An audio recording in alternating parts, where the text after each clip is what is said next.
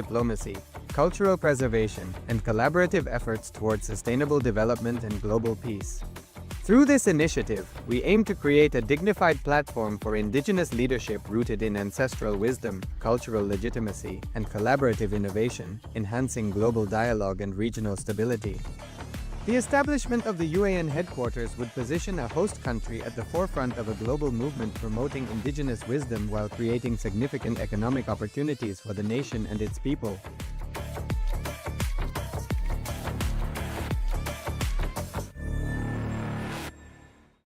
Established since 2002 in the United States of America, the United Ancient Nations is an intergovernmental organization, currently made up of 160+ members and indigenous nations. The UAN and its work are guided by the purposes and principles contained in its founding charter. The UAN is a manifestation of the profound connection amongst indigenous peoples across the world, including African, Andean, American, European, Caribbean, Oceanic, and Asian regions, rooted in shared wisdom, sustainable practices, and deep reverence for the earth. The United Ancient Nations serves as an international cultural and diplomatic organization focused on uniting indigenous cultures globally. Our governance structure is council-based without territorial claims, led by a collective leadership through our General Secretariat, as a non-state entity. Nithyanandam, and welcome to the Dvitiya Vinyasa Krama, the second sequence with the 308 asanas of KAILASA's Nityananda Yoga. First, let us make sure we have all the components you need for the yoga practice. Have your yoga mat on the ground. Have your Panchapacha and Udani ready. 1 cup with a spoon with some water for the ritualistic cleansing. All the male bodies, please remove your upper cloth and apply the vibhuti on the 16 places over your body, as you can see on our acharyas. All the female bodies, you can apply it on your forehead. Wear the kumkum on your third eye, the Agnya chakra in between the eyebrows, and wear the Rudraksha mala around your neck. You can keep some weights at the side of the mat if you want to intensify the asana practice. And make sure you have 1 energized Shri Yantra on your yoga mat. Gaze at the yantra whenever possible.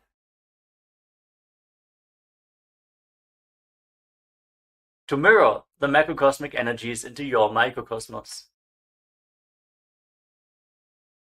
Let us all now settle down into a comfortable cross-legged position with your head, neck, and spine in a straight line. Close your eyes, take a deep breath. Visualize Swamiji in your inner space as you bring your hands into Namaskara Mudra in front of your heart center as we open this session with the Satguru Vandanam.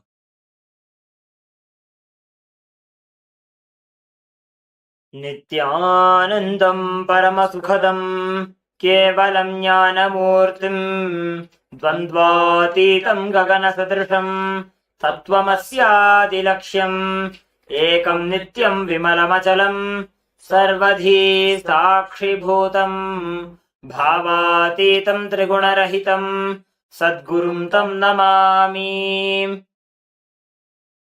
Next, we are going to chant the Shiva Mula mantra. Om Ham Haum Shivaya Namaha 11 times, invoking Paramashiva's presence for this ritual of Nityananda Yoga. Please follow along internally. Om Ham Haum Shivaya Namaha. Om Ham Haum Shivaya Namaha. Om Ham Haum Shivaya Namaha. Om Ham Haum Shivaya Namaha. Om Ham Haum Shivaya Namaha. Om Ham Haum Shivaya Namaha. Om Ham Haum Shivaya Namaha. Om Ham Haum Shivaya Namaha.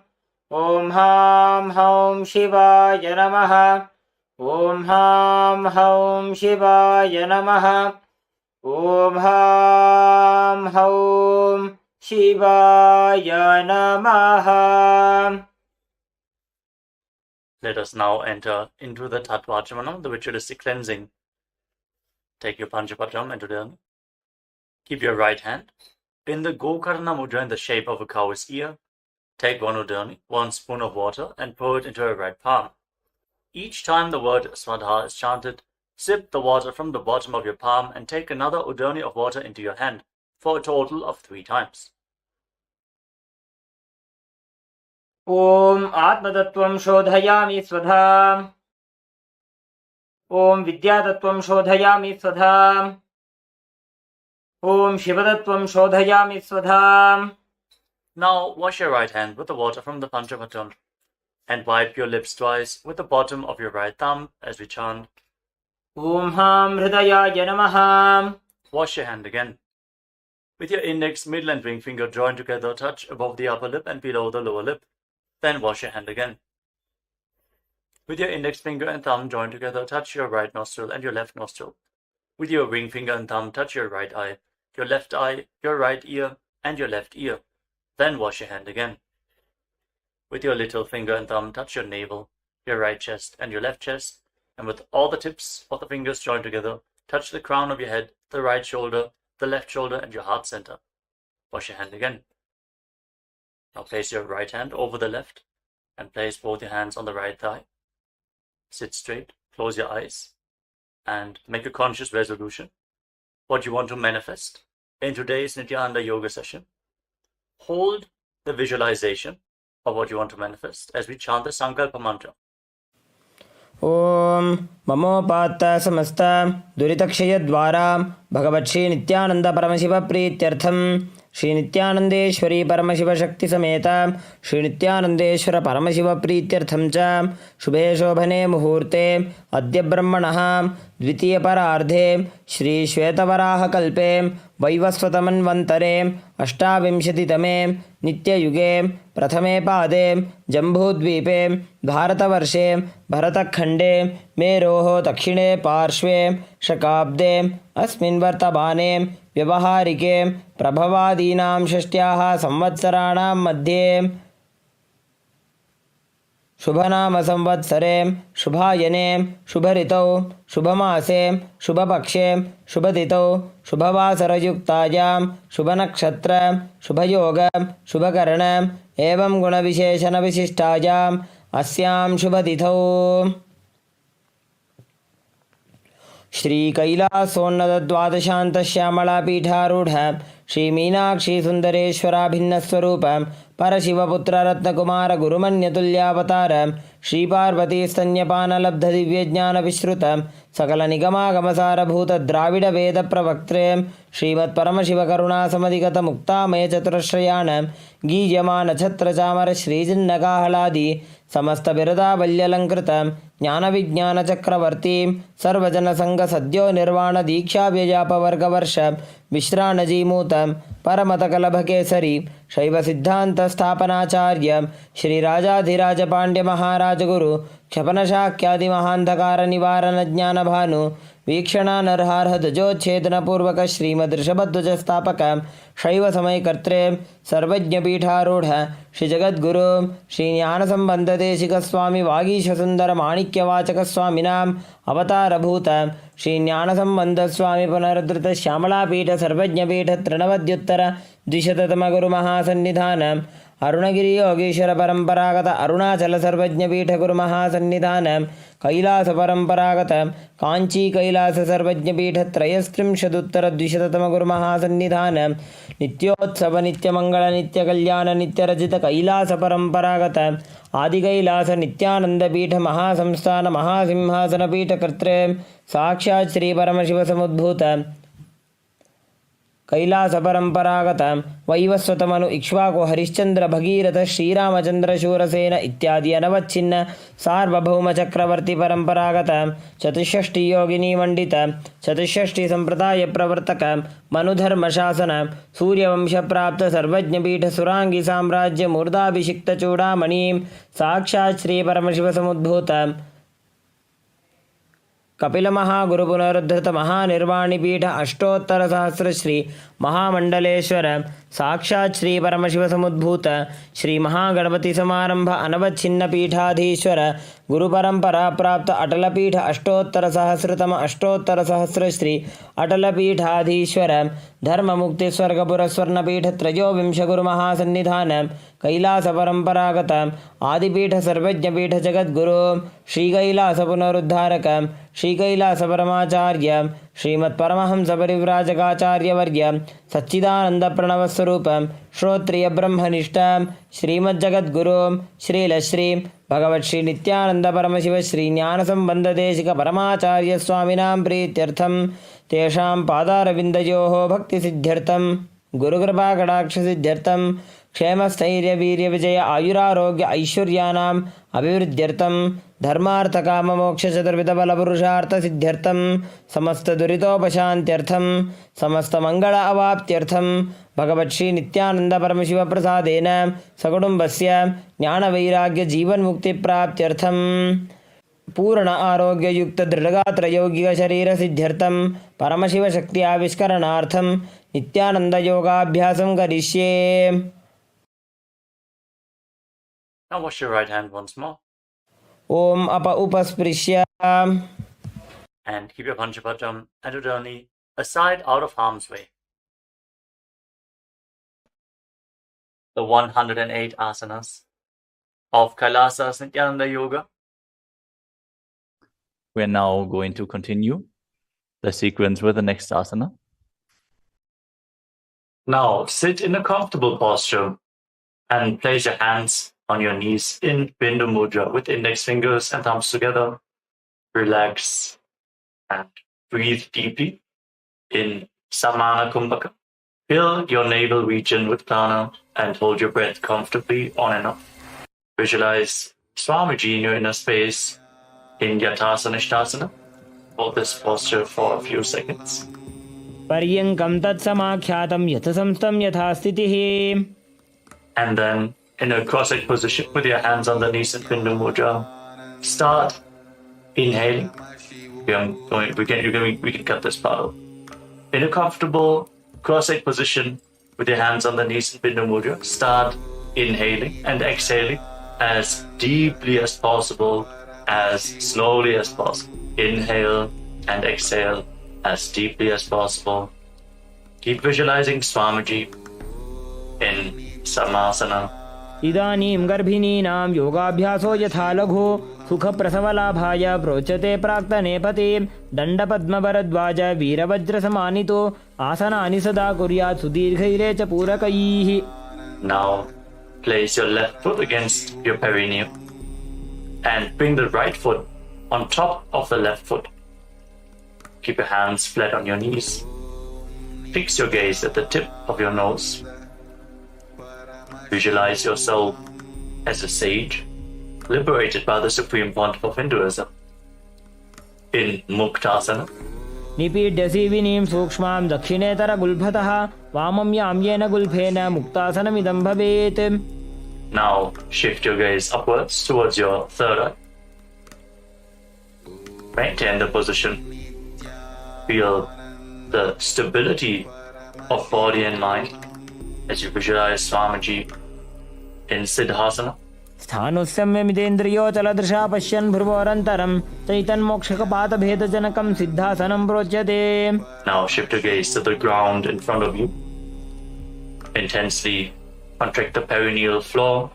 Pull your stomach in and up and lock your chin to the chest. Perform Mahamudra Bandha. Feel the grounding effect as you visualize Swamiji in Siddhi Asana. Lead the Kundalini Shakti up along your spine. वामपादुके इडीजानो सीवनिमधितासु कोठानो. Now rotate your hands back into Bindu Mudra on top of your knees and shift your gaze upwards. Feel the energy rising along your spine and visualize yourself as Lord Buddha, the fierce dimension of Lord Shiva in Buddhasana 2. वामचरण परिदक्षिण राखे एकजुगति ऐसे विधि राखे. Shift your gaze down, back towards the nose. embody tranquility and an unshakable nature. Be sturdy and stable, not only physically but also unshakable in your inner space. In Sandadvanasana. आसन की गुण मन की चन चलता meet. Now bring your hands towards your navel region. Cup one palm over the other. In Samputa Mudra, resembling a closed lotus flower. Visualize Swamiji in your inner space. In Siddhasana, don't forget to internally chant the Mahavakya, Om Nityananda Paramashivoham, continuously. ऋजुकाय समासीन सिद्धासनमुदीरितं प्रसार्य भुवि पादौ तु दोर्भ्यामङ्गुष्ठमादरात्. Now get ready for Bandha Yoni Asana. We're going to perform the Shanmukhi Mudra, locking all our senses with our hands. First, set the Sankalpa, the conscious resolution of manifesting through the womb of creation. Inhale all the way, and then close your lips with your little fingers, your nostrils with your ring fingers, your eyes with the middle and index fingers, and your ears with your thumbs. Hold the breath in Shanmukhi Mudra. यत्र मध्ये महादेव बन्धयोन्यासने शृणु यत्कृत्वा खेचरो भूत्वा विचरेदीश्वरो यथा. Relax. Now, place your hands on top of the knees in Bindu Mudra with your index fingers and thumbs together as you bring the right foot on top of the left thigh and the left foot below the right thigh. Embody the space and state of bravery, Veera, in Veerasana. एकं पादमथैकस्मिन् विन्यस्योरुणि संस्थितः इतरस्मिंस्तथा चोरुं वीरासनमुदीरितम्. Feel the intense fire rising up your spine as you continuously breathe into your navel region in Samana Kumbhaka. Keep the Mula Bandha engaged, the root center contracted. And now shift your gaze up towards your third eye. Visualize the great sage, poet, and author of Ramayana, Sage Valmiki, in Valmikasana. डाबा पग की पगथली पुनि एड़ी है जोज. Now place your hands flat on your knees. Shift the gaze to the tip of your nose and visualize the Yoni Mandala, the visual representation of Devi Paramashiva Shakti herself, the sacred yantra. As you hold the visualization in your inner space, mirror Devi's energy in your microcosmos. Breathe deeply and calmly in Joni Mudrasana. वामपाद की पगथली जाहि माहिली core. Maintain the posture. Hold the visualization, but shift your gaze upwards. Direct the energy flow up in Yoni Asana. योन्यासनं पर्वतेन योगं योगफले नीलं तत्काल फललं तावत् खेचरो यावदेव हि. Now bring the soles of the feet together in front, with the heels close to the perineum. Interlock your fingers around your toes. Pull your feet in and push your knees down to the ground. Open up your hips intensely. Focus your gaze at the tip of your nose and pull your stomach in and up in Uddiyana Bandha, the abdominal. Visualize Lord Birabhadra in your inner space with 8 arms and all the weapons in hand in Bhadrasana 3. गुल्फौ च वृषणस्यादः सीवन्त्याः पार्श्वयोः क्षिपेत् सव्यगुल्फं तथा सव्ये दक्षगुल्फं तु दक्षिणे. Relax. Now place the left hand on your left knee. Cover your mouth with your right hand and close the left nostril with the index finger. Inhale through the right nostril all the way. Then close both nostrils, close the right nostril with the thumb and hold your breath as long as you can comfortably. Then exhale through the left nostril all the way and then again inhale through the left nostril as deeply as possible. Invert the breathing flow again and again, alternating the direction of in and exhalation. In Abhyantara Kumbhaka, curl your tongue backwards and up.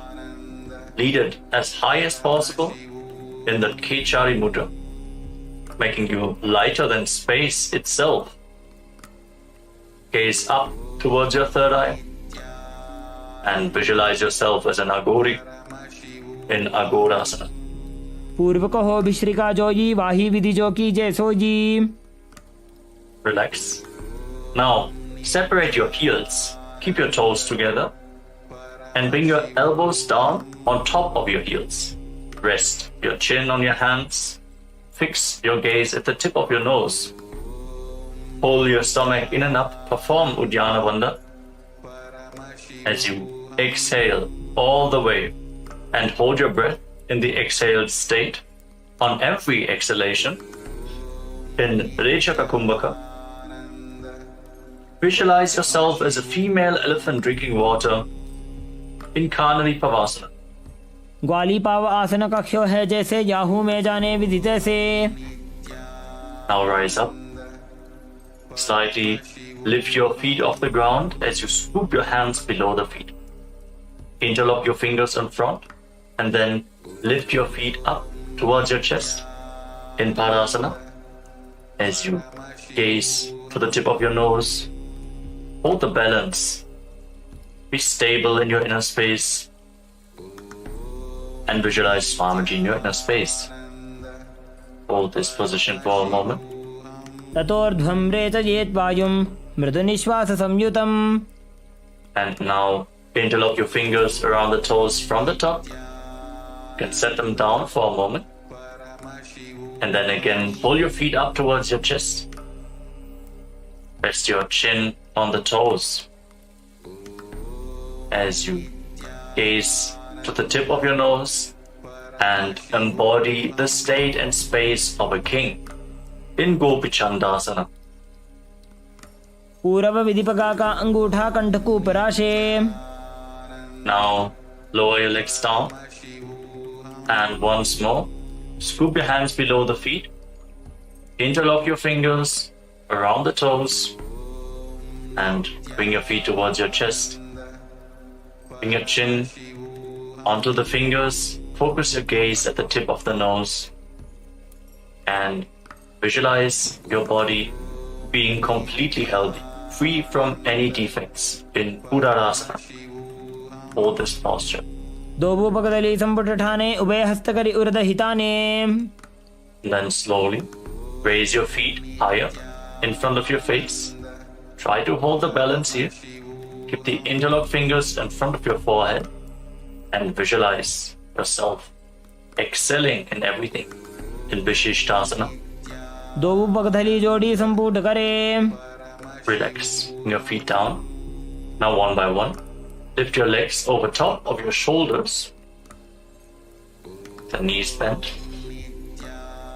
And off the ground. Now bend your elbows upwards. And hold on to your neck with your hands.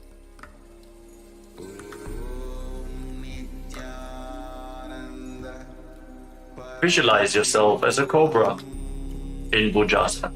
शिरासनं तु विज्ञेयं कक्षासनमतः परं ग्रीवासनं च परमं भुजासनमिहोच्यते. With your legs over top of your shoulders. Now bend your elbows downwards. Bring your hands behind your back and reach for the other hand. Try to interlock your fingers behind your back. Focus your gaze at the tip of your nose and visualize yourself as a beautiful, auspicious goddess in Kalyanasana. दो हाथ Burgman नीचाने तिनको गोड़ा नीचे ठाने. Relax. Now place the top of your left foot flat on the mat and sit on the left heel. Then bring your right foot over top with the heel at the outside of the left hip. Place your hands on opposite knees and gaze forward. Don't focus on any external objects. Only focus on the object within in Vaishnavi Mudra as you withdraw your attention from anything which is happening outside. Visualize yourself as an elegant swan and start performing the Ujjayi Pranayama as you breathe through your mouth. Make an ocean-like sound with your mouth on the in and exhalation. Hold this Sankatasana for a few seconds. वामपादं चितेर्मूलं संन्यसधर्नीतले पाददण्डेन जाम्येन वेष्टयेद्वामपादकम्. Then slide the left foot outside the hip and sit in between your heels. Place your hands on the top knee. Pull your stomach inwards and up in Uddiyana Bandha. Visualize a cow in your inner space in Dhenukasana. अनुषागिनगरपञ्चडं बृहिलिन्दगल्यम्नीम्. Now slide the right foot on the left thigh and bring the left foot onto the right knee. Bring your left arm behind your back and reach for the opposite thigh. Hold on to opposite thighs with your hand and twist your spine. Gaze upwards towards your third eye and visualize Swamiji in your inner space. Feel how your spine is opening up as you breathe deeply through your mouth in Machandrasana. वामजङ्गपरिदर्शनठाने वामहस्तपिष्ठे दिशाने. Relax, untwist your spine. Now catch a hold of your big toes and lean forward and down with your legs in the same position. Try to bring your forehead to the ground, your navel close to your heels. Visualize Swamiji in Machandrasana. प्रथमजी मनोचरण जोजोयी वामजङ्गपरिराखे sooji. Rise up and now interlock your fingers. Place them on your left knee and engage all three wonders, the root block, abdominal block, and the throat block together in Mahamudra Bandha as you visualize Swamiji, your Guru, in Guru Asana. पूर्वमूले इन्द्रपादस्य कनिष्ठिकाप्रदेशगुल्भं संस्थाप्य. Relax, free your legs. And now let us repeat the Sankatasana on the other side. Place the top of the right foot flat on the mat this time and sit down on the right heel. Stack the left knee over the right and place your hands on opposite knees. Gaze forward without any external distractions in Vaishnavi Mudra. Be completely focused on your inner space as you visualize yourself as a swan in Sankatasana. वामपादं चितेर्मूलं संन्यसधर्नीतले पाददण्डेन जाम्येन वेष्टयेद्वामपादकम्. Breathe deeply through your mouth, making an ocean-like sound from Ujjayi Pranayama as you now slide the right foot outside the hip. Sit in between your heels. Bring both hands on the top knee. Pull your stomach in and up in Uddiyana Bandha. Hold the visualization of a cow in your inner space in Dhenukasana. अनुषागिनगरपञ्चडं बृहिलिन्दगल्यम्नीम्. Now bring the left foot on the right and place the right foot onto the left knee. Your right arm behind your back. Rotate your spine so you can catch a hold of the opposite thighs with your hands. If you cannot reach the thighs, just reach as far as you can. Twist your spine and breathe deeply. Feel how every single vertebra is slowly giving way, enabling you to reach further with every single breath. As you gaze to your third eye, visualize Swamiji in Machandrasana. वामजङ्गपरिदर्शनठाने वामहस्तपिष्ठे दिशाने. Now come back to the center. Catch your big toes with your hands and lean forward and down. Breathe deeply, opening up your hips and your back. Visualize Swamiji in Machandrasana. प्रथमजी मनोचरण जोजोयी वामजङ्गपरिराखे sooji. Rise up And interlock your fingers. Place them on the right knee this time as you perform Mahamudra Bandha. All the three bandhas engaged. Visualize Swamiji, your Guru, in Guru Asana. पूर्वमूले इतरपादस्य कनिष्ठिकाप्रदेशगुल्भं संस्थाप्य Now free your legs and place your feet flat on the ground. Bring your knees up towards your chest. Cross your arms and hold on to opposite knees. Pull your knees close in towards your chest. Breathe against your thighs. Feel how your spine is opening up. Lead your tongue backwards and up in Kechari Mudra. Try to lead it along the pharynx, the nasal tract, if you can. Fix your gaze at your third eye and visualize Swamiji in Parashasana. पादतले भूमौ निधाय जानन्यूर्षि निधाय विपरीतहस्ताभ्याभूर्सहितजङ्गे निबध्य. Now hold on to opposite wrists with your hands and bring your chin towards the knees. Rest your chin on top of the knees. Hug your legs. Gaze to your nose and visualize yourself residing in an abode of bliss in Bodha Shukasana. Breathe deeply. दो पगदली भूपरि धरे कोरमा हिली ऐसे करे. And now bring your hands below the knees, in between the thighs and calves, and hold on to opposite elbows with your hands. Pull your legs back in towards your chest. Gaze to the tip of your nose. Your tongue still pressed upwards towards the third eye in Kechari Mudra. Hold the visualization of Swamiji in your inner space. Visualize his sweet smile in Purakatasana. दो हाथ पग बाहर ले आवे घोड़ा नीचे ले ठहरावे. Now cross the right ankle over the left and keep your toes pointing upwards to the sky. Fix your gaze at the tip of the nose and visualize Maharishi Sumati in your inner space. In Sumati Asana, remember to make an ocean-like sound with your mouth as you breathe through your mouth in Ujjayi Pranayama. मूलद्वारि धरती परिठाने डाबा पग परितछपद आने. Now extend your legs forward. Keep your knees straight. Interlock your fingers and raise your arms up over top of your head with your wrists pointing outwards. Straighten your back and your legs like a stick. Feel the stretch in your upper back and shoulders as you reach high. Engage all three bandhas, Mahamudra Bandha.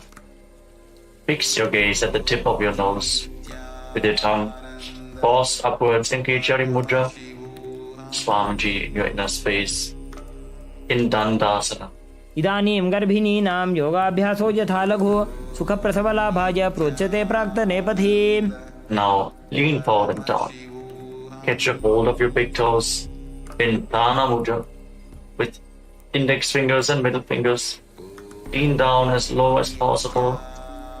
You can slightly raise your knees to lean down even further. Bring your head in between the knees. Start breathing in Nadi Shodhana as you inhale through one nostril and exhale through the other, alternating without the support of your fingers. Feel the prana being led along your spine, cleansing Ida and Pingala Nadi, the main nadis along your spine. Alternate your breath, Nadi Shodhana, as you visualize Swamiji in Adambhasana. दो पग मिलिवा पसारी पका का अंगूठा पकड़ी लीला टकोड़ा लगावे. Now rise up. Slightly separate your feet.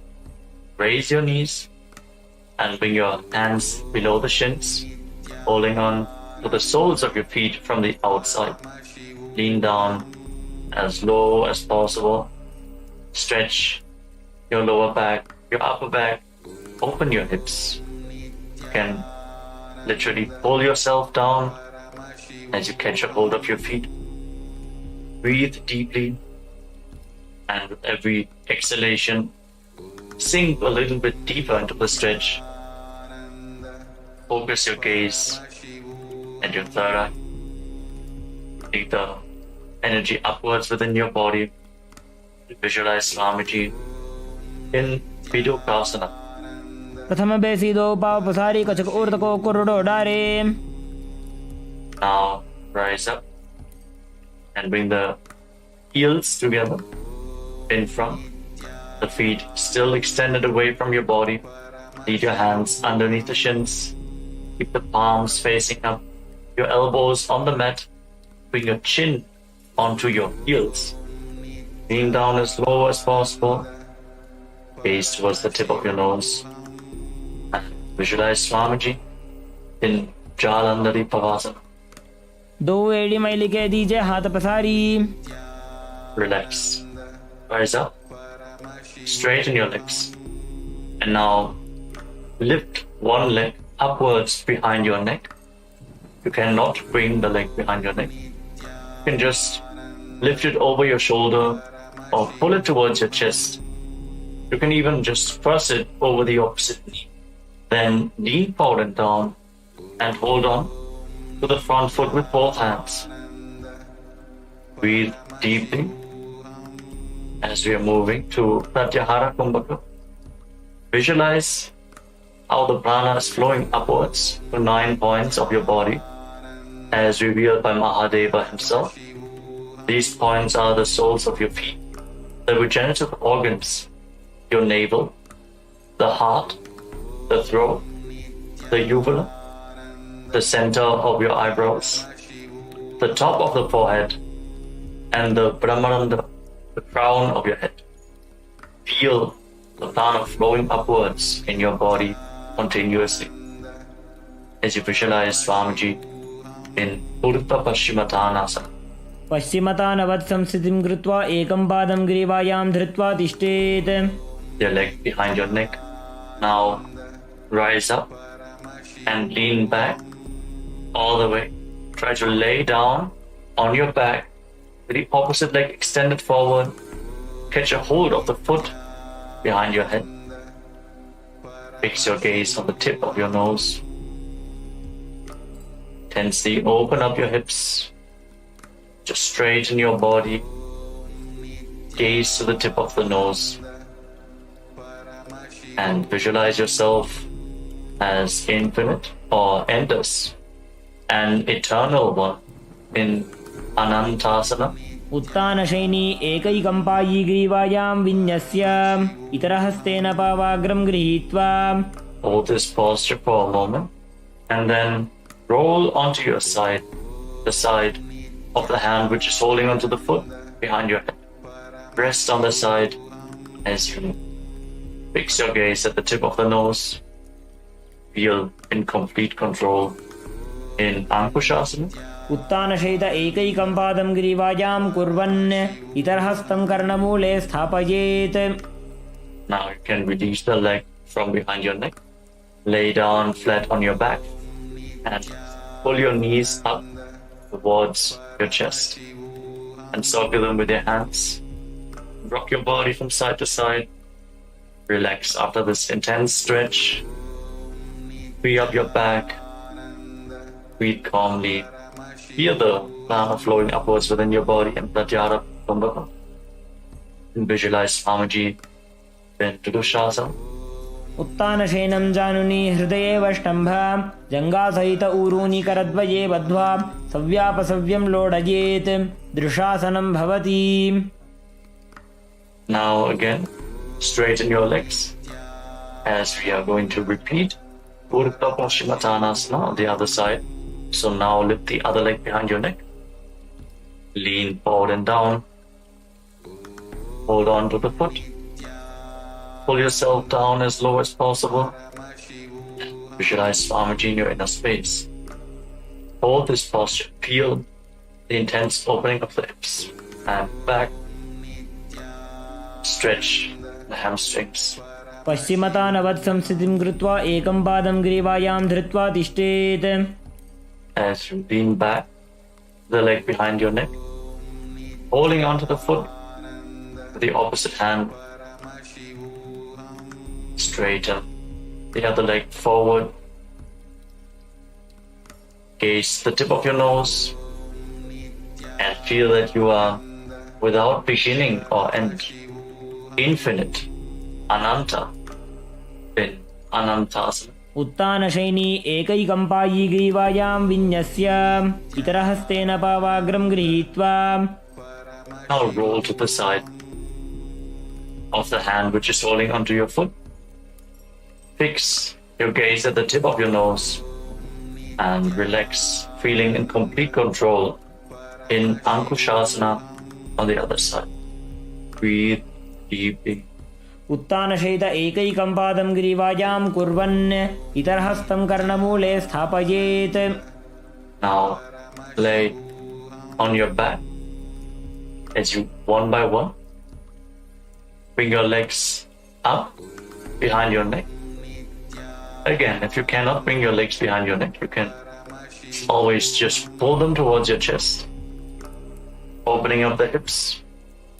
Then interlock your fingers around your lower back, gaze to the tip of your nose, and visualize Swamiji as you continue to breathe in Pratyahara Kumbhaka, in Yoga Nidra.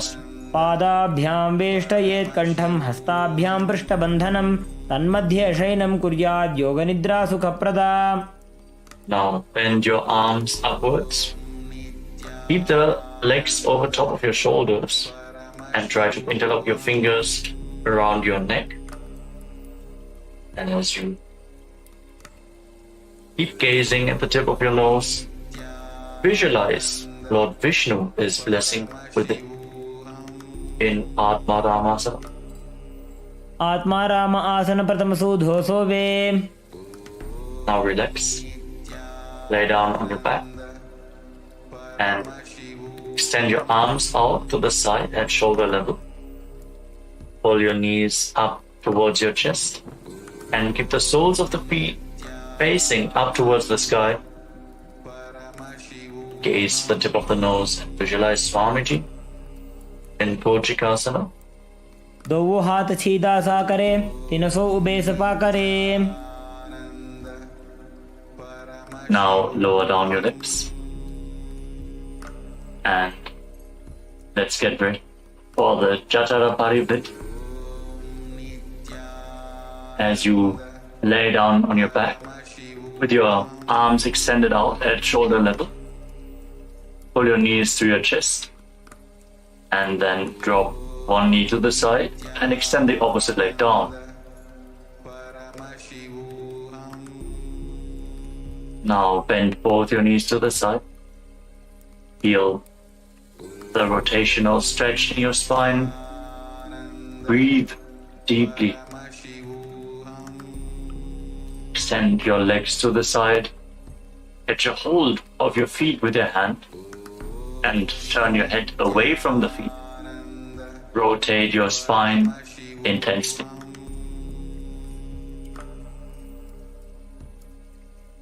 Breathe deeply. And now return back to the center. Drop the other knee to the side. Extend the opposite leg. Repeat the movement on the other side. Twist your spine in the opposite direction. Bring both knees bent to the side. Feel the rotation of every single vertebra in your spine. As you now turn your head away from the feet as you extend your leg and hold onto the feet with your hand. Visualize Swamiji, the Jatara Parivriti. परिवृत्ति कुक्षिभागे त्रिदाहि परिकीर्तितः बद्धकोणं सुप्तकोणं ऊर्ध्वकोणमथापि च. Now we move on to the next asana of the sequence. Now lay on your back and place your feet flat on the ground with your knees raised.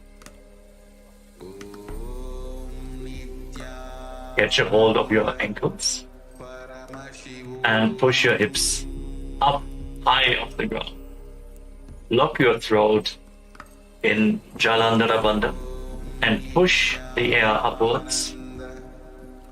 Prevent it from escaping your lungs in Mocha Kumbhaka. As you gaze to the tip of your nose and visualize yourself as sturdy as a bridge in Viparapita, hold this posture for a while.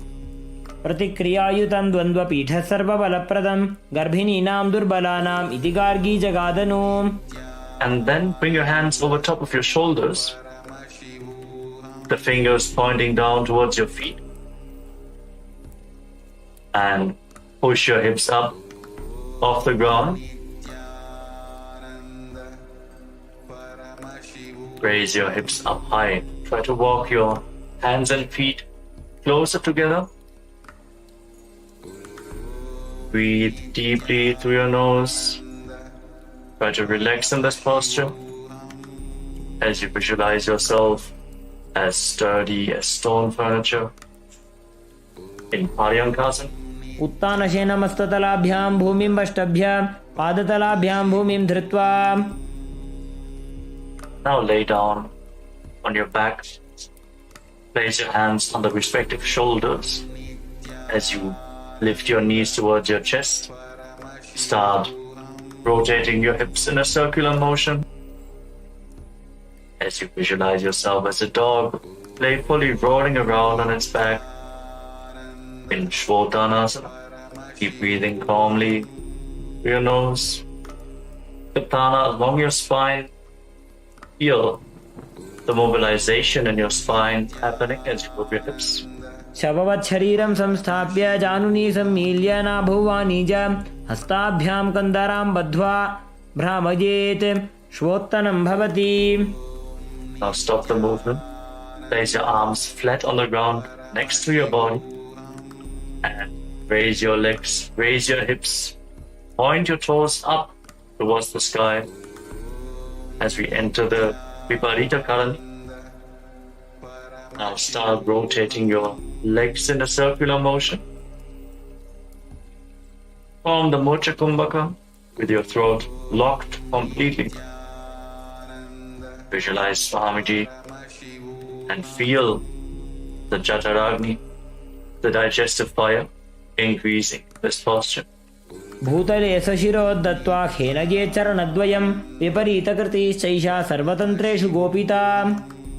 Now stop the movement of your legs. Point your toes up to the sky. Be completely stable in Viparita Karani 2. Hold this position. Karni विपरीताख्या सर्वाधिव्याधिनाशिनी नित्यमभ्यासयुक्तस्य जाटराग्निविवर्धनी. Now drop your feet down over top of your head. Touch the toes to the mat and interlock your fingers behind your back. Push your hands into the ground in Parasho Mudra. Keep performing the Mocha Kumbhaka. Prevent the air from escaping by locking the throat intensely. Visualizing yourself as a plow in Langalasana.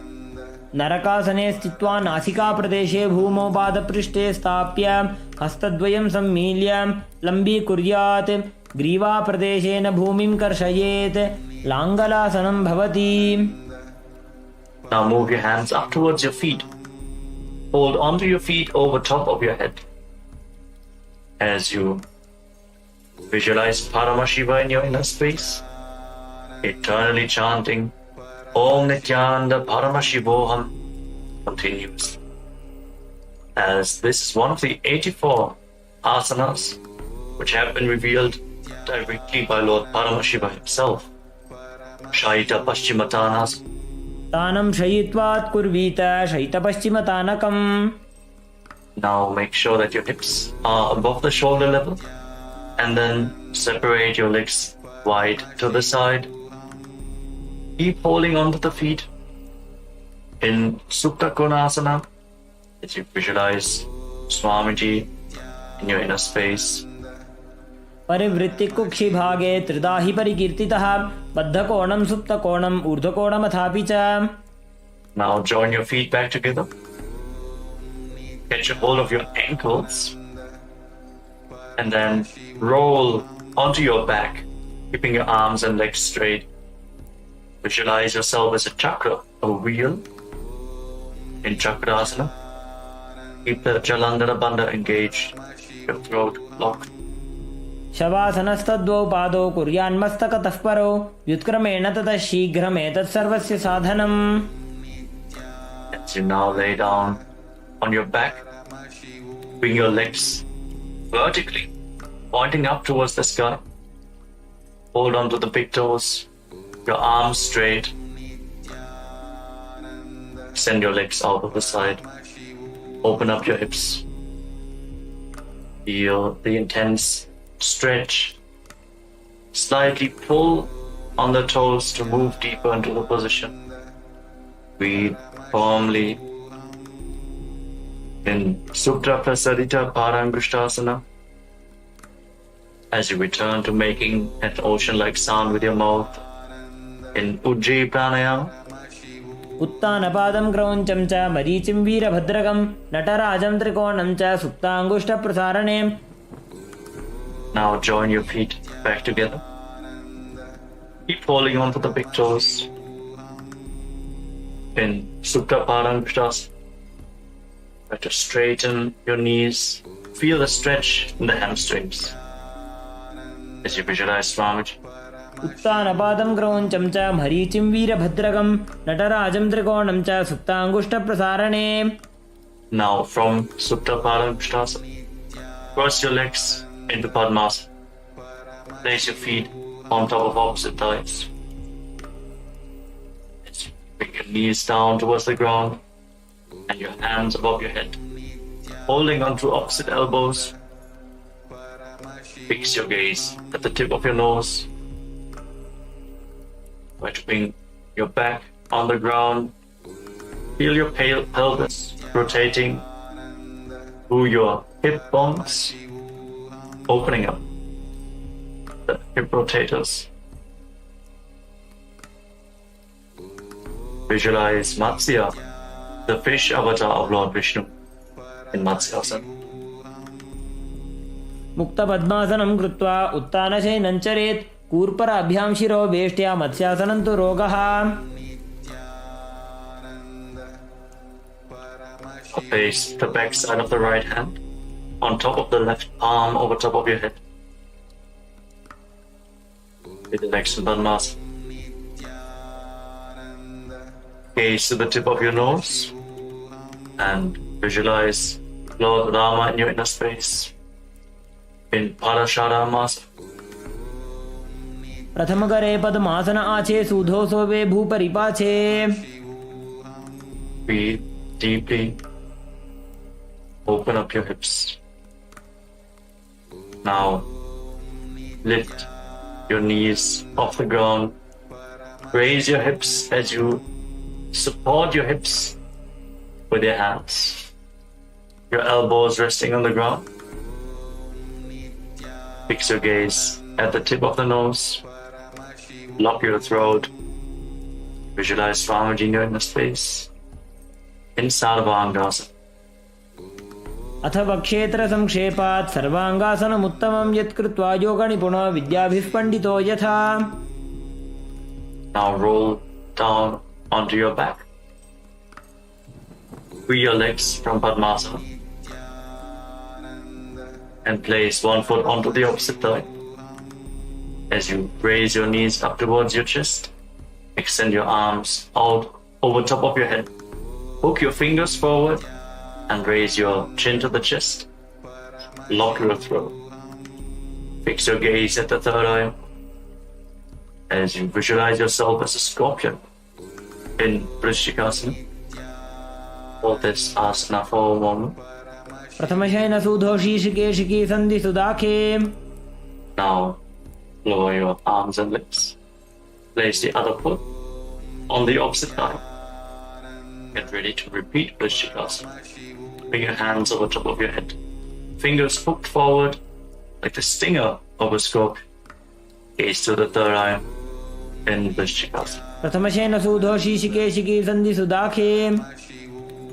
Now lay down flat on your back and interlock your fingers around your neck. Lift your legs off the ground and start pulling one knee in towards your chest, back and forth without setting the feet down. Breathe deeply through your nose in Sahasrara Kumbhaka. Breathe the prana along your spine. Feel the mobilization of your spine in this posture. As you visualize Swamiji in your inner space, intensely engage your core, mobilize the hips, release the body heat. उत्तानशयनं कृत्वा अङ्गुलिभ्यः कन्धरां बद्ध्वा कोर्परौ मिलित्वा नितम्बेन भूमिं स्पृष्ट्वा. Place your hands next to your hips, flat on the ground. And now alternate, touching your ears with the respective knees again and again. Keep visualizing Swamiji in Maruttanasana. श्वोत्तानवत्संसिद्धि कृत्वा जानुद्वयं पर्यायेन कर्णयोः संस्पृशेत्. Relax. Now, place your feet flat on the ground. As you keep the knees raised, now stand up and lay back down again and again. Visualize yourself as a wolf in Vrikasana, the wolf posture. उत्तानशयनं कृत्वा पादतलाभ्यां भूमिं धृत्वा उत्तिष्ठेत् वृकासनं भवति. Now, as you lay down, kick your legs up and start rolling over again and again. Visualize Swamiji in your inner space. Keep rolling backwards. Finally lay down in a prone position on your stomach. Your hands at the side of the shoulders. उत्तानशयनं पादौ शिरौ उल्लङ्घ्य भूमौ स्थापयित्वा निब्जं भूयादि निब्जं शयनम्. Now contract your lips and make a whistling sound like a flute on the inhalation as you visualize yourself as a chariot carrying warriors into a battle for Dharma on your chariot back in Sarathasana. निब्जं शयनं कृत्वा नाभिं भूमौ निधाय स्तम्भध्यस्ताभ्यां भूमिमष्टभ्य ओष्ठौ निमील्य वेणुवत् संकृत्य तिष्ठेत् सरठासनं भवति. Now push your body off the ground into a plank position and jump your feet forwards in between the hands, back and forth. Feel yourself go beyond body and mind. Keep jumping in Dehalyulanganasana. हस्तद्वयं बद्ध्वा तन्मध्यचरणद्वयम् उड्डानैव बहिरानीय अथ नयेत् देहल्युल्लङ्घनं भवति. Rise up. Now lean forward and down. Place your hands on the ground and walk around on hands and feet as you visualize yourself as a wise 60-year-old elephant. Breathe firmly through your nose. Feel the ground underneath your palms as a natural movement. अथ जात्यासनं वक्षे येन जाति स्मरो भवेत् हस्तान्द्रिभूमौ च गमनम् आगमनं ततः. Now rise back up.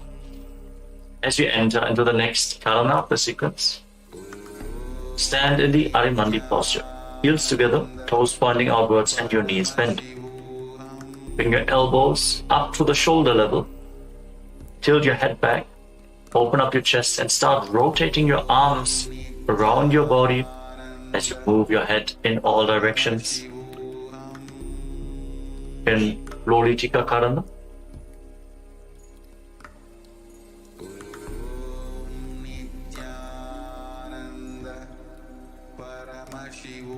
Now stand right on the mat. If you have a rope available, now tie your feet with a rope. Stand erect on the mat like a rug. Some yogis stand like this for the whole night to experience the Kundalini awakening. Now keep your elbows close to your body, your hands on your thighs. Visualize the Kundalini Devi as rising and curling upwards around your body in Sarvasana. Feel the energy flowing upwards. अथ सर्पासनं वक्षे वायुपाणाय केवलं शरीरं दण्डवत्तिष्ठेत् रज्जुबन्धस्तु पादयोः वायवी कुण्डली देवी कुण्डलाकारमङ्गुले. Now from the standing position, lean forward and down and catch a hold of your toes from the front. Keep your hands in fists and walk around on the mat as a camel. Visualize yourself as a camel in Ushtrasadhanasana. Keep breathing deeply through your nose. Body a camel walking around on your mat. उष्टिकनिष्ठिका प्रदेशेन भूमो निधाय उपरिपादतले संस्थाप्य उष्ट्रवत् उष्ट्रसाधनं भवति. Now shift the grasp on your feet. Hold your toes from the side and walk around visualizing yourself as a horse in Ashvasana, the horse posture. मुष्टिकनिष्ठिका प्रदेशेन भूमो निधाय उपरिपादतले संस्थाप्य अश्ववत् शरीरं चलनीयम् अश्वासनं भवति. Rise up. Stand with your heels touching, toes slightly separate, and interlock your fingers behind your back in Parashamudra. Pull your hands down towards the calves as you lean back all the way. Open up your chest. Breathe deeply. Tilt your head back. Try to relax in this posture. Every inhalation, feel the expansion of the space between the bones, with the stretch in the muscles, and on every exhalation, sink a little bit deeper into the stretch. Visualize yourself as a soaring bird diving in Kapota Nitakasana. पादतले भूमो निधाय पृष्ठभागेन हस्तौ जङ्घापर्यन्तं नीत्वा कपोतनिटकं भवति. Now relax, rise up. And again stand in Arimandi position. Your heels together, the toes pointing outwards and the knees bent. Join your hands in Namaskara Mudra in front of your chest. And bow down to one side. Open up your palms and raise the respective heel again and again. Visualize yourself holding a bouquet of flowers and offering it to Paramashiva in Tala Pushpa Putam Karana.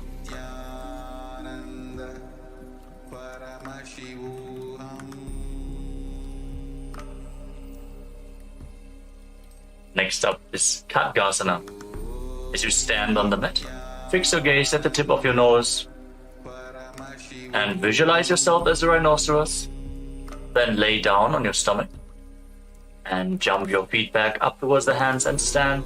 Extend your hands forward in Namaskara Mudra, resembling the horn of the rhinoceros. Visualize yourself as a rhinoceros. Khadgasana.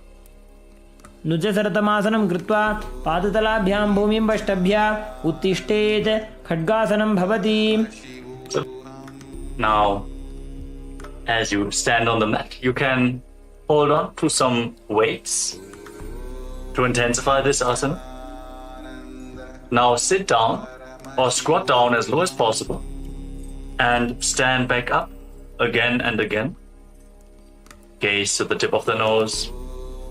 Visualize Swamiji in the Uttanottanam. पुनः पुनः उत्थातव्यम् असितव्यम् इति उत्थानोत्थानं भवति. Now standing erect on the mat, raise your arms up over top of your head and jump repeatedly. Jump up high, visualizing yourself as a mace in Musalasana. सरलं स्थित्वा ऊर्ध्वं बाहु नयेत् वारं वारम् उड्डानं कृत्वा नयेत् मुसलासनं भवति. Relax. Now, catch hold of one foot with both hands and pull it towards your chest. As you sit down and stand back up on the other leg, alternate both sides as you gaze to the tip of your nose and visualize Swamiji. Breathe deeply in Uchchaya Shakasana. एकैकं पादतलं कुक्षो निधाय तिष्ठेत् उच्छीर्षकं भवति. Now keep the toes of one foot pointing to the side and raise the opposite knee up towards your chest and circle the raised leg with your arm.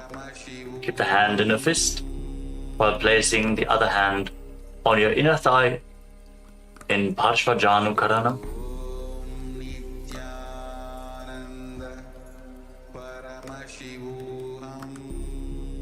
Now,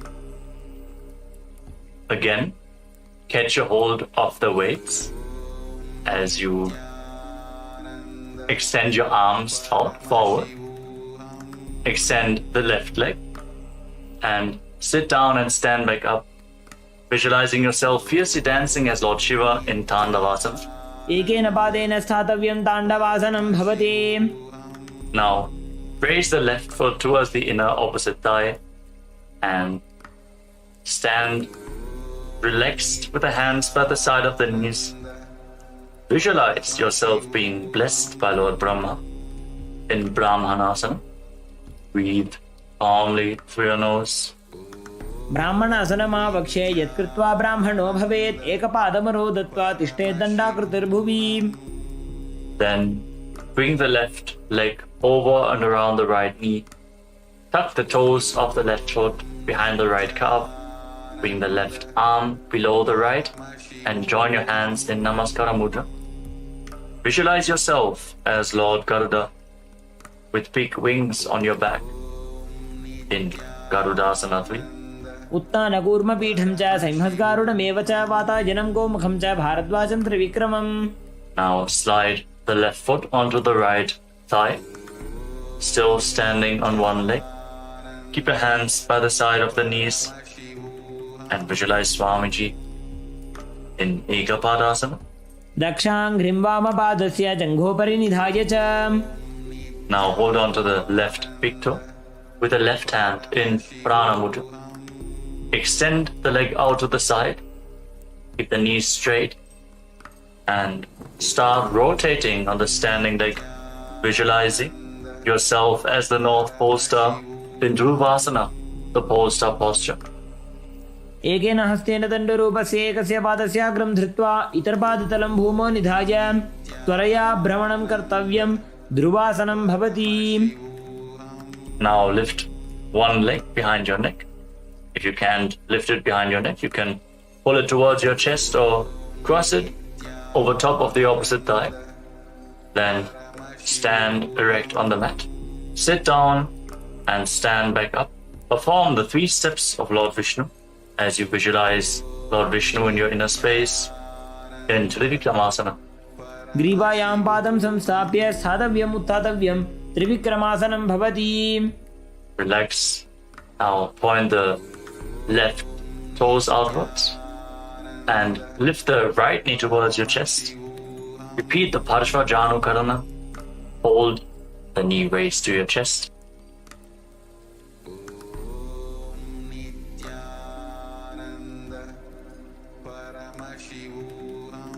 Now get ready to repeat Tandavasana on the other side. Again, extend your arms forward. This time, raise the right leg.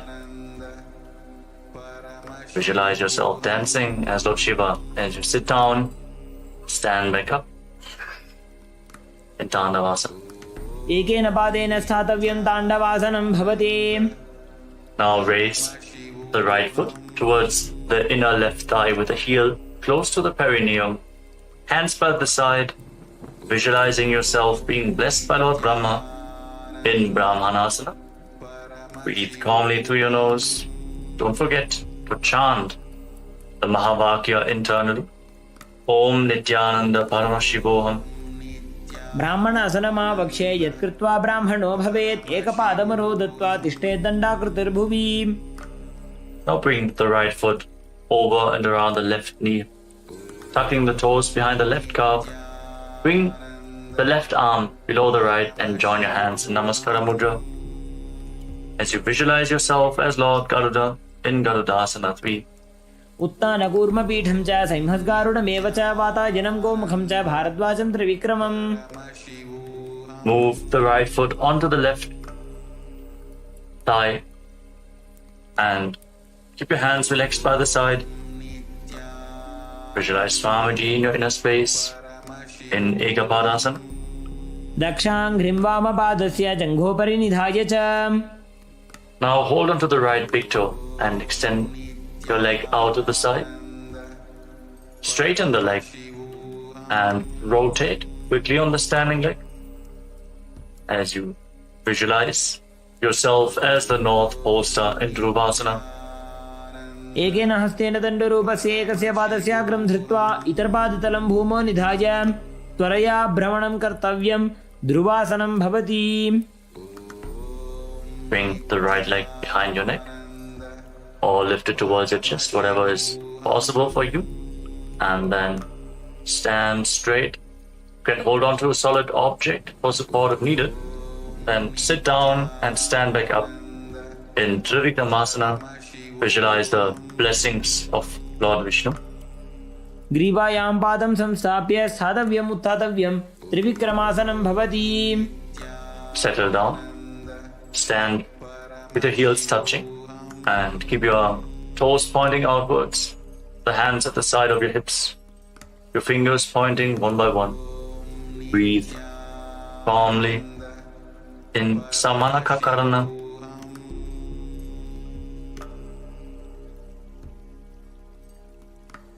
Then squat down. Slightly separate your feet and bring your hands from the outside in between the legs.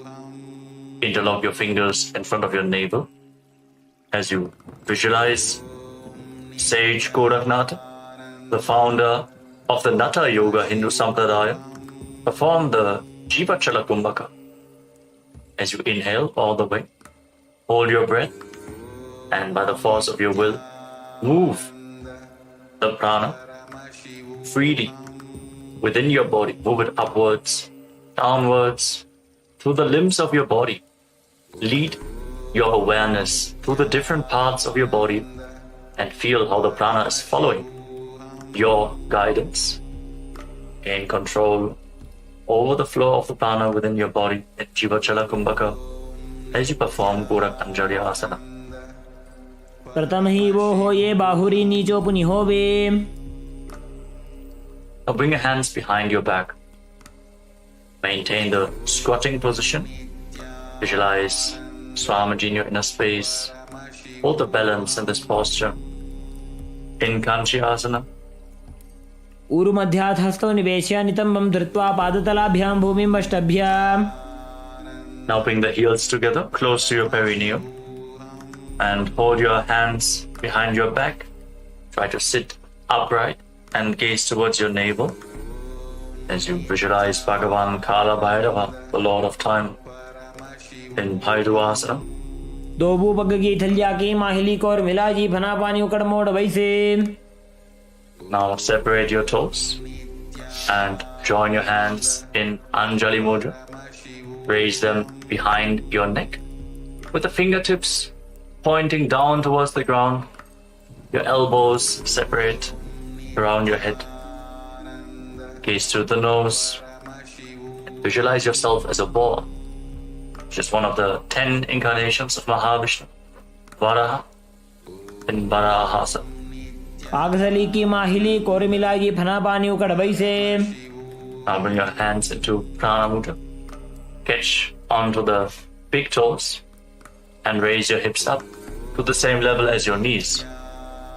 Maintain this semi-squatting position. Engage your legs. Visualize Swamiji in Prapitasana.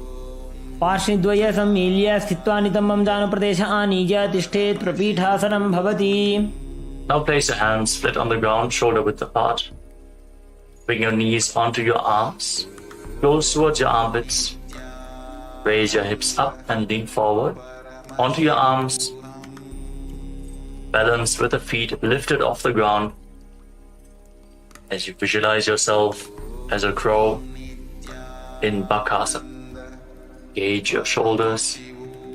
हस्ताभ्यामौ निमवष्टभ्य जानुद्वयं नाभौ सम्मील्य. And now bring your head down towards the ground.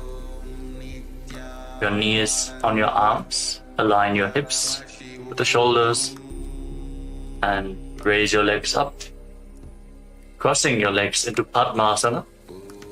Push your knees up towards the spine, push your knees up towards the sky, straighten your spine, gaze at the tip of your nose, and visualize Swamiji in Sushtanga Kapalayasana. Hold this posture for a moment. आसन को गुण कपाल आछो हो जी. And then gently lower your body down to the ground and come to a kneeling posture. Keep your heels outside the hips, the toes touching behind your back. Place your hands on the knees. Fix your gaze on the tip of the nose.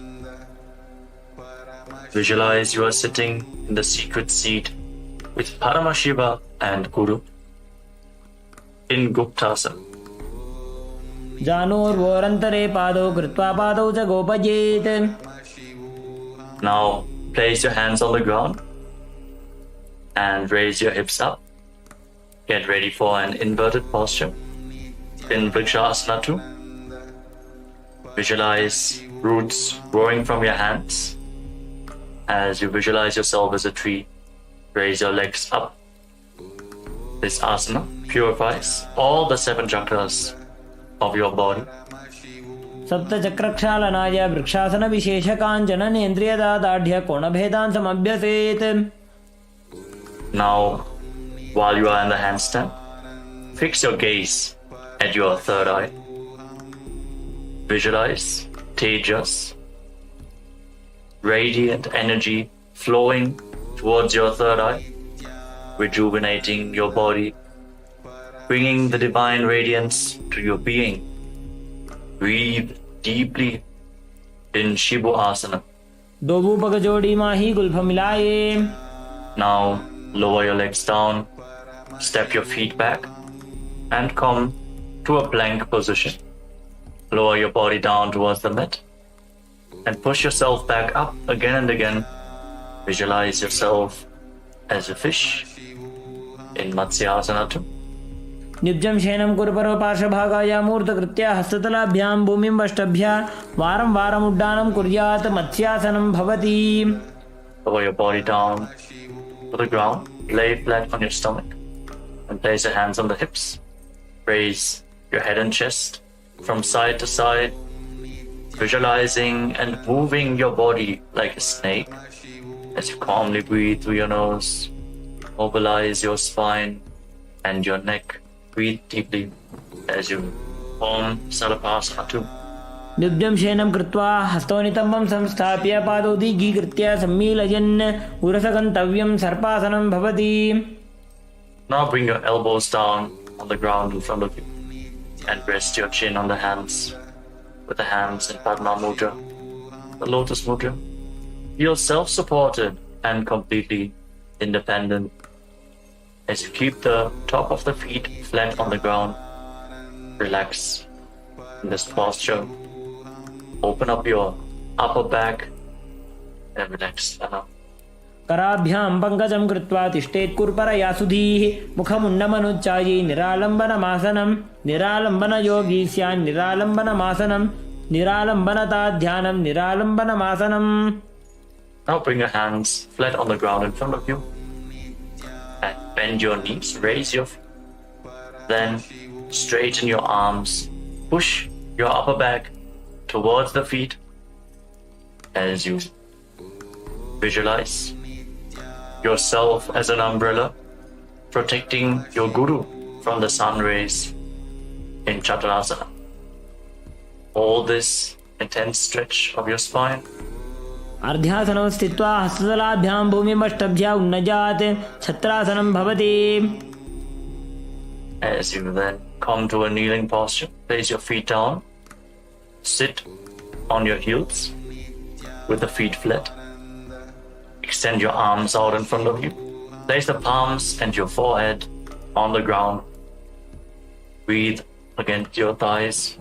Open up your back and shoulders in this very stable position. Gaze to the tip of your nose and visualize yourself as Vajra, the weapon of Indra, symbolizing your indestructibility. Feel indestructible in Vajrasana.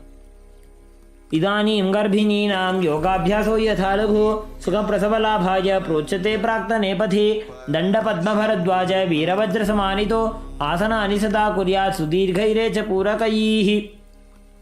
Now raise your hips, keep your hands on the ground, straighten your legs into Kajasana position, and now alternate striking the ground with your hands as you experience yourself as powerful as a ram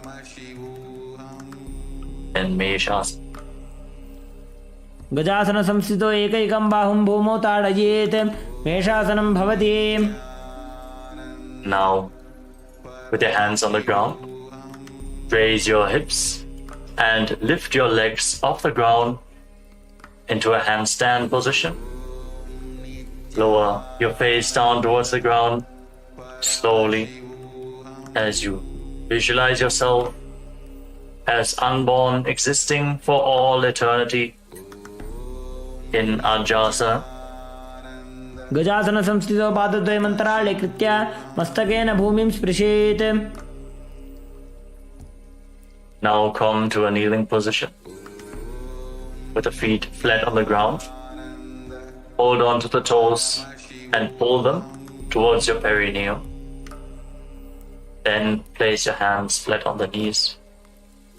Fix your gaze at the tip of the nose. Breathe through your mouth, making an ocean-like sound in Ujjayi Pranayama. Visualize Swamiji in your inner space as you perform Dhanantarasana. पूरव विधि परिहाता की काकसी छो फणा शरा मोड़े पगा के अंगुली अग्रिमेढ़ लगावे. Now interlock your fingers in front and move your arms upwards, downwards, from left to right, in all directions, giving massage to various different joints and muscles of your body. Move the arms to the back and repeat the movement as you visualize Swamiji in the Angamotanam. हस्तयोः अंगुलीर्बद्ध्वा हस्तयोर्मध्यात् सर्वमङ्गं निष्कासयित्वा तिष्ठेत् अंगमोत्तनं भवति. Now bring your heels outside the hips with the toes pointing to the side. Bring your thighs and calves down on the ground. Rest your hands on the knees as you visualize yourself as Lord Garuda, flying Lord Vishnu and Lakshmi on his back in Garudasana form. Feel the intense rotation in your hips. Settle down, try to sit on the ground. जंगोरुभ्यां धरां पीड्य स्थिरकायोद्विजानुना जानु परिकरद्वन्द्वा गरुडासनमुच्यते. Now bring your soles of the feet together behind your back as you separate the knees wide to the side. Hold on to your ankles with your hands and push your hips forward. Try to touch the tips, the front of your buttocks on the ground as you gaze up towards your third eye. Visualize yourself residing in the blissful space of a temple in Ananda Mandirasana. अथ वक्षे वीरनाथ आनन्दमन्दिरासनं यत्कृत्वा अमरो धीरो भवत्येवेह साधकः. Now cross your feet and sit on your heels. Bring your hands underneath your knees as you pull your stomach in and up in Uddiyana Bandha. Press your tongue flat against the palate of your mouth in Manduki Mudra as you visualize yourself as a frog. Perform Uddiyana Bandha. Pull your stomach upwards and inwards towards your stomach. Pull your stomach inwards and up towards your spine in Mandukasana 2. पृष्ठं संपीड्य गुल्भाभ्यां जान्वङ्गे सबलयाकृतिः हस्तौ पादतले क्षिप्तो मण्डूकं पाददोषहृत्. And now place your hands on the ground in front of you. Tuck your toes and sit on raised heels. Keep your thumbs touching in front. As you focus your gaze on the tip of your nose, stick your tongue out and exhale forcefully through your mouth again and again. Visualizing yourself as Lord Narasimha, the Lion Man avatar of Mahavishnu, in Narasimhasana. दोबू फणा पानी होई वैसे AD Mailer गुदानी वैसे समशरीरनी काट हरावे NASA अग्रदृष्टि को ल्यावे. Relax. Now sit on raised heels and cover your mouth with your hands. Bring your thumbs beneath the upper teeth and close your mouth. Inhale through the right nostril and exhale through your mouth as per your capacity in Vishlaka Pranayama. Focus the gaze at the tip of your nose and visualize yourself as Devi, presiding over any and all minuscule fears you might have in Vishlakasana. दोबू पगागी एडी जोगी गोड़ा फणो वाण पुनी होई. Now bring the soles of your feet together, the top of the feet flat on the ground, toes pointing back, and sit on your heels. Fix your gaze at your third eye and bring your hands to your armpits, imitating as if you are a monkey scratching itself as you visualize yourself as a playful monkey in Makadasana. दोबू पकतली संपुट आने तिनकी पृष्ठभूमि परिठाने मूल द्वार एडियां पर ल्यावे मूड़ा हाथ ऊंचा टहरावे. Now tuck your toes, bring the soles of the feet together and raise your knees off the ground, separated wide apart. Hold on to opposite elbows behind your back and gaze to the tip of your nose. Embody diamond-like strength for you and your Sangha, your spiritual community, in Vajra Sangharasana. प्रथम पणा पाणी होई वैसे दोबो AD गुदानी वैसे गोड़ा उभा राखे धीर आड़े वाय पसारे धीर. Now again, place your knees down to the ground and cross your feet. Sit on the heels as you place your palms down on the ground next to your body. Fix your gaze at the tip of the nose. Pull your stomach in and up and visualize perfect health beyond any and all physical or mental ailments. In Kanjanasana, return to making an ocean-like sound with your mouth in Ujjayi Pranayama. खञ्जनासनमा वक्षे यद्कृत्वा सुस्थिरो भवेत् पृष्ठे पादद्वयं बद्ध्वा हस्तो भूमौ प्रधारयेत्. Now place your hands on your knees. Keep gazing at the nose and make your upper back and neck stiff like the shell of a turtle as you embody a turtle with a stable body and mind, living for hundreds of years in Kurmasana, the turtle posture.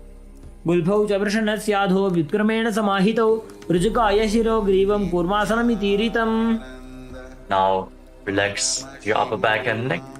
Maintain the same posture. Gaze to your nose and visualize Swamiji in your inner space in Yogasana. बुधं नियम्य गुल्फाभ्यां विक्रमेण समाहितः योगासनं भवेदेतदिति योगविदो विदुः. Now uncross your feet and rise up onto your knees.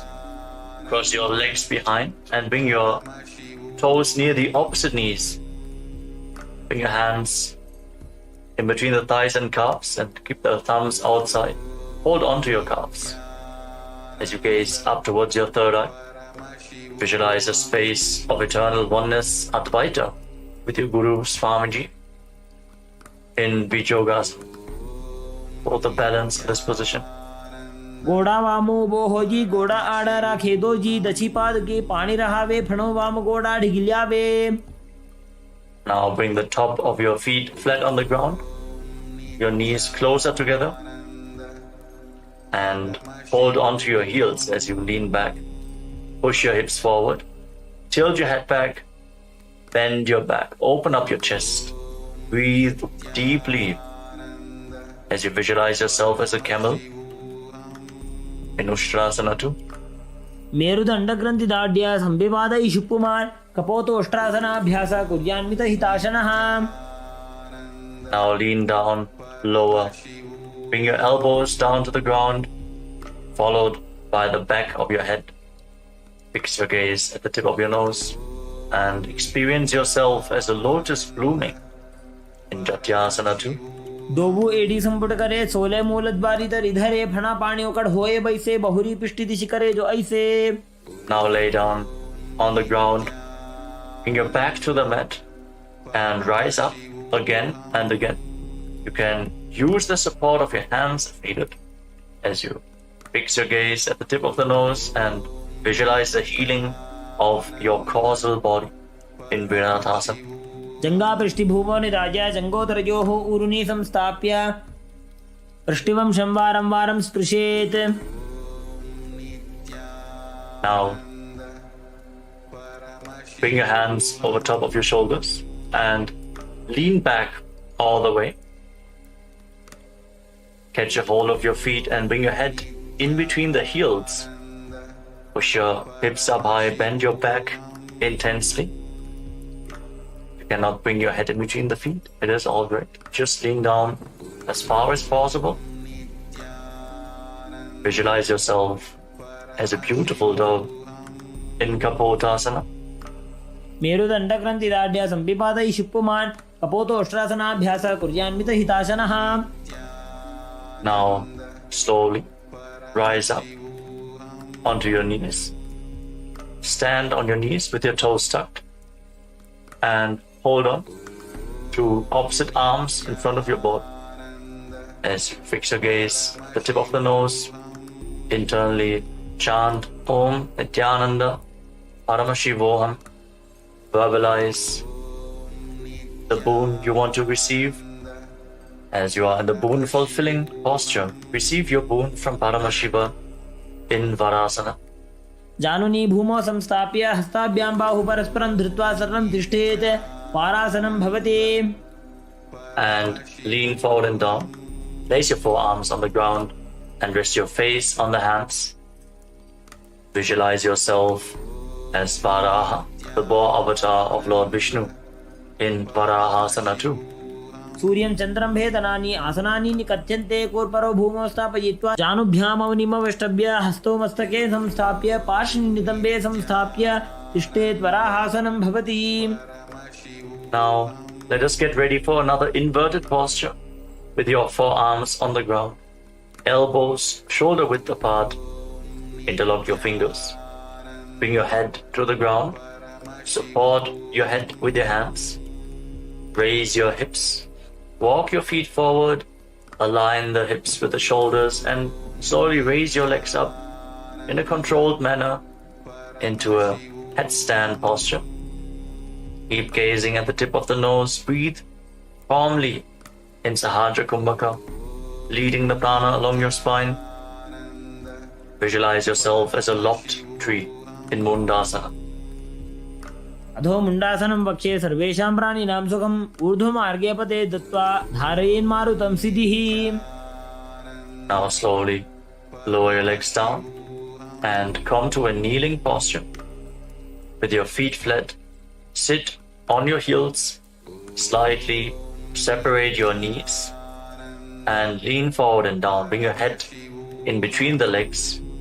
Hold your head with both hands, your elbows outside the knees. Inhale through your nostrils and exhale through your mouth in this asana. As you gaze at the tip of the nose, visualize Swamiji. Feel the opening of your back. As you breathe deeply, keep the Mula Bandha engaged. प्रथम भगदली सम ठहरावे, कोरमाहिली उभे मिलावे, हना पानी उकड़ होए बैसे, दोबू एड़ी गुदानी बैसे.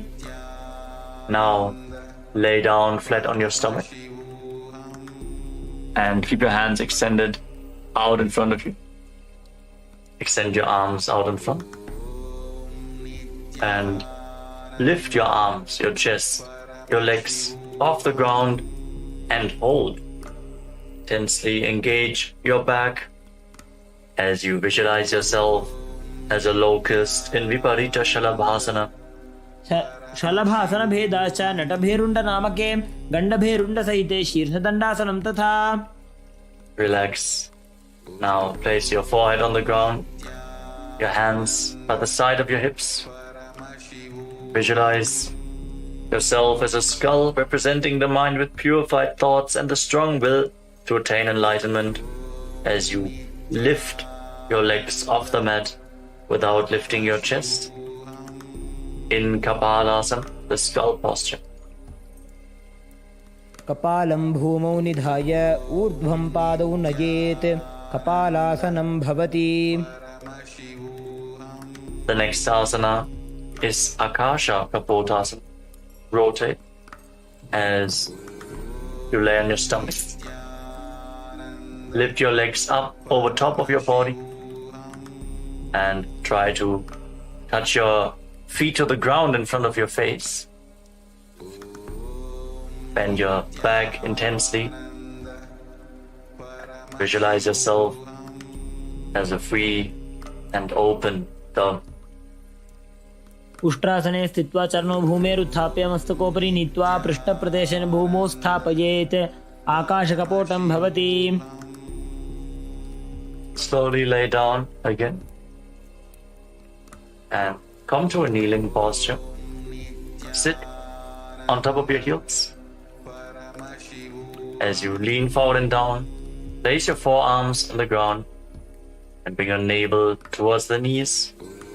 Be sturdy and stable in this position. As you visualize yourself as a sparrow in Chatakasana. कूर्परपर्यन्तौ हस्तौ धरामोष्टभ्य जानुनी नाभौ संकुच्य. Now raise your hips and straighten your legs. Kick your legs up. Bend your knees as you try to touch the back of your head with your feet. Visualizing yourself as a scorpion in Vrishchikasana too. विच्छेव पुच्छ प्रतिमाङ्घ्रिपार्ष्णे धृत्वा स्वशीर्षे चिब्बुकं विधार्यकौ यत्रेति सन्तिष्ठति साधकस्त्वं विशावहं वृश्चिकसंयमासनम्. Relax. Come back down. Sit down on your right heel and bring the left foot outside the hip with the toes pointing to the side. Place your hands on the ground in front of your body. Feel the grounding. The hands flat. Gaze forward in Vaishnavi Mudra. Fully residing in your inner space without any external distractions. Visualize yourself as a bull as you forcefully inhale through your nose. Hold your breath for a short while and then again slowly exhale through the nostrils in Antaranga Kumbhaka, in Vrishasana, the bull posture. याम्यगुल्भे पादमूले वामभागे पदेतरं विपरीतं स्पृशेत् भूमिं वृषासनमिदं भवेत्. Now push your hands into the mat and lift your body off the ground. Cross the toes of the left foot over the right and balance on your arms as you visualize Swamiji in your inner space in Lolasana. लोलासनं सदा कुर्यात् वायुलोलापघातनात् स्थिरवायुप्रसादेन स्थिरचेता भवेत् द्रुतम्. And sit down on the left heel as you bring the right heel outside the hip. As you repeat Vrishasana, the bull posture, on the other side. Keep visualizing yourself as a bull. याम्यगुल्भे पादमूले वामभागे पदेतरं विपरीतं स्पृशेत् भूमिं वृषासनमिदं भवेत्. Now place the right foot flat on the mat. Raise the right knee against your chest. Tuck the toes of the left foot and sit down on the left heel. Keep your hands on the respective knees and visualize Bala Gunahari, one of the 84 siddhas in your inner space in Bala Gunasana. आसन को गुण जल विकार जागी. Now stand up and squat down. Bring your hands through the legs from the inside out and hold on to your ankles from the outside. As you squat down as low as you can, पादतले भूमौ संस्थाप्य जानुमध्ये कूर्परौ स्थाप्य हस्ताभ्यां गुल्पप्रदेशो धृत्वा तिष्ठेत् ग्रहासनं भवति. Now repeat Balagunasana on the other side. Tuck the toes of the right foot and sit on the right heel. Keep your left knee raised with the foot flat. Hands on the respective knees. Gaze forward. Focused on your inner space. As you visualize Balagunahaya in Balagunasana. आसन को गुण जल विकार जागी. Now step both feet in and sit on raised heels. Keep your knees together and place your hands on the knees. If you have weights available, hold on to the weights. To intensify this asana, breathe forcefully through your nose in Utkatasana. इजास् पिजोस्ति यत ऊर्वजानो यत्रासने पादतलद्वयो परि. Now cross your hands behind your back. Hold on to opposite elbows as you visualize Swamiji in your inner space in Vajrasangarasana. प्रथम पणा पाणी होए जैसे दोवो AD गुदा निवैसे. घोड़ा ऊभा राके थीया आड़े वाय पसारे धीर. Engage the perineal floor as you sit on raised heels. And now bring your hands flat on the ground. Step your heels on top of the hands. Squat down all the way. Keep your arms straight as you gaze to the tip of your nose and visualize you are able to consume and live off of air alone in Anilasana. दोव हाथ भूमि पर ठाने कहुनी जाड़ी ना भी लगाने. फना दोव ऐसे विधि करे पिष्टि हथेलियां की पर धरे.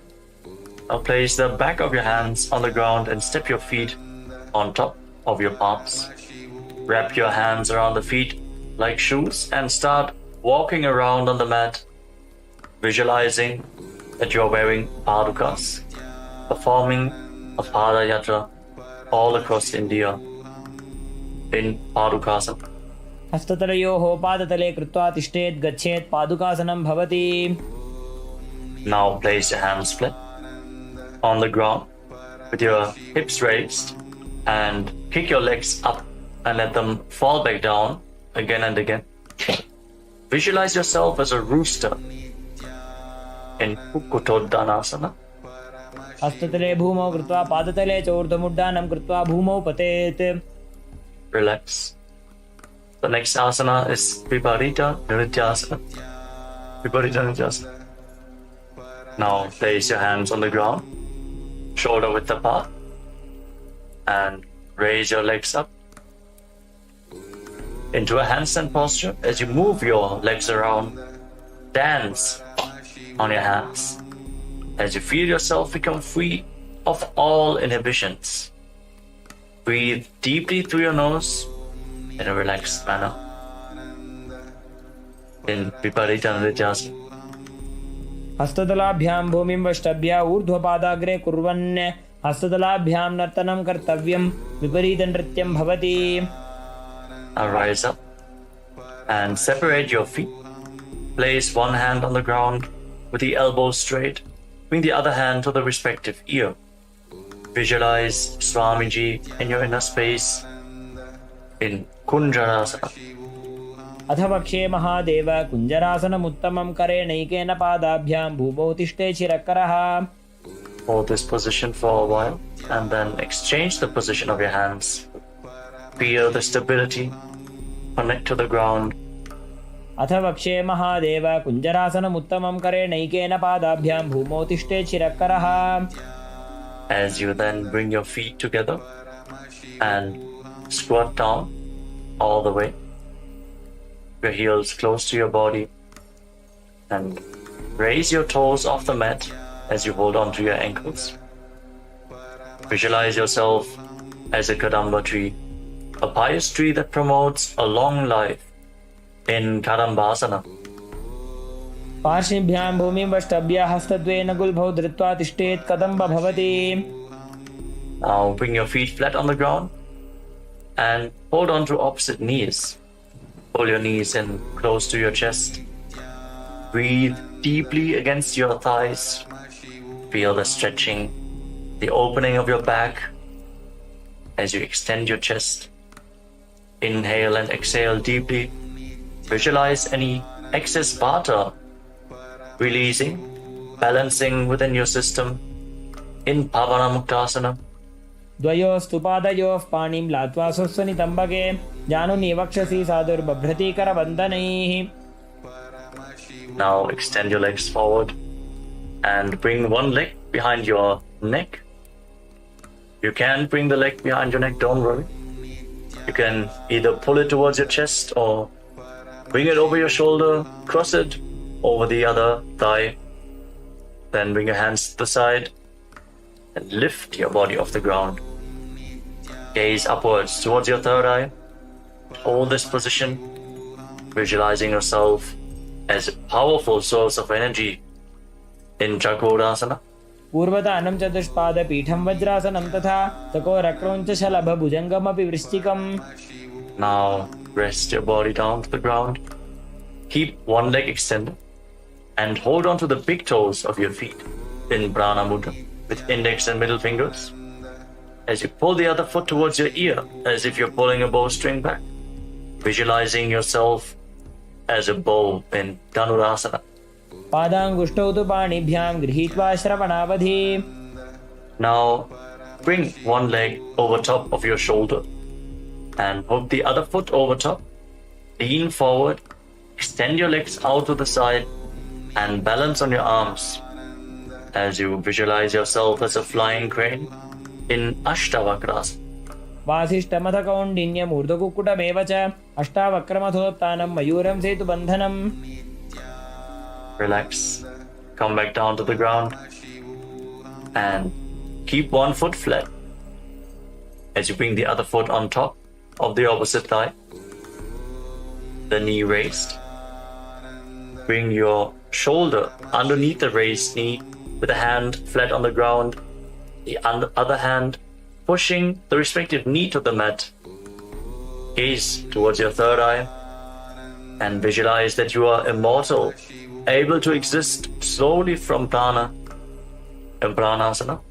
एतत् प्रभेदं वक्ष्यामि करोति यस्य चामरः एकपादमुरो बद्ध्वा स्कन्धेऽन्यत्पादरक्षणम्. Now bring the raised foot to the opposite hip and step the other knee over top. Bring your elbow around the raised knee, your hand below, and interlock your fingers around your back. Reach for the other hand behind your back. Gaze up towards your third eye and visualize the master of Hatha Yoga, the great sage Yogi Matsyendranath in Parshvamatsendrasana. पार्श्वाभ्यां धृत्यते यास्तु पार्श्वमत्स्येन्द्रमुत्तमम्. Now again, straighten your legs forward and this time lift the other foot behind your neck, hands by the side, push yourself off the mat as you gaze to your third eye and visualize yourself as a powerful source of energy in Chakrasana. Hold this position. पूर्वतानं चतुष्पादपीठं वज्रासनं तथा चकोरक्रोञ्चशलभभुजङ्गमपि वृश्चिकम्. Then sit back down on the ground.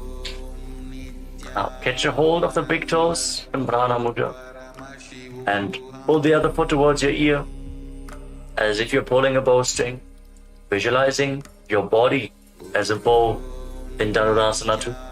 पादाङ्गुष्ठौ तु पाणिभ्यां गृहीत्वा श्रवणावधि. Now bring the leg over top of your shoulder and hook the opposite foot over top. Lean forward, find balance, lift your body off the ground and extend your legs out to the side, visualizing yourself as a flying crane in Ashtavakrasana on the other side. वासिष्ठमथ कौण्डिन्यमूर्धकुक्कुटमेव च अष्टावक्रमथोत्थानं मयूरं सेतुबन्धनम्. Balance on your arms. Come back down to the ground. Place one foot on the ground with the knee raised and bring the other foot on top of the opposite thigh, your shoulder beneath the raised knee, and gaze through your third eye.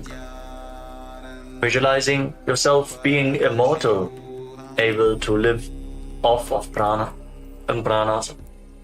एतत् प्रभेदं वक्ष्यामि करोति यस्य चामरः एकपादमुरो बद्ध्वा स्कन्धेऽन्यत्पादरक्षणम्. Now bring the raised foot to the opposite hip. The other foot over top of the leg with the knee raised. Bring your arm around the raised knee, the hand below. Interlock your fingers behind your back.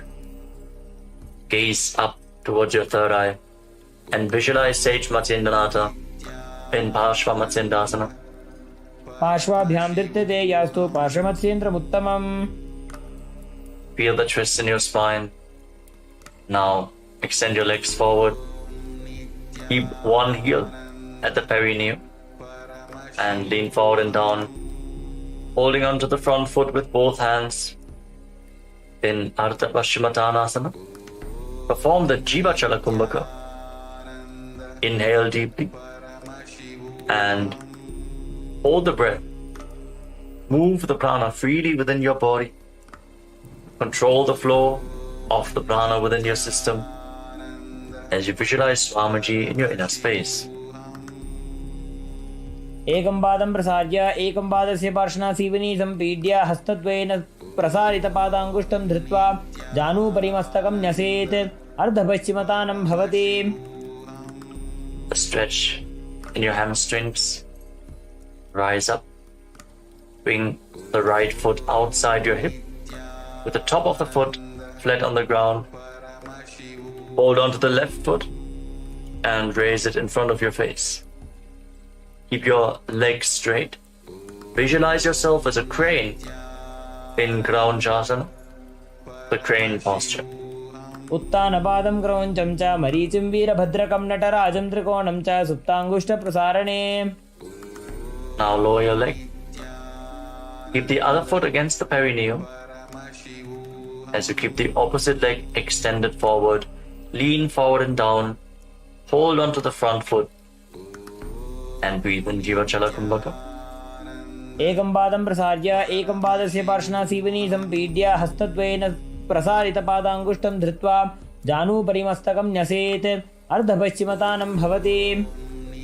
Feel the deep stretch as you rise back up. Bring the left foot outside the hip and raise the right foot in front of your face with the knees straight, visualizing yourself as a crane in Kraunchasana. Feel the intense stretch in this asana. Hold this posture just a little bit longer. उत्तानपादं क्रौञ्चं च मरीचिं वीरभद्रकं नटराजं त्रिकोणं च सुप्ताङ्गुष्ठप्रसारणे.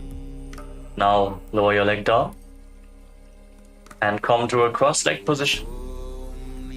Bring your feet in between the thighs and calves and use the support of your hands if needed. Rest your hands on top of the knees. Fix your gaze at the tip of your nose and embody peace, well-being, good fortune, and prosperity.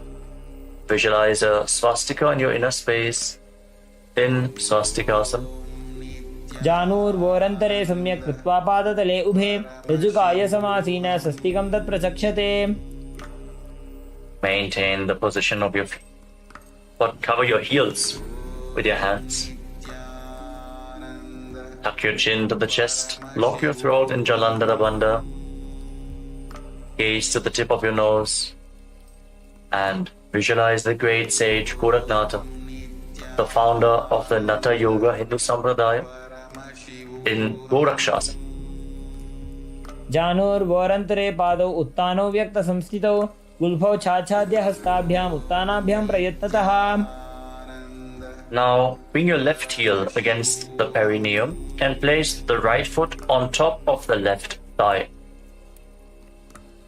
Gaze up towards your third eye. As you visualize Swamiji, meditate on Arihanta, the Lord, the Enlightened One, the Avatar. As we once more enter Shanmukhi Mudra.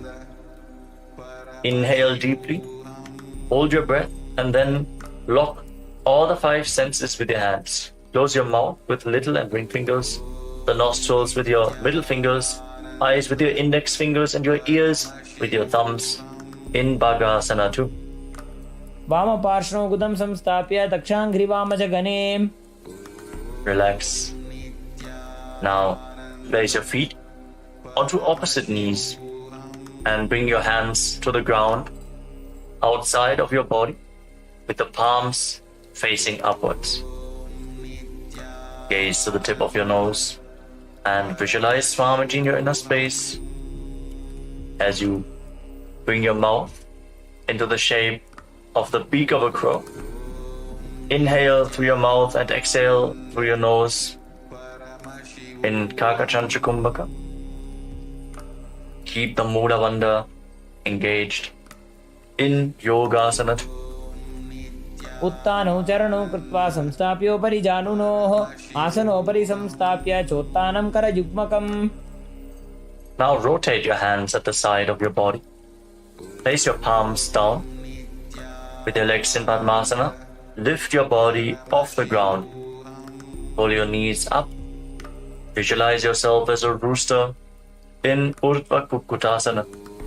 वासिष्ठमथ कौण्डिन्यम् ऊर्ध्वकुक्कुटमेव च अष्टावक्रमथोत्तानं मयूरं सेतुबन्धनम्. Hold this position. Stability to your body. And then lower your body down. Maintain Padmasana. Bring your hands through the legs with the palms flat on the ground without lifting your body up.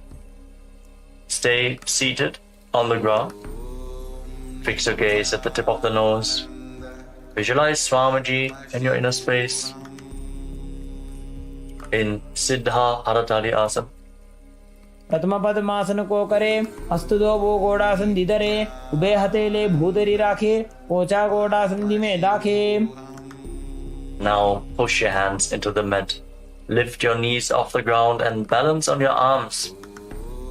With your gaze fixed at the tip of the nose, visualizing yourself as an elegant swan in Hamsasana. Keep performing Kakachantra Kumbhaka with your mouth in the shape of the beak of a crow, cooling the body as you inhale through your mouth. कुक्कुटासनं स्थित्वा स्कन्धपर्यन्तं ऊरोनि नीत्वा तिष्ठेत् हंसासनं भवति. Now raise your hips off the ground as you bring your hands through the legs behind your body. Interlock your fingers in Parashamudra as you rest your forehead on the ground. Visualize yourself as Lord Shiva's bow in Karmukasana, the bow posture. प्रथम पद्मासन को करे घोड़ा संधि माही कर इधरे तरफ दूसरी कर दो बु आने कोन्या ऊपर संधि ले ठाने. Now raise up. Maintain Padmasana. Lift your knees off the ground and bring your hands through the legs.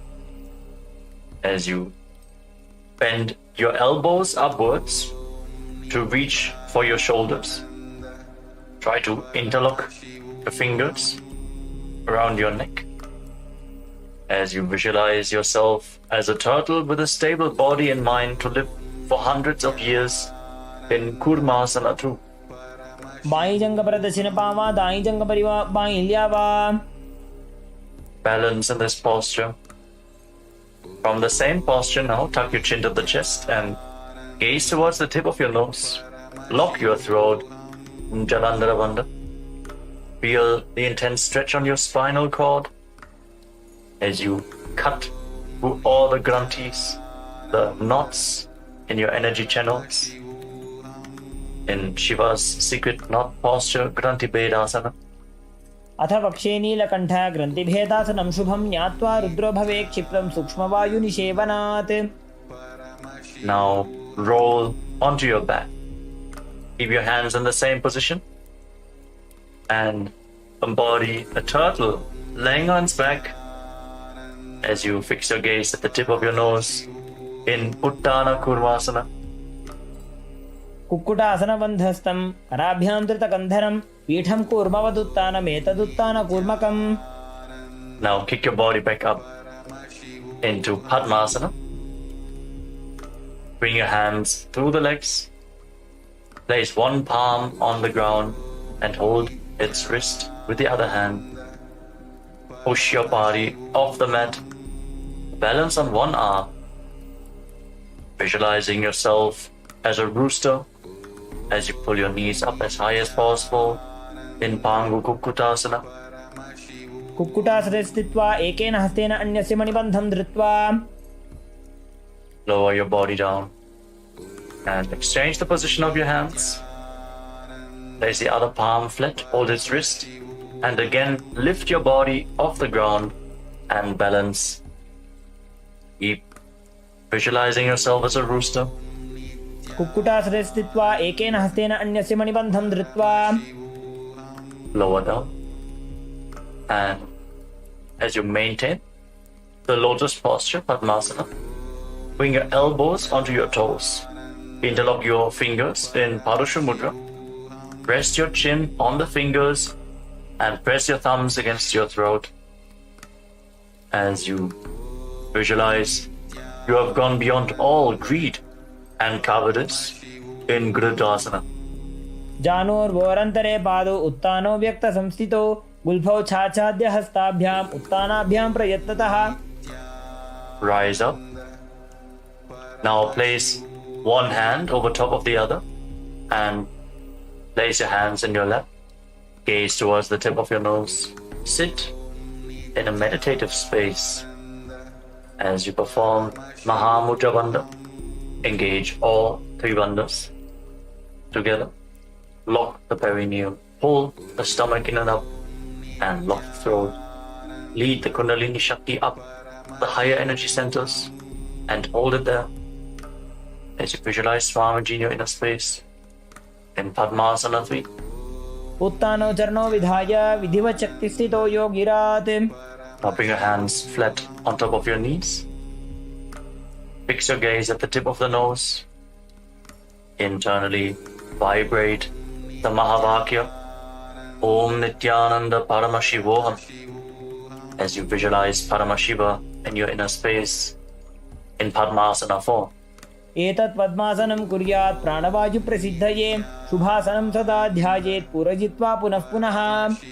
Sit in that bhava, that feeling connection to Paramashiva as you keep the left hand on the respective knee and your right hand in Prana Mudra.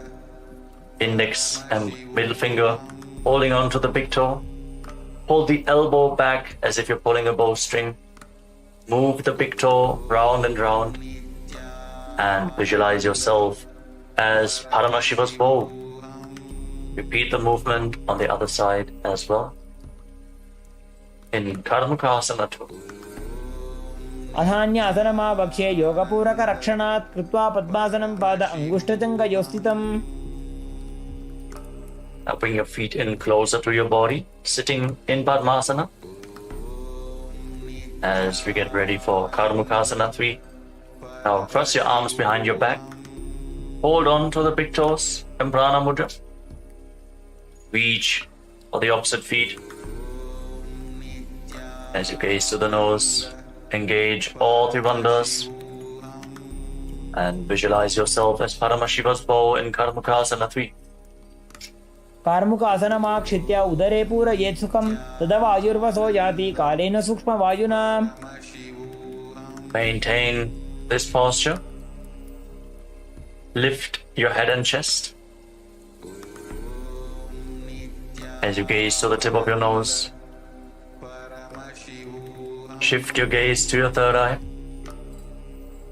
and visualize yourself as the action of Paramashiva's third eye, destroying anything you come across in Dridhasana. ऊरुभ्यामुपरि स्थाप्य पादयुग्मं प्रयत्नतः दक्षिणं सव्यदेशे च सव्यं दक्षिणदेशके. With your arms crossed behind your back, now roll back. Keep your legs in Padmasana, holding onto the toes if you can. Gaze to your nose and visualize yourself as a snake as you breathe calmly through your nose in Sahadra Kumbhaka. Lead the prana along your spine in Nagarasana. प्रथम पद्मासन को ठाने, दो वो हाथ पाछाने आने, पाद अंगूठा पकड़े आनी, सोबई कहुन्या कुल्या पानी. Now free your arms and legs and pull your knees up towards your chest. Interlock your fingers in Harsha Mudra and pull your knees close in as you bring your chin to the knees. Squeeze your body into a ball in Kandukasana.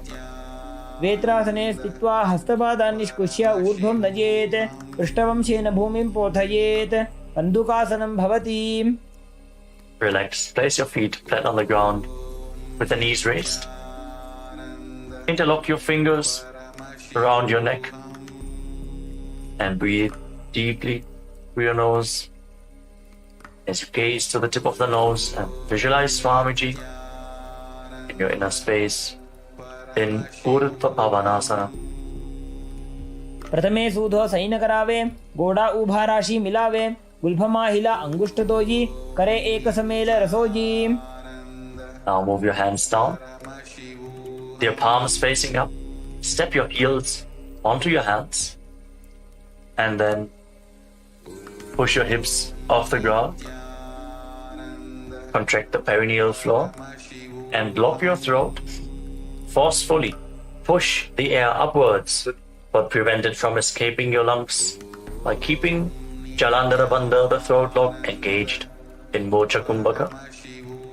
Visualize yourself as a powerful alpha ape in Marakata Pitasana. उत्तानशयनं पादतले उत्तानहस्तयोः स्थापयेत्, पृष्ठभागमुत्रमजेत्, मरकटपीठं भवति. Now bring your hands to the lower back and straighten your legs. Point the toes and rest your entire body weight on your elbows. Gaze to the tip of the nose and visualize Swamiji in Uttana Shikipitakasana. जङ्घोरुबलहीनश्चेत् उत्तानशिखिपीठकम् अप्रमत्तः प्रकुर्वीत भुक्तेः प्राग्विजितेन्द्रियः. Relax. Bring your legs up now. Raise your toes up towards the sky and place your palms on the mat. Support your balance with your arms as you visualize blissfully traversing Narakaloka unscathed in Narakasana. ग्रीवाकण्ठेन भूमिं विष्टम्भा पादाग्रद्वयमूर्धमुत्रयेत्, नरकासनं भवति. Feel the heat of your Jataragni increasing, the digestive fire being improved. Now bring your hands to the lower back. Straighten your entire body and lower angle your legs down. Engage your core intensely by the lever of your legs. Visualize yourself as a boat crossing the ocean of samsara in Tiryan Naukasana.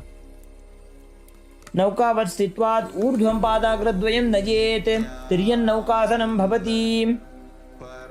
Now again bring your legs up. Place your arms flat on the ground. Make your body as straight as a flagpole. Feel the stability as you visualize yourself as the Kailasa flag, respected across all nations in Dvajasana, the flag posture. तिर्यन्नौकावते ग्रीवापृष्ठकूर्परीः भूमिं वष्टभ्यां, मस्तकलाक्षेण पादाग्रद्वयमूर्ध्वनयेत्, ध्वजासनं भवति. Now lower your body down to the mat as we enter the final asana of this sequence, Vriddhasana. Keep your hands at the side of the body with your palms facing up. Relax completely as you pull the Kundalini Shakti up along your spine in Shakti Chalan Mudra, all the way from the Muladhara Chakra to the Sahasrara, from the root of your spine to the top of your head. Leave the body behind as you visualize your body is dead, and Swamiji, the Supreme Pontiff of Hinduism, is liberating you. Internally vibrate with the Mahavakya Om Nithyananda Paramashivoham. Feel the energy spreading throughout your body as you sink lower and lower to the ground. Release every bit of tension left in your body. Remove any tiredness from your body. Uttanam shavavad bhumau shayanam tu shavasanam shavasanam shramaharam chitta vishranti karanam. Paramashivoham.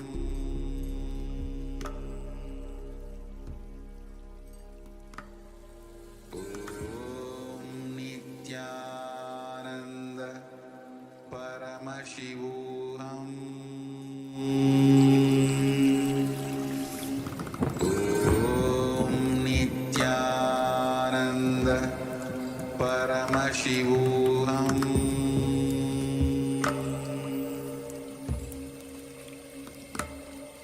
Om Nithyananda Paramashivoham.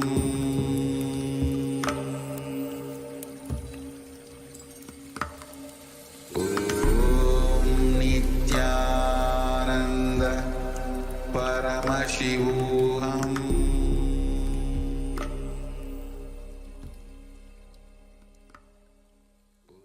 Now slowly return to your body.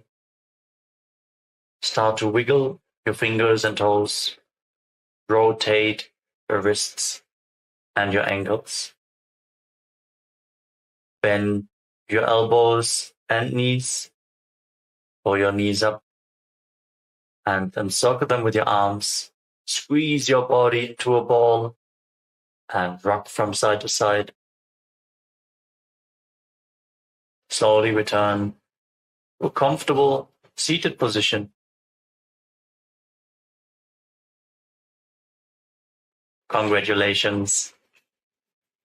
We concluded the Dvitiya Vinyasa Krama, 308 asanas of KAILASA Nithyananda Yoga. Thank you all for performing this asana sequence today. Let us conclude this ritual of Nithyananda Yoga with the Purna Mantra. Sit straight with your head, neck and spine in a straight line, the hands in Namaskara Mudra in front of your chest. Close your eyes and visualize Swamiji in your inner space as we chant together. Om Purnamadah Purnamidam Purnat Purnamudachyate Purnasya Purnamadaya Purnamevavashishyate. Om Shanti Shanti Shanti. Harihi Om Tat Sat. Sarvam Bhagavat Sri Nithyananda Paramashiva Padukarpanamastu. Om Nithyanandam. Now, in deep gratitude to Swamiji, perform the Shashtanga Namaskar. Lie down onto your chest and bring your hands forward in the Namaskara Mudra above your head, surrendering yourself to Swamiji's feet. Relax. Rise up. Thank you all so much for joining us today, performing KAILASA. Established since 2002 in the United States of America, the United Ancient Nations is an intergovernmental organization, currently made up of 160 plus members and indigenous nations. The UAN and its work are guided by the purposes and principles contained in its founding charter. The UAN is a manifestation of the profound connection amongst indigenous peoples across the world, including African, Andean, American, European, Caribbean, Oceanic, and Asian regions, rooted in shared wisdom, sustainable practices, and deep reverence for the earth. The United Ancient Nations serves as an international cultural and diplomatic organization focused on uniting indigenous cultures globally. Our governance structure is council-based without territorial claims, led by a collective leadership through our General Secretariat. As a non-state entity with UN-style advocacy, we focus on several key areas: cultural and digital heritage preservation, indigenous diplomacy, revival of indigenous knowledge systems to solve humanity's problems, global peace, environmental preservation, health and wellness, sustained economic development, indigenous and cultural tourism. While the UAN represents numerous indigenous cultures, the United States of KAILASA serves as the first indigenous nation specifically for Hindus.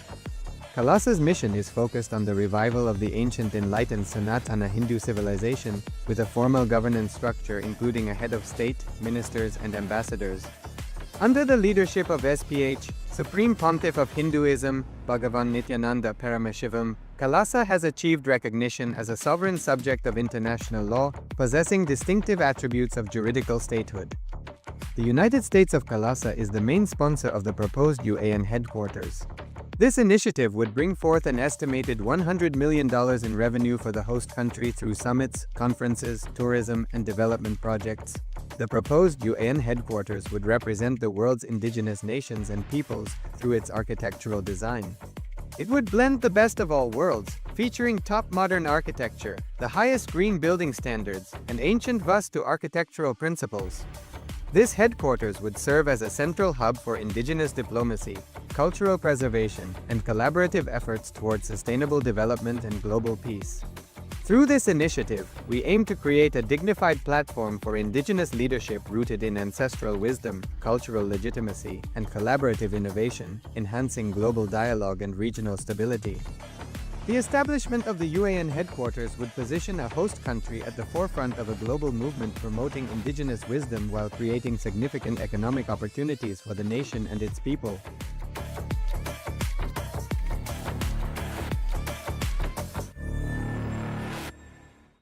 Established since 2002 in the United States of America, the United Ancient Nations is an intergovernmental organization, currently made up of 160+ members and indigenous nations. The UAN and its work are guided by the purposes and principles contained in its founding charter. The UAN is a manifestation of the profound connection amongst indigenous peoples across the world, including African, Andean, American, European, Caribbean, Oceanic, and Asian regions, rooted in shared wisdom, sustainable practices, and deep reverence for the earth. The United Ancient Nations serves as an international cultural and diplomatic organization focused on uniting indigenous cultures globally. Our governance structure is council-based without territorial claims, led by a collective leadership through our General Secretariat. As a non-state entity with UN-style advocacy, we focus on several key areas: cultural and digital heritage preservation, indigenous diplomacy, revival of indigenous knowledge systems to solve humanity's problems, global peace, environmental preservation, health and wellness, sustained economic development, indigenous and cultural tourism. While the UAN represents numerous indigenous cultures, the United States of KAILASA serves as the first indigenous nation specifically for Hindus. KAILASA's mission is focused on the revival of the ancient enlightened Sanatana Hindu civilization, with a formal governance structure including a head of state, ministers, and ambassadors. Under the leadership of SPH, Supreme Pontiff of Hinduism, BHAGAVAN Nityananda Paramashivam, KAILASA has achieved recognition as a sovereign subject of international law, possessing distinctive attributes of juridical statehood. The United States of KAILASA is the main sponsor of the proposed UAN headquarters. This initiative would bring forth an estimated $100 million in revenue for the host country through summits, conferences, tourism, and development projects. The proposed UAN headquarters would represent the world's indigenous nations and peoples through its architectural design. It would blend the best of all worlds, featuring top modern architecture, the highest green building standards, and ancient Vastu architectural principles. This headquarters would serve as a central hub for indigenous diplomacy, cultural preservation, and collaborative efforts towards sustainable development and global peace. Through this initiative, we aim to create a dignified platform for indigenous leadership rooted in ancestral wisdom, cultural legitimacy, and collaborative innovation, enhancing global dialogue and regional stability. The establishment of the UAN headquarters would position a host country at the forefront of a global movement promoting indigenous wisdom while creating significant economic opportunities for the nation and its people.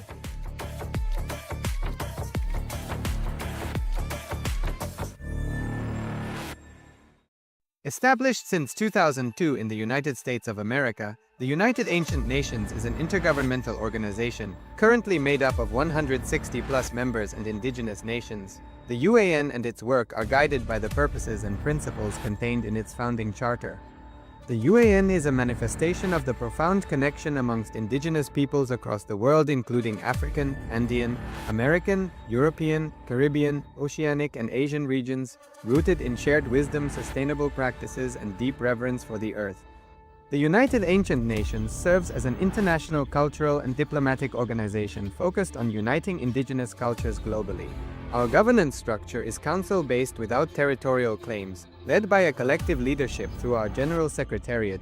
As a non-state entity with UN-style advocacy, we focus on several key areas: cultural and digital heritage preservation, indigenous diplomacy, revival of indigenous knowledge systems to solve humanity's problems, global peace, environmental preservation, health and wellness, sustained economic development, indigenous and cultural tourism. While the UAN represents numerous indigenous cultures, the United States of KAILASA serves as the first indigenous nation specifically for Hindus. KAILASA's mission is focused on the revival of the ancient enlightened Sanatana Hindu civilization, with a formal governance structure including a head of state, ministers, and ambassadors.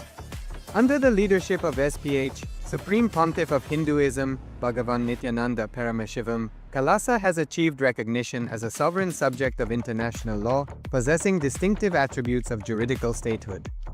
The United States of KAILASA is the main sponsor of the proposed UAN headquarters. This initiative would bring forth an estimated $100 million in revenue for the host country through summits, conferences, tourism, and development projects. The proposed UAN headquarters would represent the world's indigenous nations and peoples through its architectural design. It would blend the best of all worlds, featuring top modern architecture, the highest green building standards, and ancient Vastu architectural principles. This headquarters would serve as a central hub for indigenous diplomacy, cultural preservation, and collaborative efforts towards sustainable development and global peace.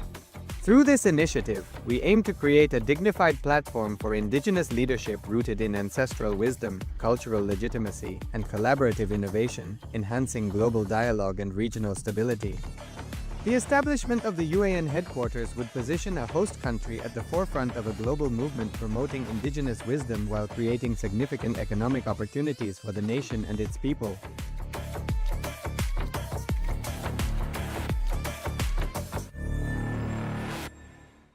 Established since 2002 in the United States of America, the United Ancient Nations is an intergovernmental organization, currently made up of 160+ members and indigenous nations. The UAN and its work are guided by the purposes and principles contained in its founding charter. The UAN is a manifestation of the profound connection amongst indigenous peoples across the world, including African, Andean, American, European, Caribbean, Oceanic, and Asian regions, rooted in shared wisdom, sustainable practices, and deep reverence for the earth. The United Ancient Nations serves as an international cultural and diplomatic organization focused on uniting indigenous cultures globally. Our governance structure is council-based without territorial claims, led by a collective leadership through our General Secretariat. As a non-state entity with UN-style advocacy, we focus on several key areas: cultural and digital heritage preservation, indigenous diplomacy, revival of indigenous knowledge systems to solve humanity's problems, global peace, environmental preservation, health and wellness, sustained economic development, indigenous and cultural tourism. While the UAN represents numerous indigenous cultures, the United States of KAILASA serves as the first indigenous nation specifically for Hindus. KAILASA's mission is focused on the revival of the ancient enlightened Sanatana Hindu civilization, with a formal governance structure including a head of state, ministers, and ambassadors. Under the leadership of SPH, Supreme Pontiff of Hinduism, BHAGAVAN Nithyananda Paramashivam, KAILASA has achieved recognition as a sovereign subject of international law, possessing distinctive attributes of juridical statehood. The United States of KAILASA is the main sponsor of the proposed UAN headquarters. This initiative would bring forth an estimated $100 million in revenue for the host country through summits, conferences, tourism, and development projects. The proposed UAN headquarters would represent the world's indigenous nations and peoples through its architectural design. It would blend the best of all worlds, featuring top modern architecture, the highest green building standards, and ancient Vastu architectural principles. This headquarters would serve as a central hub for indigenous diplomacy, cultural preservation, and collaborative efforts towards sustainable development and global peace. Through this initiative, we aim to create a dignified platform for indigenous leadership rooted in ancestral wisdom, cultural legitimacy, and collaborative innovation, enhancing global dialogue and regional stability. The establishment of the UAN headquarters would position a host country at the forefront of a global movement promoting indigenous wisdom while creating significant economic opportunities for the nation and its people.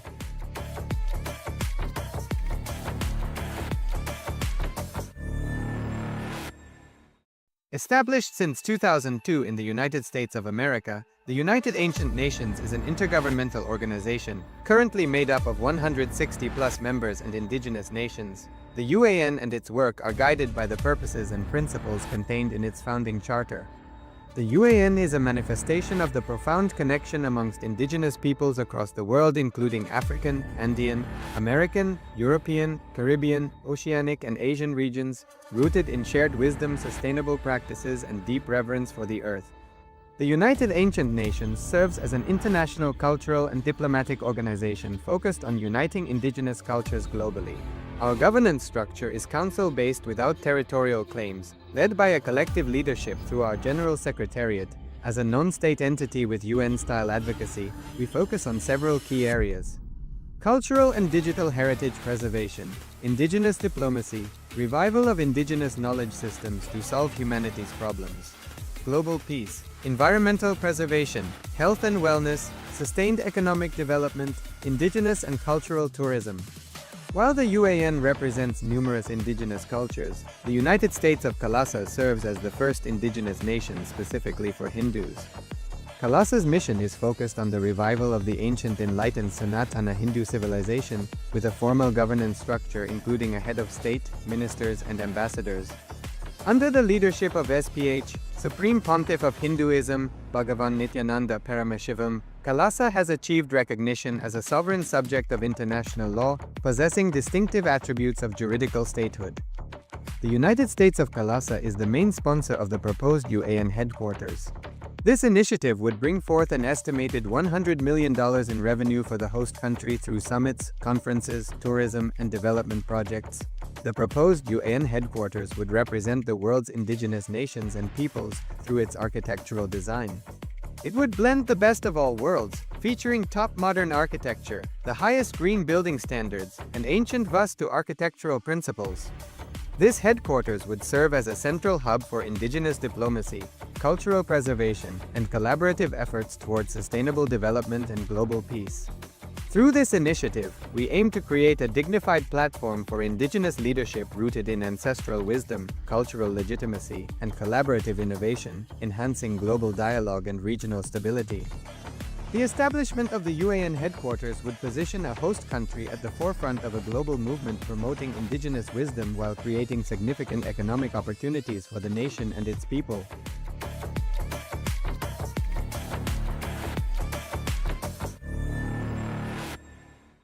Established since 2002 in the United States of America, the United Ancient Nations is an intergovernmental organization, currently made up of 160+ members and indigenous nations. The UAN and its work are guided by the purposes and principles contained in its founding charter.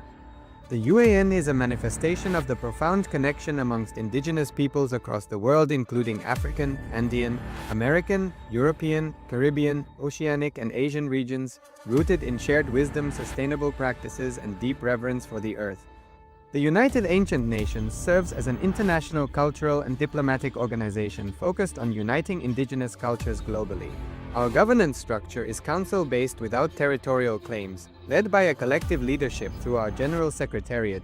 As a non-state entity with UN-style advocacy, we focus on several key areas: cultural and digital heritage preservation, indigenous diplomacy, revival of indigenous knowledge systems to solve humanity's problems, global peace, environmental preservation, health and wellness, sustained economic development, indigenous and cultural tourism. While the UAN represents numerous indigenous cultures, the United States of KAILASA serves as the first indigenous nation specifically for Hindus. KAILASA's mission is focused on the revival of the ancient enlightened Sanatana Hindu civilization, with a formal governance structure including a head of state, ministers, and ambassadors. Under the leadership of SPH, Supreme Pontiff of Hinduism, BHAGAVAN Nityananda Paramashhivam, KAILASA has achieved recognition as a sovereign subject of international law, possessing distinctive attributes of juridical statehood. The United States of KAILASA is the main sponsor of the proposed UAN headquarters. This initiative would bring forth an estimated $100 million in revenue for the host country through summits, conferences, tourism, and development projects. The proposed UAN headquarters would represent the world's indigenous nations and peoples through its architectural design. It would blend the best of all worlds, featuring top modern architecture, the highest green building standards, and ancient Vastu architectural principles. This headquarters would serve as a central hub for indigenous diplomacy, cultural preservation, and collaborative efforts towards sustainable development and global peace. Through this initiative, we aim to create a dignified platform for indigenous leadership rooted in ancestral wisdom, cultural legitimacy, and collaborative innovation, enhancing global dialogue and regional stability. The establishment of the UAN headquarters would position a host country at the forefront of a global movement promoting indigenous wisdom while creating significant economic opportunities for the nation and its people.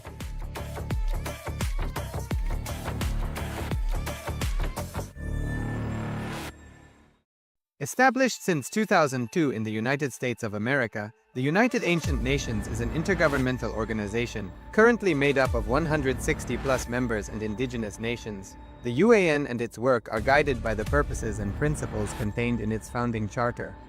The UAN is a manifestation of the profound connection amongst indigenous peoples across the world, including African, Andean, American, European, Caribbean, Oceanic, and Asian regions, rooted in shared wisdom, sustainable practices, and deep reverence for the earth.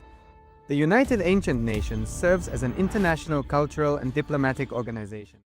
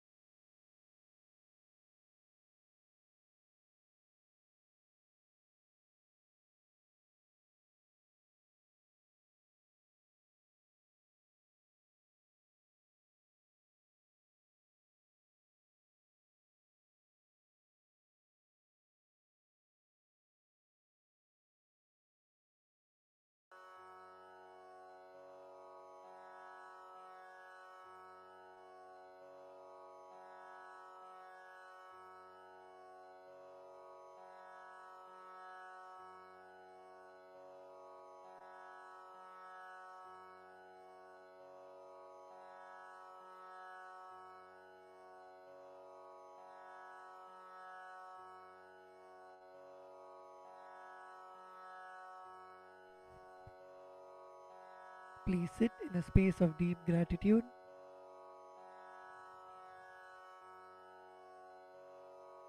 Inhale deeply and exhale.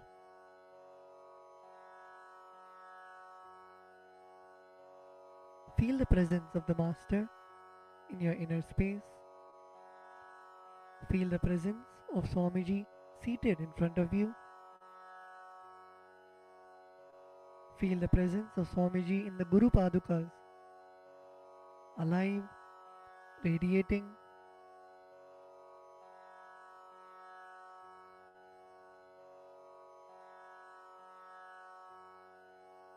When you offer the puja, visualize you dropping all of your karmas of lifetimes, your incompletions, unfulfilled desires, patterns. Visualize all of that being liberated by the Guru.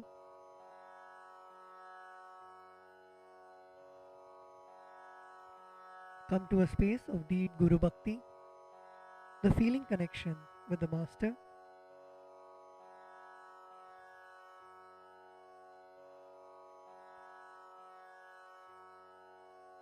Let us now enter into the Pada Puja. We request all the Pada Puja participants to declare the following with integrity and authenticity. If you agree to this, please say yes loudly. I authentically cognize, which is internally process, understand and declare the truth that the cosmic energy exists. Yes. I authentically cognize, which is internally process, understand and declare the truth that the Supreme Pontiff of Hinduism, Sri Nithyanandeshwara Paramashiva, Devi Nithyanandeshwari Paramashiva Shakti, the Guru Padukas and the Atmalinga are the Chinmaya Vigrahas, embodiments and representations of that very cosmic energy. Yes, I authentically cognize, which is internally process, understand and declare the truth that whatever I offer during the Pada Puja and Paramashiva Puja will reach the cosmic source of energy directly. Yes, I authentically cognize, which is internally process, understand and declare the truth of Soham Asmi, that even when I worship, I am Him. Yes.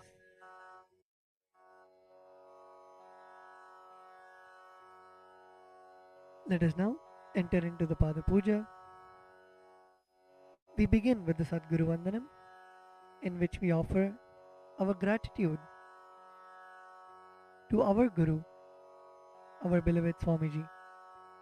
The meaning of the mantra we will now chant is, I surrender to that Sadguru who is the eternal bliss, the bestower of supreme happiness, the one who is the embodiment of wisdom, who is beyond duality, who is omnipresent, to whom the supreme goal is giving the enlightenment experience, who is eternal, pure, and unshakable, who is the silent spectator of all thought processes, who is beyond emotions, and the one who is without the three qualities called Sattva, Rajas, and Tamas. Now please take some flowers in your hands and close your eyes.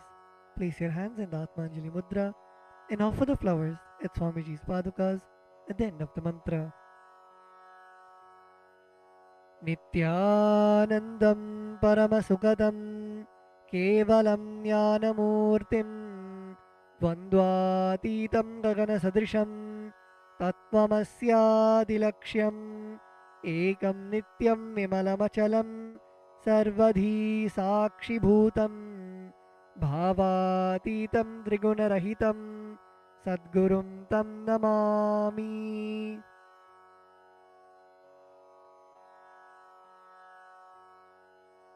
The next offering is the Guru Parampara Vandanam, where we offer our gratitude to the eternal lineage of all the Gurus, the enlightened masters. The meaning of the mantra we are now going to chant is, I surrender to the lineage of all the enlightened masters, which has Bhagavan Nithyanandeshwara Paramashiva as the beginning, Devi Nithyanandeshwari Paramashiva Shakti as the middle, and my master, Bhagavan Nithyananda Paramashivam as the end. Now please take some flowers in your hands, place your hands in the Atmanjali Mudra, close your eyes, and offer the flowers at Swamiji's Padukas at the end of the mantra.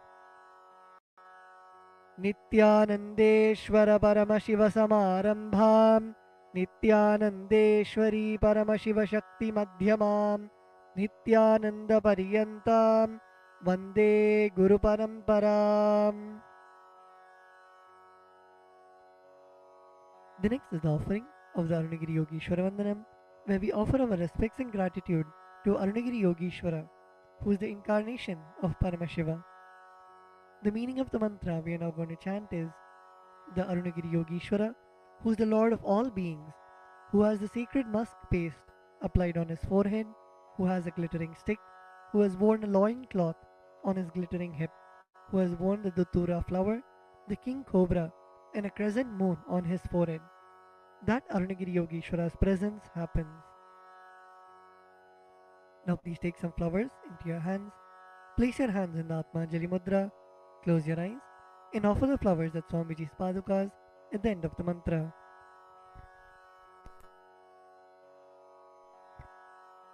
ललाटे त्रिपुण्ड्री निटिलकृतकस्तूरी तिलकः स्फुरन्मालाधारस्फुरितकटिकौपीनसनः दधानो दुस्तारं शिरसि फणिराजं शशिकलां प्रदीपः सर्वेषाम् अरुणगिरियोगी विजयते. The next is the Tattvachamanam, the ritualistic cleansing of the mouth. Now keeping your right hand in the Gokarna Mudra, pour an udharani of water into your right palm and sip the water from the base of your right palm each time the word Swadha is chanted. Om Atmatattvam Shodhayami Swadha. Om Vidyatattvam Shodhayami Swadha. Om Shivatattvam Shodhayami Swadha. Now at the base of your right hand thumb, wipe your lips twice from the right to the left. Om Ham Mridayaya Namaha. Wash your hands with an udharani of water.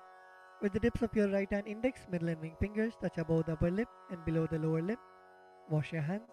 With the tips of your right hand index finger and thumb join together, touch your right nostril and the left nostril. With the tips of your ring finger and thumb join together, touch your right eye, right ear and left ear. Wash your hands with an udharani of water.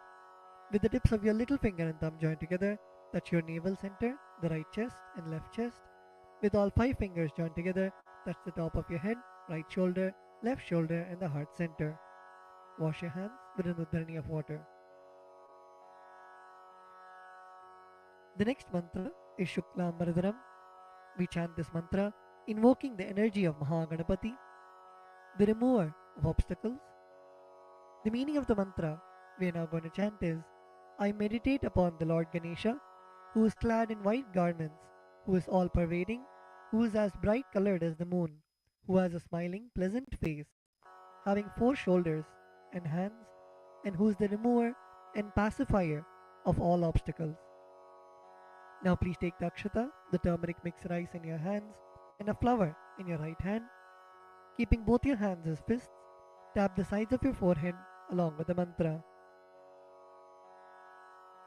Shuklam Bharadharam Vishnum Shashivarnam Chaturbhujam Prasannavadanam Dhyayet Sarva Vignopashantage. The next is the pranayama, the regulation of the prana, the life energy. Now keeping the akshata in your right hand, open your little finger, ring finger and your thumb. Inhale through the left nostril while closing your right nostril. Hold your breath for as long as possible and exhale through your right nostril by moving your thumb away. And chant the Samhita mantras while you perform the inhalation, retention and exhalation. Om Hom Ishana Murdhaya Namaha, Om Him Tat Purushavatraya Namaha, Om Hum Bhagor Hridayaya Namaha, Om Him Mamde Guhyaya Namaha, Om Hum Satyojata Murtaya Namaha, Om Ham Mridayaya Namaha, Om Him Shirase Namaha, Om Hum Shikaya Namaha, Om Him Kavachaya Namaha, Om Hum Netrebhyo Namaha, Om Hastraya Namaha, Om Hom Ishana Murdhaya Namaha, Om Him Tat Purushavatraya Namaha, Om Hum Bhagor Hridayaya Namaha, Om Him Mamde Guhyaya Namaha, Om Hum Satyojata Murtaya Namaha, Om Ham Mridayaya Namaha, Om Him Shirase Namaha, Om Hum Shikaya Namaha, Om Him Kavachaya Namaha, Om Hum Netrebhyo Namaha, Om Hastraya Namaha, Om Hom Ishana Murdhaya Namaha, Om Him Tat Purushavatraya Namaha, Om Hum Bhagor Hridayaya Namaha, Om Him Mamde Guhyaya Namaha, Om Hum Satyojata Murtaya Namaha, Om Ham Mridayaya Namaha, Om Him Shirase Namaha, Om Hum Shikaya Namaha, Om Him Kavachaya Namaha, Om Hum Netrebhyo Namaha, Om Hastraya Namaha.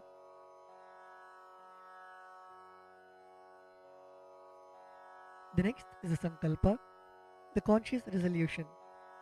When you make a conscious resolution in the presence of the Master, the power of the Master's presence itself will simply manifest it as reality. Please close your eyes. Visualize the intention, the Sankalpa that you want to keep in your inner space.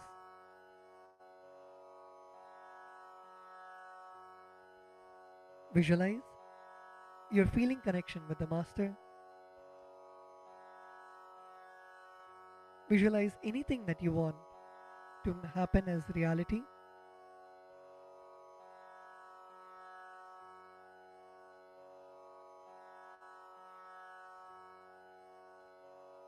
Visualize it already happening in your inner space.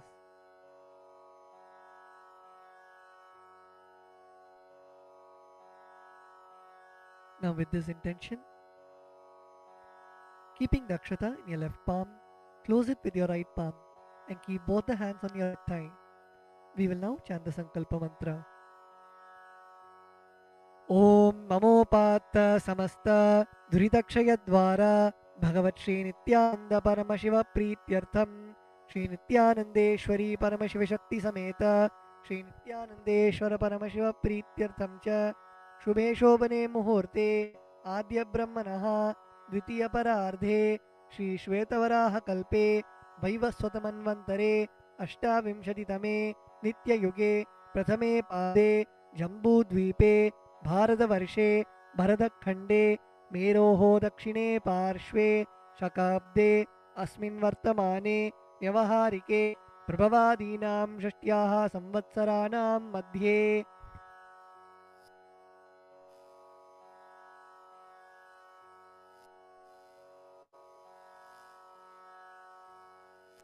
Vishvavasu नाम संवत्सरे दक्षिणायने लक्ष्मीवेङ्कटेश्वर ऋतौ सिंहमासे कृष्णपक्षे अमावास्यां शुभदितौ स्थिरवासरयुक्तायां मघानक्षत्र परिघयोग किंस्तुग्नकरण एवं गुणविशेषणविशिष्टायाम् अस्यां शुभदितौ श्रीकैलासोन्नतद्वादशान्तश्यामलापीठारूढ श्रीमीनाक्षीसुन्दरेश्वराभिन्नस्वरूप परशिवपुत्ररत्नकुमारगुरुमण्यतुल्यावतार श्रीपार्वतीस्थन्यपानलब्धदिव्यज्ञानविश्रुत सकलनिगमाकमसारभूतद्राविडवेदप्रवक्त्रे श्रीमत्परमशिवकरुणासमधिगतमुक्तामयचतुरश्रयान् गीयमानछत्रचामर श्रीचिन्नकाहलादि समस्तबिरडावल्यलङ्कृत ज्ञानविज्ञानचक्रवर्ती सर्वजनसङ्गसद्यो निर्वाणदीक्षाव्यापवर्गवर्ष विश्रानजीमूत परमतकलभकेसरी शैवसिद्धान्तस्थापनाचार्य श्रीराजाधिराजपाण्ड्यमहाराजगुरु क्षपनशाक्यादिमहान्धकारनिवारणज्ञानभानु वीक्षणानर्हार्हध्वजोच्छेदनपूर्वक श्रीमद्वृषभध्वजस्थापक शैवसमयकर्त्रे सर्वज्ञपीठारूढ श्रीजगद्गुरु श्रीज्ञानसम्बन्धदेशिकस्वामि वागीशसुन्दरमाणिक्यवाचकस्वामिनाम् अवतारभूत श्रीज्ञानसम्बन्धस्वामि पुनरुद्धृत श्यामलापीठ सर्वज्ञपीठ तृणवत्युत्तरद्विशततमगुरुमहासन्निधान अरुणगिरियोगीश्वर परम्परागत अरुणाचल सर्वज्ञपीठ गुरुमहासन्निधान कैलास परम्परागत काञ्ची कैलास सर्वज्ञपीठ त्रयस्त्रिंशदुत्तरद्विशततमगुरुमहासन्निधान नित्योत्सव नित्यमङ्गल नित्यकल्याण नित्यरजित कैलास परम्परागत आदिकैलास नित्यानन्दपीठ महासंस्थान महासिंहासनपीठकर्त्रे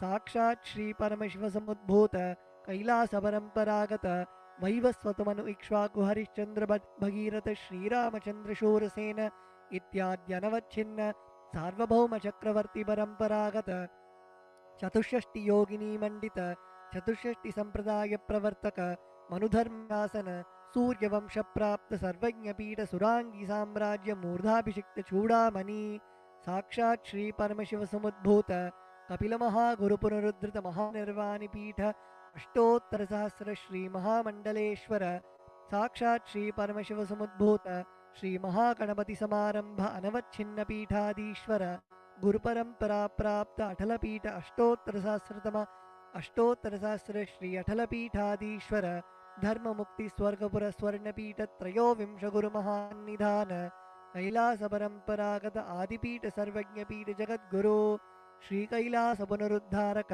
श्री कैलास परमाचार्य श्रीमत्परमहंस परिव्राजकाचार्य वर्य सच्चिदानंद प्रणव स्वरूप श्रोत्रिय ब्रह्मनिष्ठ श्रीमज्जगद्गुरु श्रीलश्री भगवत् श्री नित्यानंद परमशिव श्री ज्ञानसम्बन्धदेशिक परमाचार्य स्वामिनां प्रीत्यर्थं तेषां पादारविन्दयोः भक्तिसिद्ध्यर्थं गुरुकृपा कटाक्ष सिद्ध्यर्थम क्षेम स्थैर्य वीर्य विजय आयुरारोग्य ऐश्वर्यानाम अभिवृद्ध्यर्थम धर्मार्थ काम मोक्ष चतुर्विध फल पुरुषार्थ सिद्ध्यर्थम समस्त दुरितोपशान्त्यर्थम समस्त मंगलावाप्त्यर्थम भगवत् श्री नित्यानंद परमशिव प्रसादेन सकुटुम्बस्य ज्ञानवैराग्य जीवन मुक्ति प्राप्त्यर्थम श्री नित्यानंदेश्वरी परमशिव शक्ति समेत श्री नित्यानंदेश्वर परमशिव अवतार भूत श्री सर्वदेव देवी स्वरूप भगवत् श्री नित्यानंद परमशिव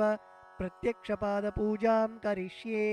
श्री नित्यानंदेश्वरी परमशिव शक्ति समेत श्री नित्यानंदेश्वर परमशिव पूजां च करिष्ये। ओम अपौपस्पृश्य wash your hands with an udrani of water. The next is the Ghantanada. Now please take the bell in your left hand and hold it above your heart center and ring the bell as you chant the following mantra. Om Agamarthantu Devanam Gamanarthantu Rakshasam Ghantanadam Karomyado Devata Hvanalanchanam Ghanta Devatabhyo Namaha. The next is the Manasa Puja, the internal worship. Now please close your eyes. Visualize the meaning of the mantra in your inner space.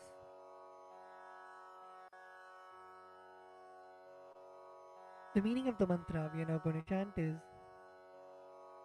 what seed can I offer to the Master except my heart? I offer the gratitude flowing as the nectar to wash his feet and to rinse his mouth. I offer my mind itself as the arghya, the bouquet. To my Master, who is the very cosmos, what clothing can I offer except the space? I offer my very prana, the life energy, as the incense, and I offer the ocean of nectar as the food offering. The principle of unstruck perennial sound is to be offered as the bell, the air as the chamara, the fan, the sahasrara as the umbrella, the principle of sound as the music, and the actions of the senses and the vagaries of the mind as the dance. I offer all the 7 chakras along with the Shushumna Nadi as a flower garland. The different kinds of flowers with which the Guru should be worshipped are the guilelessness, freedom from the ego, freedom from suffering when your desires are not fulfilled, freedom from arrogance, freedom from ignorance, freedom from deceit, freedom from hatred, freedom from agitation, freedom from jealousy and greed. And the Guru should also be worshipped with the flowers of non-violence, mastery over the senses, compassion, forgiveness, and enlightenment. Now please take some flowers in your hands and place your hands in the Kurma Mudra. Close your eyes and offer the flowers at Swamiji's Padukas at the end of the mantra. Requesting all the participants to look at the Acharya and perform the Kurma Mudra.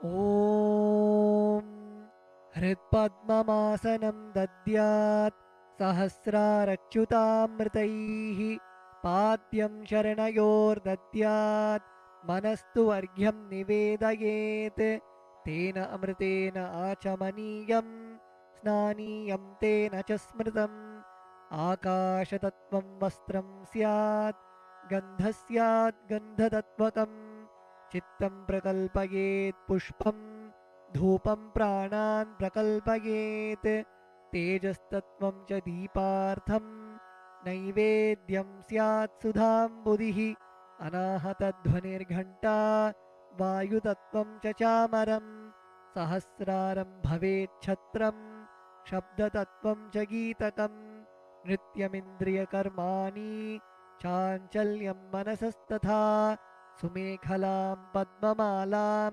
Pushpam Nana Vidham Tatha Amayadyair Bhava Pushpaihi Archayed Bhava Gocharam Amayam Anahankaram Aragam Amadam Tatha Amohakam Adambham Cha Advesha Akshobakau Tatha Amatsaryam Alobham Cha Dashapushpam Vidurbudhaha Ahimsa Paramam Pushpam पुष्पमिन्द्रियनिग्रहः दयापुष्पं क्षमापुष्पं ज्ञानपुष्पं च पञ्चमम् इति पञ्चदशैर्भावपुष्पैः सम्पूजयेत् भगवन्तं श्रीनित्यानन्दपरमशिवम्.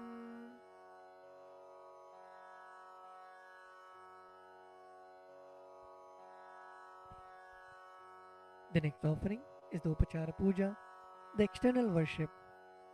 The first offering is the Asanam, the offering of seat to the Master. The meaning of the mantra we are now going to chant is, O the one who resides in all the beings, the one who is the very soul of all beings, I offer this seat to you. I surrender, I surrender. Now please take some flowers and akshata in your hands and offer it at Swamiji's padukas along with the mantra. Asanam Om Sarvabhutantarasthaya Sarvabhutantaratmane Kalpayamyupaveshartham Asanam Te Namo Namaha. Om Hrim Idam Suvarnasanam Sarvadeva Devi Swarupaya Bhagavate Sri Nithyananda Paramashivaya Namaha. The next offering is Swagatam, the offering of welcoming the Master. The meaning of the mantra we are now going to chant is, because of being in the everlasting calmness and because of remaining free from the attitude of performing all actions related to the fivefold cosmic function, for a short duration known as the cosmic sleep, Lord Sadashiva is called Shiva by the experts in the mantras and the tantras. Salutations to such Shiva who is the Guru and who is eternally free from the desire and the aspects related to embodiment. Because of his immeasurable greatness and because of his quality of being eternally unborn, this Lord is well placed as Ananta. O the Lord of all gods, O the one whose darshan is awaited by gods for the fulfillment of their desires, welcome, welcome. Today my birth, life, and all deeds are fructified. The fruits of all my tapas is materialized just by welcoming you. Now please take some flowers in your hands, close your eyes, and offer the flowers at Swamiji's padukas at the end of the mantra. Swagatam Om Shantatvat Sarvakartritvat Bhavo Paratikaranat Shiva Ukto Mahatantra Mantra Vidbhis Sada Shivaha Tasmai Shivaya Gurave Vitaragakalaya Vai Ameyatvat Anantoyam Ajatva Cha Prakirtitaha Yasya Darshanamichanti Deva Swabhishta Siddhaye Tasmai Te Parameshana Swagatam Swagatam Prabho Adya Me Saphalam Janma Jivanam Saphala Kriyaha Swagatam Yatvaya Tanme Tapasam Phalamagatam. Om Hrim Sarvadeva Devi Swarupa Bhagavat Sri Nithyananda Paramashiva Swagatam Suswagatam Te. The next offering is Padyam, the offering of water for washing the feet of the Master. The meaning of the mantra we are now going to chant is, I offer Padyam, that is the water for washing the feet of the Supreme God, the very devotion on whom brings about the ultimate bliss. Now please take the udharani of water in your hands and offer it at Swamiji's padukas along with the mantra. Padyam Om Yad Bhaktilesha Samparkat Paramananda Samplavaha Tasmai Te Parameshana Padyam Shuddhaya Kalpaye. Om Hrim Etat Padyam Sarvadeva Devi Swarupaya Bhagavate Sri Nithyananda Paramashivaya Namaha. The next offering is Arghya, the offering of the traditional bouquet. The meaning of the mantra we are now going to chant is, O Maheshwara, please accept this Arghya, this offering of the traditional bouquet with water to welcome the guest, made of durva grass, a bilva leaf, a flower and a rice pellet, and kept in a beautiful conch. Now please take the conch in your hands and offer the Arghya at Swamiji's padukas along with the mantra. Arghyaha Om दूर्वाक्षतसमायुक्तं बिल्वपत्रं तथा परं शोभनं शङ्खपात्रस्तं गृहाणार्घ्यं महेश्वर ॐ ह्रीं एषो अर्घ्यः सर्वदेवदेवी स्वरूपाय भगवते श्रीनित्यानन्दपरमशिवाय स्वाहा. The next offering is Achamaniyam, the offering of water for mouthwash. The meaning of the mantra we are now going to chant is, please accept this auspicious and sin-removing Ganga water offered by me as Achamaniyam, that is the water for mouthwash, offered by me with devotion to you. Now please take an udhrani of water in your hand and offer it at Swamiji's padukas along with the mantra. Achamaniyam Om Mandakinyastu Yadvari Sarvapapaharam Shubham Grihanachamaniyam Tvam Maya Bhaktya Niveditam Om Hreem Idam AchamaniyodakamSarvadevadevi Swarupaya Bhagavate Sri Nithyananda Paramashivaya Swadha. The next offering is Madhuparka, the offering of the nectarine drink. The meaning of the mantra we are now going to chant is, for the destruction of all negativities, I offer this Madhuparka, this drink which is full of nectar. Be pleased towards me, O Lord. Now please take the Madhuparka in your hands and offer it at Swamiji's padukas along with the mantra. Madhuparkaha Om Sarvakalmashanashaya Paripurna Sudhatmakam Madhuparkamimam Deva Kalpayami Prasidame Om Hreem Esha Madhuparkaha Sarvadeva Devi Swarupaya Bhagavate Sri Nithyananda Paramashivaya Swadha. The next offering is Gandhate to you, O healer of all the worlds. You are the purest among all the worlds. Now please take the Gandhatailam, the scented oil in your hands.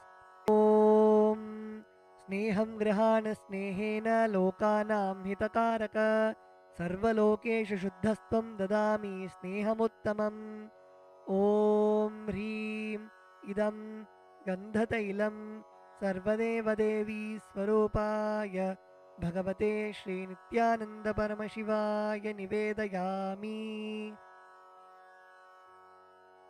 The next offering is Naniyam, the offering of water for the sacred bath.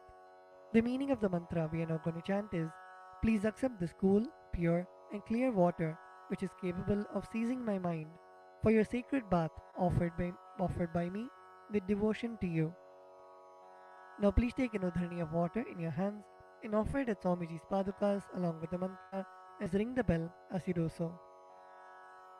Snaniyam Om Idam Shushitalam Vari Shvacham Shuddham Manoharam Snanartham Te Maya Bhaktya Kalpitam Pratirihyatam Om Hreem Idam Snaniyodakam Sarvadeva Devi Swarupaya Bhagavate Sri Nithyananda Paramashivaya Nivedayami. The next offering is Vastram, the offering of the sacred cloth. We will now be repeating the meaning of the mantras and the mantras together, requesting all the participants to please sit straight. Sit with your head, neck and spine in a straight line. And when you chant, chant from your stomach as loudly as you can.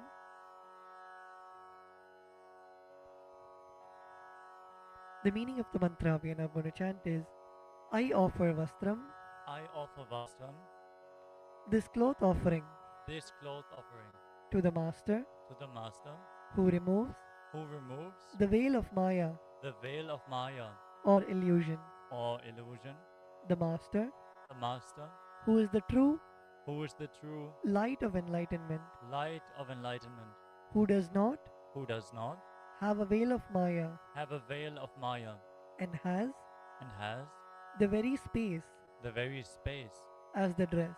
as the dress. Now please take the offering of clothes in your hands and offer it at Swamiji's padukas along with the mantra.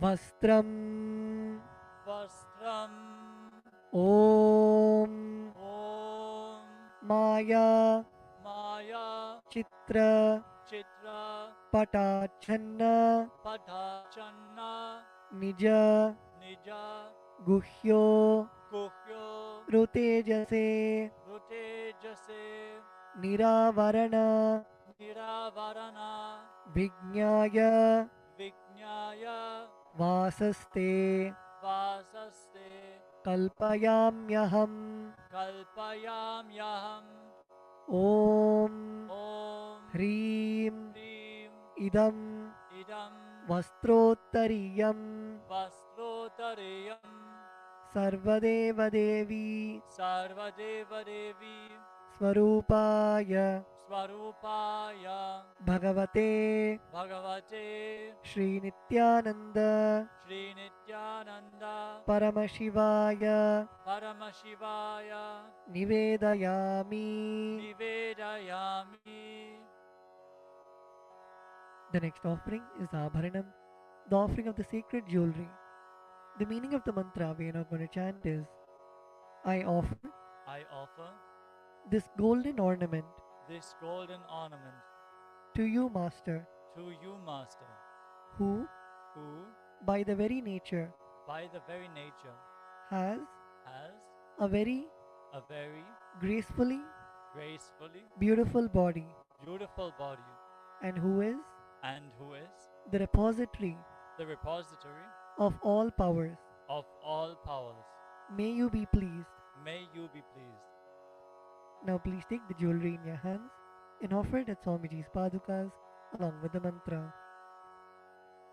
Abharanam Abharanam Om Om Swabhava Swabhava Sundarangaya Sundarangaya Nana Nana Shaktya Shaktya Shrayayate Shrayayate Suvarnam Suvarnam Bhushanam Bhushanam Tubhyam Tubhyam Kalpayami Kalpayami Prasidame Prasidame Om Om Hrim Hrim Idam Idam Suvarnabharanam Suvarnabharanam Sarvadeva Devi Sarvadeva Devi Swarupaya Swarupaya Bhagavate Bhagavate Sri Nityananda Sri Nityananda Paramashivaya Paramashivaya Nivedayami. Nivedayami. The next offering is Gandha, the offering of the sandalwood paste. The meaning of the mantra we are now going to chant is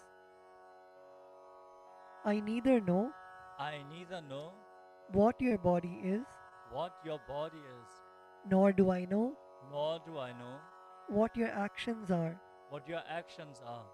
Please accept Please accept and smear this and smear this sandalwood paste sandalwood paste offered by me. offered by me. Now please take the sandalwood paste in your hands and offer it at Swamiji's padukas along with the mantra. Gandhaha Gandaha Om Om Shariram Shariram Tena Janami Tena Janami Cheshtam Cheshtam Naivacha Naivacha Naivacha Naivacha Maya Niveditan Maya Niveditan Gandhan Gandhan Pratigrihya Pratigrihya Vilipyatam Vilipyatam Om Om Hrim Hrim Esha Gandhaha Esha Gandaha Sarvadeva Devi Sarvadeva Devi Swarupaya Swarupaya Bhagavate Bhagavate Sri Nityananda Sri Nityananda Paramashivaya Namaha. Paramashivaya Namaha. The next offering is Pushpam, the offering of the fragrant flowers. The meaning of the mantra we are now going to chant is please accept Please accept these blissfully these blissfully fragrant fragrant different kinds of flowers different kinds of flowers which are taken which are taken from the forest of Turiya, from the forests of Turiya, that is, that is, the space of the space of ultimate restful awareness. ultimate restful awareness. Now please take some flowers, smeared with sandalwood paste in your hands, and offer the flowers at Swamiji's padukas along with the mantra.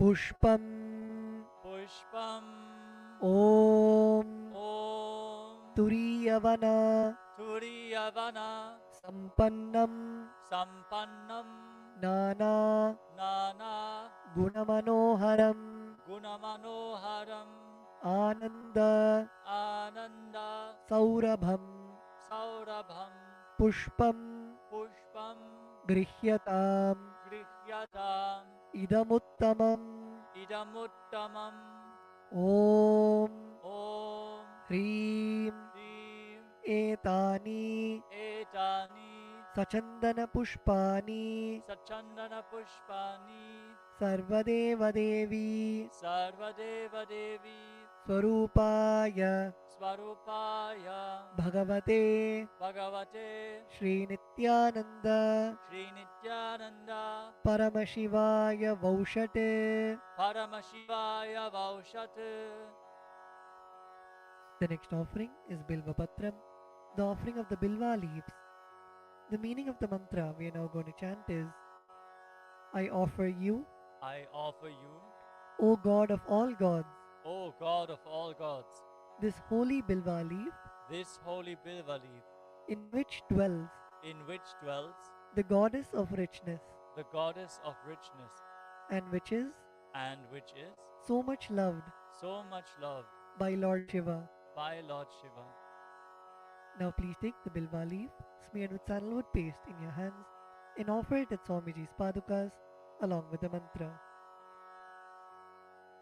Bilva Patram Bilva Patram Om Om Amritodbhavam Amritodbhavam Shri Vriksham Shri Vriksham Shankarasya Shankarasya Sada Priyam Sada Priyam Bilva Patram Bilva Patram Prayachami Prayachami Pavitram Te Pavitram Te Sureshwara Sureshwara Om Om Hreem Hrim Etani Etani Sachandana Sachandana Bilvapatrani Bilvapatrani Sarvadeva Devi Sarvadeva Devi Swarupaya Swarupaya Bhagavate Bhagavate Sri Nityananda Sri Nityananda Paramashivaya Vaushate. Paramashivaya Vaushat. The next offering is Tulasi Patram, the offering of the Tulsi leaves. The meaning of the mantra we are now going to chant is, let this offering Let this offering of Tulsi leaf of Tulasi leaf be unto the be unto the Supreme Soul Supreme Soul who has has unlimited forms unlimited forms and who is and who is the bestower the bestower of all boons. of all boons. Now please take the Tulsi leaf smeared with sandalwood paste in your hands and offer it at Swamiji's padukas along with the mantra.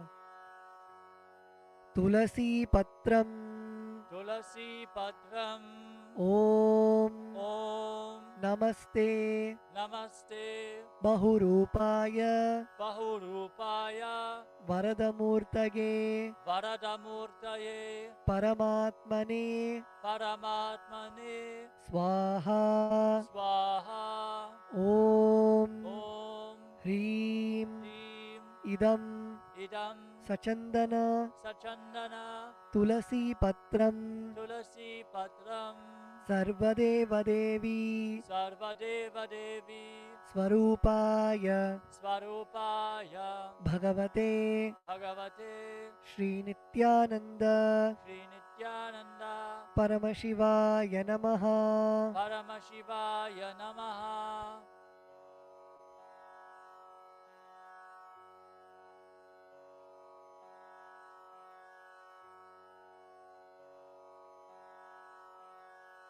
We will be continuing with the repetition from tomorrow. The next offering is Dhupa, the offering of the lit incense.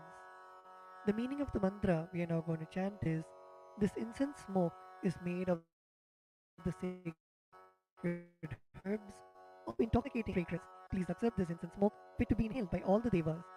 Now please take the lit incense sticks in your hands and slowly wave it towards Swamiji's padukas along with the mantra, and please ring the bell as you do so. Dhupaha Om Vanaspatiraso Divyo Gandhadhyassu Manoharaha Agreyas Sarvadevanam Dhupoyam Pratigrihyatam Om Hrim Esha Dhupaha Sarvadeva Devi Swarupaya Bhagavate Shri Nityananda Paramashivaya Namaha. The next offering is Deepa, the offering of the lit lamp. The meaning of the mantra we are now going to chant is, please accept this light of inner and outer worlds, which is very bright and removes darkness from everywhere.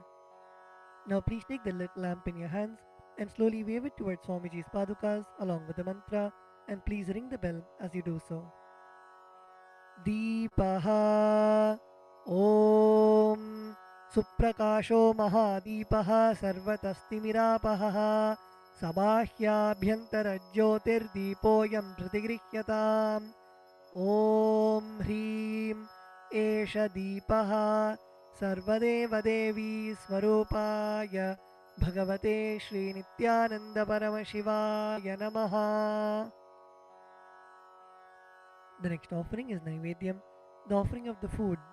The meaning of the mantra we are now going to chant is, these different kinds of food offerings are prepared from sweetener and other ingredients. O Lord, please accept this food offering prepared by me with devotion. Now please take an udrani of water in your hands and hover it clockwise over the Naivedyam and offer the water at Swamiji's padukas along with the mantra, and please ring the bell as you do so. Naivedyam Om Naivedyam Vividham Deva Sharkaradi Vinirmitam Maya Niveditam Bhaktya Grahana Parameshwara Om Hrim Idam Shopakarna Naivedyam Sarvadeva Devi Swarupaya Bhagavate Shri Nityananda Paramashivaya Nivedayami. The next offering is Paniyam, the offering of water for drinking.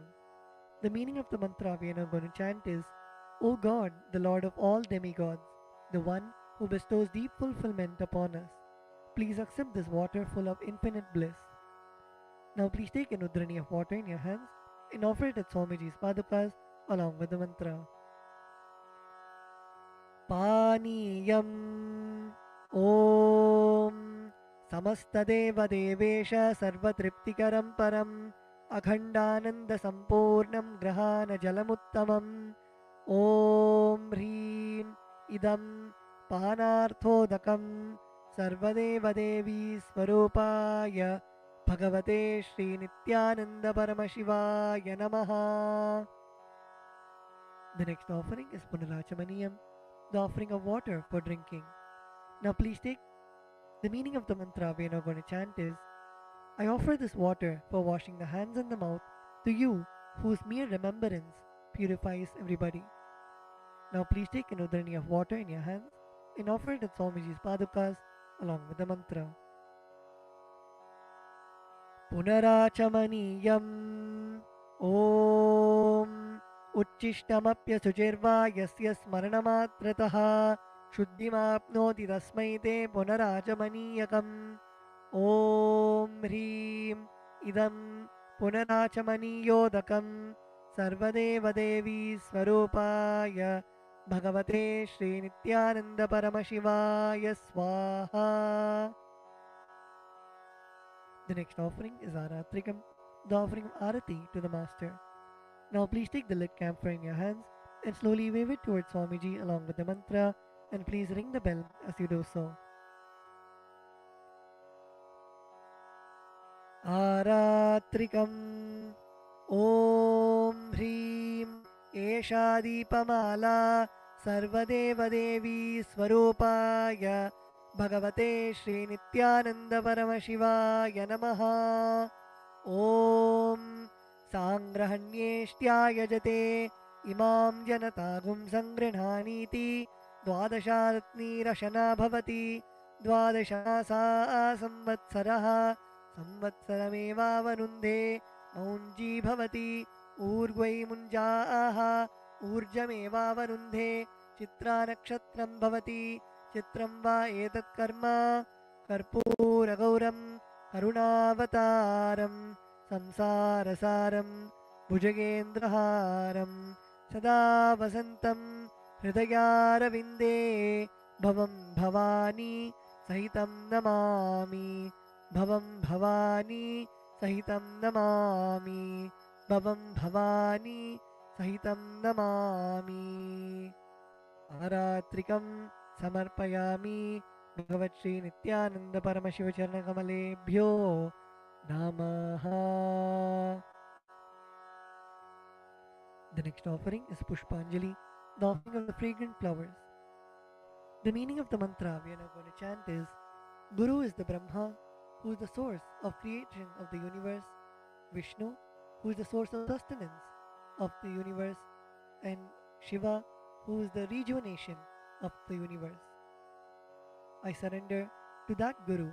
Guru is all the three put together in a single form. I surrender to the Guru, who is omnipresent and who has also given me a glimpse of his experience. I surrender to the Guru, who has with the brush of wisdom opened my eyes, blinded by ignorance. I surrender to the Guru, who by giving the knowledge about the self has burnt my karmic baggage of so many births. I surrender to the Guru, who is the Lord of the cosmos, who is the Guru of the cosmos. My soul is the same soul which is in all the beings. I surrender to Dakshinamurti, the primal Guru, who manifests himself differently in the form of Ishvara, Tower of supreme happiness, the one who is the embodiment of wisdom, who is beyond duality, who is omnipresent, to whom the supreme goal is giving the enlightenment experience, who is eternal, pure, and unshakable, who is the silent spectator of all thoughts, and who is beyond emotions, and who is beyond the three qualities called Sattva, Rajas, and Tamas. Now please take a few flowers in your hands and close your eyes till the end of the mantra and offer the flowers at Swamiji's Padukas at the end of the mantra. Pushpanjalihi Gurur Brahma Gurur Vishnuho Gurur Devo Maheshwaraha Guru Sakshat Param Brahma Tasmai Shri Gurave Namaha. Akhanda Mandalakaram Vyaptam Yena Characharam Tatpadam Darshitam Yena Tasmai Shri Gurave Namaha. Ajnanatimirandhasya Jnananjanashalakaya Chakshurunmilitam Yena Tasmai Shri Gurave Namaha. Aneka Janma Samprapta Karma Bandha Vidahine Atmajnana Pradhanena Tasmai Shri Gurave Namaha. Mannatha Shri Jagannatho Madguru Shri Jagadguruho Mamatma Sarvabhutatma Tasmai Shri Gurave Namaha. Ishvaro Gururatmeti Murti Bheda Vibhagine Vyomavadvyapta Dehaya Dakshinamurtaye Namaha. Nityanandam Paramasukadam Kevalam Jnanamurtim Dvandvatitam Gaganasadrisham Tattvamasyaadilaksham Ekam Nityam Vimalamachalam Sarvadi Sakshibhutam Bhavatitam Trigunarahitam Sadgurum Tam Namami. Pushpanjalim Samarpayami Bhagavat Shri Nityananda Paramashiva Charanakamaleebhyo Namaha. Om Nityanandam.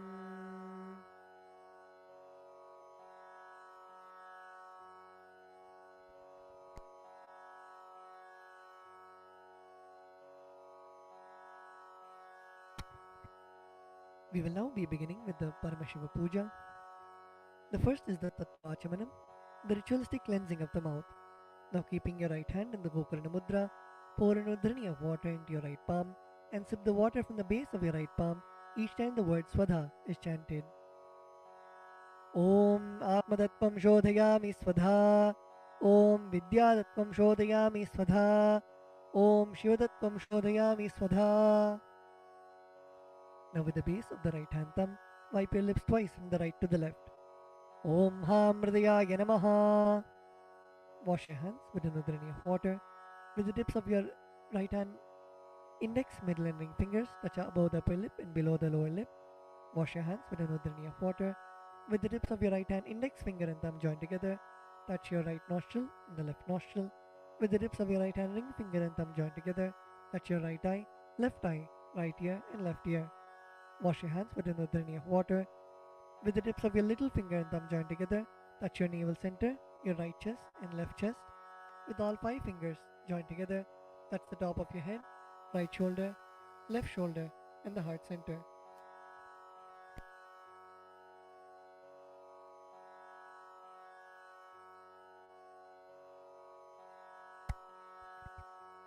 The next is Sakalikaranam, invoking Bhagavan Paramashiva inside our own body. Please close your eyes. Visualize Bhagavan Paramashiva's energy radiating throughout your body. Visualize Swamiji's presence in your inner space. We will now be invoking Bhagavan Paramashiva in every part of our body, filling us with the space of Sohamasmi, that even when I worship, I am Him.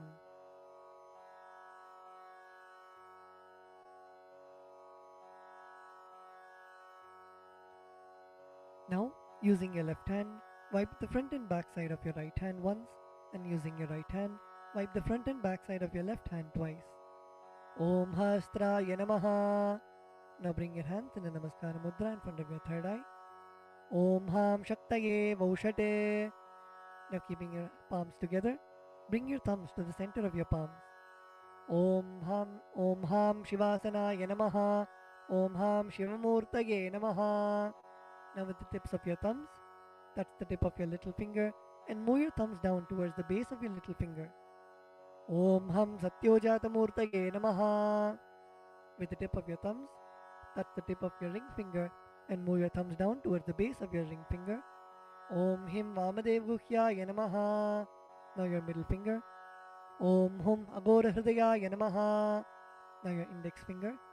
Om Him Tatpurushavaktraya Namaha. Now your thumbs. Om Hom Ishanamurdhaya Namaha. Now bring your palms in front of you. Bring your thumbs touching the center of your palms. Om Ham Hom Vidyadehaya Namaha. Now bend your index, middle and ring fingers such that they touch the center of your palms. Om Hom Netrebhyo Namaha. Now bend your thumbs inwards and now with the tip of your thumbs, touch the tip of your lip. Murtaye Namaha. Now your ring finger. Om Him Shirase Namaha. Now your middle finger. Om Hum Shikhaye Namaha. Now your index finger. Om Haim Kavachaya Namaha. Now with the base of your index finger. Now your thumbs. Om Hastraya Namaha. Now bring your hands into the Mushti Mudra and roll them around each other once. Om Haim Kavachaya Hum. Now bring your hands in the Namaskara Mudra in front of your third eye. Om Ham Shivaya Vaushate. Now bend your thumbs inwards and touch the center of your palms. Om Ham Hom Shivaya Namaha. Now with the right hand, ring finger and thumb joined together, touch Ananda Gandha. Om Ham Shivasanaya Namaha. Om Ham Shivamurtaye Namaha.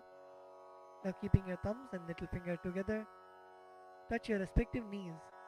Om Ham Satyojatamurtaye Namaha. Now with the right hand thumb and ring finger joined together, touch your navel center. Om Him Vamadevaguhyaya Namaha. Now with your right hand thumb and middle finger joined together, touch your heart center. Om Hum Agorahridaya Namaha. Now with your right hand thumb and index finger joined together, touch above your upper lip.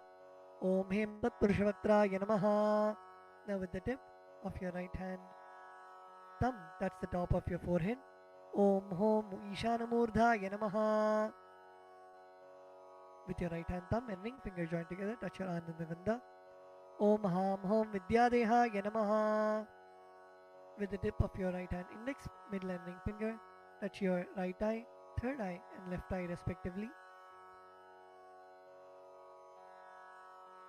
Om Hom Netrebhyo Namaha.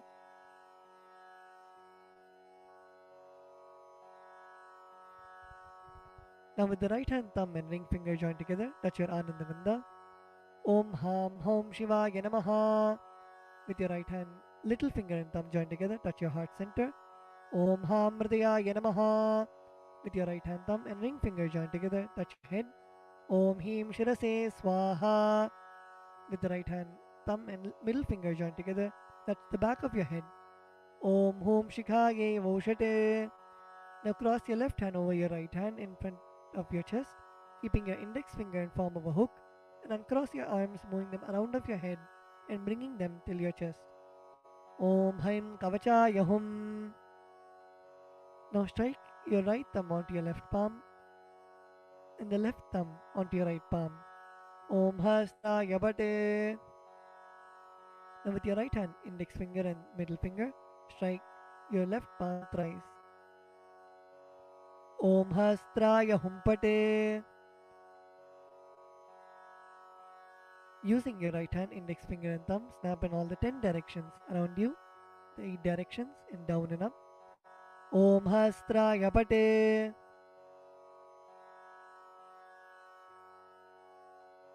Now move your hands from the head to the toes, touching the sides of your body.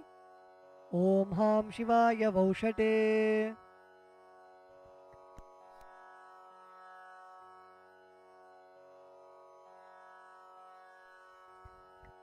The next is Samanya Arghya Stapana, energizing the water with which you worship Bhagavan Paramashiva. Now please mix some akshata, flowers and sandalwood paste into the water in the Panchapatram. Cover the mouth of the Panchapatram with your palm and chant Om 7 times internally. Om Om Om Om Om Om Om. Now snap your index finger and thumb around the Panchapatram in all the 10 directions. Om Hastraya Pate.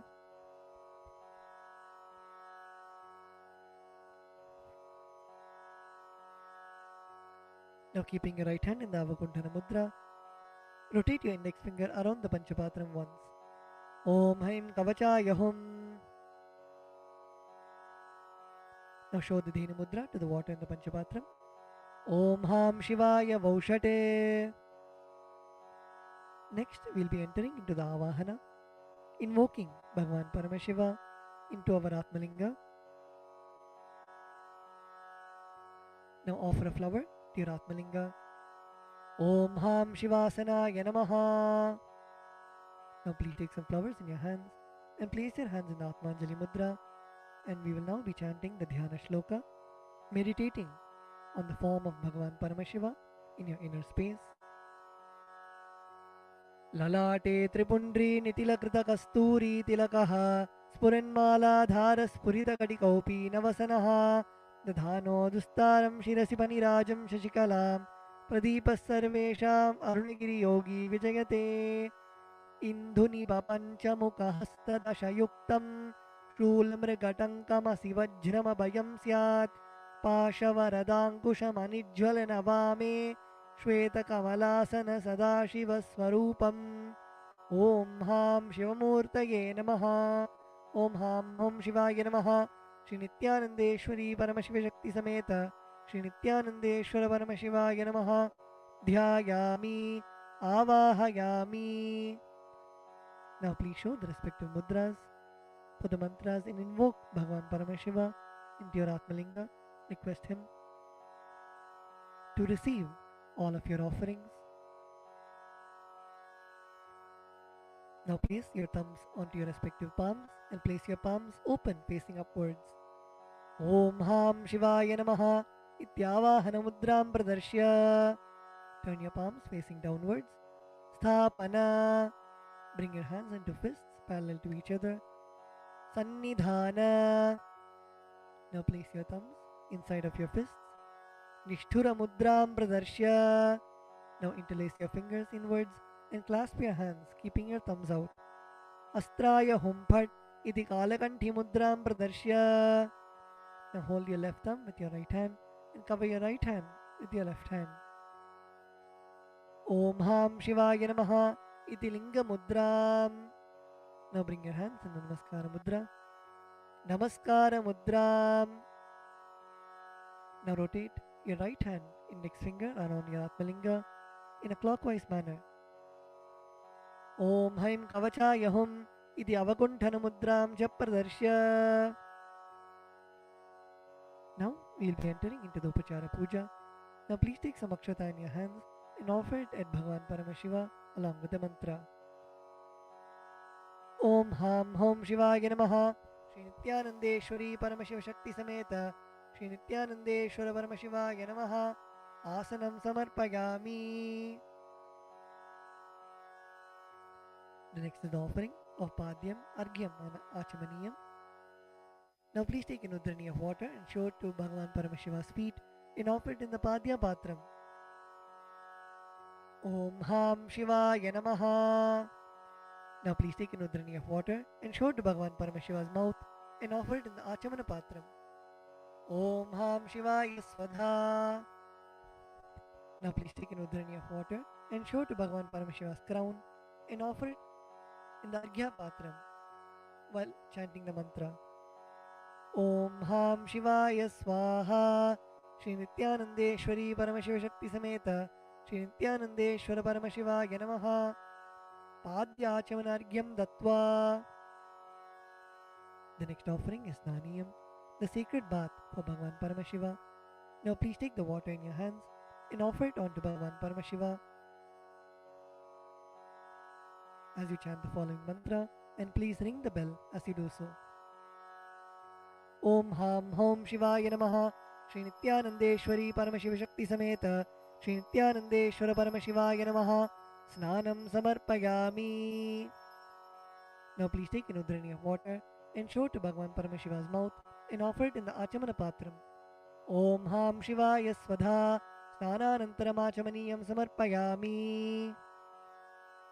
The next offering is Vastram, the offering of fresh clothes to Bhagavan Paramashiva and Paramashiva Shakti. Now please take some akshata in your hands and offer it to Bhagavan Paramashiva along with the mantra.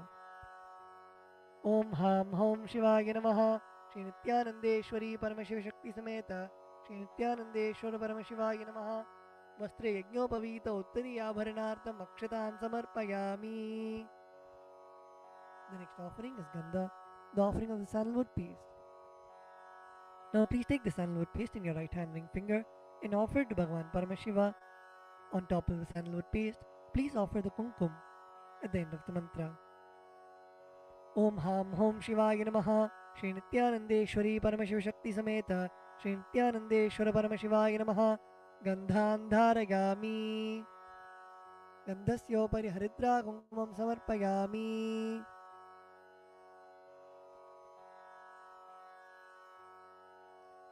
The next offering is Ashtapushpa Puja, the offering of flowers to Bhagavan Paramashiva. Now please take some flowers in your hands and offer the flowers to Bhagavan Paramashiva each time the word Namaha is chanted. Om Bhavaya Devaya Namaha Om Bhavasya Devasya Patne Namaha Om Sharvaya Devaya Namaha Om Sharvasya Devasya Patne Namaha Om Ishanaya Devaya Namaha Om Ishanasya Devasya Patne Namaha Om Pashupate Devaya Namaha Om Pashupate Devasya Patne Namaha Om Ugraya Devaya Namaha Om Ugrasya Devasya Patne Namaha Om Rudraya Devaya Namaha Om Rudrasya Devasya Patne Namaha Om Bhimaya Devaya Namaha Om Bhimasya Devasya Patne Namaha Om Hater Devaya Namaha Om Hatto Devasya Patne Namaha Om Ham Hom Shivaya Namaha Shri Nityanandeshwari Paramashiva Shakti Sameta Shri Nityanandeshwara Paramashivaya Namaha Ashtapushpa samarpayami.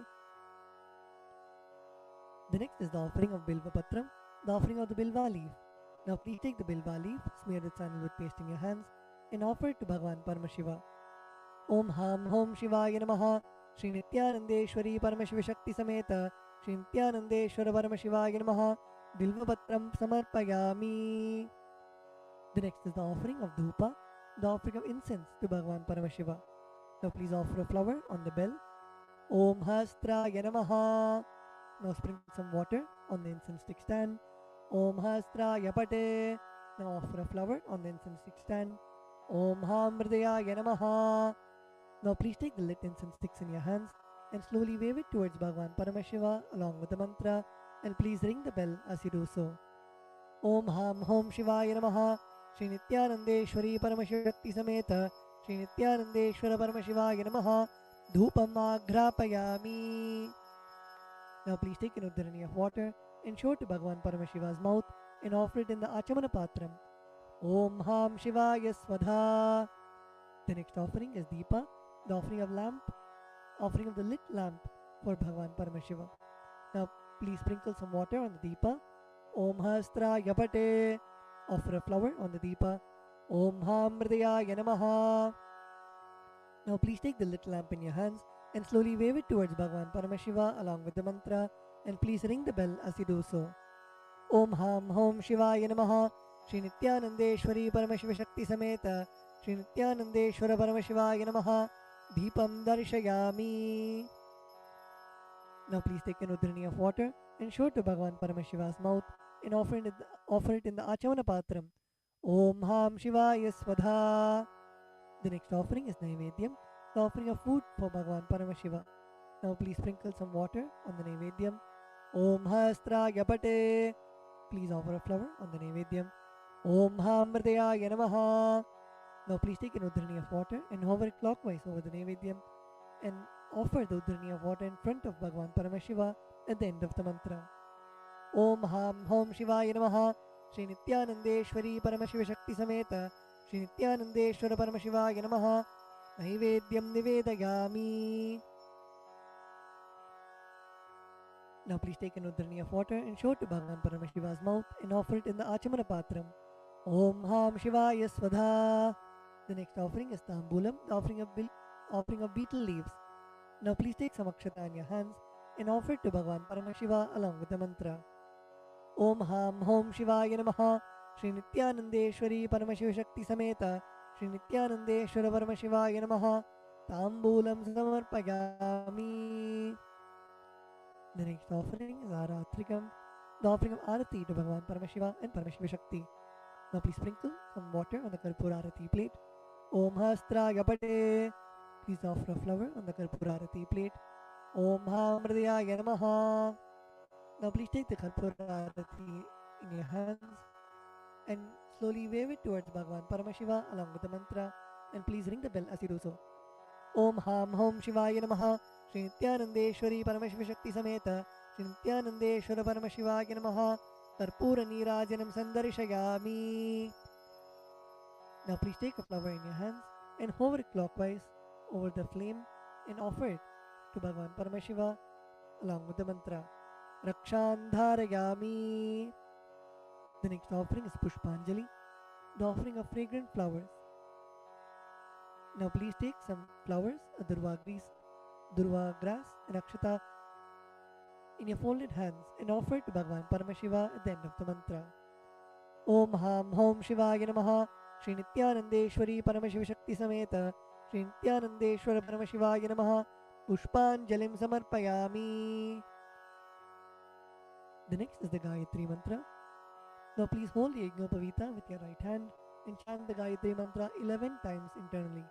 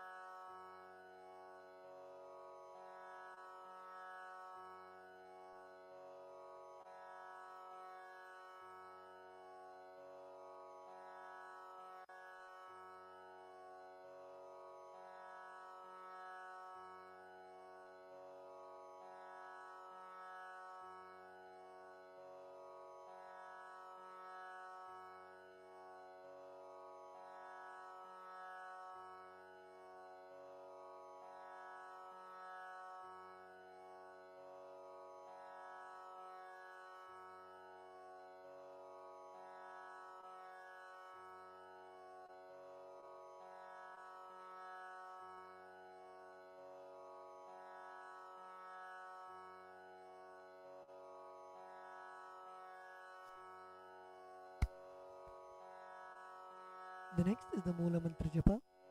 Please close your eyes and chant the Shiva Mula Mantra 11 times internally.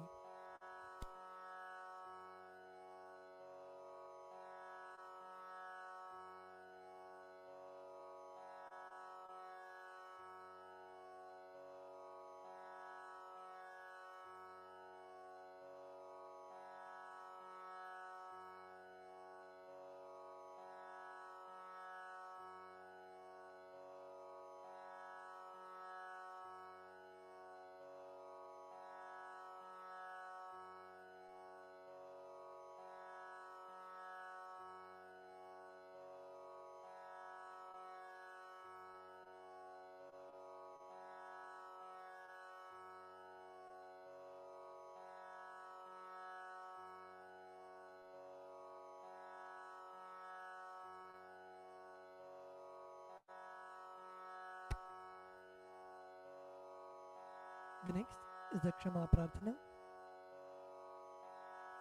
Now please take some flowers, durva grass and akshata into your right hand. Om Ham Hridayaya Namaha. Om Haim Kavachaya Hum. Om Ham Shivaya Vaushate. Now please keep your hands in the Udbhava Mudra and pour some Samanya Arghya water on your hand and let the water flow through your index finger onto the left side of Bhagavan Paramashiva at the end of the mantra. Om Yat Kinchit Karma Devesha Sada Sukrita Dushkritam Tanme Shivabadasthasya Bhunkshakshabaya Shankara Shivo Data Shivo Bhokta Shiva Sarvam Idam Jagate Shivo Yadati Sarvatra Yashiva Sohamevatu. Om Ham Hom Shivaya Namaha. The next is the Tvachanam, the ritualistic cleansing of the mouth. Now keeping your right hand in the Gokarna Mudra, pour an Udharani of water into your right palm and sip the water from the base of your right palm each time the word Svadha is chanted. Om Atmadattvam Shodhayami Svadha. Om Vidyadattvam Shodhayami Svadha. Om Shivadattvam Shodhayami Svadha. Now with the base of your right hand thumb, wipe your lips twice from the right to the left. Om Ham Hridayaya Namaha. Wash your hands. With the tips of your right hand index, middle and ring fingers, touch above the upper lip and below the lower lip. Wash your hands. With the tips of your right hand index finger and thumb join together, touch your right nostril and left nostril. With the tips of your ring finger and thumb join together, touch your right eye, right ear and left ear. Wash your hands with an Udharani of water. With the tips of your little finger and thumb join together, touch your navel center, right chest and left chest. With all 5 fingers joined together, touch the top of your head, right shoulder, left shoulder and the heart center. Wash your hands with an Udharani of water. Let us now offer our gratitude at the lotus feet of our beloved Swamiji and end with the Purna Mantra. Om Purnamadav Purnamidam Purnat Purnam Dachyate Purnasya Purnamataya Purnamevavashishyate. Om Shanti Shanti Shantihi. Harihi Om Tatsat. Sarvam Bhagavat Sri Nithyananda Paramashiva Padukarpanamastu. Om Nithyanandam. Established since 2002 in the United States of America, the United Ancient Nations is an intergovernmental organization, currently made up of 160+ members and indigenous nations. The UAN and its work are guided by the purposes and principles contained in its founding charter. The UAN is a manifestation of the profound connection amongst indigenous peoples across the world, including African, Andean, American, European, Caribbean, Oceanic, and Asian regions, rooted in shared wisdom, sustainable practices, and deep reverence for the earth. The United Ancient Nations serves as an international cultural and diplomatic organization focused on uniting indigenous cultures globally. Our governance structure is council-based without territorial claims, led by a collective leadership through our General Secretariat. As a non-state entity with UN-style advocacy, we focus on several key areas: cultural and digital heritage preservation, indigenous diplomacy, revival of indigenous knowledge systems to solve humanity's problems, global peace, environmental preservation, health and wellness, sustained economic development, indigenous and cultural tourism. While the UAN represents numerous indigenous cultures, the United States of KAILASA serves as the first indigenous nation specifically for Hindus. KAILASA's mission is focused on the revival of the ancient enlightened Sanatana Hindu civilization with a formal governance structure including a head of state, ministers, and ambassadors. Under the leadership of SPH, Supreme Pontiff of Hinduism, BHAGAVAN Nityananda Paramashivham, KAILASA has achieved recognition as a sovereign subject of international law, possessing distinctive attributes of juridical statehood. The United States of KAILASA is the main sponsor of the proposed UAN headquarters. This initiative would bring forth an estimated $100 million in revenue for the host country through summits, conferences, tourism, and development projects. The proposed UAN headquarters would represent the world's indigenous nations and peoples through its architectural design. It would blend the best of all worlds, featuring top modern architecture, the highest green building standards, and ancient Vastu architectural principles. This headquarters would serve as a central hub for indigenous diplomacy, cultural preservation, and collaborative efforts towards sustainable development and global peace. Through this initiative, we aim to create a dignified platform for indigenous leadership rooted in ancestral wisdom, cultural legitimacy, and collaborative innovation, enhancing global dialogue and regional stability. The establishment of the UAN headquarters would position a host country at the forefront of a global movement promoting indigenous wisdom while creating significant economic opportunities for the nation and its people.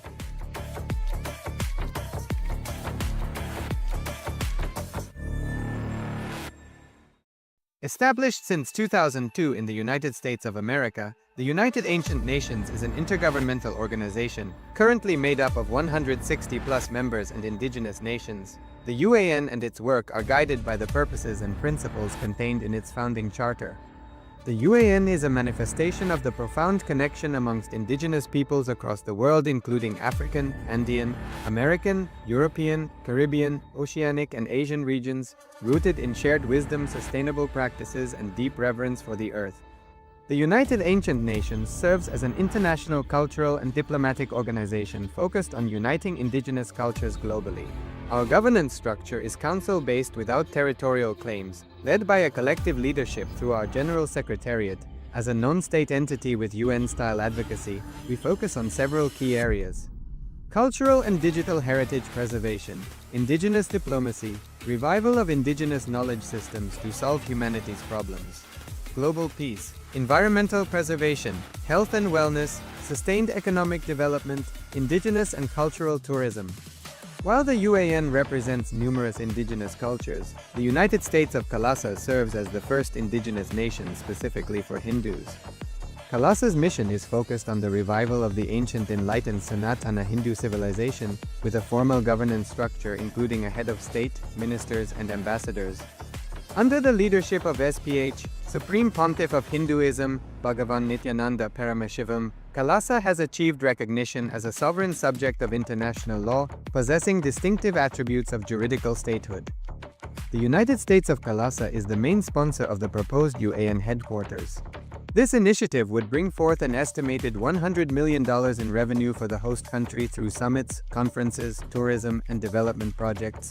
The proposed UAN headquarters would represent the world's indigenous nations and peoples through its architectural design. It would blend the best of all worlds, featuring top modern architecture, the highest green building standards, and ancient Vastu architectural principles. This headquarters would serve as a central hub for indigenous diplomacy, cultural preservation, and collaborative efforts towards sustainable development and global peace. Through this initiative, we aim to create a dignified platform for indigenous leadership rooted in ancestral wisdom, cultural legitimacy, and collaborative innovation, enhancing global dialogue and regional stability. The establishment of the UAN headquarters would position a host country at the forefront of a global movement promoting indigenous wisdom while creating significant economic opportunities for the nation and its people.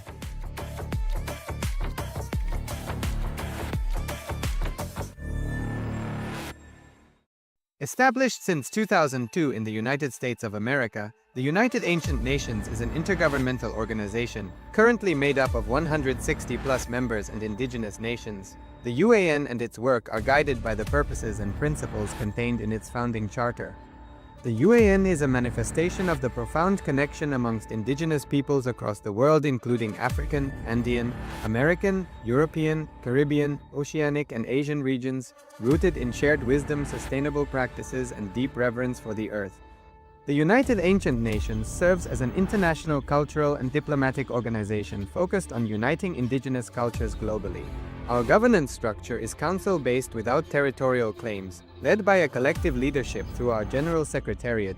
As a non-state entity with UN-style advocacy, we focus on several key areas: cultural and digital heritage preservation, indigenous diplomacy, revival of indigenous knowledge systems to solve humanity's problems, global peace, environmental preservation, health and wellness, sustained economic development, indigenous and cultural tourism.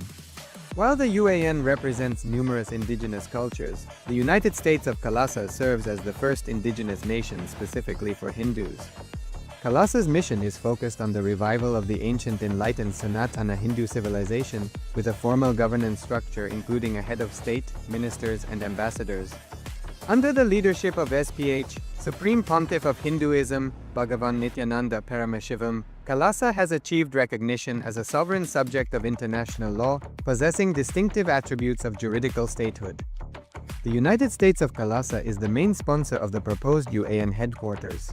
This initiative would bring forth an estimated $100 million in revenue for the host country through summits, conferences, tourism, and development projects.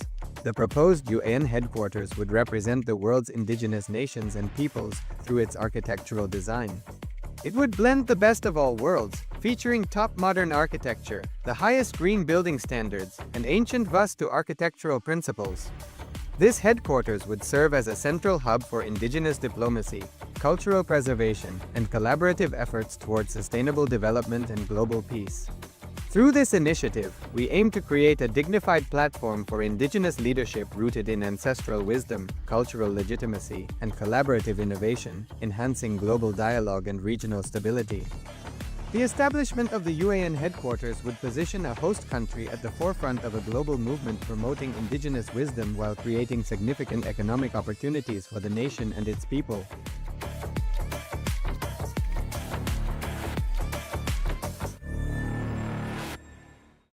Established since 2002 in the United States of America, the United Ancient Nations is an intergovernmental organization, currently made up of 160+ members and indigenous nations. The UAN and its work are guided by the purposes and principles contained in its founding charter. The UAN is a manifestation of the profound connection amongst indigenous peoples across the world, including African, Andean, American, European, Caribbean, Oceanic, and Asian regions, rooted in shared wisdom, sustainable practices, and deep reverence for the earth. The United Ancient Nations serves as an international cultural and diplomatic organization focused on uniting indigenous cultures globally. Our governance structure is council-based without territorial claims, led by a collective leadership through our General Secretariat.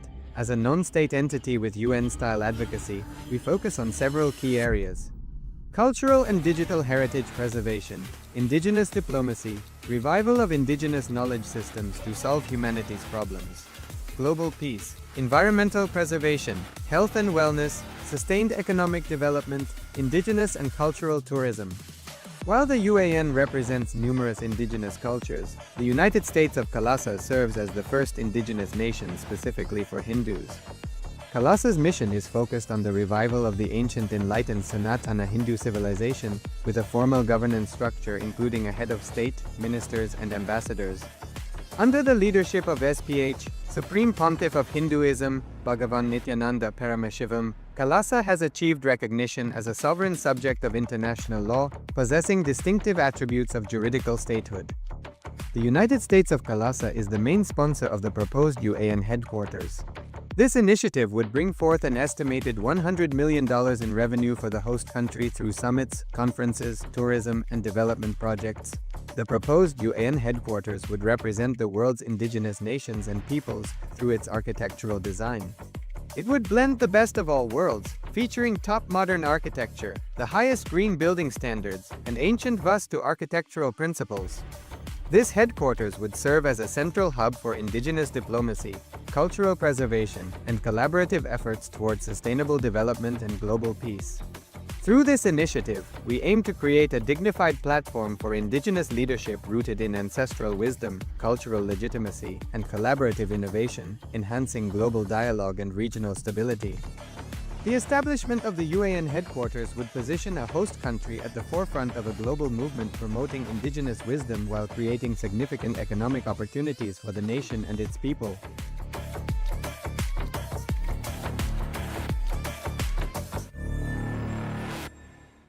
Established since 2002 in the United States of America, the United Ancient Nations is an intergovernmental organization, currently made up of 160+ members and indigenous nations. The UAN and its work are guided by the purposes and principles contained in its founding charter. The UAN is a manifestation of the profound connection amongst indigenous peoples across the world, including African, Andean, American, European, Caribbean, Oceanic, and Asian regions, rooted in shared wisdom, sustainable practices, and deep reverence for the earth. The United Ancient Nations serves as an international cultural and diplomatic organization focused on uniting indigenous cultures globally. Our governance structure is council-based without territorial claims, led by a collective leadership through our General Secretariat. As a non-state entity with UN-style advocacy, we focus on several key areas: cultural and digital heritage preservation, indigenous diplomacy, revival of indigenous knowledge systems to solve humanity's problems, global peace, environmental preservation, health and wellness, sustained economic development, indigenous and cultural tourism. While the UAN represents numerous indigenous cultures, the United States of KAILASA serves as the first indigenous nation specifically for Hindus. KAILASA's mission is focused on the revival of the ancient enlightened Sanatana Hindu civilization, with a formal governance structure including a head of state, ministers, and ambassadors. Under the leadership of SPH, Supreme Pontiff of Hinduism, BHAGAVAN Nithyananda Paramashivam, KAILASA has achieved recognition as a sovereign subject of international law, possessing distinctive attributes of juridical statehood. The United States of KAILASA is the main sponsor of the proposed UAN headquarters. This initiative would bring forth an estimated $100 million in revenue for the host country through summits, conferences, tourism, and development projects. The proposed UAN headquarters would represent the world's indigenous nations and peoples through its architectural design. It would blend the best of all worlds, featuring top modern architecture, the highest green building standards, and ancient Vastu architectural principles. This headquarters would serve as a central hub for indigenous diplomacy, cultural preservation, and collaborative efforts towards sustainable development and global peace.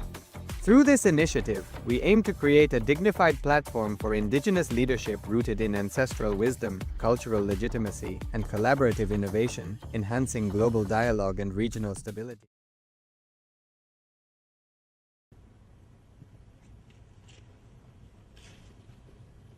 Before entering into the sutra, just few understandings, few words about the scripture, Shiva Sutra. This book is not even just a manual for enlightenment.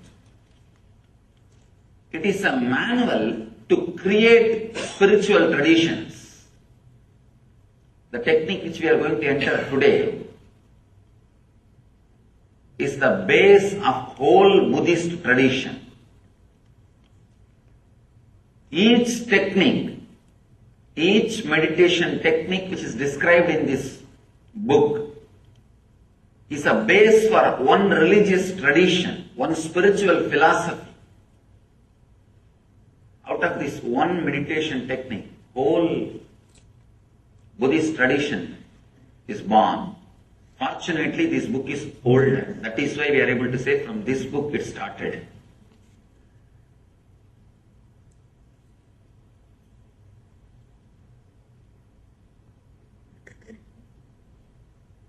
People ask, how can you keep Buddha also along with gods? Because Buddha did not accept Vedic gods. If you read deeply, Buddha never said there is no God or God does not exist. Whenever he was asked the question, he just avoided. Just not to waste the time. Because whenever you say yes or no, you have enough arguments. People come and ask me, Swami, is there God?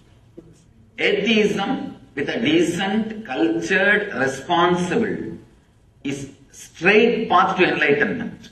There are many masters who led people to enlightenment through atheism. Very rational, logical, responsible. There are many masters who never accepted God but led people towards godliness.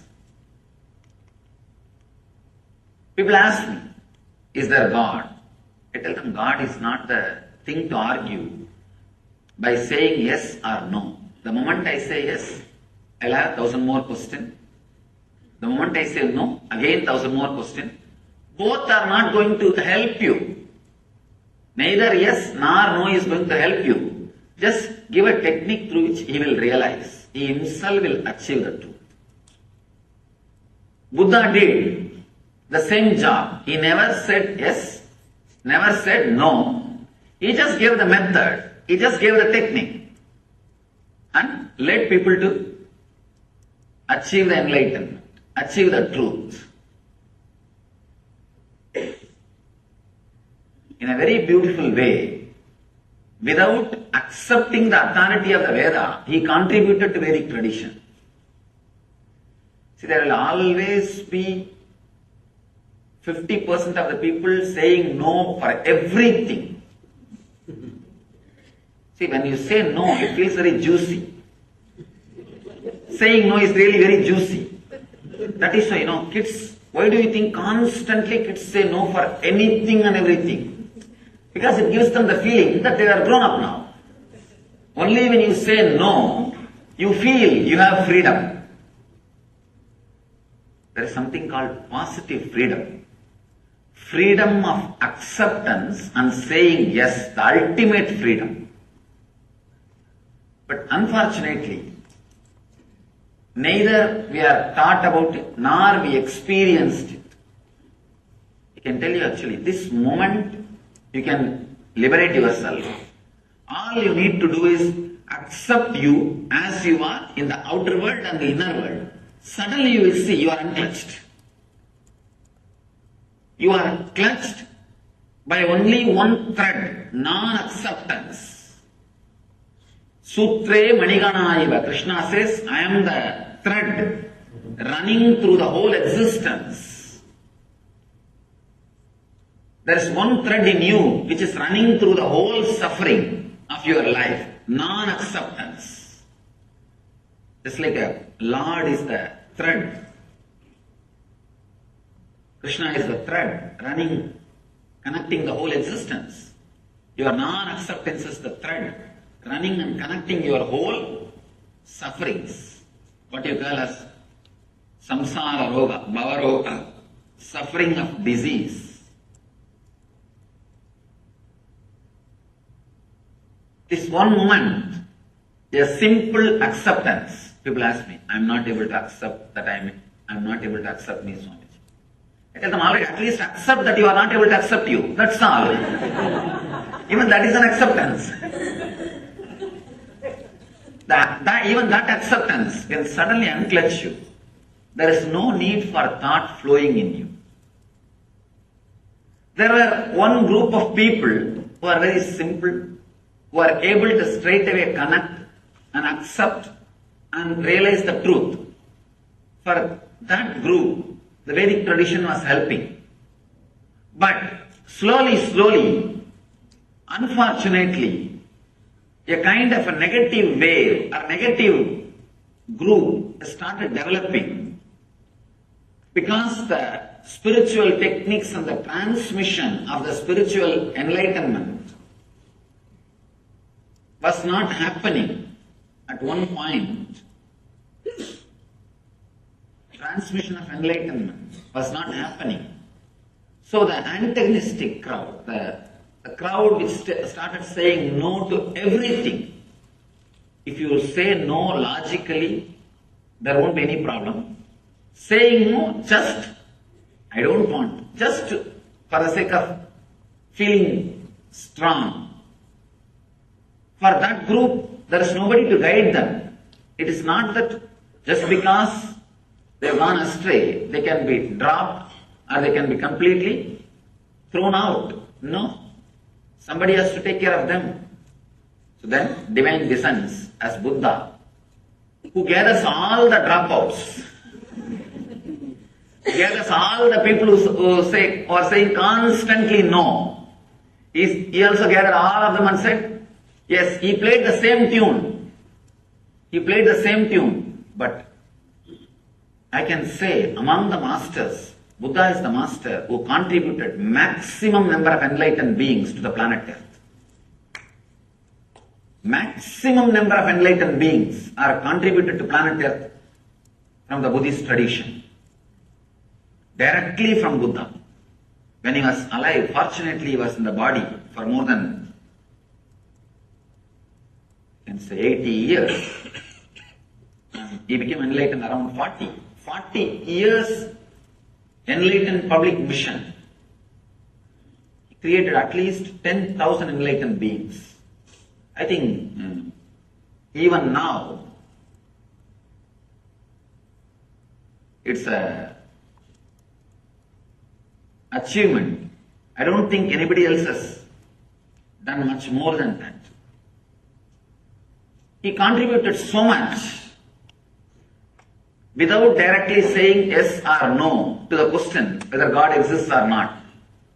He straightaway gave the technique. And that technique is from this sutra. This is the sutra which forms the core, center of the Buddhist tradition. Let me read the sutra, then we will understand. Unminding the mind, keep in the middle until it drops.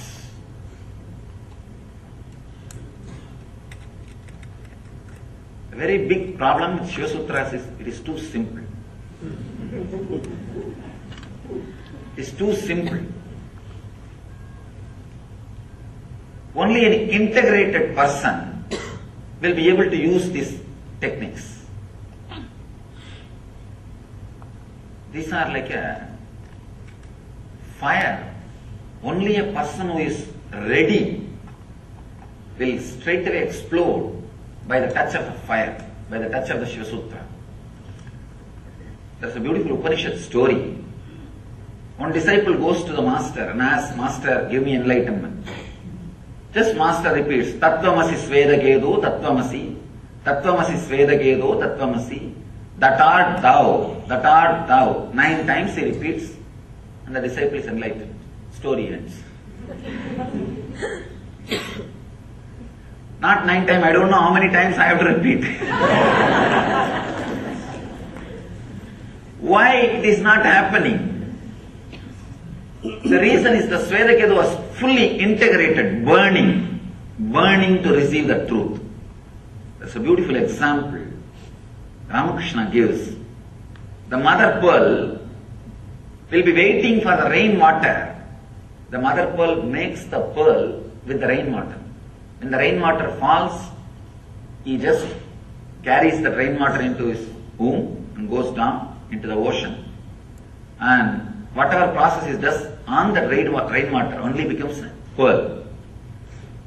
So just like mother pearl waiting with a wide open mouth on the ocean above the water, she will be just waiting for the rainwater. She cannot take the salt water and make pearl. She needs pure rainwater. The moment one drop rainwater falls on the pearl, mother pearl, immediately she will go into the ocean, deepest layer, and she will start doing the process. She will come out with the pearl. Only a person who is seeking intensely like a mother pearl for the initiation, waiting with open being.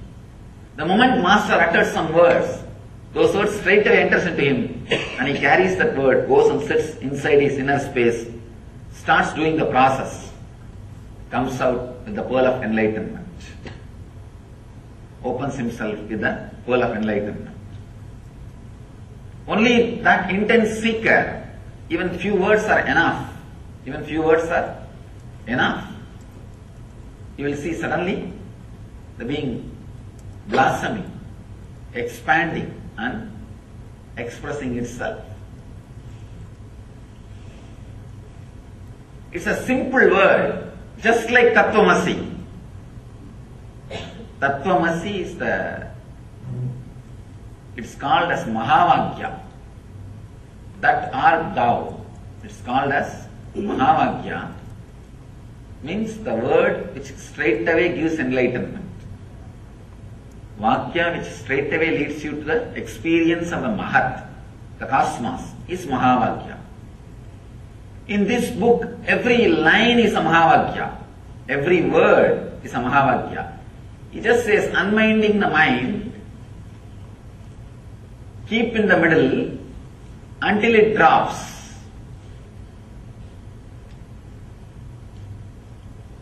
Buddha calls it as a Madhyapanta, middle path.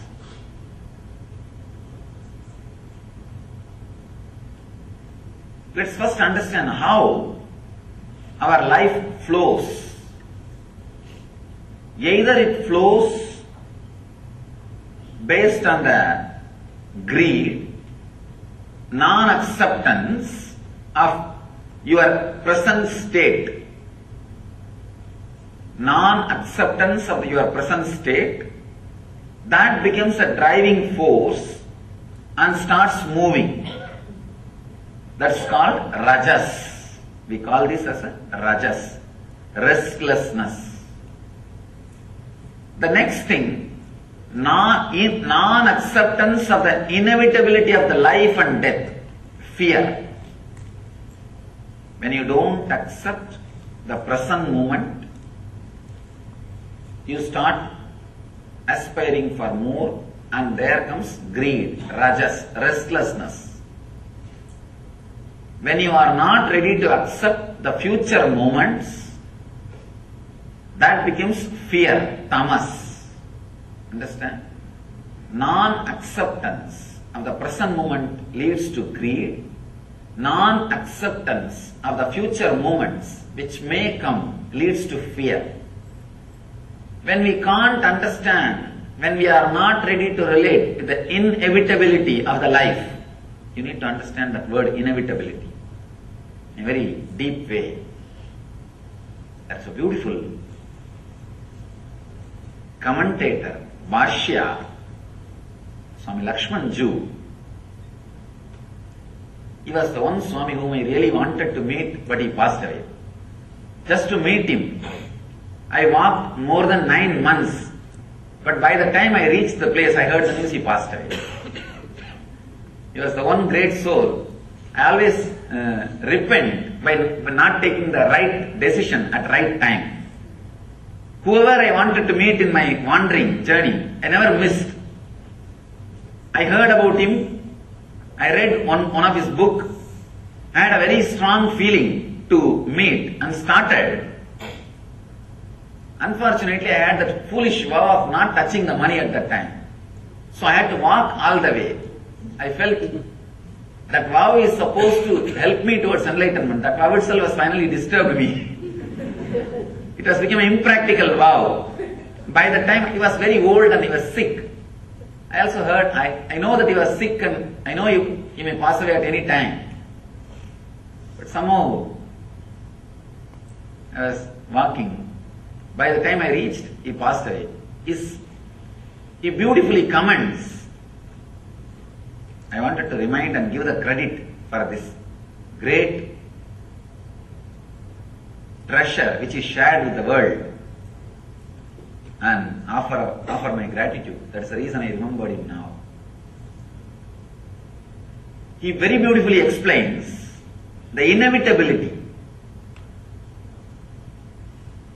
For example, now I am sitting here and you are sitting here. Next moment, if you want, you can go from this hall to that hall, this hall to the outside room. This is a kind of a freedom. Second thing, you can only go, but you can't fly. You have certain freedom and you have certain bondage. Understand? There are few things which you can do. If you want, you can move the right hand. If you want, you can move the left hand. If you want, you can stand up and walk. But you cannot fly. The inevitability means this moment, whatever power you have, you will be able to handle those power. Whatever you don't have, you don't have. You may think, it is a simple thing. Why do I need to contemplate about it? If you look into your thinking system, you are constantly struggling to do something which you very clearly know you can't do it. Many times, you are constantly hitting the wall. Hitting the wall gives you ego satisfaction. Understand? And not only that, many times you are struggling. Actually, corruption which happens in your inner space, the corruption which happens in your programming, what I call ori, comes from this very root, non-acceptance of the inevitability of the moment. I think maybe few more words you will be able to understand deeply. Let me explain in two ways. One,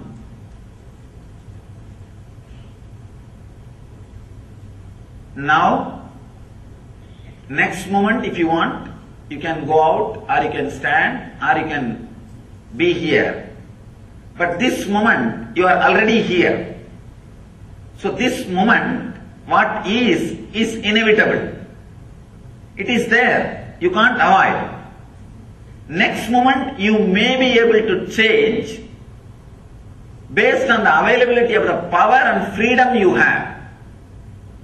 That also in a very restricted way.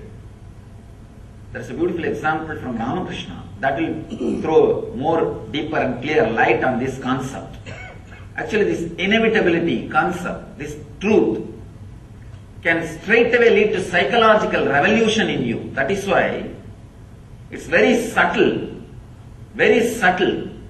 But if you can put your attention and understand every line I am trying to express, another difficulty is I read his books in Sanskrit and my internal expression, the whole thing happens in Sanskrit. I have to translate the whole thing into English. That is where the difficulty comes, and moreover the English does not have such a rich words. To tell you honestly, English is a beautiful word for outer science, not for inner science. English is not the word to transmit the science of enlightenment, to transmit the technical things of enlightenment.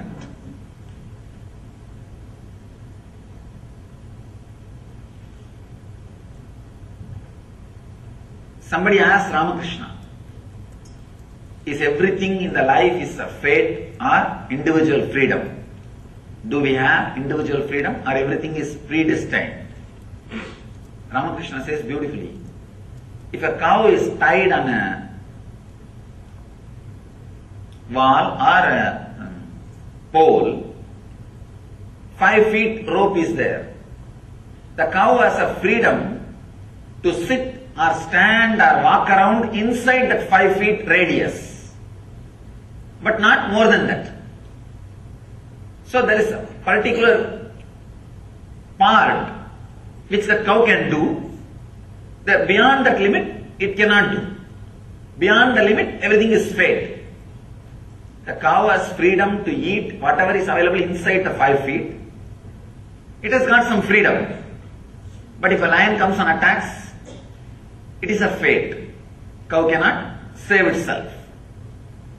If the cow behaves properly, with that freedom, the owner may extend the rope. If he is not bullying around, if he is not hitting people, if he is not doing nonsensical things to disturb others, The owner may extend the rope or may even completely leave it free, liberate. So the freedom, the individual freedom or fate, predestined, comes based on our lifestyle. We do have a certain kind of a freedom if we properly use it for a right purpose, for not hurting others, living properly. That freedom can be extended or completely given to you. Accepting the inevitability. Now, this is the freedom we have. Next moment, we may have, may not have. And this moment, whatever is happening is inevitable. That is the way it is happening. You cannot bring the moment which is lost back and correct it, alter it. There is no time machine. Inevitability means accepting all these three ideas. First thing, you cannot bring things back and alter. Second thing, this moment is this moment. Nothing can be added to it. If you want, you can only add in the next moment. Third thing, even the adding in the next moment is not completely under your control. These three understandings, when it settles in you, it brings a tremendous psychological revolution.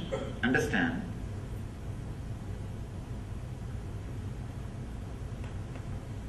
The basic thing needed for enlightenment is psychological revolution. Clarity about the self, world and God. Jiva, Jagat, Ishvara. Jiva is the self. How you think, how you are driven, what is your inspiration, what makes you run in your life, what makes you move in your life, why you think, how you think. This understanding is Jiva. Then Jagat, how the clarity which happened in me or the desires and fears I feel in me, how I am going to connect it with the world. If I have some desires, how am I going to get it from the world? If I have some fears, how am I going to avoid it? Avoid those things being forced upon me by the world. That relationship is Jagat. Ishvara means the source for both. The source for individual self and the world is the Ishvara. Achieving that source, all these three is what is called enlightenment. First, having clear understanding about Jiva. Why you think, how you think. This clarity will give you the experience about Jiva. Then, how to connect with the world through your fear or through your greed. Achieving what you want to achieve or keeping away from what you don't want. This is the realization about the Jagat, world. The third, Ishvara, which is the source of these two, experiencing it. Actually, it's a very subtle truth, but very strong truth. Just by understanding, it can liberate you. Just a simple understanding, it can solve so many problems, so many things. The click will straight away happen just by understanding. This sutra is the Nitya Sutra. Nitya Sutra means you need to practice it eternally. Actually, anything which you need to practice eternally, you don't need to practice. All you need to do is it should become part of you. It should be internalized. Anything you need to practice in particular time only, you need to put your effort and practice. Anything which is Nitya Sadhana, the eternal practice, you don't have to do anything. Understand and internalize it.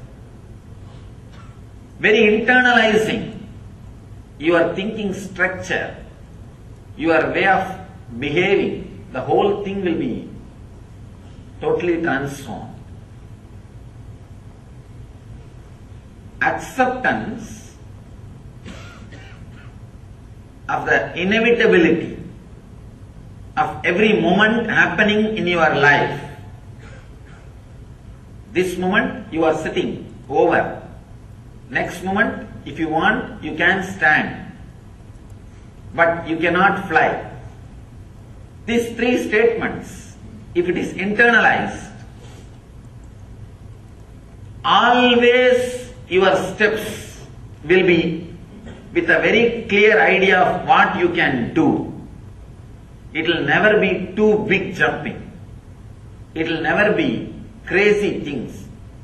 The big problem is, people come and ask me, suddenly Swamiji, everything was going well, suddenly my life has become a failure. Understand, failure will never be suddenly. It will never be suddenly. We always think it is suddenly because we never understood the warnings. We never looked into ourselves, what we are doing. If you don't understand what you are doing, naturally failure will be sudden. Understand, in the planet Earth, created by God, only miracles happen, never accidents happen. Problem is, when you don't have understanding and clarity, even miracles look like accidents. Miracles and accidents, actually both are same, which is not understandable by logic, which is not definable by your logic. Based on how you face it, you call it as a miracle or accident. If the same thing happens to your neighbor, it is considered as accident. If it happens to you, it is a miracle. That's all, nothing else. How you face it, how you face it, how you see it.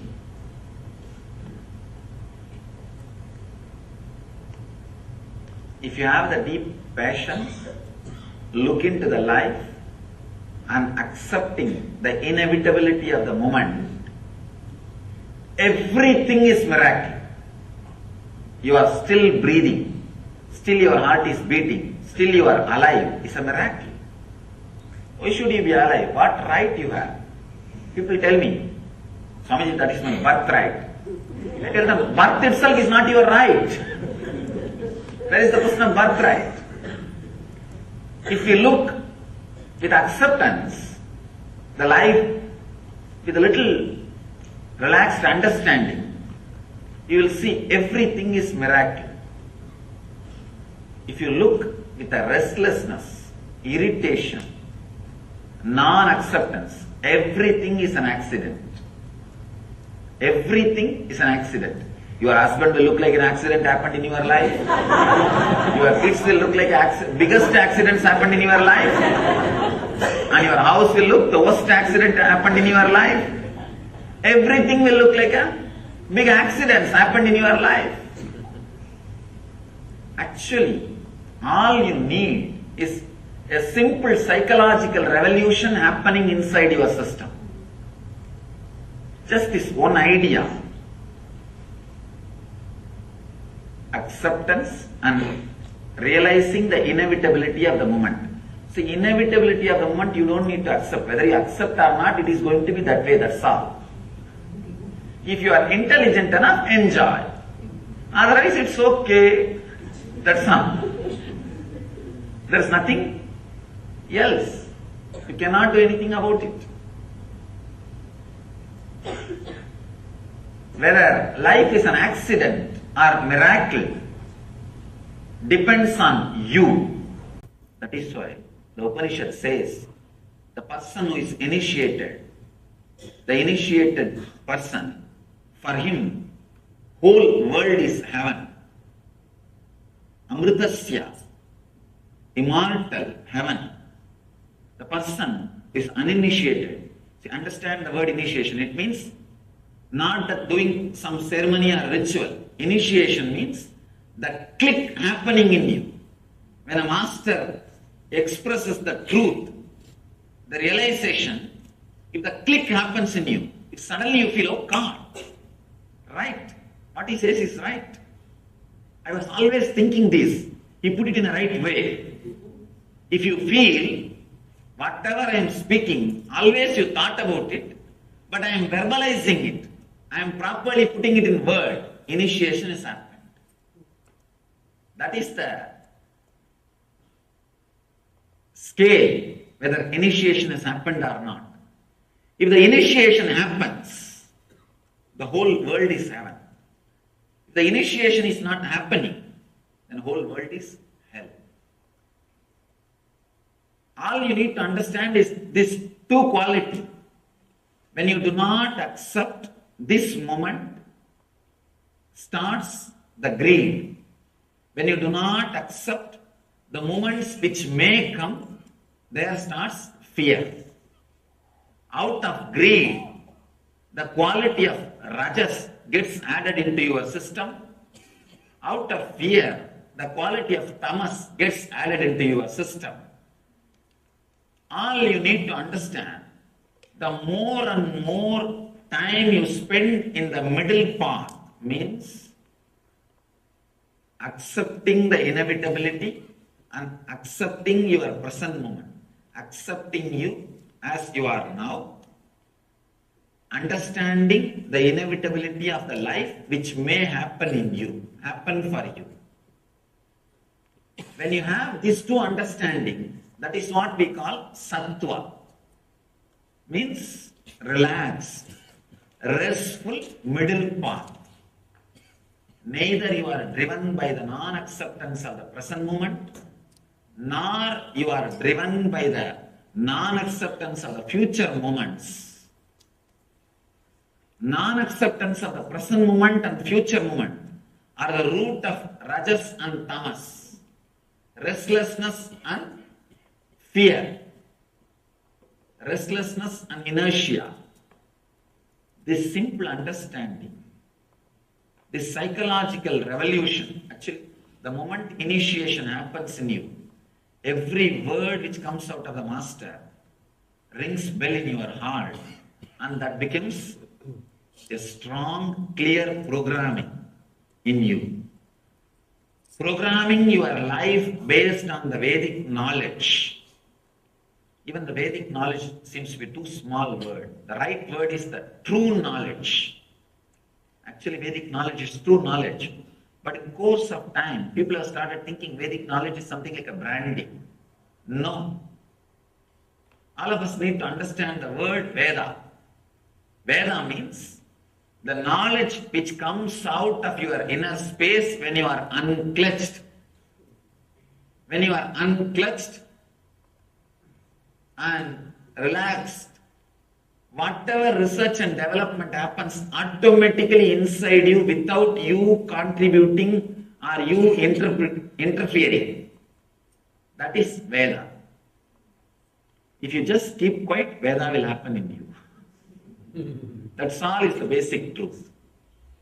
When you unclutch and rest in a silence, relax in silence, a strong visualizations without verbalizations will happen in you.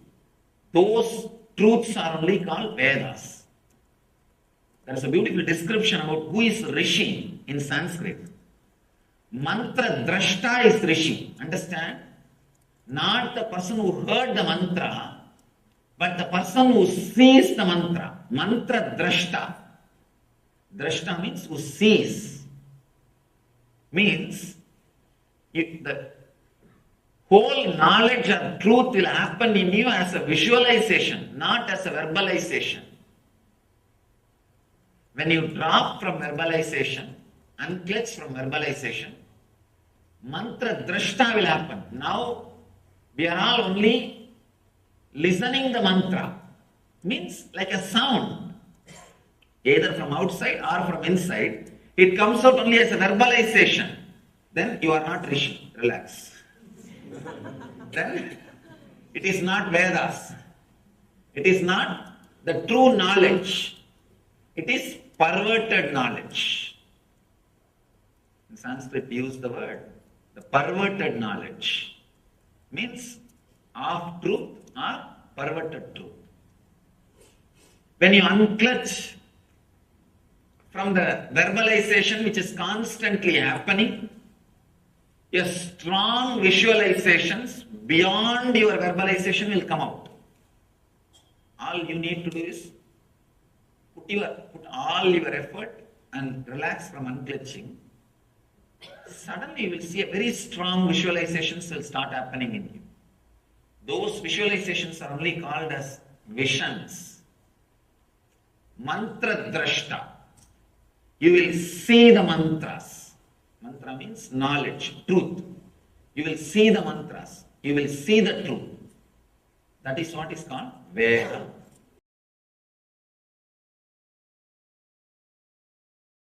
Please sit straight. Sit in a very relaxed way. Very consciously, with a strong decision, intensely create an intention that you are accepting you as you are in the outer world and in the inner world this moment. Tell yourself, I have enough in the outer world, nice things. I have enough of good qualities in the inner world, nice things. I am accepting myself completely. No need to develop myself in the outer world or in the inner world. If I have ego, that is okay. If I have guilt, that is okay. If I have fear, that is okay. If I have greed, that is okay. Whatever you have been told that you have, it's okay. Accept. Right or wrong. Decide consciously, I accept. Please close your eyes and sit in a very relaxed way without moving the body. Body movements will create thoughts. So if your body is stable without movement, it can take you to the deeper silence.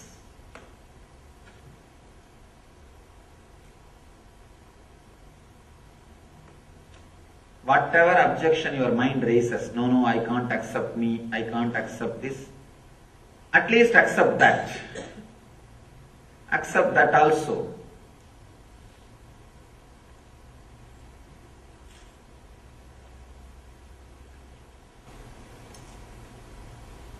Accept the present moment. Accept all the future moments. Whatever your mind thinks as the worst thing can happen to your life, accept even those moments. If it happens, you cannot avoid. It is inevitable. Understand the inevitability and accept it.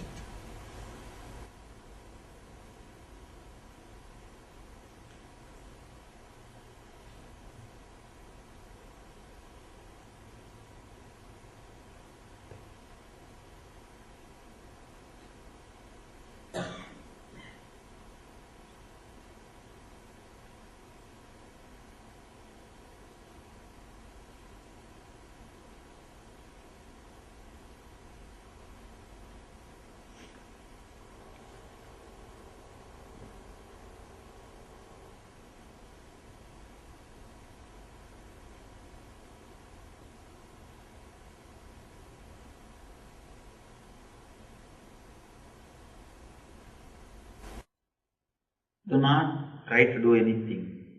There is no need to repeat any mantra. Just sit with this acceptance. Automatically you will see your breathing flows with the deep sound of that hum sound. Just you become silent. You will hear that mantra which is getting repeated constantly, continuously in you.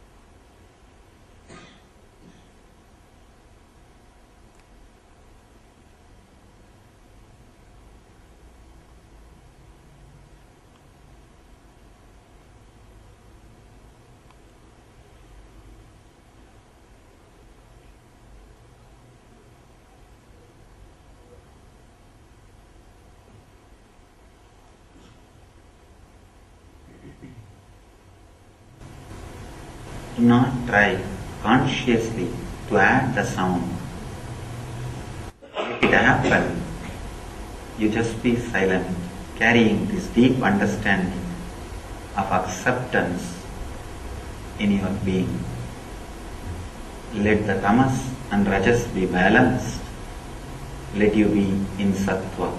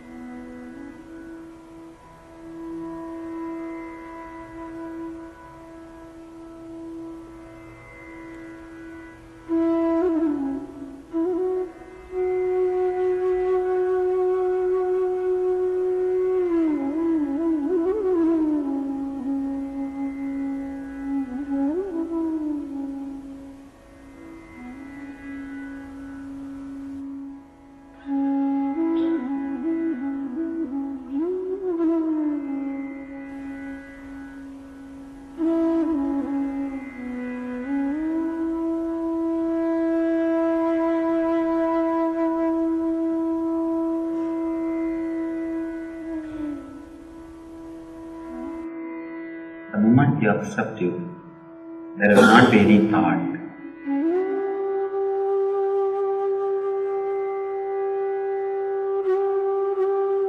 Whatever you saw and heard from the outer world, drop it and accept it.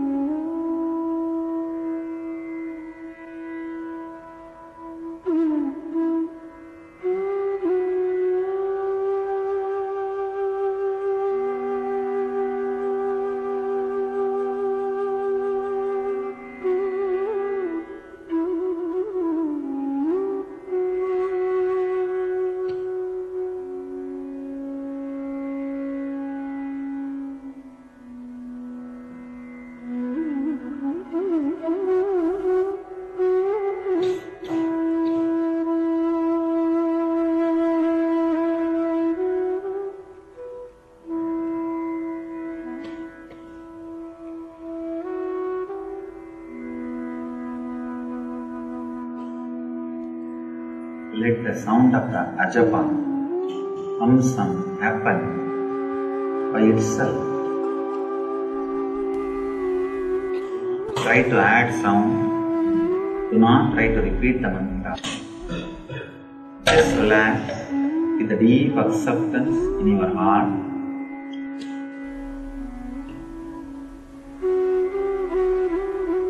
Let the mantra happen in you.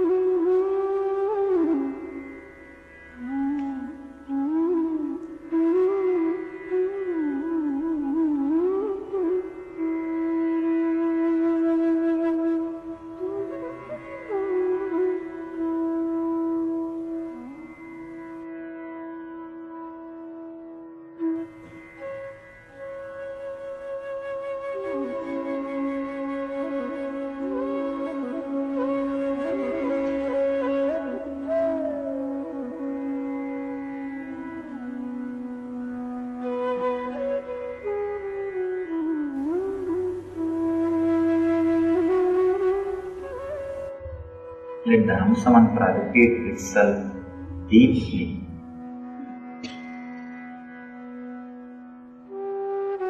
You will lost the connection, come back and again sit with a deep acceptance.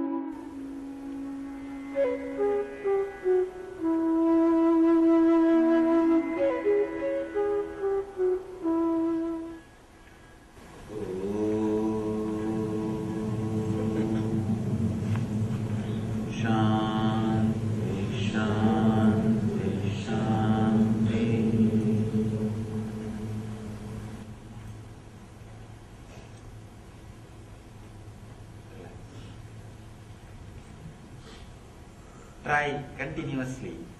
Actually, this technique is not supposed to be done in a particular time. Continuously, whenever you feel that rajas is happening, come back.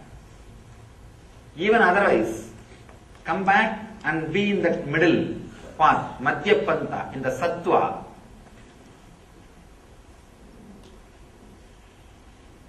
Let the Hamsa mantra repeat itself. Because you are talking constantly inside yourself, the Hamsa mantra is never heard by you. If you relax from talking, inner chattering, by the acceptance, the Hamsa mantra will be heard by you. Again and again come back and be in the Hamsa mantra, ajapa japa, the middle path, the sattva, center. Suddenly you will see, as I was telling, this brahmachari's counter. First day you may need 100 times to come back. Within few weeks it will become 10 times. Within 3 months you will see. You don't need to come back at all. Constantly the ajapa, the Hamsa mantra is happening in you. You are centered in sattva, but you are able to do all your activity. Your profession, your business, your relationships, your life, and you will be able to manage everything, but you are centered on ajapa, you are centered on sattva. That is what I call living enlightenment. That is what I call jivan mukti. Means even while you are living, you are liberated.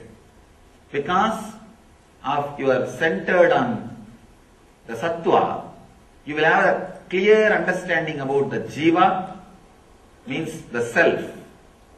You will have a clear understanding on way to relate with the jagat, the world. Because of these two clarity, naturally you will fall into the source, which is Ishvara, God. The person who has realized Jiveshvara Jagat, the person who can play with all these three and enjoy, he is the enlightened being. So understand and carry this acceptance and the truth in your heart, and let this ajapa japa, the Hamsa mantra, repeat itself in your inner space, and let you live enlightenment. Let you all achieve and radiate the eternal bliss, Nithyananda. Thank you.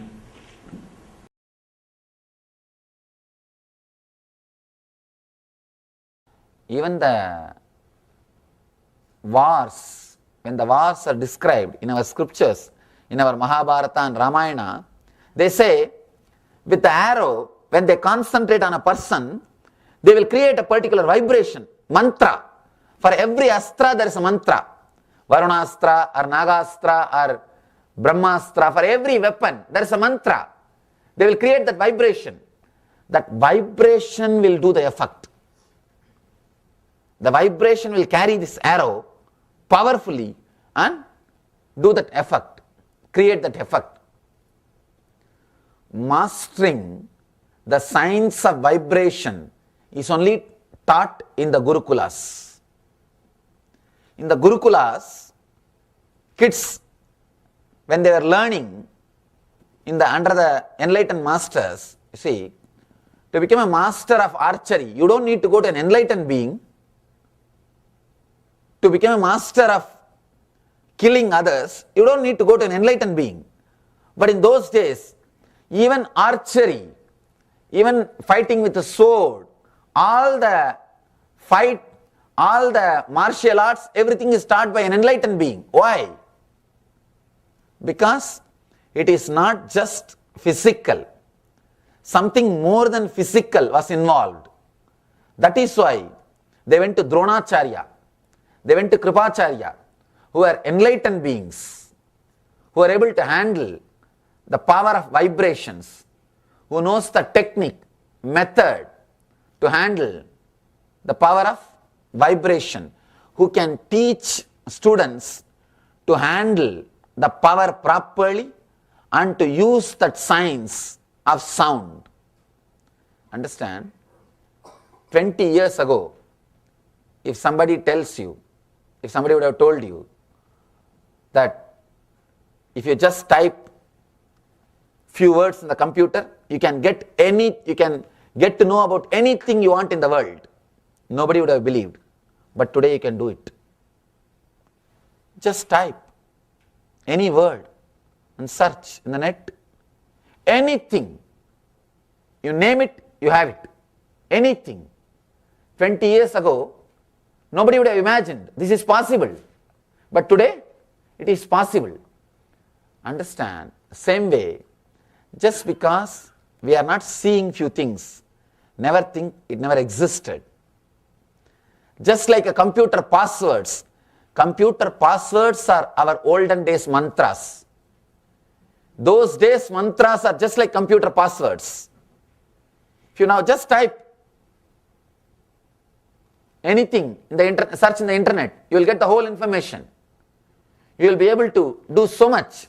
Same way, those days our masters had passwords.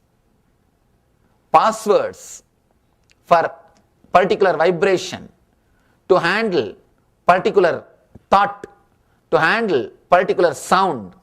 Those passwords are only called as mantras. They are only called as mantras. Why? Why we lost it? Why Durvasa is able to curse somebody? Why Vishwamitra is able to curse somebody? Why Vasishta is able to bless somebody? Why we are not able to? Vishwamitra was just like us. Durvasa was just like us. But how they are able to use the power of sound and use the power of vibration? Why we are not able to use? Understand? This is an important question. If you know the answer for this question, you can work on the Shiva Sutra.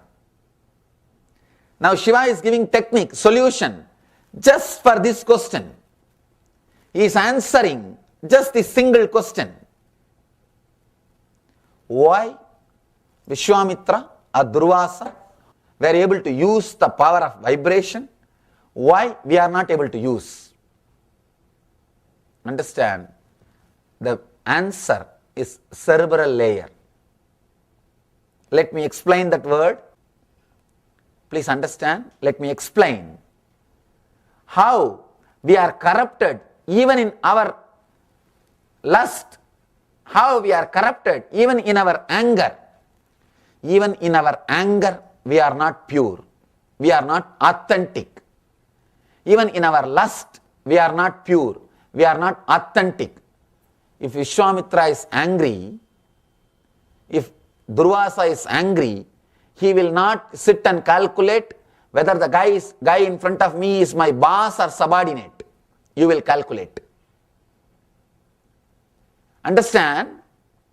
When you become angry, one part of you is still able to manage the calculation. He is my boss, too much is at risk, please relax. But Durvasa is not calculating. Durvasa doesn't know how to calculate. He is just fire. Authentic anger. I tell you, I am not telling you to shout at everybody or be violent at everybody. No. I am saying, integrate your anger, be authentic. Suddenly you will see anger leaves you. Lust leaves you.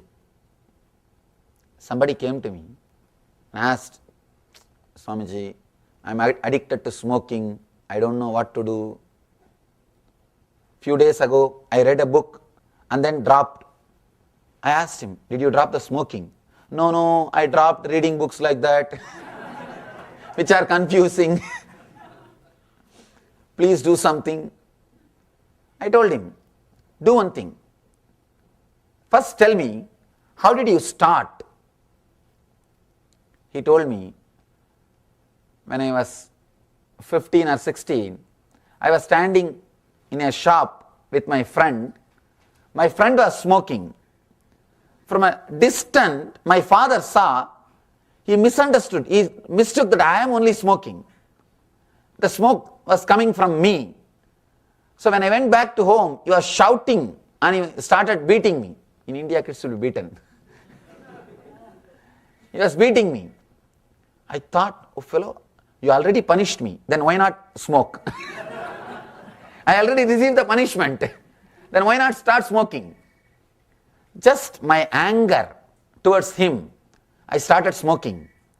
And I felt I have become a man when I say no to my father. The same problem you all will be facing in your house. When they say no to you, they feel that they have become independent. They are now man. They are now adults. They can think on their own. It is just the desire for freedom comes out as big no. Anything you say, all they know is no. Anything you try. See, to do some work, there are three ways. One, do it by yourself, or hire somebody to do, or tell your kids not to do. It will be done. Just anything, straight no. Because they feel strong when they say no to you. When they say no, their ego is feeling very strong. It's the nature. So I asked him, your anger towards your father only started this habit. First work on that anger. First be really authentic, integrate. See, if you are angry, express it on him. If you don't, if you feel that expressing it on him will create karma, cycle, the chain, he will again express it on you, it will lead to one more karma, then at least know how to release it in the air. That's what we call releasing the samskaras, karma dahana. In Yoga Sutra, we have a technique, we have a method. If you can't express the anger on the other person, if you feel the cycle or the karma chakra will be created. Karma chakra means what? You will shout and she will beat and you will again shout, and it's just a routine. It will only get developed. If you feel that will happen, then at least release it in the air. But be authentic in your anger. When you are not authentic, it will start expressing in so many ugly ways. Understand? Anything, whether it is anger, guilt, lust, or pain, or fear, if you are not authentic with that emotion, with that energy, it will express it in a very perverted way. Very perverted way. All perversions, all mental disorders are just perverted or cerebral expressions, are disturbed, distorted expressions of these emotions. Understand? These emotions are power, energy to your being. You can see when you become angry, how energetic you become. Your whole body is alive. Every cell is just living.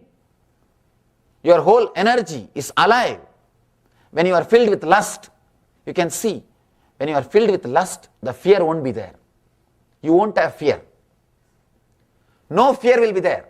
That is why, even knowing the laws of the country, people commit mistakes. They know the laws of the country, the laws of the society, they know everything. But fear will not have place when you are filled with lust. Because the lust is power, energy. If you are authentic with that energy, the energy will liberate you. Understand? The energy will liberate you. Because all these energies, the lust is Muladhara chakra, the base energy. Fear is second, Swadhisthana chakra. Worry, constantly brooding over, guilt is Manipura, third chakra. Each of these energies are base material for your energy centers. Each of these energies are worshipped as gods in our tradition. Understand? Each of these chakras are worshipped as gods in our tradition. Because the authentic energy, if you are authentic with your lust, you will be liberated. If you are authentic with your fear, you will be liberated. With any emotion, if you are authentic, you will be liberated. The main problem with us, we are not authentic with anything, constantly calculating. With any emotion, before expressing, you start calculating the after effects and side effects. If the after effect is going to be too serious, you just suppress it. If it is not going to be serious, you shout too much. I have seen. Same mistake. Who does? That only decides the punishment. Who does decides. Please understand, everything else is a story. No, I am equal to all, that and all. You can tell for others, not for yourself.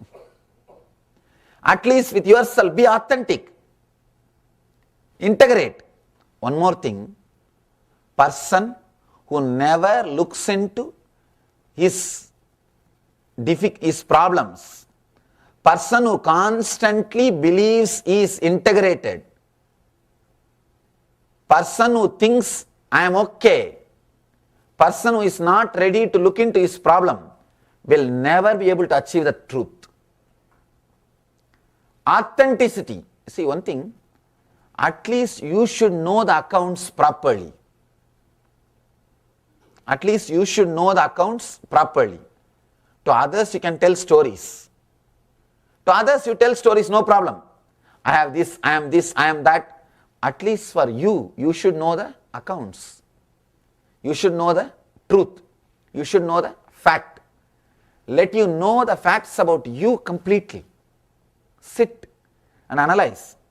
If the same mistake, if this guy does, how I will react. Same mistake, if this person does, how I am reacting. Try to grind. Try to polish. Try to be honest with yourself. Integrating yourself, bringing honesty to yourself is the only way to remove the hypocrisy. Person who has removed the hypocrisy from the inner space will experience enlightenment. Ramakrishna says beautifully, integrating your inner chattering and your words spoken is enlightenment. You will be shocked. He says, just integrate your inner chattering and the words which you are uttering. Let both of them be integrated. You are enlightened. He says, Man muk ek karo. The mind and the words, inner chattering and the words, if they are connected, you are liberated. I tell you, to live in a body in which the inner chattering and the words are connected is heaven. Is heaven. No other pleasure can show you that ecstasy like living in a body where this inner chattering and the verbal words, which spoken words, are integrated. It is just pure ecstasy. It's a pure ecstasy. Living inside, it feels so good. Constant ecstasy. That's what I call Nithyananda. If you can live inside a body in which the inner chattering and the spoken words are integrated, they are in tune, suddenly you will see you are living inside a hollow bamboo. You are living with such a vast inner space. As and now, you feel constantly suffocated. That is why you can't sit with yourself. sometime, actually I had a 1 week vacation just before coming to Ohio. 1 week vacation means no work, no program. Somehow the situation was such that I was not able to continue my regular programs. 1 week. You will be surprised to know, not even 1 week, 9 days. I sat in my room, did not come out of the room 9 days. No TV. No TV, no music, no iPad, no video, nothing. No entertainment things. Just I sat, 9 days I did not come out. The people who are taking care of me, the ashramites who are traveling with me, they said, Swamiji, let's go and have fresh air here, and let's go here, let's go there. I said, no, I don't feel like. 9 days, you see, it is not that I felt like going out and I controlled myself. I don't have to. I don't have to. If I think, simply I can go out and go around and do sightseeing and everything. There was no other routine, no other work. But I didn't feel like. Morning I'll get up, just sit, and maybe 1 or 2 meals in a day, and then just sit and relax. Even people who lived around me were shocked because they have never seen me sitting in one place for 9 days. 9 days I did not come out of the room. Full 9 days. They were asking, what is this, Swamiji, why? I said, just I don't feel like. Understand, you can sit with yourself only if your mind and words are integrated. Only if you have enough inner space. We were in the Vancouver, Canada, and there is so much of skiing, snow, everything is going on around. They were saying, Swamiji, let's go here, let's go there. I said, no, nothing is there. What is there? I am completely comfortable with myself. I can sit with myself for hours. I don't need anything to entertain me. We need so much of entertainment because we can't sit with ourselves. Suffocation. Understand? If you can't sit with yourself, your inner chattering and the spoken words are not integrated. You can't experience power of sound. The basic quality to experience power of sound, power of vibration, you must be able to sit with yourself. Doing nothing. People are shocked. They ask me, how can you just sit? I say, what is there? How can you not just sit? Human beings have lost one big dimension of the life.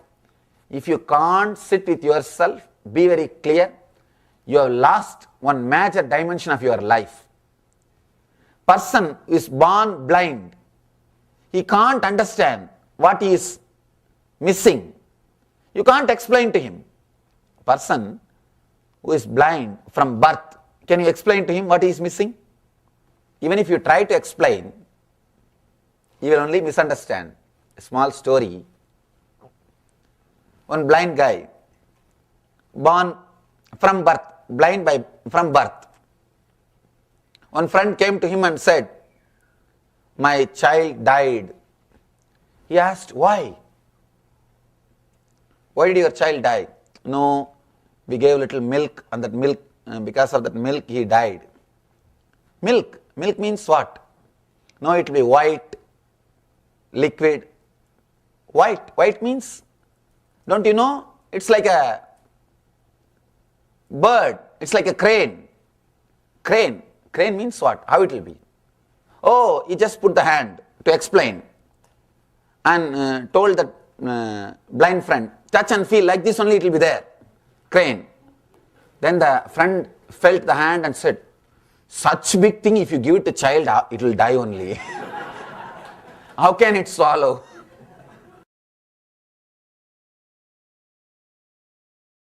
If you try to explain something to a person who is blind from birth, he can't relate.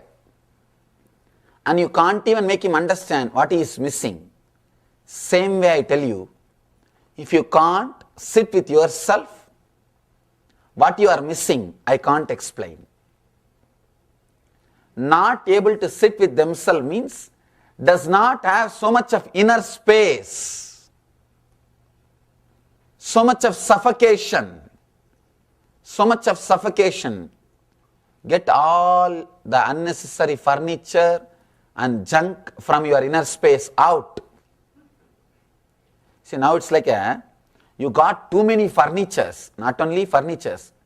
Somehow you feel all this junk will be useful sometime. These mad people, if you have seen, the mad people, they will go around and collect everything.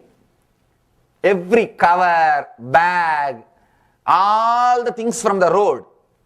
And if you ask them why, no, it will be useful at some point. They will keep all those things in the house and they will be sleeping outside.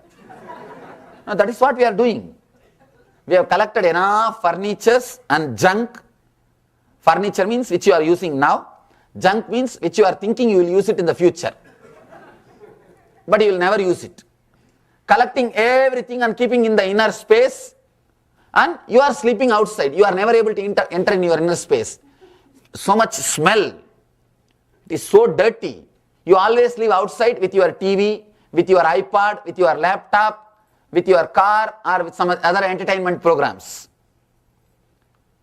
You not able to sit with yourself means you are not able to enter into your own home, your own inner space. Understand? You are completely cheated by this consumeristic culture. The worst thing which can happen to human beings is being cheated by the consumeristic culture.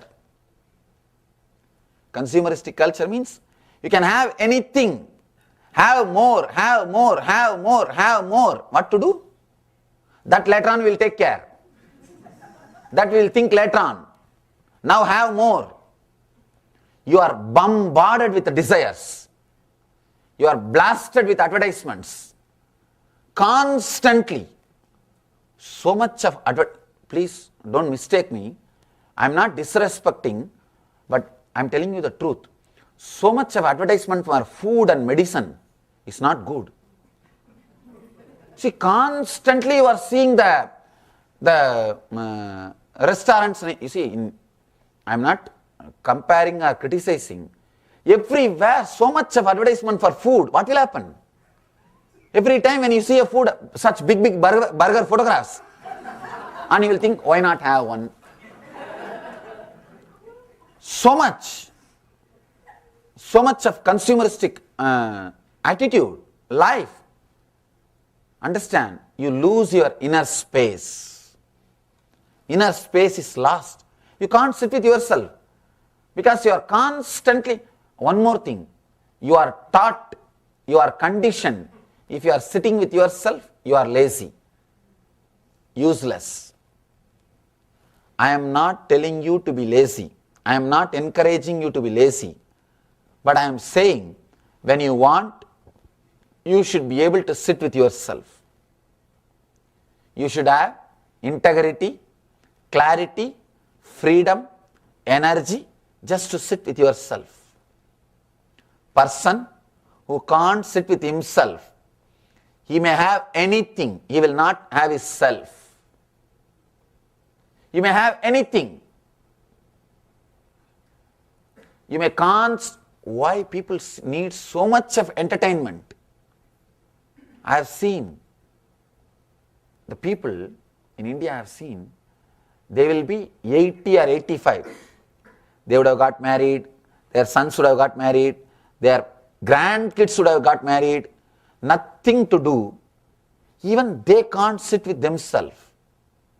From morning till night, they will be reading that same old Hindu newspaper with a big glass and matrimonial columns. What for? Nobody knows. Just because they can't sit with themselves. No, truth.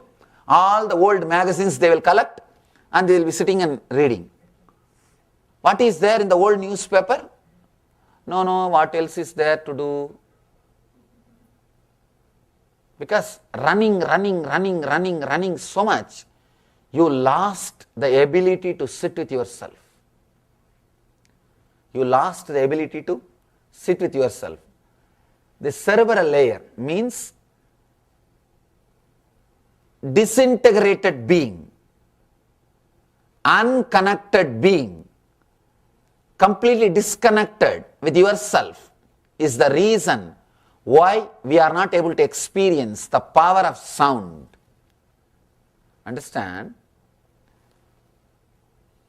When Vishwamitra can experience, when Durvasa can experience, when Arjuna can experience, then why can't we? The only reason is they are authentic even in their anger. See, anger itself is not wrong, lust itself is not wrong, but from where it comes, if it comes in an uncorrupted way, in a pure way, you will live it and live it. You don't have to drop smoking. Smoking will drop you. If you are complete, if you are really smoking, just for smoking, not because of your anger towards the father turns as a habit of smoking, then you can't be healed. You can never be healed. Understand? If you are not able to drop the addiction, some addiction, be very clear, you are not addicted to that.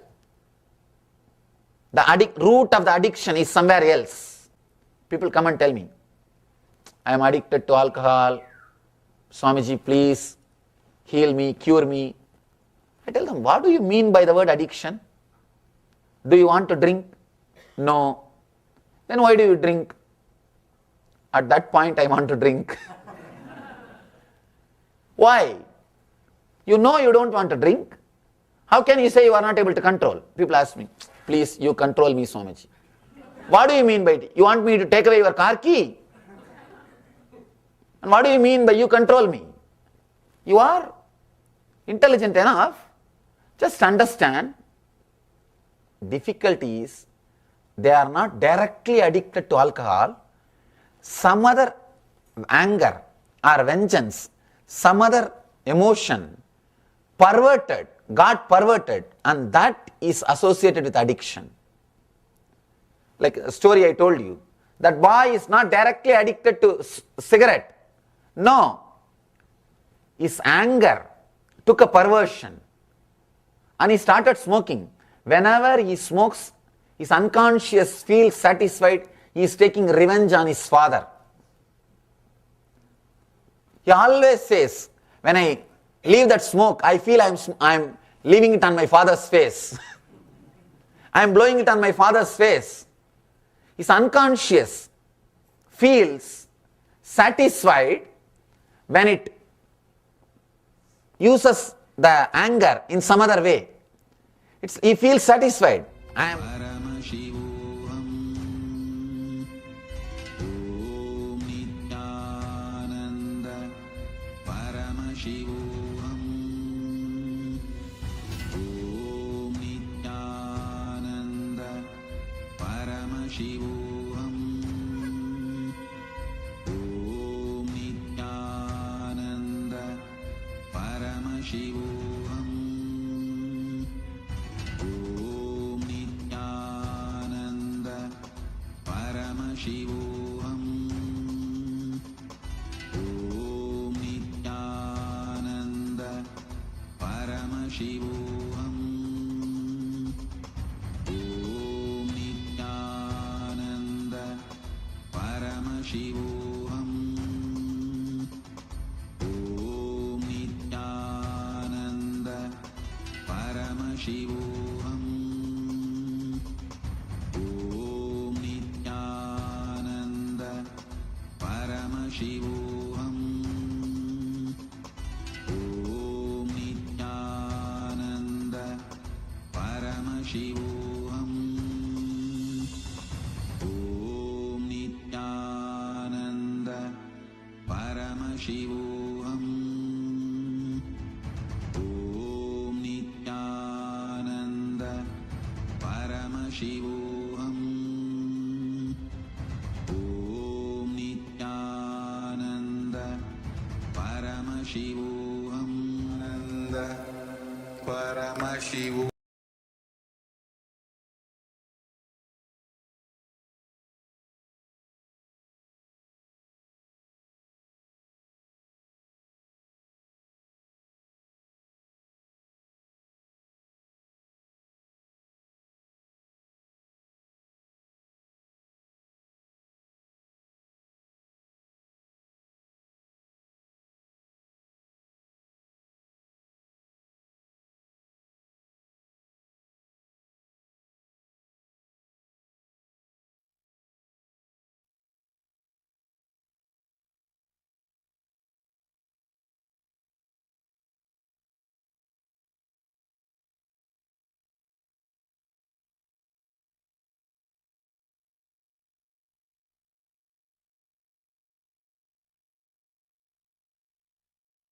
Connecting with the divine with your eyes closed is meditation.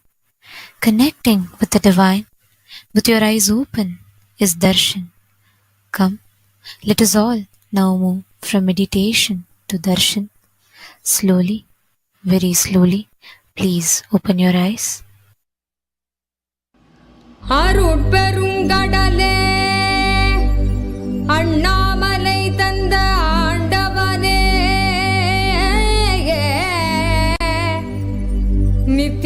Nityananda புரிதனிலே அருளாட்சி செய்யும் நித்யானந்தனே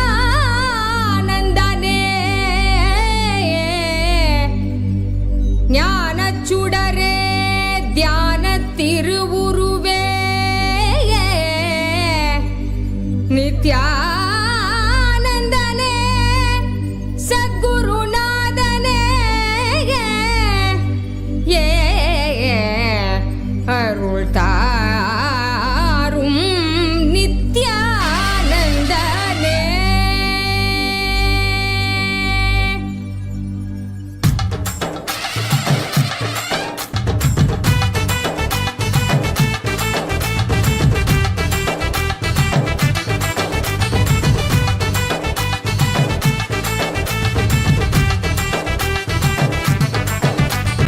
ஆடிவா நித்யனே ஆடிவா புகழ் பாடி நின்றோம் விரைந்தோடிவா பக்தியுடன் நாடவா உன் பதம் நாடவா எமக்கு வேறு என்ன வேண்டும் ஆண்டவா அருள் தரும் அப்பனேவா நித்யானந்தனேவா பக்தர் கூடி நின்றோம் காக்க நீயும் வா மறை சொல்லும் பித்தாவா நித்ய சித்தாவா ஞான வித்தை அருள் செய்திட நீ வா.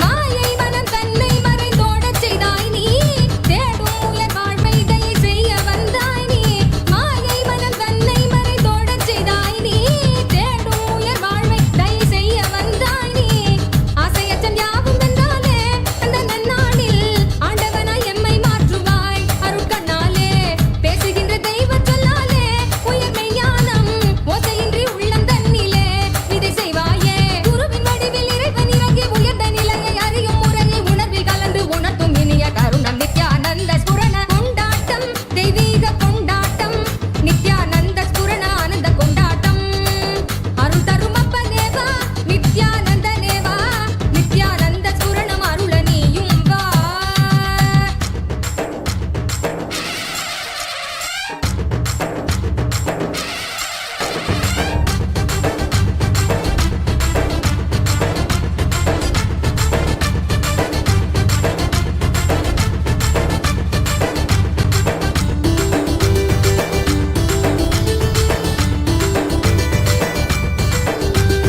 தர்மம் காக்க நித்யானந்தனாக வந்தாய் நீ கர்மம் நீக்க நித்யானந்த ஸ்புரணம் தந்தாய் நீ தர்மம் காக்க நித்யானந்தனாக வந்தாய் நீ கர்மம் நீக்க நித்யானந்த ஸ்புரணம் தந்தாய் நீ அம்மையப்பனாக உலகை ஆளுகின்றாய் நீ உன் சொற்கள் ஞான சத்தியங்கள் யாவும் கேட்க மக்கள் கூடும் கொண்டாட்டம் தெய்வீக கொண்டாட்டம் நித்யானந்த ஸ்புரண ஆனந்த கொண்டாட்டம் அருள் தரும் அப்பனேவா நித்யானந்தனேவா நித்யானந்த ஸ்புரணம் அருள நீயும் வா.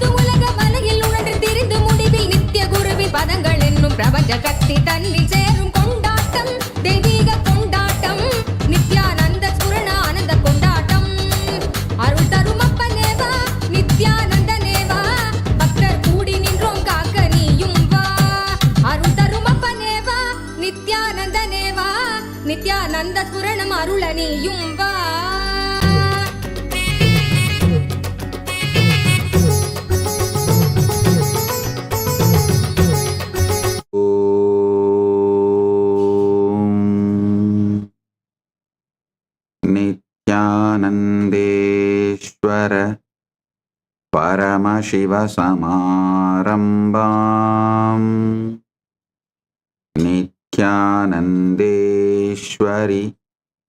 परमशक्तिमध्यमाम् अस्मदाचार्यपर्यन्ताम् वन्दे गुरुपरम्पराम्.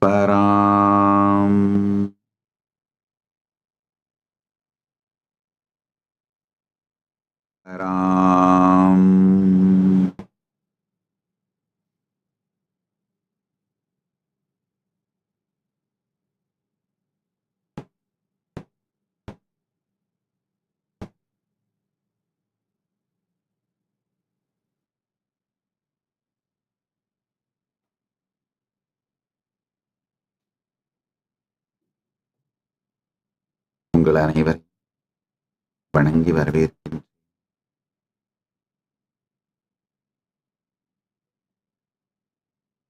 கைலாயத்தின் நித்யானந்தரின் 49வது ஜெயந்தி மகோத்சவம், நித்யானந்தோத்சவம்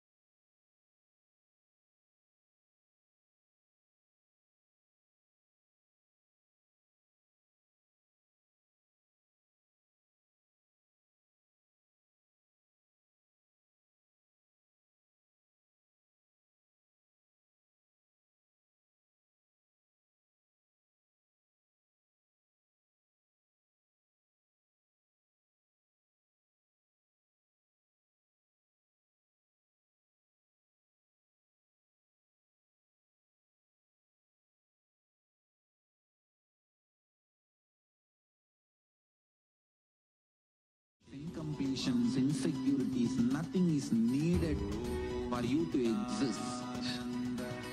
Paramashiva alone is enough for you to live absolutely, blissfully, celebrating, fulfilled, complete, intensely. Paramashivoham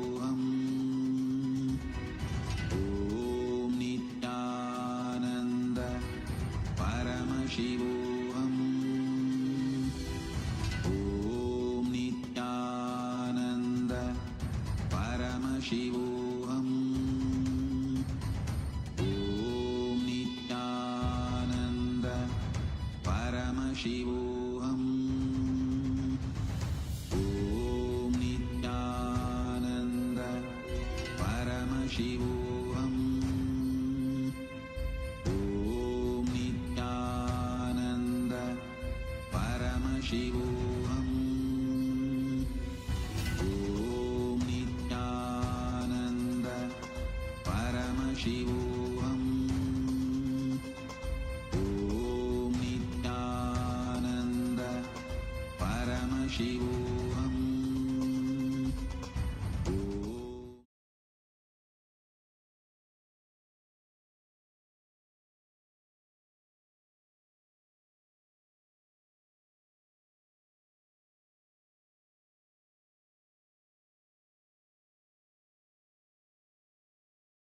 Ananda Paramashivoham. Om Nityananda Paramashivoham. Om Nityananda Paramashivoham. Om Nityananda Paramashivoham. Om Nityananda Paramashivoham. Om இருக்கிறது இல்லை என்கின்ற எந்த முடிவுக்கும் வர முடியாத இந்த காலத்தை பற்றிய பரம சத்தியங்களையும் வியவகாரிக சத்தியங்களையும் புரிந்து கொள்வதன் மூலமாகவே பரமுக்தியும் இகத்தில் பெருவெற்றியும் அடைவோம். ஆழ்ந்து கேளுங்கள்.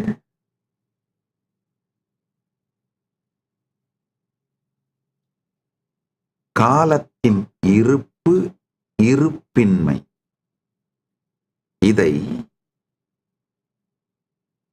அடிப்படையாக புரிந்து கொண்டாலே ஆழ்ந்து கேளுங்கள். காலத்தின் இருப்பு இருப்பின்மை இந்த சத்தியத்தை புரிந்து கொண்டாலே அகத்திலே பரமுக்தி, இகத்திலே பெருவெற்றி அடைய விரும்பும் அனைத்தையும் தரும் கல்பதருவாக காலத்தை பற்றிய புரிதல் மாறிவிடும். ஒரு சின்ன உதாரணம் சொல்றேன், கேளுங்க. கொஞ்சம் ஆழ்ந்து பார்த்தோம்னா கடந்த காலம்னு ஒண்ணு இருக்கா? இல்ல. கடந்த காலம்னா என்ன? நீங்க உங்களுக்குள்ள வச்சிருக்கிற வெறும் நினைவுகள் மட்டும்தான். இதை இன்னைக்கு சத்சங்ல ரொம்ப ஆழமா விளக்குறேன், புரிஞ்சுக்கோங்க. படிப்படியா விளக்குறேன். இந்த அறிமுகத்தை புரிஞ்சுக்கிட்டீங்கன்னா அந்த சத்தியங்களுக்குள்ள ஆழமா போக முடியும். கடந்த காலம்ங்கிறது வேற ஒண்ணுமே இல்லை. நீங்க வச்சிருக்கிற நினைவுகள், அந்த நினைவுகளை எப்ப எக்ஸ்பீரியன்ஸ் பண்றீங்க? நிகழ்காலத்தில் தான் எக்ஸ்பீரியன்ஸ் பண்றீங்க. இதுல ஒரு கொடுமை என்னன்னா, நீங்க கடந்த காலத்தை பத்தி வைத்திருக்கிற கருத்துக்களை வைத்துதான் உங்களுடைய நல்லது கெட்டது, ஜெயிச்சது தோத்தது, அனுபவம், லாபம் நஷ்டம், வெற்றி தோல்வி, இவைகளை வைத்துத்தான் நீங்க யாருன்ற ஒரு முடிவுக்கே நீங்களே வர்றீங்க. ஆனா அந்த கடந்த காலமே நிஜமாக நிகழ்ந்ததோட டாக்குமெண்டோ ரெக்கார்டோ அப்படியே ஒரு ஸ்டோர் பண்ணி வச்சிருக்கிற மெமரிய, அதை டாக்குமெண்ட் பண்ணி வச்சிருக்கிற என்ன நடந்ததோ அது அப்படியே வீடியோ ரெக்கார்ட் ஆயிருக்கு. நீங்க போய் ஆர்கைவ்ஸ்ல அந்த வீடியோவை புல் அவுட் பண்றீங்க. அந்த மாதிரி கிடையாது. உங்களை பத்தி உங்களுடைய கருத்து மாற மாற உங்களுடைய கடந்த காலத்தை பற்றி நீங்கள் வைத்திருக்கும் கருத்தும் மாறி போகும். அப்படின்னா என்ன அர்த்தம்? உங்க கடந்த காலம் அப்படின்னு நீங்க வச்சிருக்கிற அந்த நினைவுகள் மூவிங் சாண்டுங்கய்யா. அந்த புதை குழி மணல்னு சொல்லுவோம் பாருங்க, புதை மணல்னு சொல்லுவோம் பாருங்க, அது மாதிரி அது மேல பெரும் கட்டடம் எழுப்ப முயற்சி பண்றீங்க. ஆழ்ந்து புரிஞ்சுக்கோங்க. குயிக் சாண்ட், குயிக் சாண்ட் அதாவது மூவ் ஆகிற குயிக் சாண்ட் மேல மிகப்பெரிய கட்டடத்தை எழுப்ப முயற்சி பண்றீங்க. புதை மணல் மேல மிகப்பெரிய கட்டடத்தை எழுப்ப முயற்சி பண்றீங்க. ஆழ்ந்து பார்த்தா கடந்த காலமே நடந்த கடந்த காலத்தின் நினைவோ பிரதிபலிப்போ தொகுப்போ பகுப்போ அல்ல. இப்போ உங்களுக்கு என்ன மூடு இருக்கோ அதை வச்சு நீங்க பிக்கப் பண்ணிக்கிற ஏதோ சில நிகழ்ச்சிகளை பத்தி உங்களுடைய சொந்த இன்டர்பிரிட்டேஷன். கடந்த காலம்ங்கிறது வேற ஒன்றும் இல்லைங்க, கிரியேட்டிவ் ரீகன்ஸ்ட்ரக்ஷனுங்கய்யா. ஒரு சினிமா மாதிரி தாங்கய்யா. ஒரு சினிமா மாதிரி தாங்கய்யா. எல்லா சினிமாலையும் பிளாஷ்பேக்ல ஏதோ ஒரு சில நிகழ்ச்சிகளை எடுத்து அது பேக்ரவுண்ட் மியூசிக்கை மாற்றி இன்டர்பிரிட்டேஷனை மாற்றி ஒரு கிரியேட்டிவ் பிரசன்டேஷனா பண்ற மாதிரி தான் நீங்களும் உங்களுடைய கடந்த காலத்தை பத்தி வச்சிருக்கிற எல்லா பிளாஷ்பேக்குமே கிரியேட்டிவ் ரீகன்ஸ்ட்ரக்ஷன். அதுவே உண்மை இல்லை. அடுத்தது அதை நீங்க அனுபவிக்கிறதும் கடந்த காலத்துல இல்ல, இப்ப நிகழ்காலத்துல. அதே மாதிரி உங்க எதிர்காலம். நீங்க எவ்வளவுதான் நாளை நாளை நாளை நாளை நாளைன்னு போஸ்ட்போன் பண்ணாலும் அந்த நாளையை பற்றி நீங்கள் வைத்திருக்கிற anxiety, preparation, hope, expectation, plan, இது எல்லாம் தான் உங்களுடைய எதிர்காலம். அதை எப்பதான் அனுபவிக்க போறீங்க? அதையும் திரும்ப நிகழ்காலத்தில் தான் அனுபவிக்கிறீங்க. நாளைக்கு ஒரு வீடு கட்டிட்டா என் வாழ்க்கையே சொர்க்கமாயிடும் அப்படின்னு நினைச்சு செயல்படுறீங்க. வீடு கட்டி முடிஞ்ச பிறகு நிகழ்காலத்தில் அந்த வீடு வந்துருச்சு, அதை அனுபவிக்கிறீங்களா? உடனே மனம் உங்களை கடந்த கால எதிர்காலத்துக்கு தூக்கிட்டு போயிடுது. உங்களை உங்கள் சுயவிருப்பம் இல்லாமல் எதிர்காலத்திலேயே கடத்தி கொண்டு போய் வைத்திருப்பதனால் உங்கள் மனம் எக்காலத்தும் உங்கள் வாழ்வை நீங்கள் வாழ விடுவதில்லை. அதே மாதிரி உங்க எதிர்காலம்ங்கிறதும் அதோட ஹோப்பு, பிளானு எல்லாமே எங்கதான் நீங்க அனுபவிக்கிறீங்க, எங்கதான் எக்ஸ்பீரியன்ஸ் பண்றீங்க? நிகழ்காலத்தில் தான். You have never lived your past. You have never touched your future. சரி, நிகழ்காலமாவது இருக்கா? கொஞ்சம் ஆழ்ந்து பார்த்தோம்னா இல்ல. ஏன்னா எதிர்காலம் அப்படியே ஸ்லிப் ஆகி கடந்த காலத்துல போய்கிட்டே இருக்கு. நீங்க ஆழ்ந்து நிகழ்காலத்தை அப்சர்வ் பண்றீங்கன்னா அந்த அப்சர்வ் பண்ணி முடிக்கிறதுக்குள்ளேயே ஃபியூச்சர் பாஸ்டா போயிடுது. எதிர்காலம் இறந்த காலத்துக்குள்ள கரைஞ்சிருது. கடந்த காலமும் இல்லை, எதிர்காலமும் இல்லை, நிகழ்காலமும் இல்லை. அப்ப என்னதான் இருக்கு? காலமே இல்லைன்னு சொல்லிடலாமா? இல்ல, அதுவும் இல்லை. அப்ப என்னதான் இருக்கு? ஆழ்ந்து புரிந்து கொள்ளுங்கள். உங்கள் இருப்பை பற்றி, சுய இருப்பை பற்றி தெளிவு வந்தால் மட்டும்தான் காலத்தின் இருப்பை பற்றியும் இறப்பை பற்றியும் போக்கை பற்றியும் காலத்தின் நோக்கை பற்றியும் தெளிவு பிறக்கும். அதனால ஆழ்ந்து கேளுங்க. முடிஞ்சா ஒரு பேப்பர் பென் எடுத்து வச்சுட்டு என்னென்னலாம் புரியுதோ எழுதுங்க. என்னுடைய வேண்டுகோள், எழுத பழகுங்கள். இந்த டைப் பண்ணி எழுத பழகுவதையே மறந்துட்டோங்கய்யா. நீங்கள் எழுதும் பொழுதுதான் இந்த சத்தியங்கள் உங்கள் மனதிற்குள் உள் செல்ல துவங்குகிறது. டைப் பண்ணும் பொழுது உள்ள போகாது. காரணம் என்னன்னா, எழுதும் பொழுது அந்த எழுத்துக்களை எழுதும் போது கொஞ்சம் நேரம் எடுக்கும். வார்த்தைகளை மாத்தி மாத்தி போட்டுருவீங்க. அப்ப அதை கரெக்ட் பண்றது கொஞ்சம் நேரம் எடுக்கும். அதனால எழுதி பழகுங்கள். உங்களுடைய புரிதல்களை எல்லாம் அப்படியே சின்ன நோட்ஸ் மாதிரி வச்சு எழுதுங்கள்.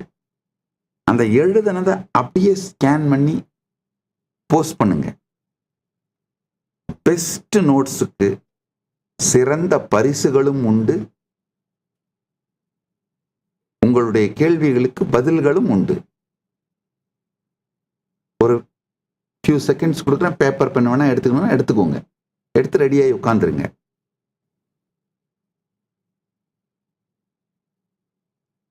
நீங்க இப்ப தினசரி ஒரு காலத்தை யூஸ் பண்றீங்க இல்லையா, கேட்ஜெட் சென்டர்டு.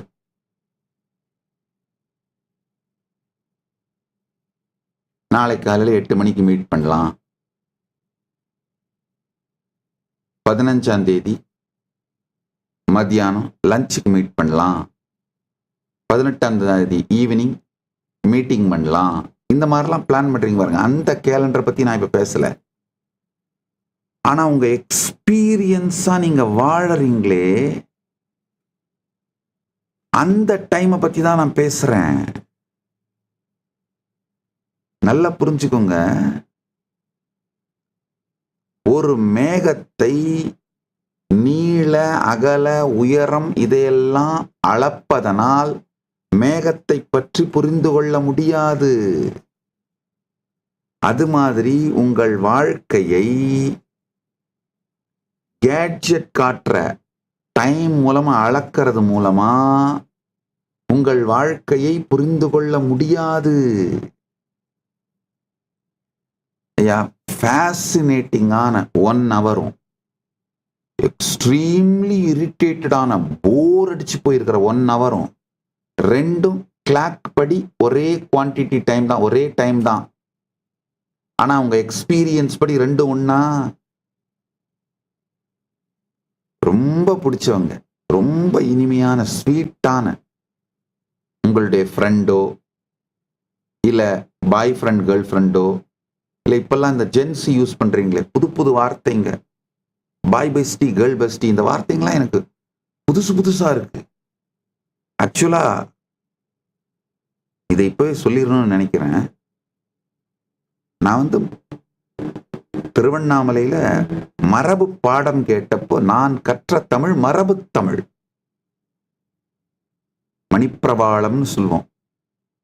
அப்படியே என்னுடைய ஆச்சாரியர் சிக்ஷா குரு பாண்டுரங்கனாரும் இன்னும் ஒரு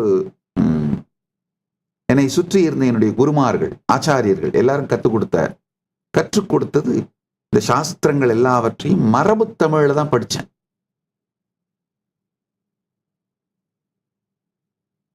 ஆனா அந்த மரபு தமிழ்ல நான் பேசிட்டு இருந்த வரைக்கும் எனக்கும் மக்களுக்கும் இடையில தொடர்பே உருவாகல. நான் பாட்டுக்கு உட்கார்ந்து சொல்லிட்டு இருப்பேன். ஒரு 2 பேர் 3 பேர் உட்கார்ந்து இருப்பாங்க. அதுலயும் ஒருத்தர் ஃபேன் காத்து நல்லா சுகமா இருக்குன்றதா அங்க உட்கார்ந்து இருப்பாரு. மொத்தம் 3 பேர் அட்டன் பண்றாங்கன்னா 2 தான் கணக்கு பண்ணணும். ஏன்னா 2 பேர் கேட்பாங்க, யாராவது ஒருத்தர் தூங்கிட்டு இருப்பாங்க. ஸோ 2.5 அப்படின்னு தான் கணக்கில் வைக்கணும். மொத்தமா சத் சங்கம் கேட்டவங்க எத்தனைன்னு. அதுக்கப்புறம் ஒருத்தர் முடிச்சாருன்னா இன்னொருத்தர் தூங்கிடுவார். இந்த மாதிரி போகும். நல்லா வெளிப்படையா சொல்லிடுறேங்க. திருவண்ணாமலையில நான் மரபு பாடம் கேட்டுக்கொண்டிருக்கும் பொழுதே என்னுடைய ஆச்சாரியர்கள் என்னை வகுப்பெடுக்கவும் வைப்பாங்க. திருவண்ணாமலையில் 5 இடத்துல அப்பெல்லாம் வகுப்பு நடக்கும் கோவில்ல.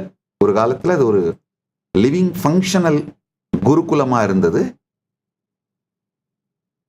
அண்ணாமலையார் கோவில்லையே அம்பாளுடைய சந்நிதியில கொடிமரத்துக்கு முன்னாடி மார்கழி மாதத்துல திருப்பாவை திருவம்பாவை பற்றிய வகுப்புகள் நடக்கும். கல்யாண சுந்தரனார் சந்நிதி, வல்லாள மகாராஜா கோபுரத்துக்கு முன்னாடி இருக்க கல்யாண சுந்தரனார் சந்நிதியில சித்தாந்த பாடம் நடக்கும்.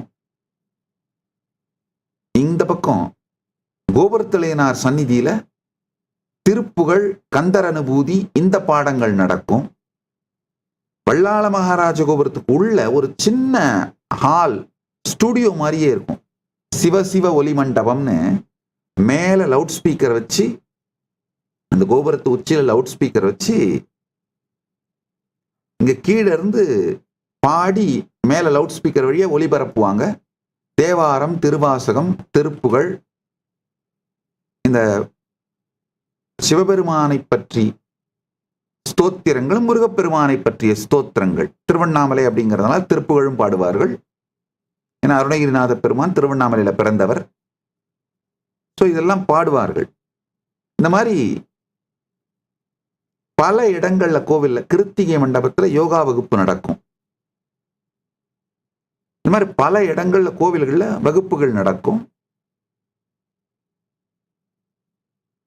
கருணை இல்லம்னு, அப்பர் சுவாமிகள் கருணை இல்லம்னு ஒரு கோவிலுக்குள்ளேயே ஒரு குழந்தைகள் தங்கி இருந்து படிக்கின்ற ஒரு இடம் இருக்கு. அந்த இடத்துலையும் இந்த ஆன்மீக வகுப்புகள்லாம் நடக்கும். சக்தி விலாச சபா மண்டபம்னு ஒரு இடம் இருந்தது. அந்த இடத்துலையும் இந்த மாதிரி சிறப்பு சொற்பொழிவாளர்களை அழைச்சிட்டு வந்து சொற்பொழிவுகள்லாம் நடத்துவாங்க. இந்த மாதிரி பல இடங்கள்ல கோயிலுக்குள்ள தொடர்ந்து வகுப்புகள் நடந்துகிட்டே இருக்கும். இந்த ஆன்மீக சம்பந்தமான வகுப்புகள். என்னுடைய ஆச்சாரியர்கள் என்ன பண்ணுவாங்க, எனக்கு பாடம் கற்றுக் கொடுத்த ஆசிரியர்கள் இந்த வகுப்புகள் பல அவங்க எடுக்கிற பொறுப்பிலே இருக்கிறார்கள். ஸோ என்ன பண்ணுவாங்க, சில வகுப்புகளுக்கு நீ உட்கார்ந்து எடுப்பா அப்படின்னுடுவாங்க. ரொம்ப பெரிய நம்பர்லாம் வரமாட்டாங்கய்யா. நான் சொல்றது 80களில் பெரிய எண்ணிக்கையெல்லாம் வரமாட்டாங்க. 5 பேர் இருப்பாங்க. தீபதரிசன மண்டபத்துல மாலையில வகுப்பு நடக்கும். 2 விதமான வகுப்பு நடக்கும். திருவாவடுதுறை ஆதீனத்தோட சித்தாந்த சாத்திரம் 14 புத்தகம், கோவிலூர் மடத்தோட வேதாந்த சாத்திரம் 16 புத்தகம். இது மாறி மாறி வகுப்பு எடுப்பாங்க. ஒருத்தர் சித்தாந்த சாஸ்திரம் எடுப்பார், ஒரு மணி நேரம் பேசுவார். அப்புறம் அவர் முடிச்சுட்டு போன அப்புறம் அடுத்தவர் வேதாந்த சாஸ்திரம் எடுப்பாரு, அவர் ஒரு மணி நேரம் வகுப்பு எடுப்பாரு. 2 பேருடைய வகுப்பிலுமே நான் இருந்து கேட்பேன். இந்த 2 ஆச்சாரியர்கள் யாராவது ஒருத்தர் வர முடியல, வேலை இருக்கு, வேற அவங்களால தொண்டை சரியில்லை, உடம்பு சரியில்லைன்னா என்ன எடுக்க சொல்லுவாங்க. அப்படித்தான் வகுப்பெடுக்க பழகினேன். 5 வயதிலே முதல் ஆன்மீக சத்சங்க மேடை ஏறின.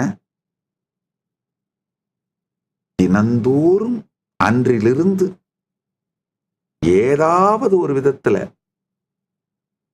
பெரும்பற்ற புலியூரானை பேசாத நாளெல்லாம் பிறவாத நாளேன்னு என்னுடைய ஆச்சாரியர் எனக்கு சொல்லிக் கொடுத்தது மட்டும் இல்லாம பேசாமல் ஒரு நாள் கூட கழிந்து விட அனுமதிக்க மாட்டார்கள். உட்கார்ந்து மரபு தமிழ் தான் கற்றுக்கொண்டேன். அந்த மரபு தமிழை நான் எவ்வளவு நாள் பேசிட்டு இருந்தனோ அவ்வளவு நாள் வரைக்கும் மக்களுக்கும் எனக்கும் எந்த சம்பந்தமும் இல்லை. நான் பாட்டுக்கு உட்கார்ந்து பேசிட்டு இருப்பேன். யாராவது கேட்பாங்க, இருப்பாங்க, எந்திரிச்சு போவாங்க. அதுக்கும் எனக்கு சம்பந்தமே இருக்காது. அப்புறம் ராமகிருஷ்ண மடத்துல பிரம்மச்சாரியாக வாலண்டியரிங் பண்ணி அவங்க கிட்ட இருந்து அங்க என்னாலான சேவைகளை செய்து கொண்டு இருந்தேன். அப்போதான் சுவாமி கமலாத்மானந்தர் அவர்தான் நடைமுறை தமிழை எனக்கு பேச கற்றுக் கொடுத்தார். அவரை நினைந்து வணங்குகின்றேன். நடைமுறை தமிழ் பேசவும் எழுதவும் அப்பதான் அவர் தான் சொல்லி கொடுத்தாரப்பா, மொழி கம்யூனிகேட் பண்றதுக்குத்தான், நம்முடைய பாண்டித்யத்தை காட்டுறதுக்கு இல்ல. நம்முடைய பாண்டித்யத்தை காட்டுறதுக்கு நீ பாட்டுக்கு உட்காந்து உனக்குள்ள சிந்தனை பண்ணிக்கலாம், இல்ல எழுதிக்கலாம். ஆனா மேடையில உட்கார்ந்து உன்னுடைய பாண்டித்யத்தை காட்டுற மணிப்பிரவாளத்துல பேசிட்டு இருந்தீனா முன்னாடி இருக்க யாருக்கும் புரிய போறதில்ல. மணிப்பிரவாள தமிழும் சம்ஸ்கிருதமும் நாம என்னதான் பேசினாலும் முன்னால இருக்கவங்களுக்கு புரிய போறதில்லை, காமன் மேனுக்கு புரிய போறதில்லை. அப்படின்னு என்னுடைய தமிழை அவர் நடைமுறை தமிழாக்கினார். நடைமுறை தமிழ் பேசவும் நடைமுறை தமிழில் எழுதவும் கற்றுக் கொடுத்தார். ஆனா அவர் கற்றுக் கொடுத்த நடைமுறை தமிழ் பேச்சும் பேச்சு வழக்கில் இருக்கிற நடைமுறை தமிழும் அவர் கற்றுக் கொடுத்த அந்த பேச்சு தமிழ் எழுத்து தமிழ் இரண்டுமே இப்ப அவுடேட் ஆயிருச்சு. இந்த ஜென்சி யூஸ் பண்ற வேர்டெல்லாம் பார்த்தா தமிழையும் இங்கிலீஷையும் கலந்து டைப் பண்றாங்க. திட்டுகிறார்ன்றது கூட திட்டிங் அப்படிங்கிறாங்க.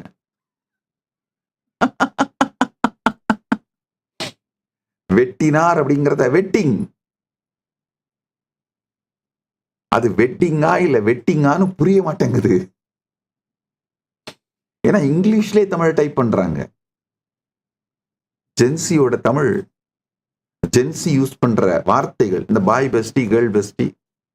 எனிஹோ, இந்த சத்தியத்தை நான் சொல்ல வந்த சத்தியத்தை புரிந்து கொள்ளுங்கள். இப்போ உங்களுக்கு மனதுக்கு மிகவும் பிடித்த இனிமையான ஒருவரோடு 1 மணி நேரம் செலவு பண்ணீங்கன்னா எக்ஸைட்டிங்கா, இன்ஸ்பைரிங்கா, ஜாய்ஃபுல்லா, அதே மாதிரி இன்னொரு மணி நேரம் டாக்ஸிக்கா, தலைவலி, கொடைச்சல், உங்களை நோண்டி எடுத்து டாக்ஸிக்கா உங்களை ட்ரீட் பண்ணி ஃப்ரஸ்ட்ரேட் பண்ணி டயர்ட் ஆக்கி போர் அடிக்க வைக்கிற அந்த நபரோட 1 மணி நேரம் ஸ்பெண்ட் பண்ணீங்கன்னா ரெண்டும் கேட்ஜெட் படி, டிவைஸ் படி, கடிகாரத்தின்படி ஒரே 1 மணி நேரம் தான். ஆனாலும் அனுபூதியின்படி, அனுபவத்தின்படி ரெண்டும் ஒன்றா கிடையாது. அதே போல நன்றாக புரிந்து கொள்ளுங்கள், இந்த காலத்தை அனுபவம் சார்ந்து அணுகுங்கள். அப்ப என்ன ஆகுன்னாங்கய்யா, உங்க லைஃப் வந்து பிஸியா இருக்கிறதுல போக்கஸ் பண்ண மாட்டீங்க, ப்ரொடக்டிவா இருக்கிறதுல போக்கஸ் பண்ணுவீங்க. பெஸ்ட் அனுபவங்களை உங்களுடைய வாழ்க்கையிலே நிறைத்துக் கொள்வதற்கு இயங்குவீர்கள். நான் எப்பவும் சொல்வேன், உங்களை சுத்தி இருக்கிற பொருள்களோட லிஸ்ட்டை விட உங்க பாஸ்போர்ட்ல இருக்கிற ஸ்டாம்ப்ஸ் தான் உங்களுடைய ரிச்னஸ் முடிவு பண்ணுது. நல்லா புரிஞ்சுக்கோங்க. நீங்க ரிச்சான நபரா இல்லையாங்கிறது உங்களை சுத்தி இருக்கிற பொருளுங்க முடிவு பண்றது இல்ல, உங்க பாஸ்போர்ட்ல இருக்கிற ஸ்டாம்ப்ஸோட நம்பர், அதாவது எவ்வளவு டிராவல் பண்ணியிருக்கீங்க, உங்க நேரத்தை எல்லாம் செலவு பண்ணி உழைச்சி பணமாக்கி அது மூலமா பொருளா வாங்கி உங்களை சுத்தி அடிக்கிறது வெறும் போர் அடிக்கிற ஒரு டயர்டான, அதுலயும் பெரும்பாலான நேரத்துல தேவையில்லாத லோனை வாங்கி தேவையில்லாத பொருட்களை வாங்கி உங்களுக்கு பிடிக்கவே பிடிக்காத ஆளுங்களை இம்ப்ரெஸ் பண்ண முயற்சி பண்ணி இந்த சூழல்ல தான் சிக்கிட்டு இருப்பீங்க. எப்போ நீங்க உங்கள் வாழ்க்கையை அனுபூதியை மையமாக வைத்து, அனுபவத்தை மையமாக வைத்து உங்கள் காலத்தை பார்க்க துவங்குகிறீர்களோ அப்பவே உங்கள் வாழ்க்கையை பற்றிய உங்களுடைய போக்கே, சிந்தனை போக்கு, முடிவெடுக்கும் போக்கே முழுமையாக மாறிவிடும்.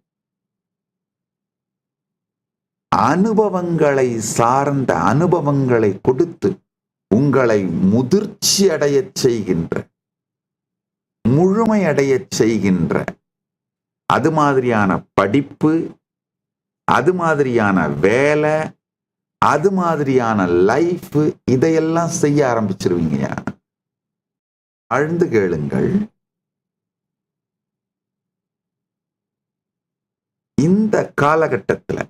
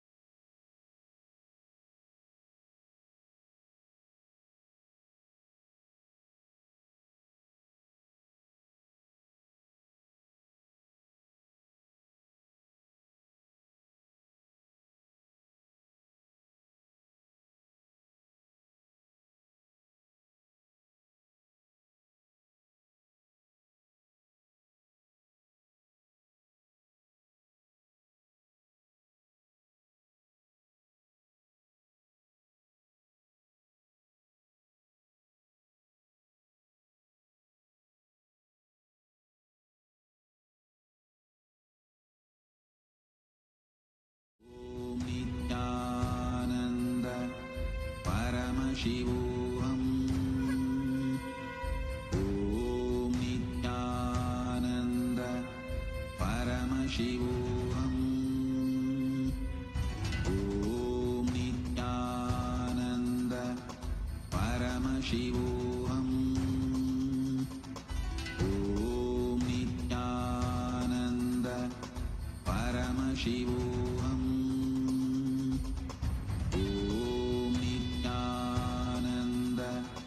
Paramashivoham. Om Nityananda Paramashivoham. Om Nityananda Paramashivoham. Om Nityananda Paramashivoham. Om Nityananda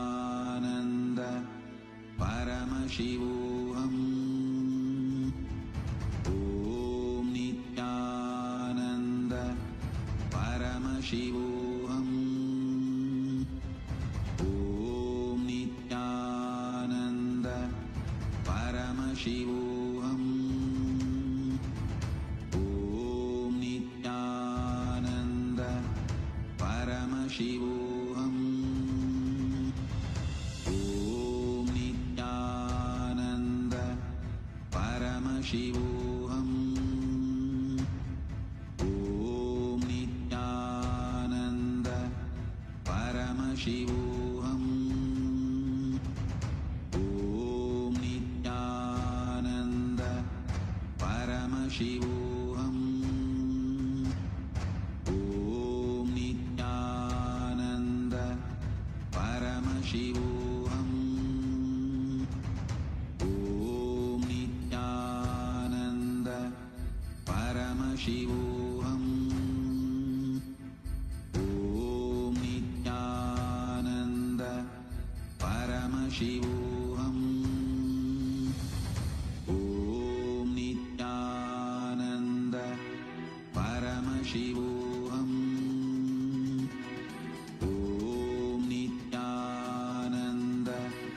Paramashivoham. Om Nityananda Paramashivoham. Om Nityananda Paramashivoham. Om Nityananda Paramashivoham. Om Nityananda Paramashivoham. Om Nityananda Paramashivoham. Om Nityananda Paramashivoham. Om Nityananda Paramashivoham. Om Nityananda Paramashivoham. Paramashivoham.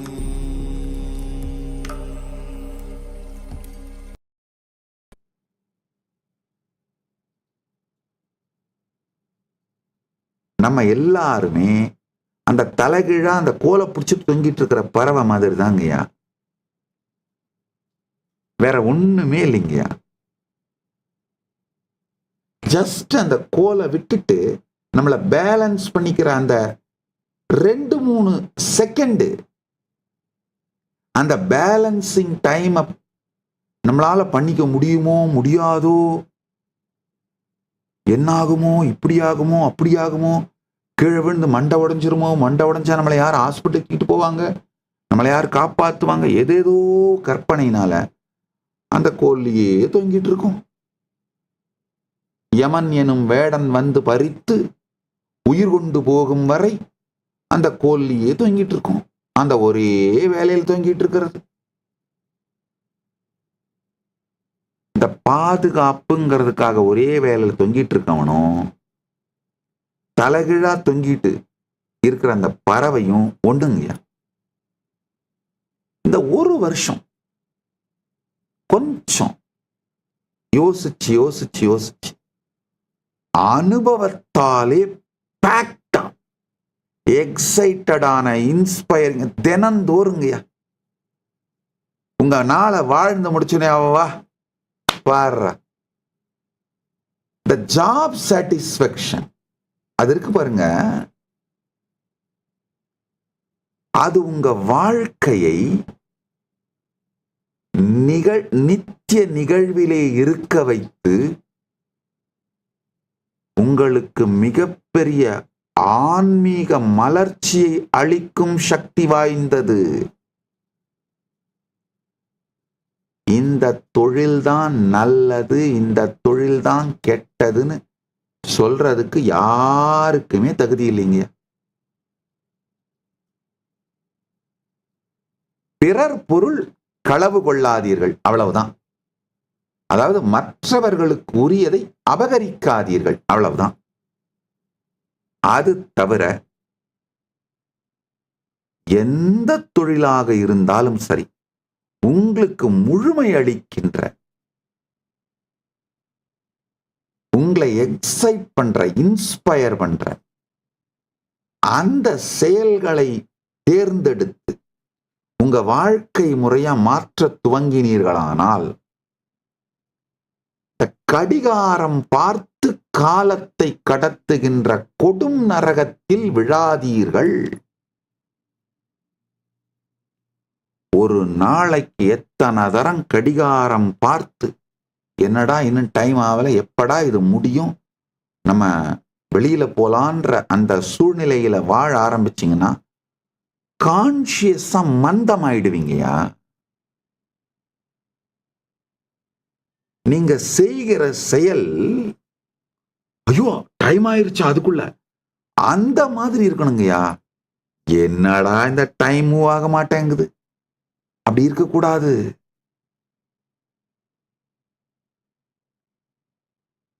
ரொம்ப கஷ்டப்பட்டு மனித உடம்பு எடுத்திருக்கீங்கய்யா.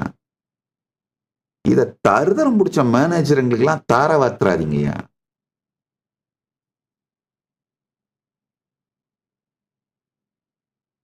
அது மட்டும் இல்ல, உலகம் இந்த AI வந்த பிறகு, சோசியல் மீடியா ரெவல்யூஷன், ஏஐ ரெவல்யூஷனுக்கு அப்புறம் உலகம் மிகப்பெரியது மட்டும் இல்லாம எல்லாருக்கும் அவைலபிள் ஆயிருச்சுங்கயா. எல்லா தரப்பு மக்களுக்கும் எல்லா நாலேஜ், எல்லா எக்ஸ்பர்டைஸ் டெமோக்ரட்டைஸ் ஆயிடுச்சு. தேடுவது மட்டும்தான் நீங்கள் செய்யணும்.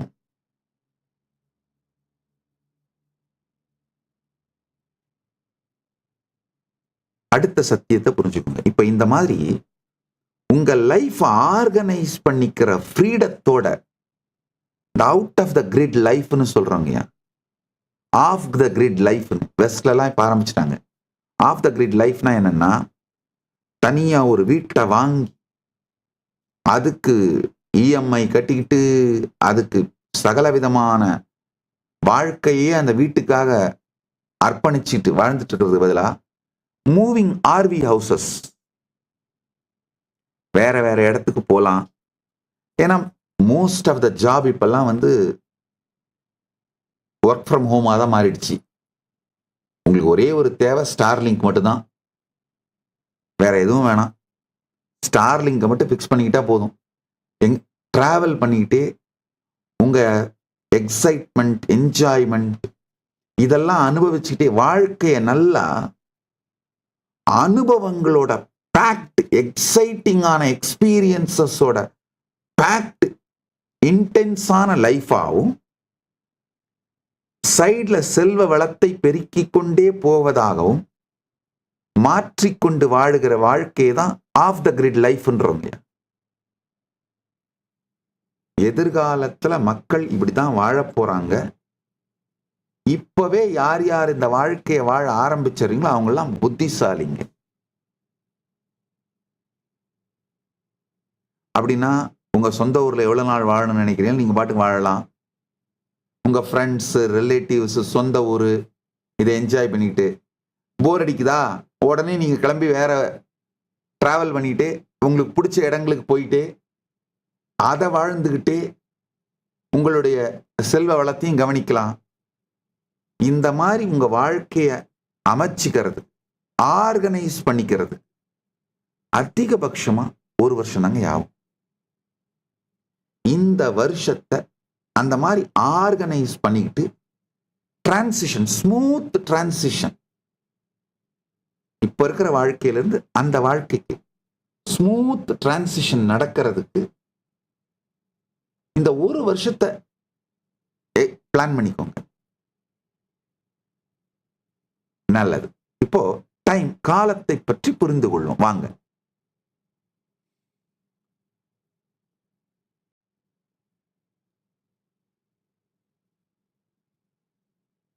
கடந்த காலம் அப்படின்னு ஒண்ணு இருக்கான்னு ஆழ்ந்து பார்த்தா இல்ல. வெறும் ஃபேக் மெமரிஸ், ரியல் மெமரிஸ் கூட இல்ல, ஃபேக் மெமரிஸ். கிரியேட்டிவ் ரீகன்ஸ்ட்ரக்ஷனாக இருக்கின்ற ஃபேக் மெமரிஸ்.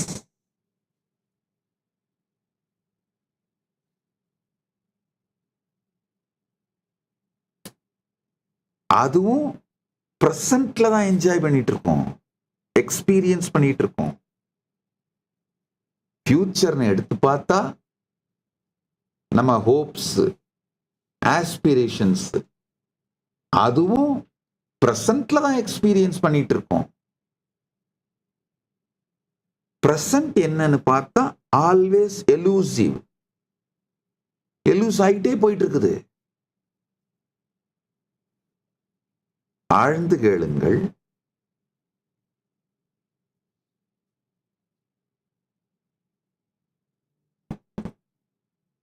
ஆழ்ந்து பார்த்தால் இல்லை, இல்லைன்னு சொல்லிட்டு இருக்கலாமா? இல்லை, இருக்கு.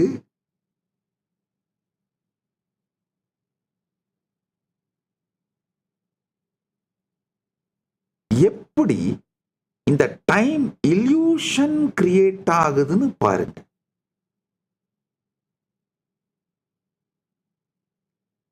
நிகழ்காலத்தை தாண்டி நீங்க எதையுமே எக்ஸ்பீரியன்ஸ் பண்ணதில்லை, வெறும் மெமரியா மட்டும் எக்ஸிஸ்ட் ஆயிருக்கிற கடந்த காலமும் நிகழ்காலத்திலேயே அனுபவிக்கப்படுகிறது.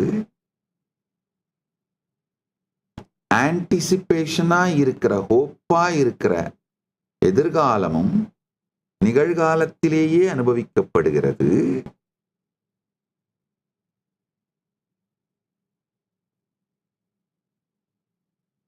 இந்த டிராமால நாம அப்சர்வ் ஆகும்போது தான், அதாவது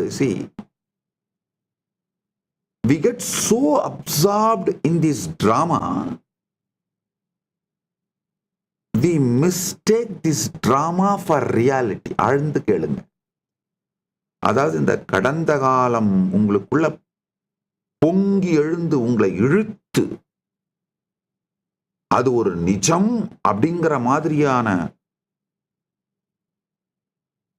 ஒரு பிரெயின் வாஷிங் உங்களுக்கு செய்யுது.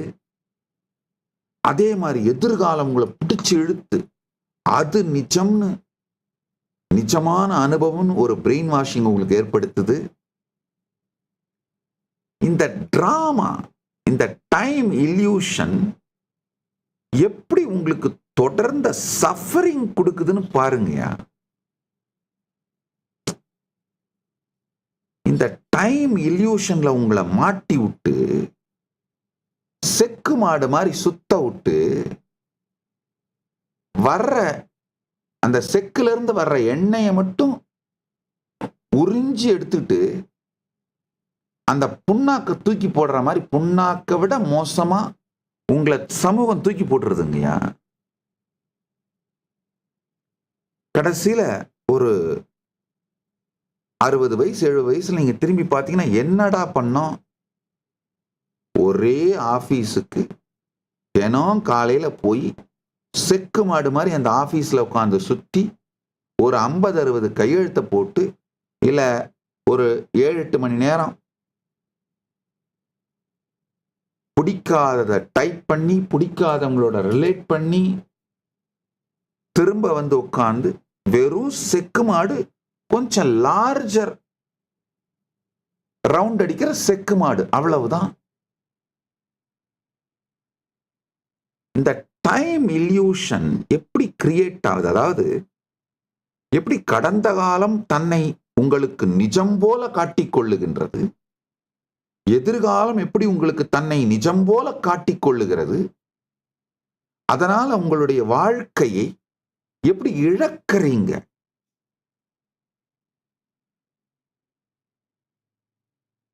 ஆக்சுவலாங்க இந்த ஒரு சத்தியம் புரிஞ்சாலே யாருமே உங்களை எக்ஸ்ப்ளாய்ட் பண்ண முடியாத வாழ்க்கையை நீங்க அமைச்சிப்பீங்க. நாமெல்லாம் என்ன நினைக்கிறோம்? டைமே ஒரு ட்ரெயின் மாதிரி, நாமெல்லாம் ஒரு பேசஞ்சர் மாதிரி அதில் உட்காந்துருக்கோம், அப்படியே அது நம்மளை இழுத்துட்டு போகுதுன்னு நினைக்கிறோம். கிடையாது.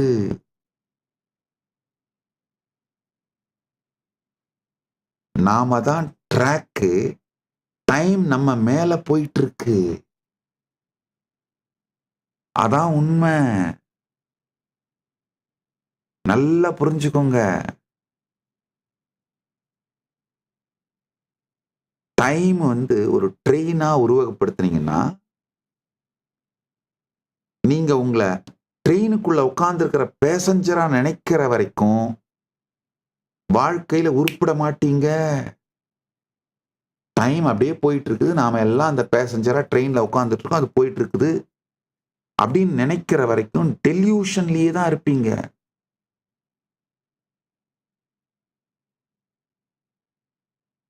எப்போ இல்ல நாம ட்ரெயின் ட்ராக்கு தண்டவாளம், நம்ம மேலதான் காலம் போயிட்டு இருக்கு, நம்ம கான்சியஸ்னஸ் மேலதான் காலம் போயிட்டு இருக்கு. நல்லா புரிஞ்சுக்கோங்க. டைமை தேடினீங்கன்னா கடந்த காலம் இல்ல, எதிர்காலம் இல்ல, நிகழ்காலமும் இல்ல. ஆனா உங்க இருப்புல இருந்தீங்கன்னா உங்க மேலதான் மூணும் போயிட்டு இருக்கு. உங்க கான்சியஸ்னஸ் தான் கேன்வாஸுங்கய்யா. டைம்ங்கிறது டிராயிங், பெயிண்டிங்க, அது பாட்டுக்கு ஓடிட்டு இருக்கு. இல்ல சினிமா திரை, உங்க கான்சியஸ்னஸ் தான் சினிமா திரை. பாஸ்ட், பிரசன்ட், ஃபியூச்சர் இதெல்லாம் சினிமா மாதிரி போய்கிட்டே இருக்கு அது பாட்டுக்கு. திரை சினிமாவை பார்க்க ஆரம்பிச்சதுதான் பிரச்சனை.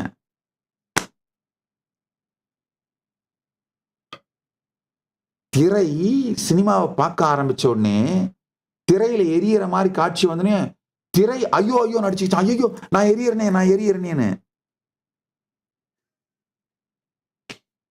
நன்றாக புரிந்து கொள்ளுங்கள்.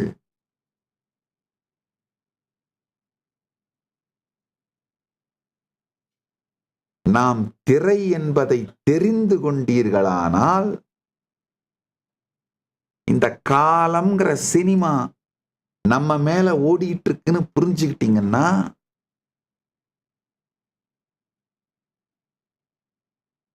கடந்த காலம் உங்களை பெரும் மன உளைச்சலுக்கு உள்ளாக்காது. நல்லா புரிஞ்சுக்கோங்க. We suffer because we agonize over a past that exists only as a thoughts in the present. நாம் பெருந்துக்கம், பெருந்துயரம், டிப்ரெஷன் மாதிரி கொடுமையான துக்கங்கள், மன உளைச்சல், வலி, வேதனை இதெல்லாம் அனுபவிக்கிறதுக்கான ஒரே காரணம் என்ன தெரியுமா? கடந்த காலம் வெறும் நினைவுகளாக, எண்ணங்களாக மட்டும்தான் நம்மளுக்குள்ள இருக்குன்னு புரிஞ்சுக்காம அத நிஜம்னு நினைக்கிறப்பதான் பிரச்சனைங்கய்யா.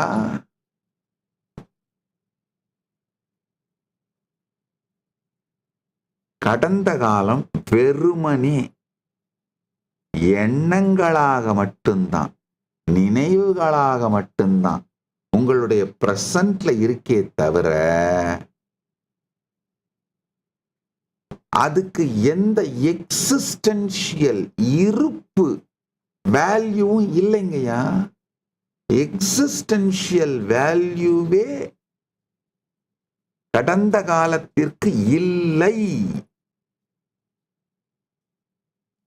நீங்க அந்த கேசட்டை வேணும்னே திருப்பி திருப்பி போட்டு ரிப்பீட் பண்ணி பார்த்து, ரிப்பீட் மோட்ல போட்டு ஒரு டிப்ரெஷன்ல போய் உட்கார்ந்துட்டு இருக்கிறது அந்த ஒரே பிரச்சனை தானே தவிர கடந்ததற்கு உங்கள் நினைவை தவிர வேறு எங்குமே இடம் இல்லை. கடந்த காலம் இறந்த காலம். பாஸ்ட், ஃபியூச்சர் ரெண்டுமே கன்வீனியன்ட் ஃபிக்ஷன் கான்செப்டுங்கய்யா.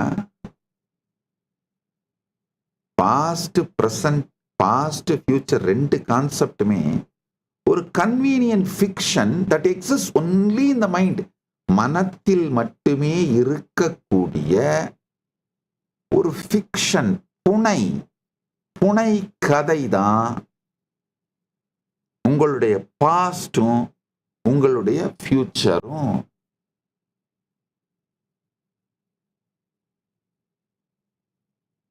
உங்க பாஸ்ட லொக்கேட் பண்ண முயற்சி பண்ணா வெறும் மெமரி ரெக்கார்ட்ஸ், நீங்க உங்களுக்கே சொல்லிக்கிற திரும்ப திரும்ப சொல்லிக்கிற கதைகள், அவ்வளவுதான். அதுவும் இப்பதான் சொல்லிக்கிறீங்க, பிரசன்ட்ல தான் சொல்லிக்கிறீங்க. உங்க ஃபியூச்சர்ல லொக்கேட் பண்ண முயற்சி பண்ணீங்கன்னா உங்க எக்ஸ்பெக்டேஷனு, பிளானு, ஹோப்பு, அதுவும் என்ன பிரசன்ட்ல தான் சொல்லிக்கிறீங்க, நடக்குது.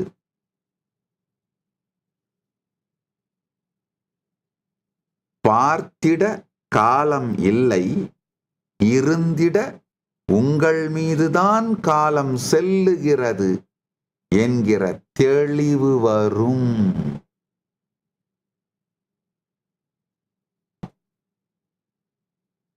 பார்ப்பவனுக்கு காலம் இல்லை, அந்த டிராமால சிக்கிட்டு சீரழியறவனுக்கு காலம் இல்லை. பார்ப்பவனை பார்ப்பவனுக்கு, நீங்க தான் அந்த ஸ்கிரீன்னு புரிஞ்சுக்கிட்டு சாட்சியா பார்க்கிறவனுக்கு பாஸ்ட், பிரசன்ட், ஃபியூச்சர் மூணுமே உங்க மேல போய்கிட்டே இருக்குன்னு தெளிவா தெரியும்.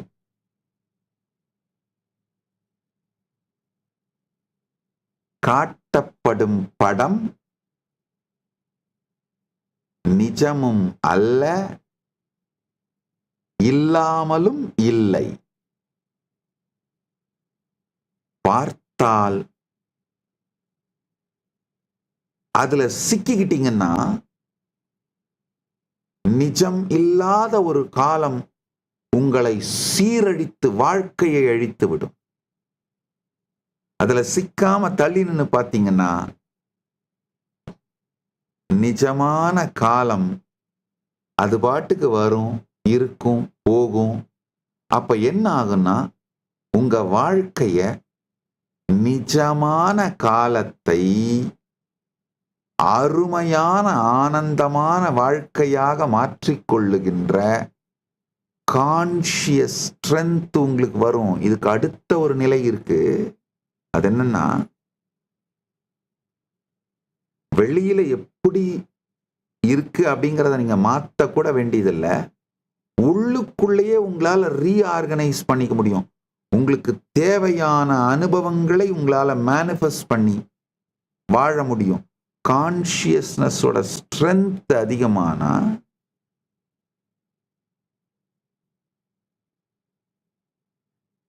டைரக்ட் எக்ஸ்பீரியன்ஸ்ல நீங்க சென்டர்டா இருக்க ஆரம்பிச்சீங்கன்னா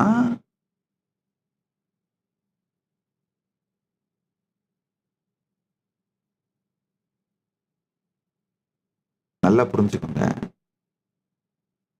எக்ஸ்பீரியன்ஸ் சென்டர்டாவே வாழ ஆரம்பிச்சீங்கன்னா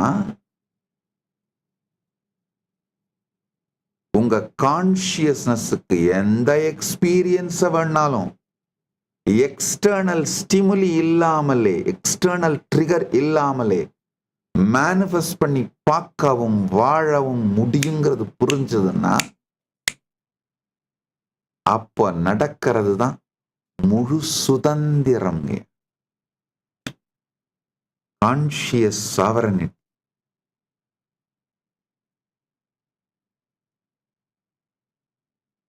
நரக வாழ்க்கையிலிருந்து நல்வாழ்க்கைக்கு சென்று நல்வாழ்க்கை அப்படிங்கிறதுல இருந்துமே முழு விடுதலை அடைந்த சுதந்திர வாழ்க்கைக்குள் மலருவீர்கள். தொடர்ந்து இந்த காலம் உங்களுக்குள் ஏற்படுத்துகிற உணர்ச்சி கொந்தளிப்புகள், கடந்த காலம் ஏற்படுத்துகிற உணர்ச்சி கொந்தளிப்பு, எதிர்காலம் ஏற்படுத்துற உணர்ச்சி கொந்தளிப்பு, இதுல சிக்கனீங்கன்னா காலம் அப்படியே நிஜமா தெரியும். அந்த டெல்யூஷன்ல, இல்யூஷன்ல அப்ப வாழ்க்கையே சிக்கி சீரழிஞ்சு நரகமாத்தான் வாழ்வீங்க. எப்போ நீங்க திரை இதுல இந்த காலம் மூவாயிட்டே இருக்குன்னு புரியுதோ அப்போ நல் வாழ்க்கையாக, ஸ்வர்க்க வாழ்க்கையாக உங்களை நீங்களே சீரமைச்சுப்பீங்க. ஆஹா, என் எக்ஸ்பீரியன்ஸ் இனிமையா முழுமையா ஆனந்தமா இருக்கிற மாதிரி உங்க வாழ்க்கையை கான்சியஸா கட்டமைச்சுப்பீங்க. அது சொர்க்க வாழ்க்கை. இதை தாண்டி ஒண்ணு, எல்லா எக்ஸ்பீரியன்ஸையும் வெளியில இருக்கிற சூழ்நிலைக்கு சம்பந்தமே இல்லாம irrelevant-ஆ ரிடண்டன்ட்டா உங்களாலேயே மேனிஃபெஸ்ட் உருவாக்கி வாழ முடியும்னு தோணும் பொழுது நீங்க ஒரு முழு சுதந்திரமான, வெளியில் இருக்கிற எதுவும் எதனாலும் பாதிக்கப்படாத, பாதிக்க இயலாத, எதுவும் பாதிக்க இயலாத, எதனாலும் பாதிக்கப்படாத ஒரு கான்ஷியஸ் சாவரனான ஆன்ம சுதந்திரம் பெற்ற வாழ்க்கையை வாழ ஆரம்பிப்பீங்க. அதுதான் கைலாச வாழ்க்கை. நரக வாழ்க்கையிலிருந்து சொர்க்க வாழ்க்கைக்கு வாங்க, சொர்க்க வாழ்க்கையிலிருந்து அடுத்து கைலாச வாழ்க்கைக்கு மாறுவீங்க. இது மொத்தத்தோட ரகசியம், சாரம் என்னன்னா, உங்களுக்குள்ள நடக்கிற அனுபவங்களை சாட்சியா பார்க்க ஆரம்பிக்கிறதா முதல் படி. அப்போதான் இந்த டைம் இல்யூஷன் கிரியேட் பண்ற சஃபரிங்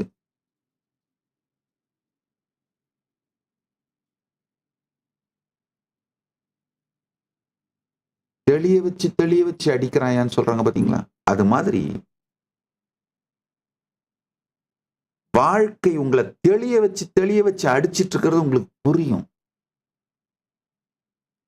பொதுவா இந்த ஆதீனங்களுக்கு, நம்முடைய கைலாசங்கள், உலகம் முழுக்க இருக்கிற கைலாசங்களுக்கு புதுசா வர்ற சன்னியாசிகள், பிரம்மச்சாரிகள், அவங்களுடைய பிஹேவியர்ஸ், இல்ல புதுசா வர ஆதீனவாசிகள் பிஹேவியர்ஸ் பார்த்திருக்கேன். வந்த உடனே பாத்தீங்கன்னா சில பேர் அவங்களுடைய நல்ல நடுத்தர இல்ல உயர் நடுத்தர அப்பர் மிடில் கிளாஸ் ஃபேமிலியிலிருந்தே வந்தா கூட வீடுகள்ல அவங்க கேட்கிற மாதிரி விதமா மல்டிபிள் ஃபுட் எல்லாம் தினந்தோறும் சமைச்சு வச்சிருக்க மாட்டாங்க. தினந்தோறும் அவைலபிளா இருக்காது. ஆனா கைலாசத்துல நேச்சுரலாவே கோவில் நடக்கிறதுனால நிவேதனத்துக்காக தினந்தோறும் நிவேதனம் மற்றும் அன்னதானத்துக்காக குறைந்தபட்சம் 11 விதமான உணவு சமைப்பாங்க. காலையில 11 விதம், மதியானம் 11 விதம், இரவு 11 விதம், விதமா சமைப்பார்கள். விதவிதமான உணவு இருக்கும். வீட்டுல விதமான உணவு வேணும்னா நிறைய நாம உழைச்சாக வேண்டியிருக்கும், வேலை செய்யணும். அந்த சமைக்கிறதுக்கு போர் அடிச்சுக்கிட்டே விதமான உணவுகளை சாப்பிட மாட்டோம், பணமே இருந்தா கூட. அது மட்டும் இல்லாம வீட்டுல இருக்கும்போது ஆர்டர் பண்ணி சாப்பிட்டா அந்த விதமான உணவுகள் உடல் நலத்துக்கு எடுத்துருது. ஒரு வாரத்துக்கு மேல நீங்க விதமான உணவுகளை ஆர்டர் பண்ணி சாப்பிட்டலாம் உடம்பு தாங்காது, ஹெல்த் கொலாப்ஸ் ஆயிடும். விதமான உணவுகளை நீங்களே சமைச்சு சாப்பிட்றதுக்கு நேரம் இல்லாததுனாலையும், ஆர்டர் பண்ணி சாப்பிட்டீங்கன்னா உடம்பு கெட்டு போறதுனாலையும், தினந்தோறும் 11 விதமான, காலை உணவுக்கு 11 விதம், மதிய உணவுக்கு 11 விதம், இரவு உணவுக்கு 11 விதம்லாம் யாரும் ஈவன் அப்பர் மிடில் கிளாஸ் கூட சாப்பிட மாட்டீங்க. இந்த ஆதீனத்துல அந்த மாதிரி இல்லாம எல்லாம் 11 விதம் 3 வேளையும் கிடைக்கும். அதை பார்த்த உடனே உடம்பு முதல்ல என்ன பண்ணுவாங்கன்னா கண்டபடி சாப்பிட ஆரம்பிச்சிருவாங்க. அளவுக்கு மீறி சாப்பிட ஆரம்பிச்சிருவாங்க. நான் எப்போ அவங்கள கண்ட்ரோல்லாம் பண்ண மாட்டேன். விடு ஒன்னே ஒண்ணுதான் சொல்லுவேன், அப்பா சாப்பிடும் போது சாட்சியா இருந்து பார்த்துக்கிட்டே சாப்பிடு. டிவைஸ் பார்க்காத, வேற அட்டென்ஷனை டைவர்ட் பண்ணாத, வேற யார்ட்டையும் பேசாத, அமைதியா உட்காந்துக்கோ. என்ன வேணுமோ எல்லாத்தையும் எடுத்து வச்சுக்கோங்க, நிறைய குவான்டிட்டி எடுத்து வச்சுக்கோங்க. பொறுமையா சாட்சியா இருந்து பார்த்து நல்லா மென்று ருசித்து புசித்து சாப்பிடுங்க. ஒரு மாசத்துல அவங்களுக்கே புரிய ஆரம்பிச்சிடும், இல்லப்பா அத்தனை இருந்தாலும், பக்தர்கள் கொண்டு வந்து கொடுத்தாலும் சமைத்தாலும் இதெல்லாம் எல்லோருக்கும் கொடுப்பதற்குத்தானே தவிர நாமளே சாப்பிட்டுட்டு இருந்தோம்னா நம்முடைய உடம்பு மனசு மந்தமான ஒரு நிலைக்கு போய் சாப்பிட்றதை தவிர வேற எதையுமே ஆக்டிவா செய்ய மாட்டேங்குதுன்னு புரிஞ்சிரும்.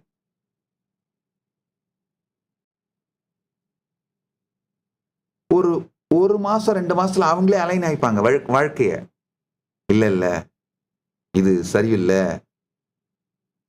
இந்த ஒரே ஒரு விஷயம், அதாவது சாட்சியா இருந்து பார்க்கறது மூலமாவே தாங்களே தங்களுடைய வாழ்க்கையில அலைன் ஆயிடுவாங்க. அதே மாதிரி தாங்க. சில நேரத்துல பார்த்திருக்கேன், இந்த புதுசா வர்ற ஜென்சி பாய்ஸ் இந்த பொட்ட பிள்ளைங்களோட போய் வழிஞ்சிட்டு இருக்கிறது, ஃபிளர்ட் பண்ணிட்டு இருக்கிறது, நான் ஒன்றும் கண்டுக்க மாட்டேன், சும்மா இருப்பேன். அது 2 மாசத்துல அந்த பிள்ளையோட மூட் ஸ்விங் இவனால ஹேண்டில் பண்ண முடியாது, இவனுடைய மூட்ஸை அந்த பிள்ளையால ஹேண்டில் பண்ண முடியாது, தானா உடைச்சிக்கும். நான் ஒண்ணு தான் சொல்லுவேன், நீ எக்ஸைட்டடா வேக வேகமா இயங்கும் பொழுதும் உடைச்சிக்கும் பொழுதும் என்ன நடக்குதுன்னு சாட்சியா பாரு.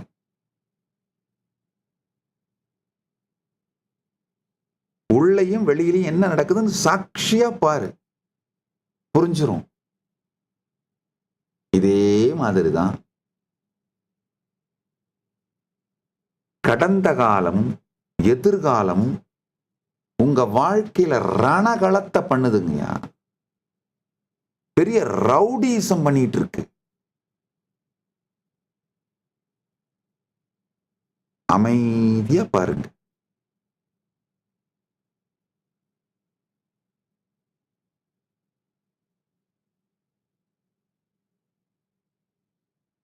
உங்க வாழ்க்கை ஒரு மார்க்கெட்னா கடந்த கால ரவுடிங்க. கடந்த காலங்கிறது ஒரு பெரிய ரவுடி கும்பல்.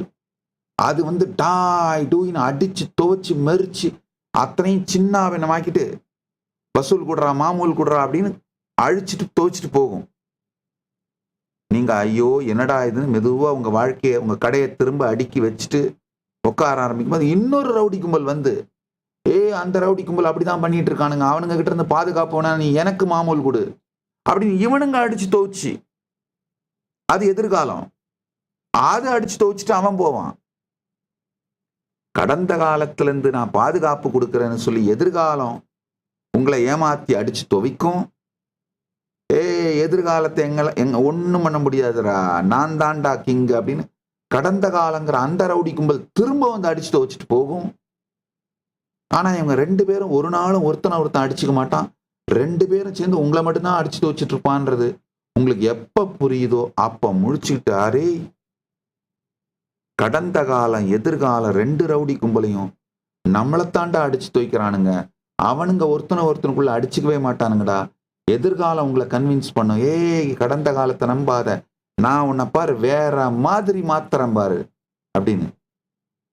கடந்த காலம் எதிர்காலம் ஒண்ணும் பண்ண முடியாதுடா, உன்னால ஒன்னுத்தையும் சாதிக்க முடியாதுடா, உன்னை என்ன பண்றேன் பாடுறா, நீ இந்த மாதிரி நாசமாக்கி வச்சிருக்கிற, உன்னை எப்படா உன்னால எப்படா எதையும் சாதிச்சிட முடியும், அது அடிச்சு உடைச்சிட்டு போகும்.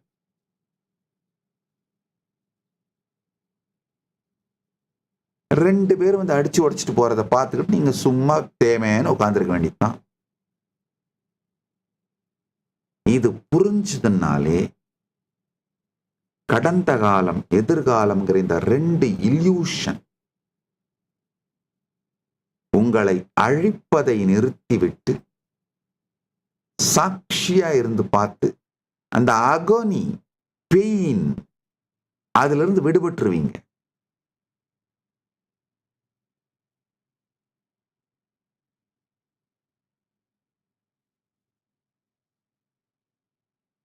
விடுபட்டு நீங்க காலம்ங்கிற ட்ரெயின்ல உட்கார்ந்து இருக்கிற பேசஞ்சர் இல்ல, காலம்ன்ற ட்ரெயின் போறத அந்த ட்ரெயினை தாங்குற தண்டவாளம். கடந்ததும் இருப்பதும் வருவதும் உங்கள் மேல் சென்று கொண்டிருக்கிறது. இந்த ஒரே ஒரு ஷிஃப்ட் தாங்க வேணும். நீங்க அதுல உட்கார்ந்துட்டு போயிட்டு இல்ல, அது உங்க மேல போயிட்டு இருக்கு.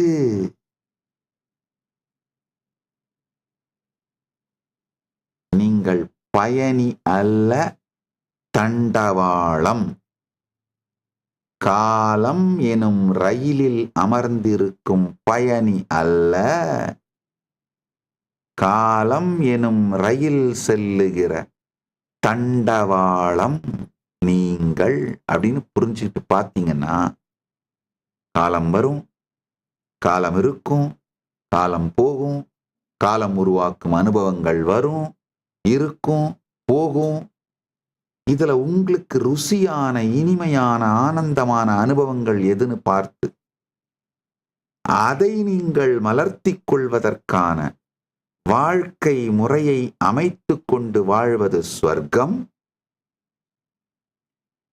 எந்த வெளிச்சூழலையும் தாண்டி நீங்கள் விரும்பிய அனுபவத்தை விரும்பியவாறு உங்களுக்குள் மலர்த்திக் கொண்டு வாழ முடியும் அப்படின்னு தெரிஞ்சிட்டு வாழறது கைலாசம்.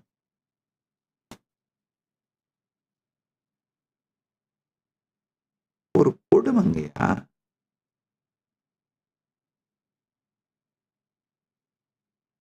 இந்த கிளாக் டைம்ல நாம அவ்வளவு சிக்கிக்கிட்டு நம்முடைய டைரக்ட் எக்ஸ்பீரியன்ஸையே நம்ப மாட்டேங்கிறோம்.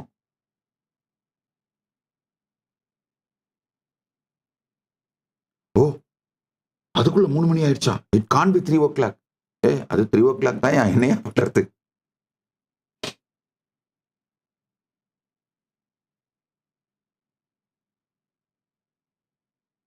நல்லா புரிஞ்சுக்கோங்க. இப்ப மாடர்ன் டேல எஸ்பெஷலி இந்த ஹெல்த் வாட்ச் எல்லாம் வந்துருச்சு பாருங்க, smart வாட்சுங்க. we are getting so addicted to health watch. அது ஏதாவது கொஞ்சம் சரியா வேலை செய்யாம நம்ம பிபிஏ ஜாஸ்தியா இருக்குன்னு சொல்லிட்டா போதும், உண்மையிலேயே பிபி ஏறிடுது நமக்கு, அன்னைக்கு நாளே போச்சு. அப்புறமா அந்த ஸ்மார்ட் வாட்ச் தப்பு அப்படின்னு கண்டுபிடிச்சா நமக்கு எப்படி தோணும்? அடப்பாவீங்களா, இதை நம்பி ஒரு வருஷத்தையே கழிச்சனேடா, ஒரு வருஷம் முழுக்க எனக்கு பிபி ஜாஸ்தியா இருக்கு, சுகர் ஜாஸ்தியா இருக்கு, என் பல்ஸ் ஒழுங்கா இல்லைன்னு நம்பிக்கிட்டு அந்த துக்கத்திலேயே லைஃபை கழிச்சிட்டேனேடா. இப்பதானடா புரியுது வாட்ச் சரியில்லைன்னு. ஹெல்த் சரியாதான் இருந்திருக்கு, என் எக்ஸ்பீரியன்ஸ் படி பார்த்தா எல்லாம் நல்லா தான் இருக்கு, ஆனா வாட்ச் சொல்லுதுன்னு நம்பிக்கிட்டு எத்தனை பேரு இந்த கேட்ஜெட் அடிக்ட் ஆகி ஸ்மார்ட் வாட்ச், ஹெல்த் வாட்ச், இந்த மாதிரி டிவைசஸ் சார்ந்து உங்க ஹெல்த்தை முடிவு பண்றது மூலமா ஏமாற்றப்பட்டு ஆக்சுவலா டிவைஸை வந்து ஒரு கடவுள் நிலைமைக்கு எடுத்துட்டு போயிட்டோங்க. ஒரு ஒராக்கிள் நிலைமைக்கு, கடவுள் நிலைமைக்கு எடுத்துட்டு போயிட்டோம். நீங்க உண்மையில எப்படி இருக்கீங்கன்னு உங்களுக்குள்ள திரும்பிலாம் பார்க்கறதே இல்லை. ஆக்சுவலா பிபி அதிகமானா உங்களுக்குள்ளேயே அந்த எண்ணத்தோட எஜிடேஷன், உங்களுடைய எண்ண ஓட்டத்தோட வேகம், பரபரப்பு, ரெஸ்ட்லெஸ்னஸ் தெரியும். அதை வச்சு உங்க பிபி அதிகமா இருக்கா கம்மியா இருக்கான்னு பார்க்கிற அளவுக்கு தனக்குள் தான் வாழாமல் இருப்பதால், நல்லா புரிஞ்சுக்கோங்க, உங்களுக்குள்ள நீங்க கான்சியஸா இருந்தீங்கன்னா உங்களுடைய இன்னர் எஜிடேஷனை வச்சே தெரிஞ்சுக்கலாம் பிபி இப்ப அதிகமாயிருக்கு போல. உங்களுக்கு உள்ள இருக்கிற இன்னர் டயர்ட்னஸ் வச்சே தெரிஞ்சுக்கலாம், ஓ கேஸ் இருக்கு போல, இல்ல சுகர் இருக்கு போல. அப்ப டெஸ்ட் பண்ணி பார்த்து உங்களுக்கு அதுக்கான தீர்வுகளை எடுத்துக்கிட்டீங்கன்னா நல்லது. ஆனா உள்ளுக்குள்ளேயே வாழாம டிவைஸ் மேலேயே வாழறதுனால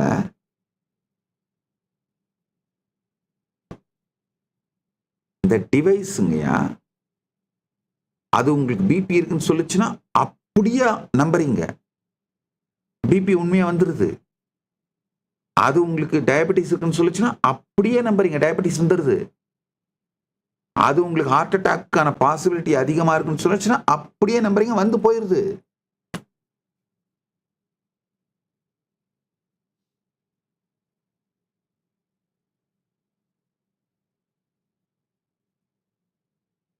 டைம் மிஷின் இன்வென்ஷனுங்கய்யா, டிஸ்கவரி இல்லைங்கய்யா, இன்வென்ஷனுங்கய்யா. இந்த conceptual பிரசன்ஸ்ல மாட்டாதீங்க.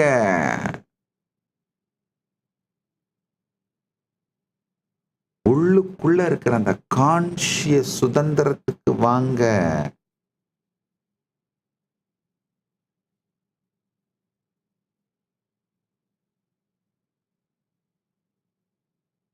What is in your now? Challenging it. What is in your now? Comment in one line. Past. One word you are replaying within you. Future. One word you are worried about. Now. One word you can feel or notice now.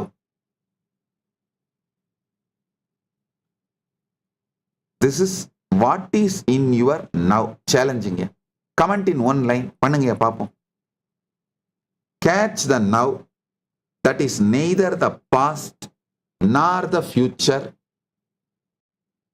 Post what you understood in you in social media and tag at Sri Nithyananda with the hashtag catch the now. Hashtag Nithyananda. போடுங்க. நீங்க என்ன கேள்வி கேட்குறீங்க, உங்களுடைய experience என்னவோ அதுக்கு நான் அடுத்த பதில் சொல்றேன். ஃபர்தரா புரிய வைக்கிறேங்க. உங்களுடைய சுய இருப்புல கான்ஷியஸ் ஸ்டேட்ல நீங்க இருந்தீங்கன்னா எட்டர்னல் நவுல இருக்கீங்க. காலம் உங்கள் மீது இயங்கும். காலத்தையும் காலம் காட்டும் இந்த வித்தைகளையும் மாயைக்குள்ளும் இந்திரஜாலத்திற்குள் நீங்கள் மாட்டினீர்களானால் இல்லாத காலம் தன் இருப்பதைப் போல் காட்டி உங்களை சீரழித்து நரகத்திற்குள்ளாக்கி வாழ்வே அழிந்துவிடும்.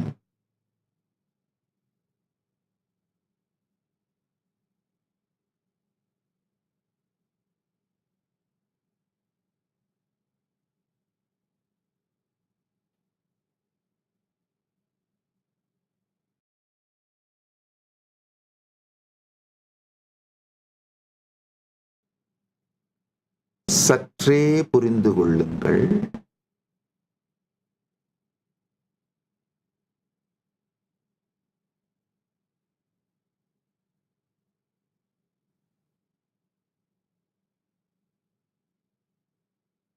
chronological டைம், இந்த கிளாக்க பார்த்து நீங்க பார்க்கிற டைம்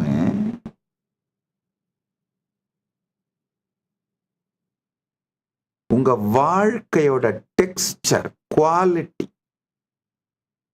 உங்கள் வாழ்க்கையோட அனுபவம், அனுபூதி இதை பற்றி உங்களுக்கு விளக்காது, புரிய வைக்காது.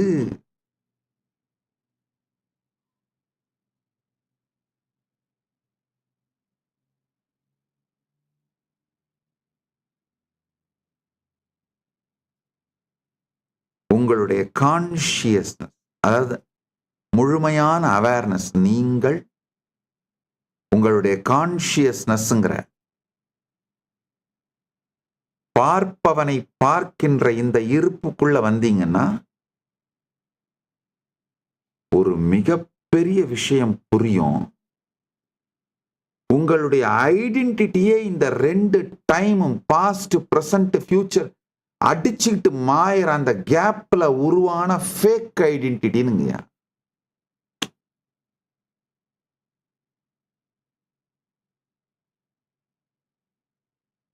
கடந்த காலங்கிற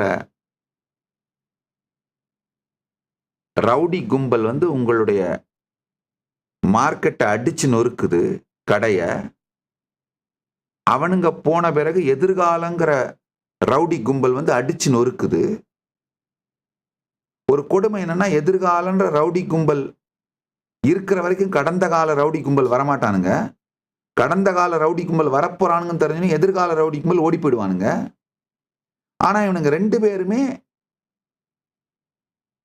கடந்த காலம் என்ன பண்ணும், ஒன்னால எதிர்காலத்துல ஒன்றும் சாதிக்க முடியாதுடா, நான் பார்த்துக்கிறேன்டா அப்படின்னு உங்களை அடிச்சு நொறுக்கும். எதிர்காலம் என்ன பண்ணும்? கவலைப்படாத கவலைப்படாத, அவங்ககிட்ட இருந்து நான் உன்னை காப்பாத்துறேன் அப்படின்னு சொல்லி ஹோப்பு கொடுத்து அடிச்சுன்னு இருக்கும். இந்த ரெண்டுத்துக்கும் நடுவில் இதுல இருந்து உங்களை காப்பாத்துறேன்னு சொல்லி உங்களுடைய ஃபேக் ஐடென்டிட்டி ஈகோ வந்து ரெண்டு பேரையுமே அடிக்கிற மாதிரியே விளையாடிக்கிட்டு நீங்க மிச்சம் வச்சிருக்கிற லாபத்தையும் எடுத்து தின்னுறோம். இவனுங்க 3 பேர் அடிச்சு மாயறதுல எல்லாத்தையும் இழந்து அனாதை ஆகி வாழ்க்கை இழப்பது நீங்கள்தான். இப்போ நீங்க உங்களுடைய கான்சியஸ்னஸ்ங்கிற அந்த இருப்பிற்குள் வந்தீர்களானால்,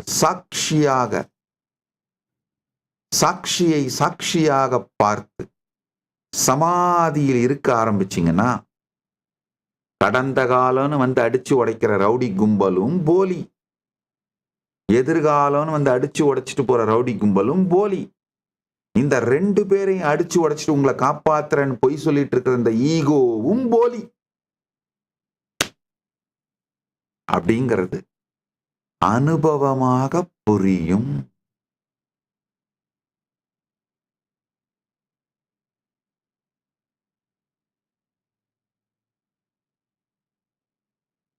இதை தெரிந்த நம்முடைய ரிஷிமார்கள் ஒரு அருமையான ஒரு நுட்பத்தை சொன்னாங்க. உபனிஷத், வேதங்களின் சாரத்தை, உத்தமோத்தமமான வேதத்தின் பாகத்தை நம்ம ரிஷிகள் அழகான ஒரு வார்த்தையில சொன்னாங்க. உபனிஷத்.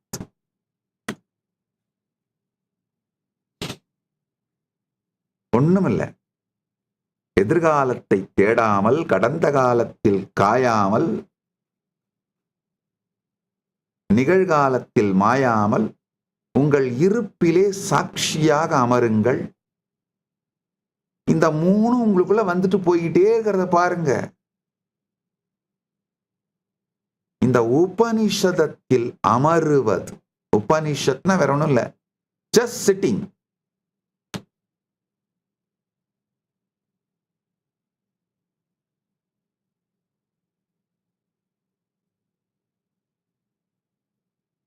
சும்மா ஒரு நாளைக்கு ஒரு மணி நேரம் 2 மணி நேரம் உட்கார்ந்து பாருங்க. உடனே கேட்காதீங்க, ஒரு நாளைக்கு 2 மணி நேரம் இந்த மாதிரி சும்மா உட்காந்துருந்தா எனக்கு யாரும் சோறு போடுவாங்க? யாரும் போடலையா? கவலைப்படாதீங்க, வாங்க கைலாசத்துக்கு வந்துருங்க. திருவண்ணாமலை கைலாசம் திறந்தா இருக்கு, வந்து உட்காருங்க, நான் போடுறேன். உண்மையில உங்களுக்குள்ள இருக்கிற ரெஸ்ட்லெஸ்னால உங்களால உட்கார முடியாதுன்னு சொல்லுங்க, ஒத்துக்கிறேன். ஆனா 2 மணி நேரம் நான் உட்கார்ந்து இருந்தேன்னா யாரு சோறு போடுவாங்க? அப்ப என்ன, நீங்க இப்ப 2 மணி நேரம் உங்க வாழ்க்கைய இந்த டிவைஸ் நோண்டிக்கிட்டு, செல்போனை நோண்டிக்கிட்டு, கண்டதை பார்த்துக்கிட்டு வேஸ்ட் பண்ணாம இருக்குன்னு சொல்ல வரீங்களா?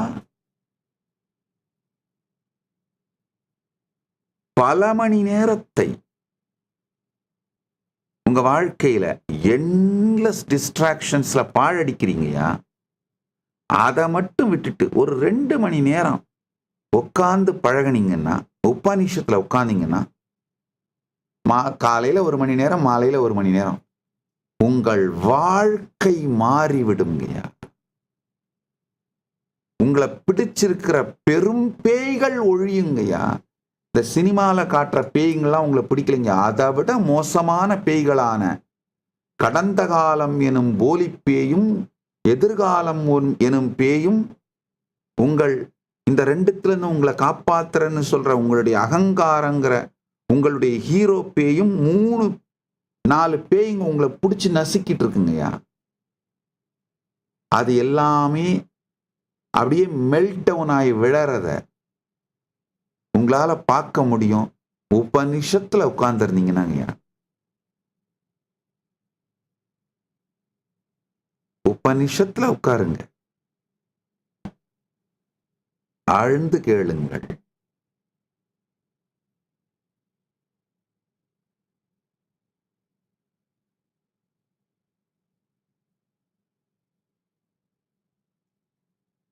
உபனிஷதங்கள் நம்ம ரிஷிகள் வேதங்கள்லையும் ஆகமங்கள்லையும் புராணங்கள்லையும் காலத்தை பற்றி சொல்லி இருக்கிற சில சத்தியங்கள்.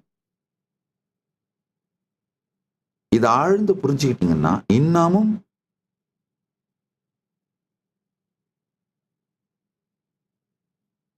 புரிதலாலேயே பரமுக்தி அடைந்து விடுவீர், ஜீவன் முக்தனாக வாழ்வீர்கள்.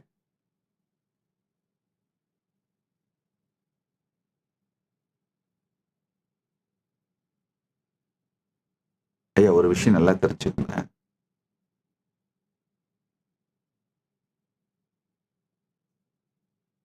இந்த இகத்துல, வெளி உலகத்துல நீங்க உழைச்சி சம்பாரிச்சு சேர்த்தாதான் எதையும் அடைய முடியும். அகத்துல ஒரு ஞான கருத்தை புரிஞ்சுக்கிட்டு அதுக்காக தவம் பண்ணி பிராக்டிஸ் பண்ணி அதுலேயே உங்களை அலைன் பண்ணீங்கன்னா அடைஞ்சிட முடியும். பரத்துல பிரம்மவித் பிரம்மைவ பவத், அதை புரிந்து கொண்டாலே தெரிந்து கொண்டாலே அதை அடைந்து விடுவீர்கள். முனை புரிச்சுக்கோங்க.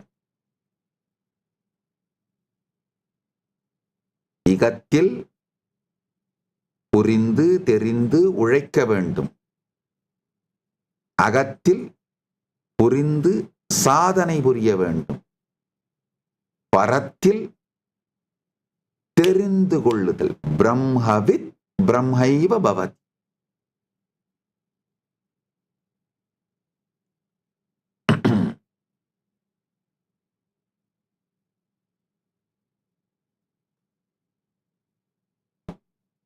நம்முடைய உபனிஷதத்துல, வேதங்களிலும் உபனிஷதங்களிலும்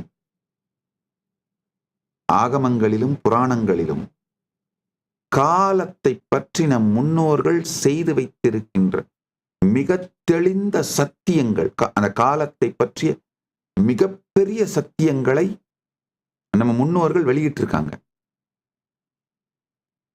டைம் டைலேஷன் அங்கயா 10,000 வருஷத்துக்கு முன்னாடி ரொம்ப தெளிவா டைம் டைலேஷனை பத்தி நம்முடைய முன்னோர்கள் கொடுத்திருக்கிற டீட்டெயில்ஸ் புராணங்கள்ல சற்றே புரிந்து கொண்டீர்களானால் தெரிந்துவிடும் 3 விஷயம் புரியுங்க.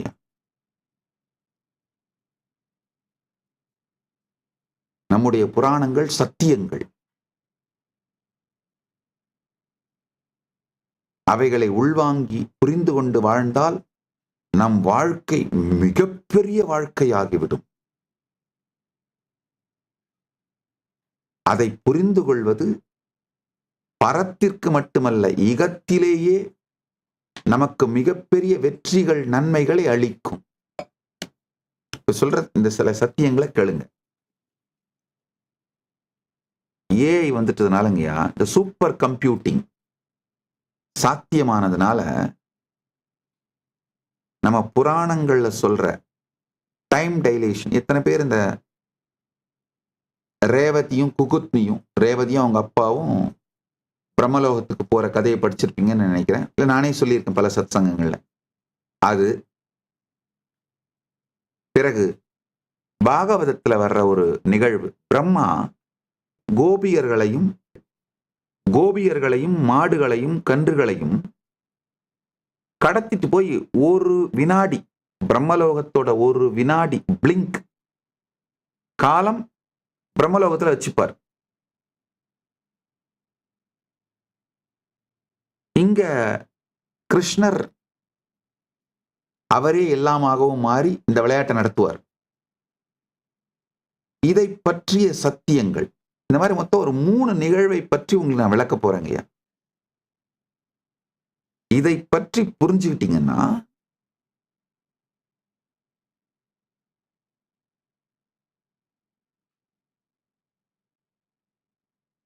காலம்ங்கிற சத்தியத்தை நாம எப்படி ஹேண்டில் பண்ணலாம். காகுத்மி அப்படிங்கிற அரசனும் அவருடைய மகள் ரேவதியும் பிரம்மலோகம் போற கதை.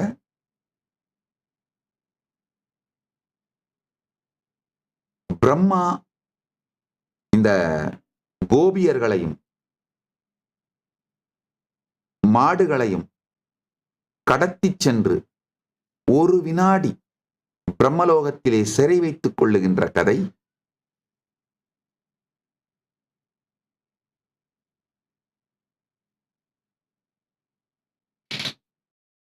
முசுகுந்த சக்கரவர்த்தி ஸ்வர்கலோகம் சென்று இந்திரனுக்காக போரிட்டு வென்று தியாகராஜரை பெற்று வந்த கதை. இந்த மூன்றையும் தான் உங்களுக்கு விளக்க போறேன். கட்டாயமா இந்த மூன்றையும் இன்றே விளக்கிவிட முடியாது, நேரம் கடந்து விட்டதுனால மெதுவா ஒன்னொன்னா விளக்குறேன். இந்த அடிப்படைகளை நான் இந்த கதைகளை பற்றி சொல்லுவதற்கான அடிப்படைகளை புரிந்து கொள்ளுங்கள். அதாவது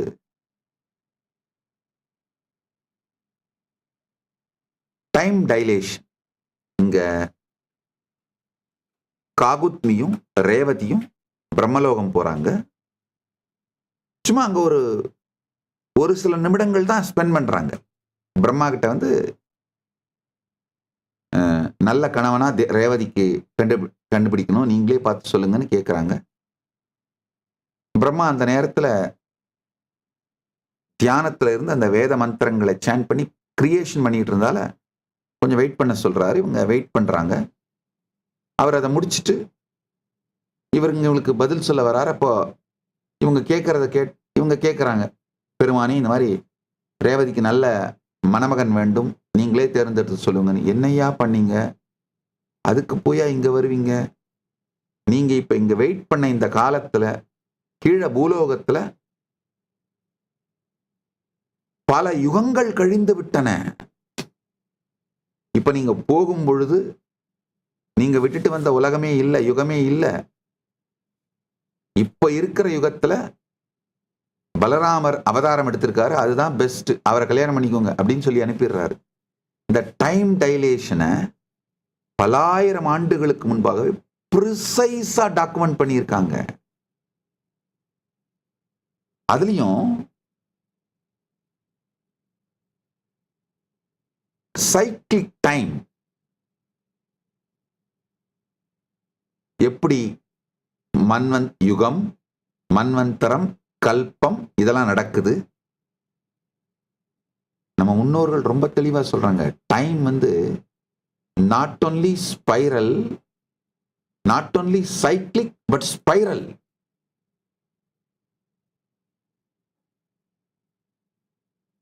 இதை இன்னும் தெளிவா சொன்னா ஹேலிக்ஸ். ஆழ்ந்து கேளுங்க. அதாவது நம்ம முன்னோர்கள் யூஸ் பண்ண விமானங்களை பத்தி விமான சாஸ்திரம் சொல்லுது. இந்த வேற வேற லோகங்களுக்கு நடுவில் இருக்க இடைவெளியை பத்தி புராணங்கள் சொல்லுது. இந்த வேற வேற நபர்கள் இங்க போயிட்டு வந்த காலங்கள் இத பத்தி சில புராணங்கள் சொல்லுது. இது போற விதம் ஹெலிக்ஸ், அதை பத்தி புராணங்கள் சொல்லுது. இப்ப ஏஐ வச்சு இது எல்லாத்தையும் மேட்ச் பண்ணா அத்தனையும் பர்ஃபெக்டா சிங்க் ஆகுது. நல்லா புரிஞ்சுக்கோங்க. இப்ப நான் உங்களுக்கு சில கன்க்ளூஷன்ஸ் தான் சொல்றேன். இது அழகா ஸ்லைடாவே ஆர்கனைஸ் பண்ணியிருக்கேன், ஸ்லைடாவே ப்ரொஜெக்ட் பண்ணி உங்களுக்கு கொடுக்குறேன்.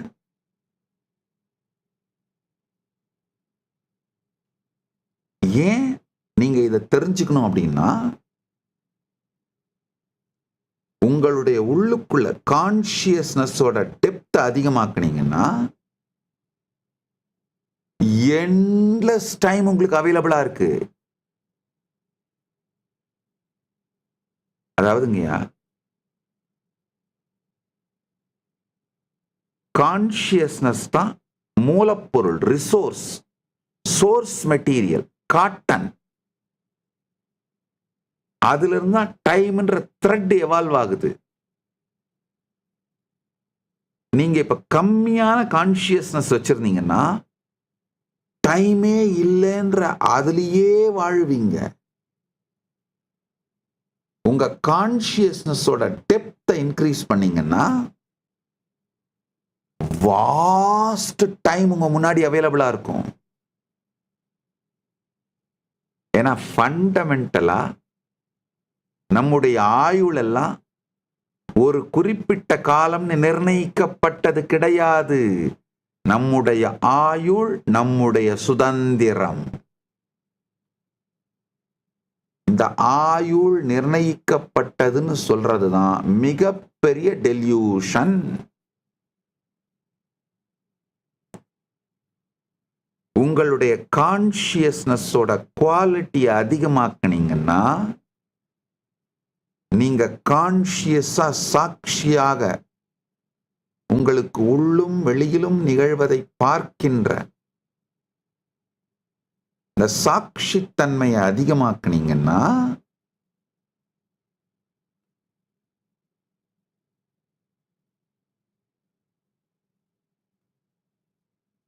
இப்ப நிகழ்காலத்துல உங்களுடைய நேரமும் அதிகமாகும், வாழ்நாளும் அதிகமாகும். உங்களுடைய டைமோட குவான்டிட்டி அண்ட் குவாலிட்டி ரெண்டும் அதிகமாகும். நல்லா புரிஞ்சுக்கோங்க. என்னுடைய வெற்றிக்கு முதல் காரணம் என்னன்னா, பரமசிவன் அருளால செய்ய வேண்டியதில்லை என்பவைகளை எல்லாம் செய்யாமல் நிறுத்தினேன். ஐயா, ககனோ கர்மனோ கதிகி, உலகத்தில் இருக்கும் எல்லா ஜீவன்களுமே கர்மம் எனும் வாழ்க்கை முறையால் தான் இயங்குகிறார்கள். செய்யாமல் இருப்பது இயலவே இயலாது.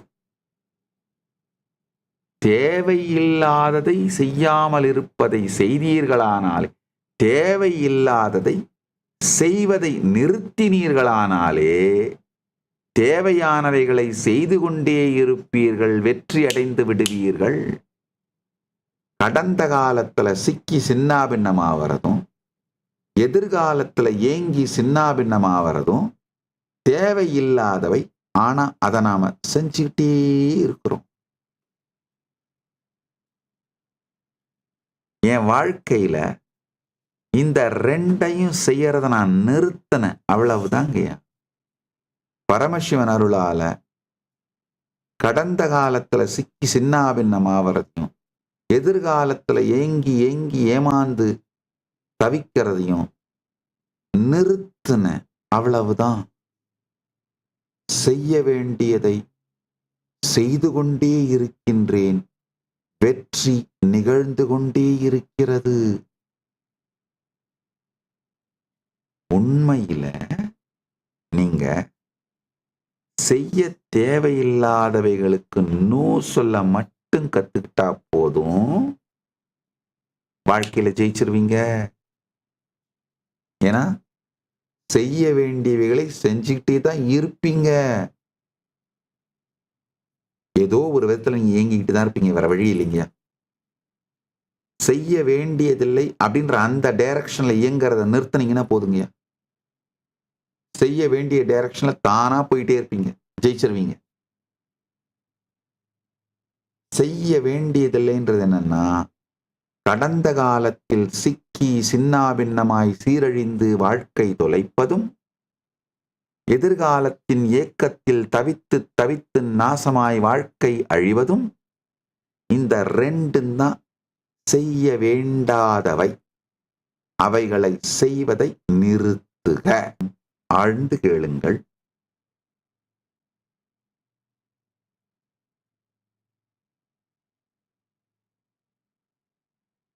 இந்த காலம் பற்றி நம்முடைய ரிஷிகள் வெர்டிக்கல் டைம் ஜோன்ஸ் பத்தி, இந்த லோகங்களை பத்தி, அதாவது ஸ்வர்கலோகம், மகர்லோகம், தப்போலோகம், பிரம்மலோகம், கைலாயம், வைகுண்டம், ஸ்ரீபுரம், இவைகளை பத்திலாம் அவங்க சொல்லி இருக்கிற கருத்துக்கள், அதாவது எவ்வளவு டிஸ்டன்ஸ் ஒண்ணு, என்ன மாதிரியான ஃபிளைட்ஸ், அதோட ஸ்பீடு, அது ஒண்ணு. மூணாவது, போயிட்டு வந்தவங்க எவ்வளவு டைம் எடுத்திருக்காங்க போறதுக்கு, இந்த டீட்டெயில்ஸ்லாம் வேற வேற புத்தகங்கள் டாக்குமெண்ட் ஆயிருக்கு. முதல் முறையாக ஏஐ உதவியோட இதை எல்லாத்தையும் டைஜஸ்ட் பண்ணி இந்த டீட்டெயில்ஸ் எல்லாம் மேப் பண்ணா பர்ஃபெக்டா இருக்கு. இந்த விமானத்தை எடுத்துக்கிட்டு இந்த நபர் இந்த ஹெலிக்ஸ் ஃப்ளோல இந்த லோகத்துக்கு போனார், போறதுக்கு இவ்வளவு காலம் ஆச்சு,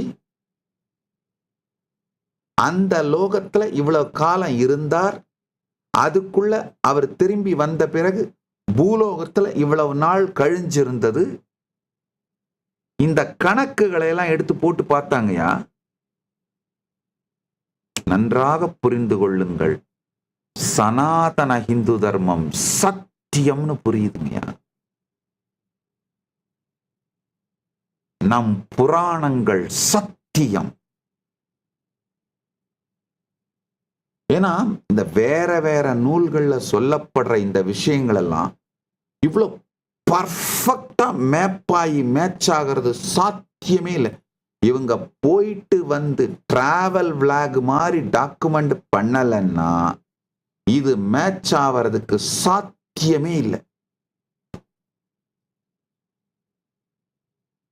இது டிராவல் விளாக் டாக்குமெண்டேஷன் தான், இது மேட்ச் ஆவறதுலே புரிஞ்சிருது.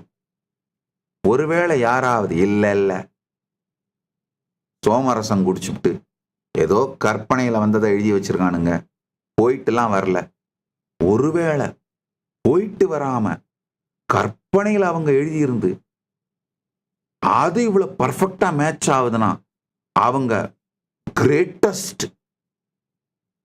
போயிட்டு வந்து டாக்குமெண்ட் பண்ணியிருக்காங்க அப்படின்னு நீங்க ஒத்துக்கிட்டீங்கன்னா நம்முடைய முன்னோர்கள் கிரேட். இல்ல கற்பனையிலே ஏதோ எழுதி வச்சுட்டாங்க அப்படின்னு சொன்னீங்கன்னா அப்ப கற்பனையில எழுதி வச்சது இவ்வளவு பர்ஃபெக்டா மேட்ச் ஆகுதுன்னா அவங்க கிரேட்டஸ்ட். நீங்க எந்த ஸ்டாண்ட் எடுத்தாலும் நான் தான் ஜெயிப்பேன். சனாதன ஹிந்து தர்மம் சத்தியம். அது புரிஞ்சிருக்கு. அது ஒண்ணு. ரெண்டாவது, இந்த வெர்டிக்கல் டைம் ஜோன்ஸ், அங்க இருக்கிற டைம், இப்ப நாம இருக்கிற டைம், இத பத்திலாம் புரிஞ்சுதுன்னா லார்ஜ் டைம் எப்படி நம்ம வாழ்க்கையா மாத்திக்கிறது, நம்முடைய டைமோட குவாலிட்டி குவான்டிட்டி ரெண்டையும் எப்படி எக்ஸ்பேண்ட் பண்ணிக்கிறது அப்படிங்கிற சத்தியம் புரியும். ஒண்ணுமே இல்லைங்க. நம்முடைய சுவாச ஓட்டம் கைலாசம் வரைக்கும் போயிட்டு வருது. ஒரு வினாடி நம்ம சுவாச ஓட்டத்தோடு சேர்ந்து கைலாசம் போய் நம்ம பிராணனை ரீஃப்ரெஷ் பண்ணிட்டு திரும்ப இந்த உடம்புக்குள்ள வந்தோம்னா குறைஞ்சபட்சம் 100 வருஷம் நம்முடைய லைஃப் எக்ஸ்பேண்ட் ஆயிடுது. அந்த ஃப்ரெஷ்ஷான ஹையர் பிராணன் உடம்புக்குள்ள நுழையிறதுனால அந்த டைம் ஜோன்ல இருக்கிற எனர்ஜி பிராண சக்தி இந்த டைம் ஜோனுக்குள்ள நுழைஞ்சதுன்னா, அதாவது இங்க அமெரிக்கால இருந்து $1, அமெரிக்கால இருந்து ஒரு $1000 எடுத்துட்டு வந்தா இந்தியால 1 லட்சம் ஆயிடுது இல்லையா? அந்த மாதிரி தான் மேல இருந்து ஒரு வினாடி பிராண சக்தியை எடுத்துட்டு வந்தோம்னா இங்க 100 வருஷம் ஆயிடுங்கய்யா, 200 வருஷம் ஆயிடும். நான் அது உதாரணத்துக்கு சொல்றேன். இது மாதிரி நம்முடைய வாழ்க்கையோட குவாலிட்டி குவான்டிட்டி இத ரெண்டுத்தையும் என்ரிச் பண்ணிக்கிறதுக்கு இந்த காலம் பற்றி நம்முடைய புராணங்கள் சொல்லுகிற அறிவு மிகப்பெரிய உதவி.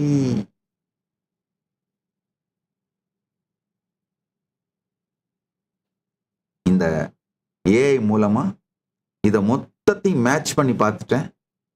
அந்த ஃபுல் டீட்டெயிலையும் நாளைக்கு சத்சங்கத்தில் உங்களுக்கு ப்ரெசன்ட் பண்றேன். இந்த 3 கதைகள் இப்ப நான் சொன்னேன் இல்லையா, காகுத்மியும் அவருடைய மகள் ரேவதியும் பிரம்மலோகம் போயிட்டு வர்ற கதை, இதெல்லாம் வெல் டாக்குமெண்டட். பிரம்மா கோபியர்களையும் கோகுலத்தின் மாடுகளையும் ஒரு வினாடி பிரம்மலோகத்துக்கு கொண்டு போய் கடத்திட்டு போய் வச்சு திரும்ப எடுத்துட்டு வந்து விடுற அந்த கதை, முசுகுந்த சக்கரவர்த்தி ஸ்வர்கலோகத்திற்கு சென்று இந்திரனுக்காக போரிட்டு போரிலே இந்திரனுக்கு வெற்றியை ஏற்படுத்தி கொடுத்து தியாகராஜ பெருமானை வாங்கி வந்த கதை. இந்த 3மே வெல் டாக்குமெண்டட். இன்னும் சில வெல் டாக்குமெண்டட் நிகழ்ச்சிகளும் இருக்கு. இந்த வெல் டாக்குமெண்டட், அதாவது டைம், போன ஏர்கிராஃப்ட், எப்படி அந்த ரூட்டு,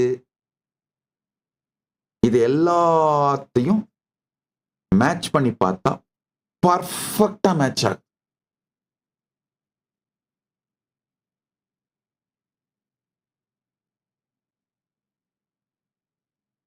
இந்த ஸ்வர்க்கம் நரகத்துக்கான டைம் டிஸ்டன்ஸ் மேப்பிங்,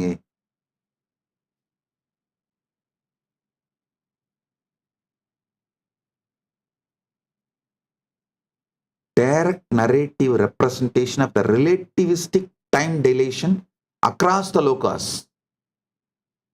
இதெல்லாம் பார்த்தோம்னா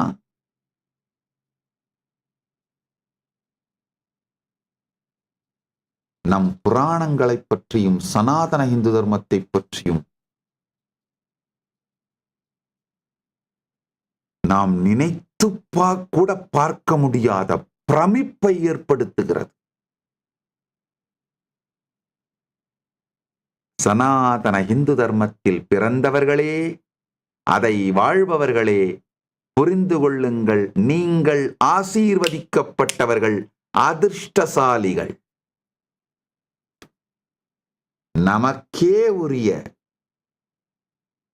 இந்த ஞான சொத்து, இந்த பேரறிவு, ஒரே ஒரு வாழ்க்கை தான், ஒரே ஒரு நரகம்தான், ஒரே ஒரு சொர்க்கம்தான், ஒரே ஒரு உலகம்தான் சொல்லிட்டு தெரியறவங்க தெரியட்டுங்கய்யா. நீங்க அதை பத்தி கவலைப்படாதீங்க. இந்த பேரறிவை புரிந்து கொள்ளுங்கள், உங்கள் வாழ்க்கை வளம் பெறும். அதுக்கப்புறமா இந்த புராணம் பொய், இதெல்லாம் மித்துன்னு சொல்லி கத்திட்டு தெரியறவங்களை பார்த்து பரிதாபத்தோட பார்ப்பீங்கயா. ஒரு மென்டல் பேஷண்ட்டை பார்க்குற மாதிரி பார்ப்பீங்கயா.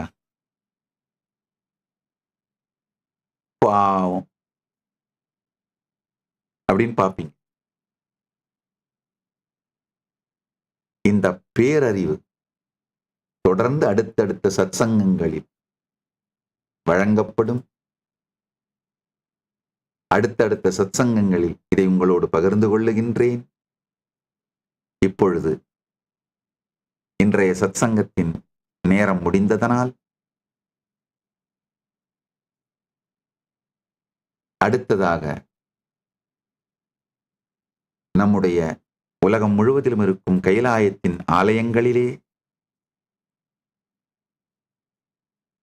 நித்யானந்த ஜெயந்தி பிரம்மோற்சவம் 10வது நாள் பூஜைகளும் உற்சவங்களும் நிகழ்கின்றன. இப்பொழுது நீங்கள் எல்லோரும் நித்யானந்தத்தில் நிறைந்து, நித்யானந்தத்தில் மலர்ந்து, நித்யானந்தமாகிட ஆசீர்வதிக்கின்றேன். ஆனந்தமாக இருங்கள்.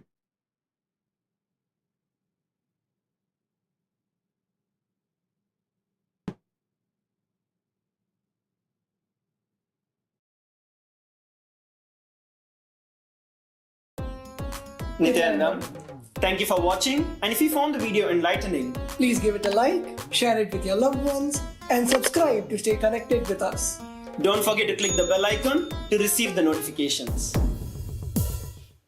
உங்கள் சுய இருப்பை பற்றி தெளிவு வந்தால் மட்டும்தான் காலத்தின் இருப்பை பற்றியும், இறப்பை பற்றியும், போக்கை பற்றியும், காலத்தின் நோக்கை பற்றியும் ஒரு மேகத்தை நீள அகல உயரம் இதையெல்லாம் அளப்பதனால் மேகத்தை பற்றி நீங்க ரிச்சான நபரா இல்லையாங்கிறது உங்களை சுத்தி இருக்கிற பொருளுங்க முடிவு பண்றதுல, அதாவது எவ்வளவு போர் அடிக்கிற எக்ஸ்பீரியன்ஸ் கொடுக்கிற எந்த வேலையையும் தயவு செய்து ஒரு நாளைக்கு எத்தனை தரம் கடிகாரம் பார்த்து என்னடா இன்னும் டைம் ஆகல, எப்படா இது முடியும், நம்ம வெளியில போலான்ற அந்த சூழ்நிலையில வாழ ஆரம்பிச்சீங்கன்னா கான்சியஸா டைம் ஒரு ட்ரெயினா உருவகப்படுத்துனீங்கன்னா நீங்க உங்களை ட்ரெயினுக்குள்ள உட்கார்ந்து இருக்கிற பேசஞ்சரா நினைக்கிற வரைக்கும் வாழ்க்கையில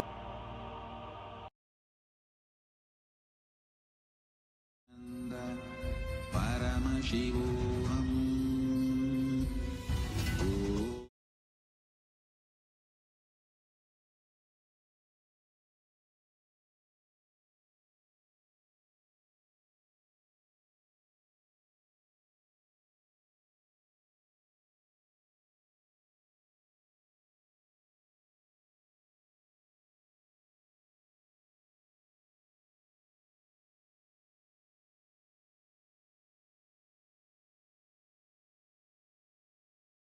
Established since 2002 in the United States of America, the United Ancient Nations is an intergovernmental organization, currently made up of 160+ members and indigenous nations. The UAN and its work are guided by the purposes and principles contained in its founding charter.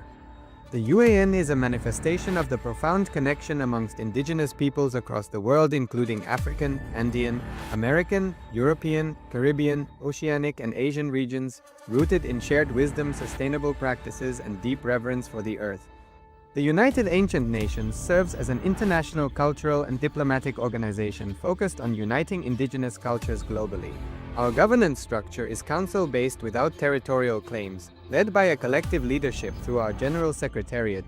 As a non-state entity with UN-style advocacy, we focus on several key areas: cultural and digital heritage preservation, indigenous diplomacy, revival of indigenous knowledge systems to solve humanity's problems, global peace, environmental preservation, health and wellness, sustained economic development, indigenous and cultural tourism. While the UAN represents numerous indigenous cultures, the United States of KAILASA serves as the first indigenous nation specifically for Hindus. KAILASA's mission is focused on the revival of the ancient enlightened Sanatana Hindu civilization, with a formal governance structure including a head of state, ministers, and ambassadors. Under the leadership of SPH, Supreme Pontiff of Hinduism, BHAGAVAN Nithyananda Paramashivam, KAILASA has achieved recognition as a sovereign subject of international law, possessing distinctive attributes of juridical statehood. The United States of KAILASA is the main sponsor of the proposed UAN headquarters. This initiative would bring forth an estimated $100 million in revenue for the host country through summits, conferences, tourism, and development projects. The proposed UAN headquarters would represent the world's indigenous nations and peoples through its architectural design. It would blend the best of all worlds, featuring top modern architecture, the highest green building standards, and ancient Vastu architectural principles. This headquarters would serve as a central hub for indigenous diplomacy, cultural preservation, and collaborative efforts towards sustainable development and global peace. Through this initiative, we aim to create a dignified platform for indigenous leadership rooted in ancestral wisdom, cultural legitimacy, and collaborative innovation, enhancing global dialogue and regional stability. The establishment of the UAN headquarters would position a host country at the forefront of a global movement promoting indigenous wisdom while creating significant economic opportunities for the nation and its people.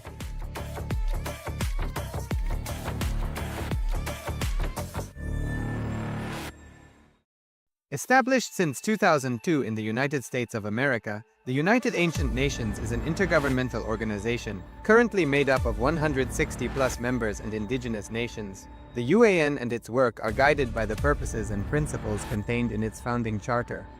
The UAN is a manifestation of the profound connection amongst indigenous peoples across the world, including African, Andean, American, European, Caribbean, Oceanic, and Asian regions, rooted in shared wisdom, sustainable practices, and deep reverence for the earth.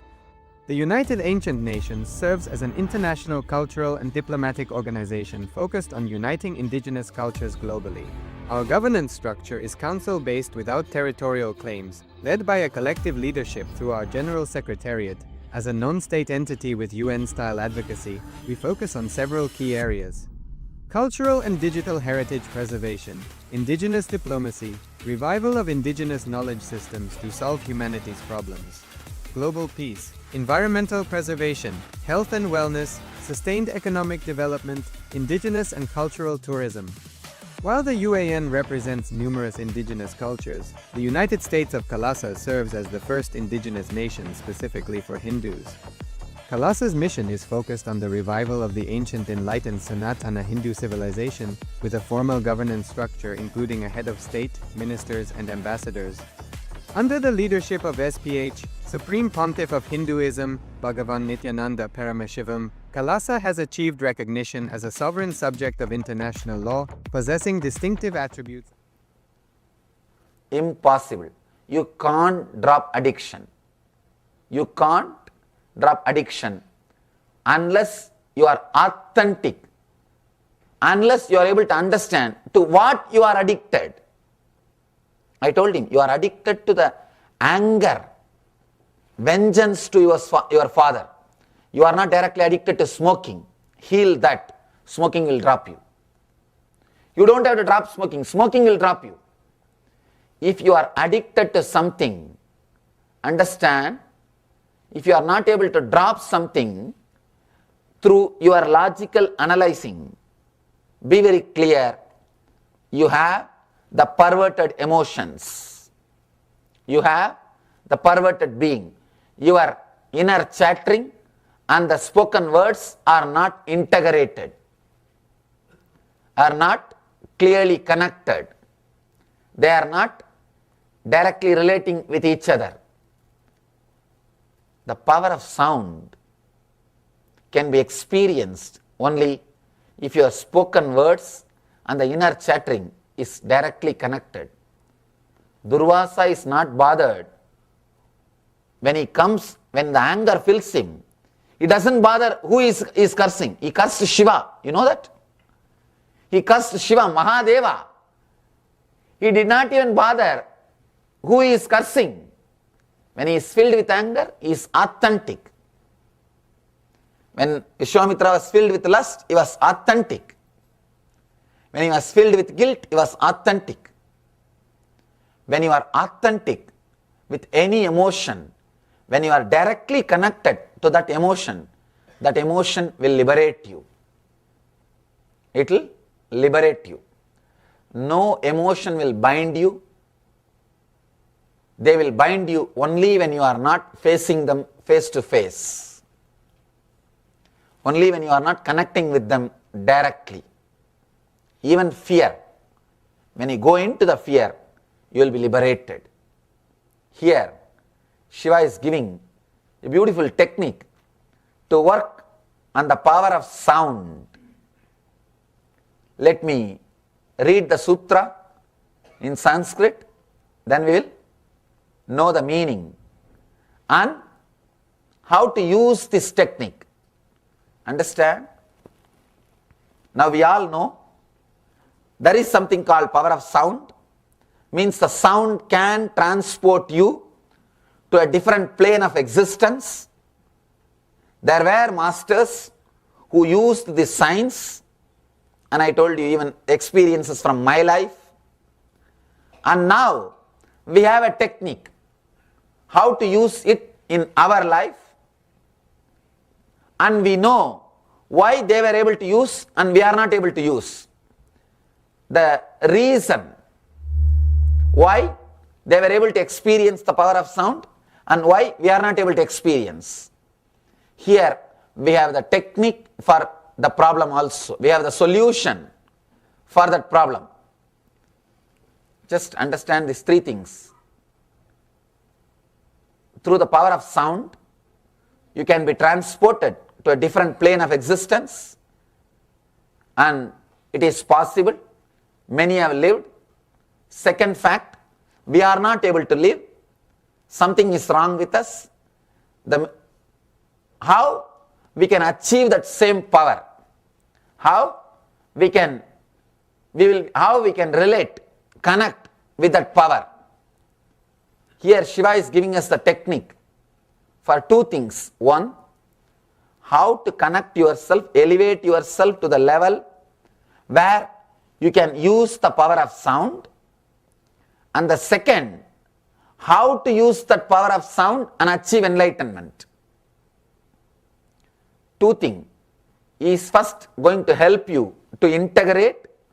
Next, he is going to help you to evolve. Integrating yourself and evolving beyond yourself. Here he is giving the technique. Let me read the sutra. Pranavadi samucharat plutante sunya bhavanat sunyaya paraya shaktye sunyatam iti bhairavihi.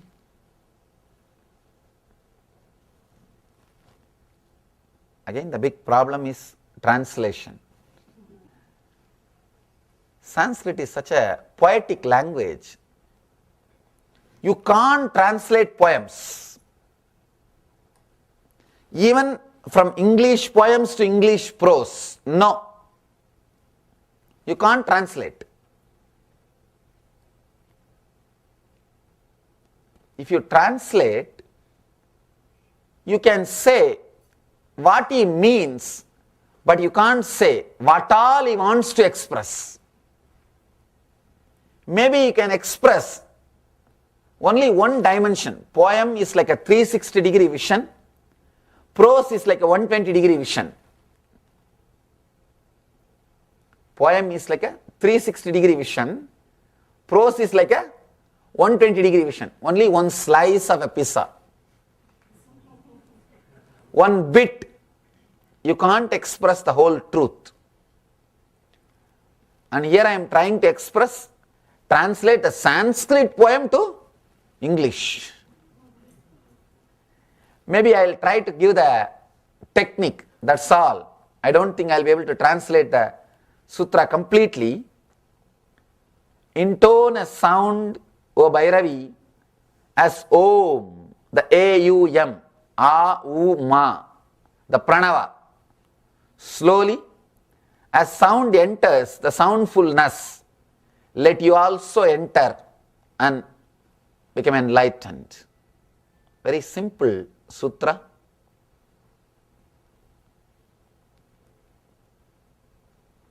If you don't understand the sutra, it's okay. Understand the technique, that's more than enough. I'll explain the technique. I'm reading the sutra just for future, just to put it on record. Pranavadi samucharat pludante sunya bhavanat sunyaya paraya shaktya sunyatam eti bhairavihi. O Bhairavi, by perfect intonation of a pranava, A, U, A, U, Ma, or the sacred syllable Om, by contemplating over the void at the end of the sound, as sound enters into the soundfulness, let you also enter into that energy and be liberated. This is the technique from Mahadeva to Devi. He is addressing, O Bhairavi. Bhairavi is the word. Bhairavi is the name of the Devi. He is addressing, O Bhairavi,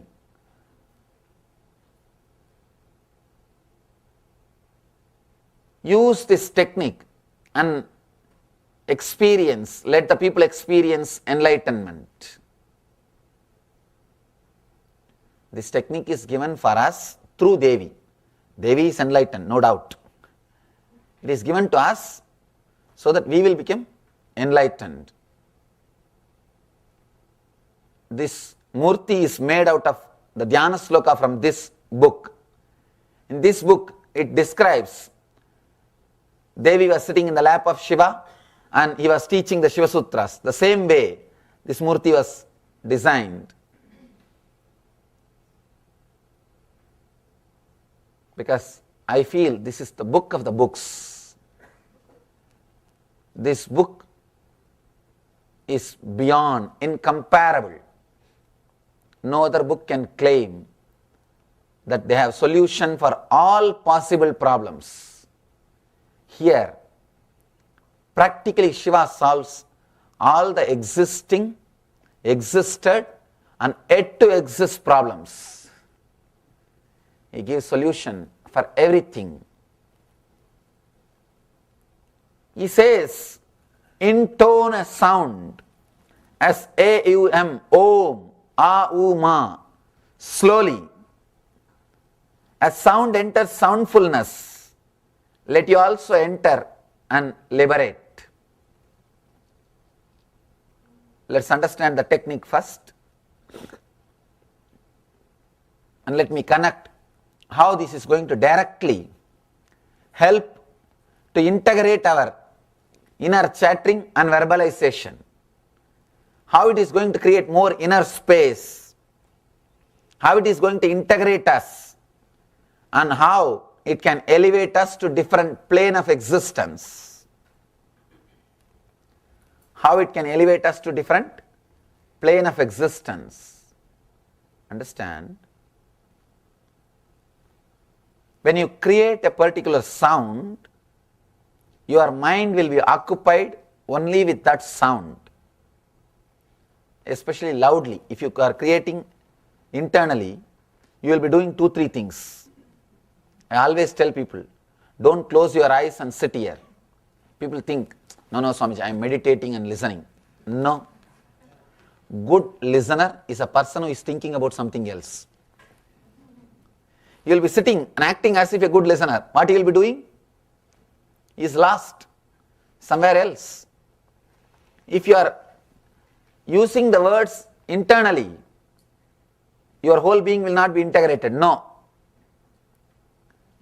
Create the sound loudly. Let others also listen. Actually, you listen what you think only when you talk to others. See in your life, many times, when you talk to others about your idea, you yourself get new ideas. People think you planned and now you are coming and giving presentation. No. Suddenly you discovered it. That's all. When you are talking to others, suddenly you discover it. Actually, great truths are discovered when they are presenting the truths. That's all. It was not discovered earlier by contemplating and thinking and then presentation is given. No. Orators, speakers look very intelligent, filled with wisdom because they are constantly discovering when they talk. If you want to be an intelligent person, don't think you need to think, contemplate, meditate and discover the truths. No.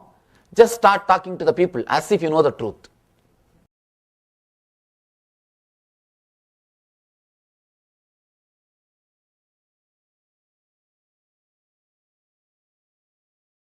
No, some of the great truths. In Sanskrit, we say, by listening, you learn only 1/4. By meditating and contemplating, you know half. The third portion, you will learn only when you talk to others. And the fourth part will be experienced through the experience. You will become a complete being when you experience it.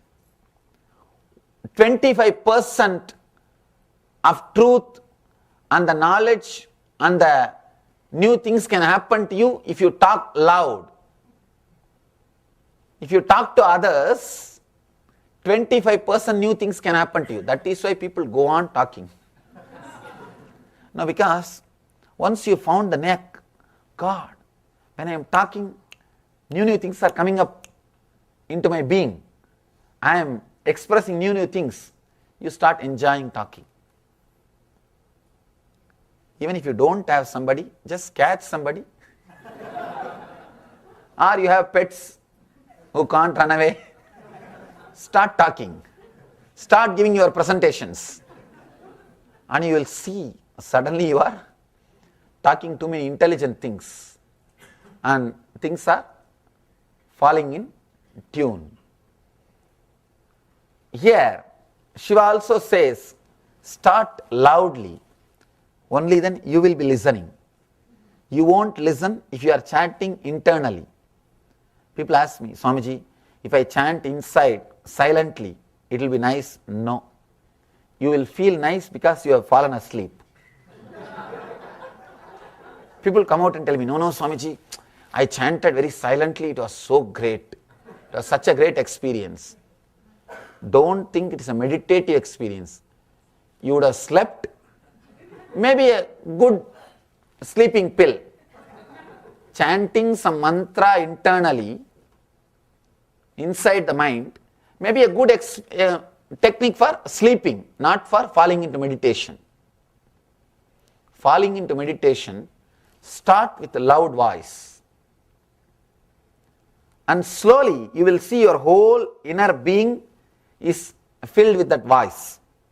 Your whole energy is concentrated to that sound. Now, slowly reduce the sound. Go to the depth from where that sound is raising, from where that sound is arising, from where that sound is coming out.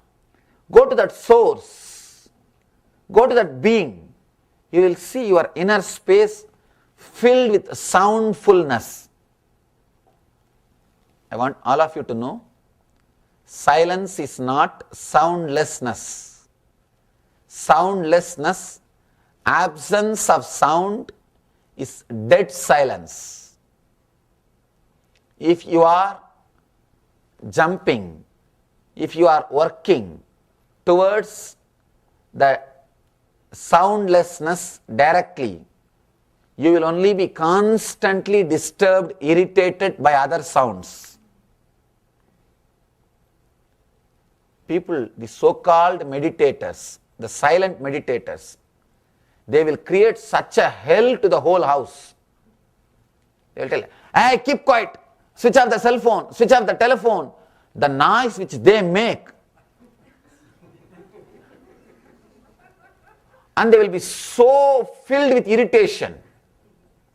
And I have seen people who are working towards the absence of sound, who want absence of sound.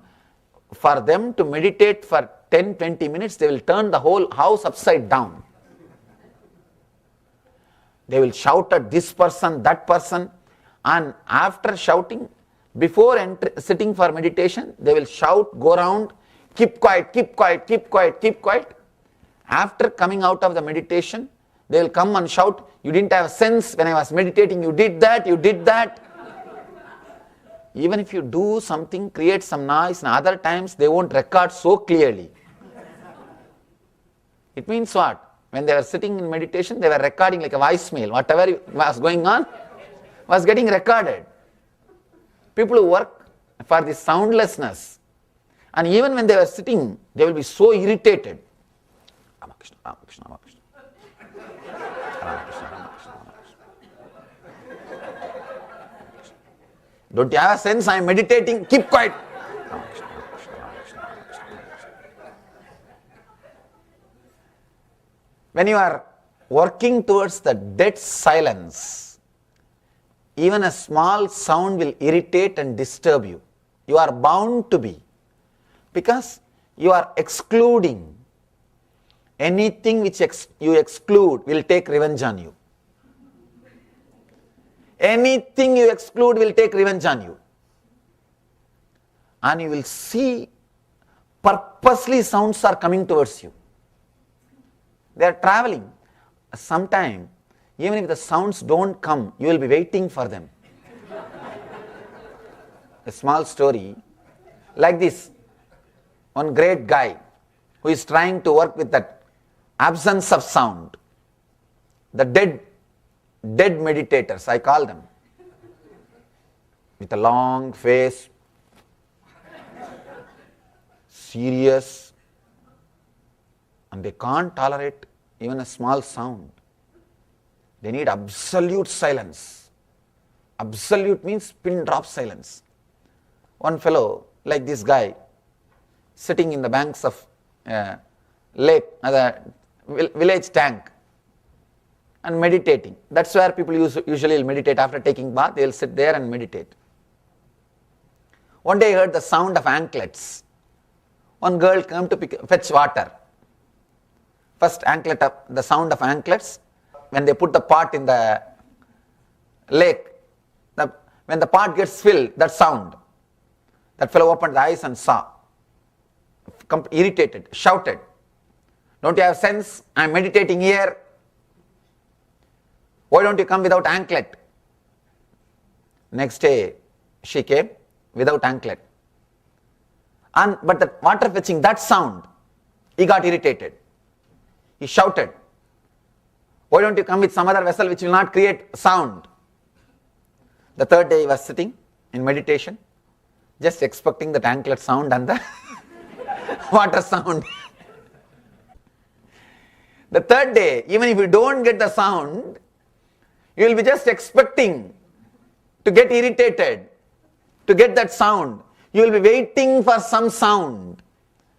When you want complete the soundless silence, you are in trouble. Here Shiva says, enter into the soundfulness, the intensity of sound. Then no sound can disturb you. No sound can disturb you. He says, go into that sound, source of the sound. That's what we call anahata dvani, uncreated sound. The sound which is not created, which is not created by two things hitting. Ahata means created or hitting. Anahata means uncreated, the primal sound. When you go to that soundfulness, you will experience a sound which is silence, the silence which can't be disturbed by any sound. Silence which can't be disturbed by any sound is the true silence. Silence is not absence of sound. Silence means intense living silence. Understand? I am giving a new meaning for the word silence. Intense living silence, not dead graveyard silence. These guys who are working for the dead silence, soundlessness, even in graveyard they will not be relaxed. They will say, oh, the air sound is coming, or some bird chirping. They will be disturbed by some sound. If you are excluding, you will be disturbed. If you are including, nothing can disturb you. Shiva is a great master who includes everything. Who includes everything. Let me describe the technique so that you can play with this technique. Play with this powerful technique. Understand? This technique will do two work. One, will first heal you, integrate you, so that you can start experimenting and experiencing the power of sound. You will achieve the state of Vishwamitra, Vasishta, Durvasa. You will be able to play with the power of sound. The second thing, you will be able to use this same technique to elevate you to the enlightened consciousness. Healing you is one part, elevating you is second part. Healing you means bringing you to the level of Durvasa, Vasishta, the Vishwamitra. Elevating you means what I said, that just by sound you can walk on fire, you will not be burnt. That is elevating. Transporting you to the different plane of existence. Both can be done by just this one technique. People ask me, technique seems to be so small, how can such big work happen, Swamiji? It feels like too good to be true. Understand? When you get a key, when you get a small key, if you start analyzing logically, gosh, such big house, such small key, I think this owner is cheating me. Do not use your negative logic before you try. Just try. Try for a few days. At least you should have tried few times, then you can decide whether it opens or not. Our logic, gosh, problem is so big, but solution is so small. House is so big. Key doesn't have to be house size, but at least it should be door size. Logically, that is what it should be. Na? It may not be house size, at least it should be door size.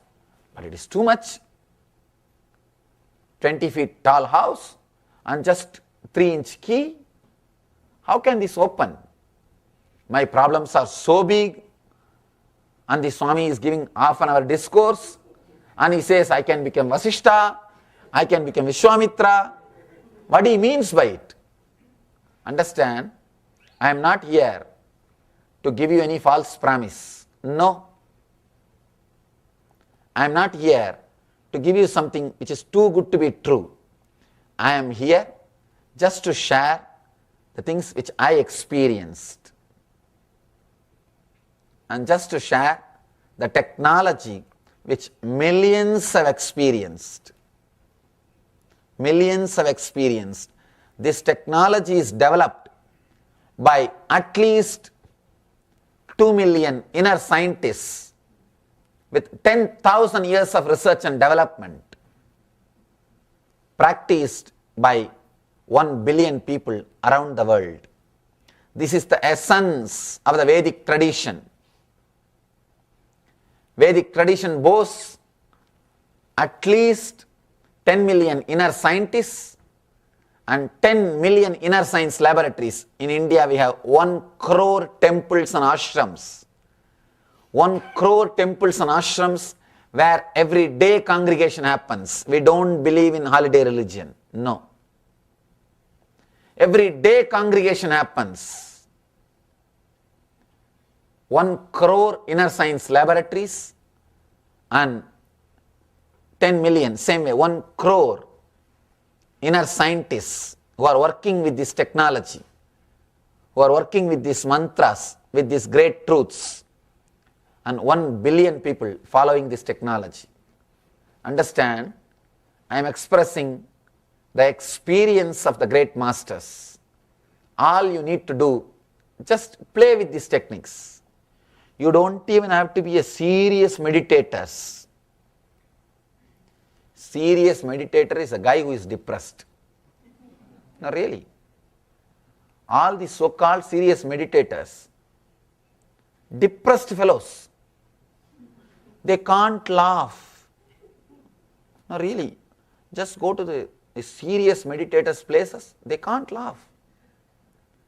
They can't laugh. They lose the nature. They become so serious and so arrogant. God, even God can't help them. Because they become arrogant in the name of God. They become serious in the name of simplicity. They will try seriously to be simple. They will try so seriously to be simple. The whole joy is lost. Being simple means being with all your mistakes. That's all. Nothing else. That's all. Just accept yourself. If you can't accept you, at least accept you can't accept you as you are. That's all. Either accept yourself with all your mistakes, or accept you can't accept you. At least that. Over. But they will try their best. No, first this, first that. And this step-by-step process creates all confusion. Here, Shiva gives you simple and straightforward techniques. That is why this book did not become popular. No, really. If Shiva gives you some complicated techniques, then people feel ego satisfaction. No, really. They feel their ego is satisfied. They feel they received something worthy. Simple things do not appeal to an intellectual mind. Simple things people don't feel connected to it. They become so complicated. Anything which is very complicated, they feel connected. I've seen. When I tell people, go around the hill 10 times in my native place, that going around the hill is a famous tradition. 16 kilometers, they will have to walk 10 miles. If I tell them, please go around that Arunachala hill, do the Girivalam for 10 times, they will leave so happily that they will go out and tell, Swamiji gave me big solution, all my problems disappeared, I am so happy I came and met him. If I tell them, please sit for 10 minutes and meditate every day, I think this Swami doesn't know much. This Swami doesn't know much about spirituality. It's okay, I think he is after all young person. He will not know too much about spirituality. I think anyhow, whatever he knows he told me, but I will go for second opinion.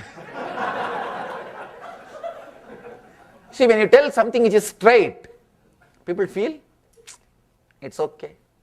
I just came to see what he tells. I just came to check out. And they don't feel connected.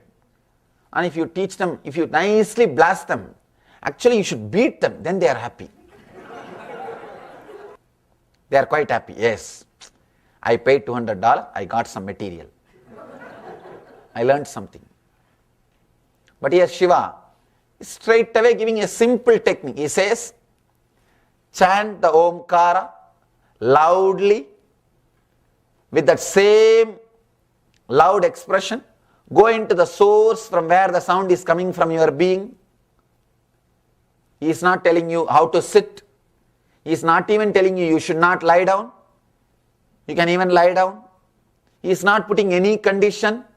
He is not giving you anything else. He is not telling you you should not eat this, you should not eat that, you should not do that, you should not do this. Nothing. Actually, inside, unconsciously, everybody wants some do's and don'ts. Because you are trained to live with the do's and don'ts. Here, Shiva is not giving any do's and don'ts. No. He is just giving you the technique and he is telling, be authentic. That is where the problem starts. That is where the problem starts. It is too simple. If it is very complicated, you start feeling connected and you start practicing it. If it is too simple, because you don't feel any respect towards it, you don't practice it. That's why I always tell people, in our meditation camps, I make them do there itself. Once you do, then you know. Then you know the power of it. Then you know the power of this technique.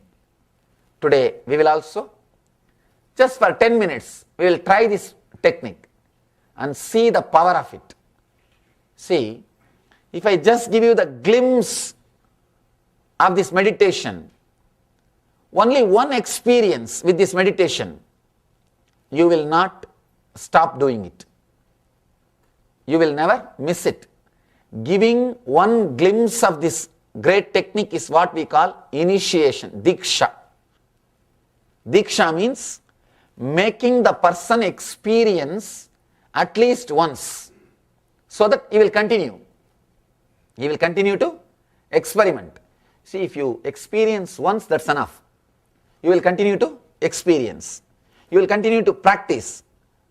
But till then, your intellect will be playing its own game. At least once I should show how the key opens.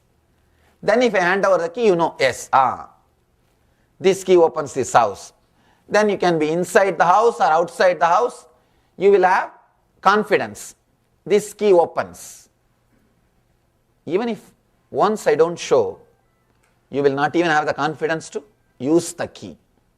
So now, let us work on the key just for a few minutes. Let me explain the technique once more.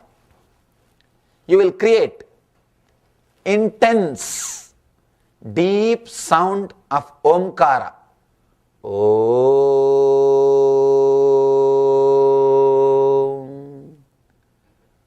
When you create that sound, For a few minutes you will be listening to that sound. After a few minutes, let you be creating the sound loudly. Along with that, just internally search the source of the sound, from where that very vibration is coming. Where is the source of that vibration, that sound? Understand? First you will listen the sound which you are creating. Then you will go to the source of the sound, from where the sound is coming.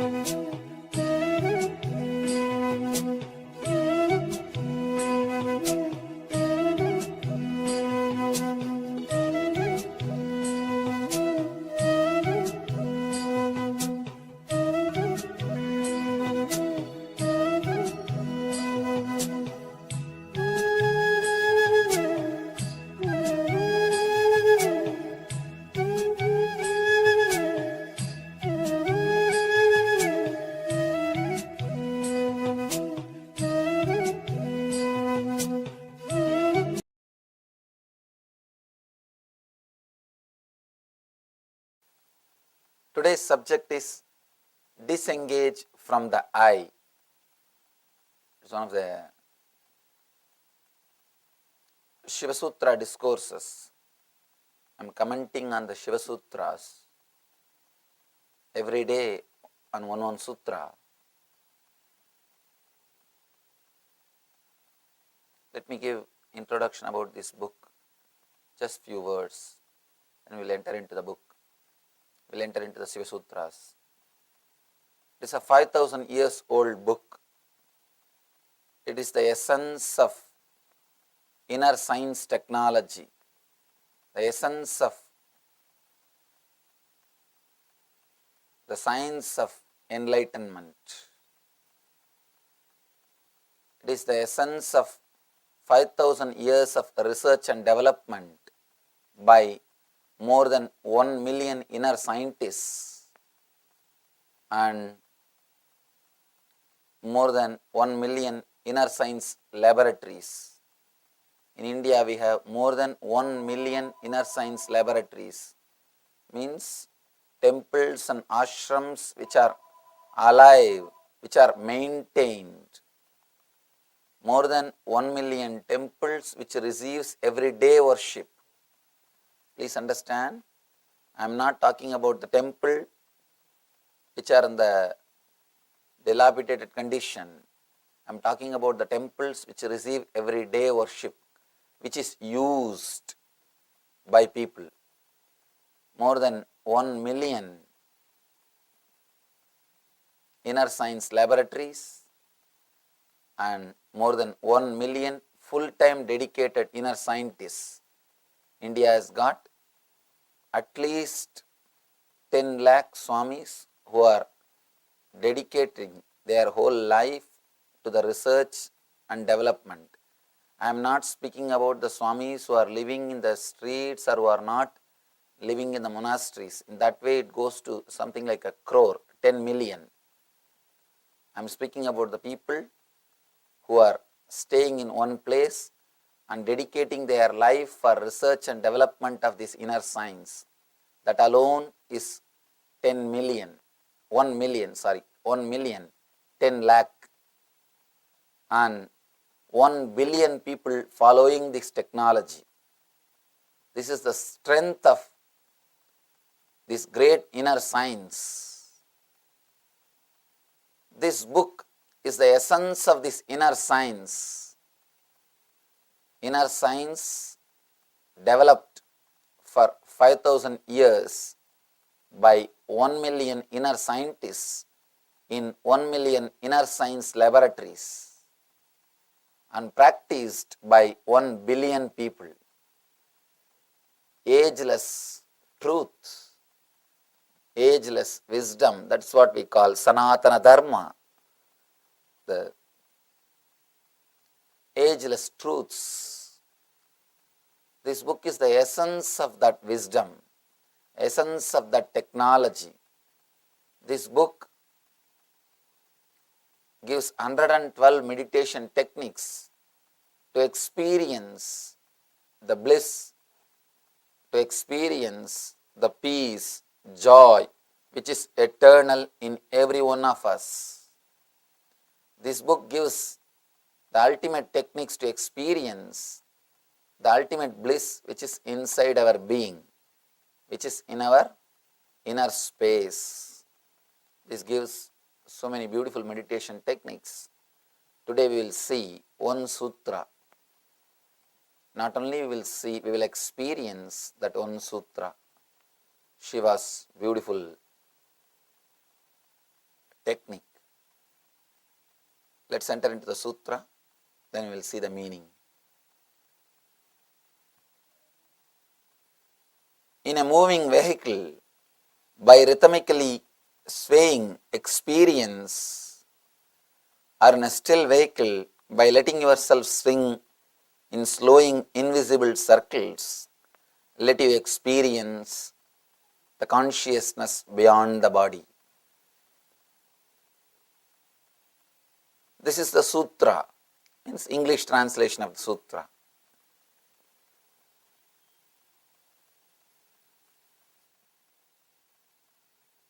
before entering into the sutra, few things. You are not just your body as you always think or as you always believe. You are something much more than your body. Somehow, because you identified yourself or you start believing that you identified yourself with the matter, means just a dead matter which you call as your body, you start thinking you are body. You start thinking you are just this body. You are not just the body, the stuff which is inside the body, not even flesh or bone. When I say the stuff, I don't mean the flesh or bone. I mean the being which is living inside the body. You are something more than what you think. Here, Shiva gives you the technique how to disengage from the I. All our suffering, all our pain, all our depression, everything is from that single root, what you think as I. All your ideas about pleasure, everything is just from that single root which you think as I. Here, Shiva teaches us how to disengage from that I. One big problem is, when you understand that your I is the problem, you try to antagonize with it. I have seen people start fighting with the I. But by fighting with I, you are not going to get rid of it. By fighting with I, you are not going to escape from it. You are going to only be continuously fighting with it. And when you start seriously fighting with your I, you create one more powerful I. To fight with that I, you need to empower to fight with your I. So you need to empower some thought to fight with the I. By and by, the thought which you empower will become one more bigger I to create lot more problems for you. People who started fighting with I could never achieve anything, can never achieve anything, because the more you start fighting with the I, the more you will be creating one more new I. Whether you suppress or fight with the existing I, you cannot experience the peace. You cannot experience the truth. All you need to do really is disengage from that I. Disengage yourself. Disconnect yourself. Shiva is teaching us not to suppress or to fight. He is asking us to disengage ourselves from the I. This amazing technique, a very simple but powerful technique. Shiva is so practical. Sometimes I am shocked. How could this book be written 5,000 years ago? We have a solid record of this book existing at least for last 5,000 years. Of course, we don't know the age of this book. At least 5,000 years old. That's all we know. The story, how this book was discovered, is one great devotee of Shiva had the darshan of Shiva, and Shiva guided that devotee to go to a cave in a hill and open that cave. On that cave, the whole sutras are written on the stone. Just copy it and bring it and give it to the whole world. So he goes opens the cave, still the cave is there, still the sutras are there on the rock, on the stone. He brings the sutras and gives it to the world. This story happened at least 5,000 years ago. We have a solid proof that this book existed at least 5,000 years ago. I was shocked how 5,000 years ago somebody can think so practically, so clearly about all the modern day men problems, because all our problems, fantasies, phobias, fears, depression, every inch is answered in this book. For every step he gives solution. That's why I say this book is not just a book, it is the essence of 5,000 years of research and development. The Indian Vedic system is at least 10,000 years old. I can't say it is 10,000 years old, at least 10,000 years. We have a solid record to prove at least 10,000 years. This book is discovered 5,000 years. So, it is a 5,000 years of R&D, research and development expressed itself in this form of this book. Otherwise, it is impossible to give so many practical techniques. It is very easy to give philosophy. It is very easy to give teachings. It is very easy to say what to do, what should not, what should be done and what should not be done. That's not a big thing. Very easy to tell people, do this, don't do that. Very easy to create a philosophy. To create a philosophy, you don't need anything. A simple 3 things I can tell you. You can become philosopher from tomorrow.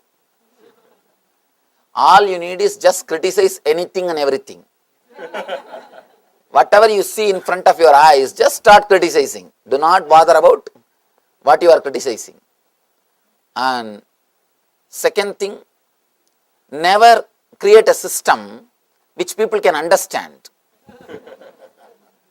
Third thing, complicate things as much as possible. That's all. Nothing else is necessary. To become a philosopher is very easy. And fourth important footnote, never give any solution. Shiva is not creating philosophy. To create a philosophy is easy. He is not giving you philosophy.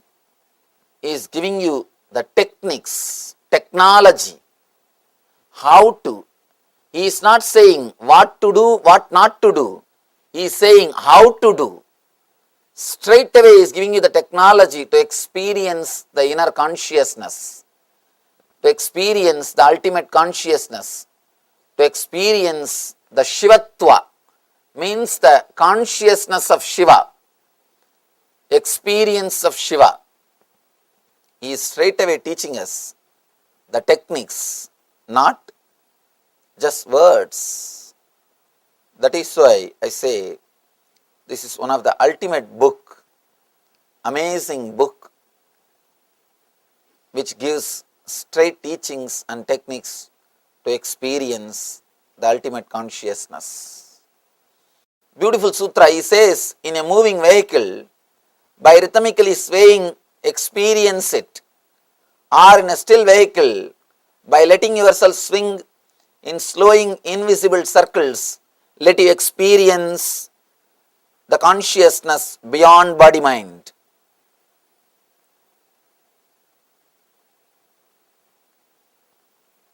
I think this technique would have been created when bullock cart was invented. Shiva is using all doors to enter into consciousness, all possible methods to give you the experience of ultimate. 5,000 years ago, we can't expect any other vehicle, only bullock cart would have existed. He is giving us the technique to enter into meditation, even using the time in which you are traveling.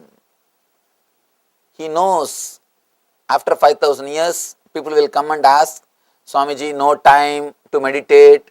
We are too busy with our routine. We have too much of work. We have to do so many things. There is no time to meditate. He knows. That is why he gives a very clear solution. You don't have to spend separate time. At least 1 hour you spend in driving every day. At least 1 hour. In this country, at least 3-4 hours. I can say at minimum 1 hour you spend your time sitting in a moving vehicle, sitting in a car. Either you drive or you sit when somebody else drives. Mostly you drive in this country. At least 1 hour you spend sitting in a moving vehicle. Shiva gives you the technique to convert that 1 hour into meditation. You don't need to spend separate time. He is giving you the technique to make money and meditate. You can just drive and get enlightened. I can say it's a technique for driving into enlightenment, or driving towards enlightenment.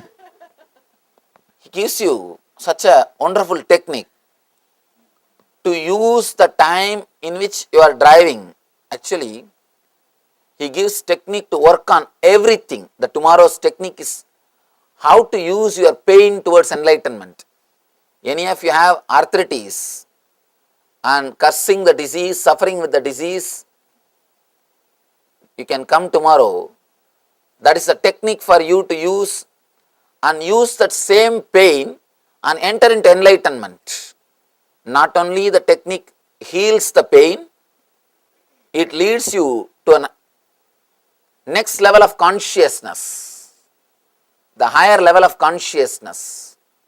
Now Shiva is giving you the technique to use the time in which you are traveling, any vehicle, whether car or bus or flight, whenever your body is being carried, whenever your body is moving in some vehicle, you can use this technique to use that time for meditation or to enter into higher consciousness.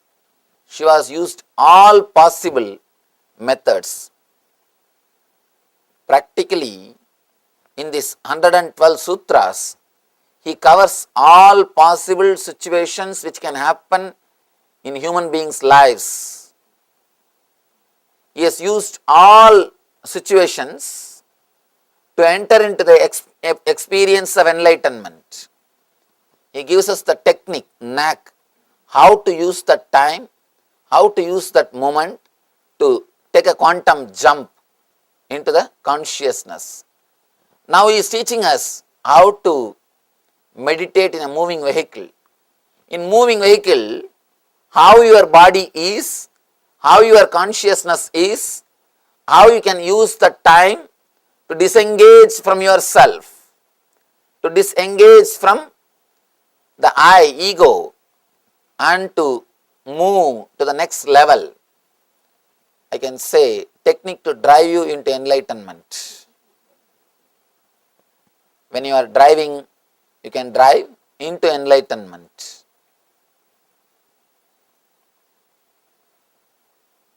He says, in a moving vehicle, by rhythmically swaying experience, first thing you should understand, constantly you resist all the movements of the body. You can see in your life,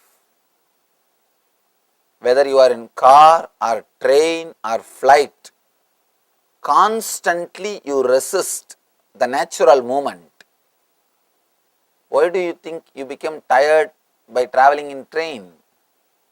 You are not doing anything, but if you travel for 10 hours, you are tired.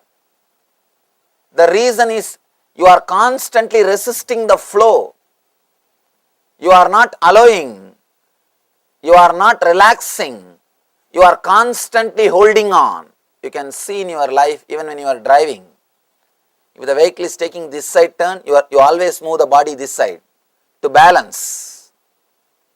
To balance, you don't want to fall, you balance. But you don't understand one important thing. There is no need for you to hold your body 24 hours. Whenever you are driving, even if you are not driving, even if you are sitting in a vehicle, even if you are sitting in the car or train, constantly you are holding the body. Your body is never relaxed. You don't let go. You are holding. You are holding on to it. You can feel near the Muladhara, root of the spinal cord. You will be just possessing your body. That is the point from where you balance your body, or you try to balance your body. You will be just holding your body tightly, constantly. You will be just catching your body. You will be possessing your body. He says, just let go, relax. Whenever you are sitting in a vehicle, traveling or flying, whenever your body is being moved, just relax. Surely by relaxing, you won't fall. Especially in the modern day, things are so comfortable, you won't fall. But by your very nature, you resist all the movements. See, when you are a child, you can see how the kids whirl. Kids whirl. They always cooperate all the movements of the body. You can see them whirling, spinning around, just jumping, and not in one culture, around the world, in all the culture, kids whirl and jump. Why? That is the movement exists in every one of us. In every one of us, as a natural thing, the movements of body exist. Body is moving. There is a swaying movement in all of us. Constantly. Kids, they know that movements and they entertain it or they encourage it. They just allow the body to move. They are very happy with it. But you never allow the kids to move their body. Somehow you feel uncomfortable if the kids are jumping around.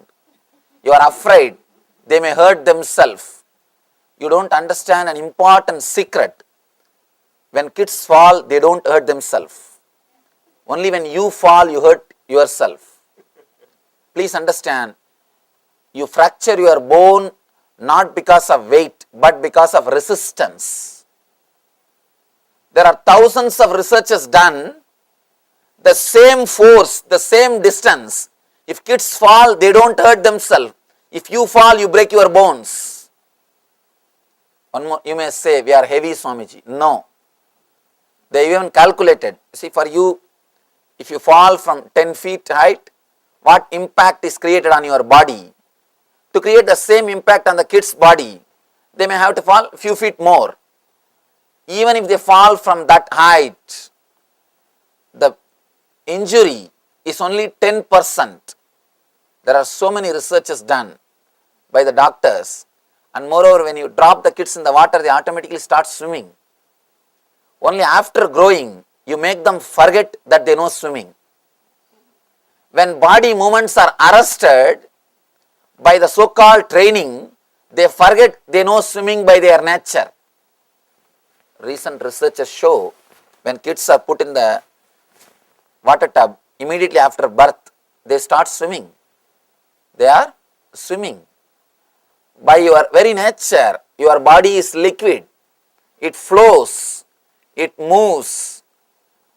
By and by, when you teach the kids not to use their body too much, not to whirl, not to move, not to be active because you feel uncomfortable. To tell you honestly, it is a subtle jealousy. Somebody is so happy, you can't tolerate. Somebody is jumping in front of you, it is too much. We can't tolerate. Only when they also become dull like us, we feel comfortable. Now we feel, yes, now we have reproduced ourselves. When the kids are encouraging their body movements, they will be so alive, so active, so bubbling overflowing, you can see one more thing. After the travel, you will always be tired. Kids will never be. I have seen people come to see me in India. They travel miles, hours, and especially Indian roads. Oh God, straight way to hell. Indian roads are such beautiful roads. And actually, Indian roads are created to create more and more bhakti and devotion in the people's hearts. Unless you have faith on the God, you can't travel on that roads. They are specially designed for that. Now, India is such a spiritual country, we design everything for spirituality. We design everything only for spiritual purpose. You cannot travel in those roads unless you have surrendered yourself to God. Unless you have tremendous faith or devotion to God, simply you can't travel in that roads. And I have seen people will come to see me, 10 hours of travel, 12 hours of travel, 1 day of travel. The moment they come inside, the elders, they will ask for room to go and rest. They will ask for room to go and get, they will only come next day to see me. But the kids, first thing they will drop everything, jump and come to the meditation hall. You will never see them tired. You will never see them tired. I have always seen they are so alive. They don't get tired by traveling because they do not resist or possess the body. They do not constantly resist the subtle movements of the body. The subtle movements which is happening, the natural movements which is happening, kids do not resist those movements. They do not possess their body. When you start training them to possess the body, by and by they forget to flow with the energy. By and by they forget to flow with the movements of their body. They start creating solid rock. They start becoming like a stone. They start becoming dull, frozen, dead. The more you become frozen, more you are dead. If you are completely frozen, you are ready to be burnt. The more you are frozen, the more you are dead. Kids, you can see them alive. They are not frozen. Even when they laugh, their whole body laughs. It's not that only the mouth laughs, only the face, the whole body will laugh. They do not calculate and move the body. You start moving your body only after a big calculation, because you start believing if you work too much you will become tired. Hard work myth which is taught to you is also an important reason for your body becoming like a stone. An important thing, I always tell people, hard work is a pure myth. The idea of hard work is a pure myth. You are taught to sell yourself, especially these so-called developed countries. Constantly you have to sell yourself. You have to frighten your boss that the work which you are doing is too big, which cannot be done by anybody else. Next thing, first thing you have to frighten him, no, it cannot be done, forget about it. And then next you have to convince him, only you can do. Third thing, you also can do if you give your whole life and energy. Only if he is convinced for all these three, you can shave his head now. That's the reason we are constantly trained to sell ourselves. And one more thing, in the beginning, just to sell yourself, you create the idea of hard work. By and by, you start believing you are really working hard. And this idea gets into your body, and you do not move your body for anything else except when you get some solid result. One more important thing you miss. By and by, for every moment you start calculating, what will I get by this moment? What will I get by this movement?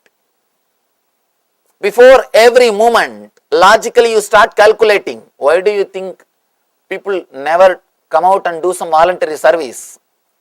Because they start thinking that half an hour, me moving my body so many times, if I do it for some other reason, I'll get little money. Why do you think the voluntary service has become such a rare thing? Because people have started calculating. In India, really, to tell you honestly, the country may be poor, but I can say thousands of or millions of people spending their time in social service projects are just going to temple. Every temple, millions of people visit, and the amazing time which they spend in the spiritual tourism, you will be shocked, because they don't have the idea of hard work. They don't work is different. The idea of hard work doesn't exist in their mind. They do not have to sell themselves much. Naturally, when you don't have to sell yourself, you will not logically calculate too much about your body movements.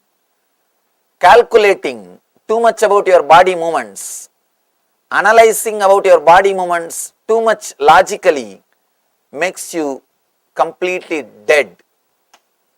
You are frozen. All these things are subtle but important things which makes yourself dull and dead. Please understand, each one of these contributes for making your body dull, making yourself dead. Here Shiva is touching one by one. He says, allowing your body to move rhythmically. Before entering into the technique, we should understand why we are not allowing. Only then we will be able to allow. First thing, why we are not allowing, the insecure feeling. Constantly you possess your body and you balance it. First thing. Next thing, somehow you do not feel comfortable when your body moves for no reason. If it moves to get money, you don't have any problem. If it moves to get a status, you don't have any problem. If it moves to get a name and fame, you don't have any problem. I always tell people, before entering into this type of meditations, you need to prepare yourself. Just do some work which will not bring you money or name and fame, just for 20 minutes to half an hour per day. Just 20 minutes or half an hour per day, do something which will not bring you money or name and fame. Go to a temple like this, some places, clean it, wipe it. Don't expect to be a leader of volunteers. Don't expect your name should be inscribed somewhere. Don't become an administrator. I am not asking you to do that. Just do it for no reason. Some cleaning, some helping. Help the person who cleans, help the priest. Do something which will not bring money or name and fame. Then you will understand how to move the body for no reason.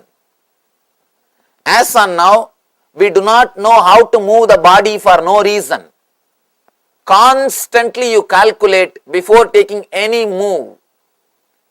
All your moves are calculated, judged, clear, definite. That is why you are so frozen. You are so dull. You are so dead. At least half an hour, do something which will not bring money or name and fame to you. If it brings money or name and fame, again you are in the same rut. You are the same calculation. If you can do that in the initial level, you may think, why to waste half an hour? Half an hour is too much, especially in this country. Half an hour is too much. You may start thinking, why to waste half an hour doing something? But I tell you, the initial level, that half an hour may look like a waste of time. After a few months, you will understand that is the only half an hour in which you are alive. All other time, you are driven by fear and greed. 23.5 hours, you are driven by fear and greed. Fear and greed is the fuel for your engine. If the fear and greed is the fuel for your engine, you will constantly carry irritation and depression. If you have the fuel, you will be in an irritative mood. If you don't have the fuel, you will be in depressed mood. That's all.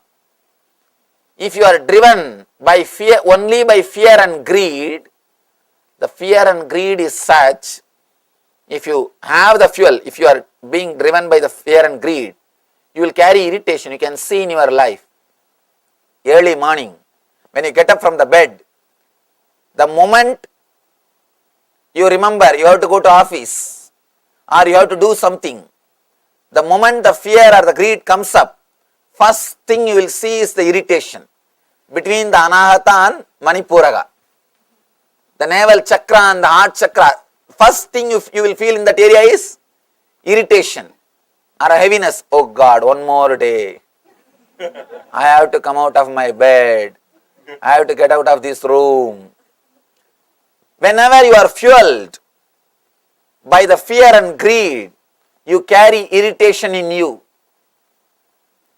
And second thing, when you don't have the fuel, at some point, for some reason, knowingly or unknowingly, fortunately, unfortunately, you may not have any fear or greed to move, then you will be in depression. You have nothing to do. You are lonely. You feel now depressed. Nothing to do, what to do? Nothing else is there to be done. When you feel depressed and lonely, you can't afford that. Then you catch some fear or greed. You start running. First thing you need to do, understand how to move your body without fear and greed. These temples, social service organizations, or the spiritual organizations are created to teach people how to move their body without fear and greed. Take at least half an hour per day. Do not say, in 1 week I will do it 3.5 hours, Swamiji, all together. No, that won't work. Every day take at least half an hour. Go to some temple, some public place, clean it, wipe it, do something without bringing your name in the front. Understand? If you bring your name in the front, again you started the drama of fear and greed. That's not going to work. Then again you are frozen. Your body will move only based on the calculation. Now you will start calculating with less time how to have more name, better post, higher influence, more people should know about me. You will start now calculating. No. In South India, there is a beautiful stories of 63 Shiva saints and 12 Vaishnava saints. If you read their stories, actually I was shocked when I read their stories. They have not done big ultimate practices or spiritual disciplines or meditations or anything. Very simple thing, plucking flower and making garland, cleaning the temple, sweeping the temple, washing the vessels for puja. I have not seen a single guy who built the temple became enlightened. Never, not a single king who built the temple became enlightened. No. All these people, the 63 saints or the 12 Vaishnava saints, they are all simple people. Not much big thing. They neither built the temple nor helped to construct. All they did is plucking flowers, making garland, cleaning the temple, simple things. But the beauty is they learnt the knack of how to move the body without fear or greed. It is the knack how to move the body, how your body can be kept alive without the fuel of fear and greed. As on now, You are kept alive just by fear or greed. Either by fear or by greed. That is why your body is completely frozen. You do not feel life flowing in you. You are not living by prana. You are living by bhaya or kama. Kama and the bhaya.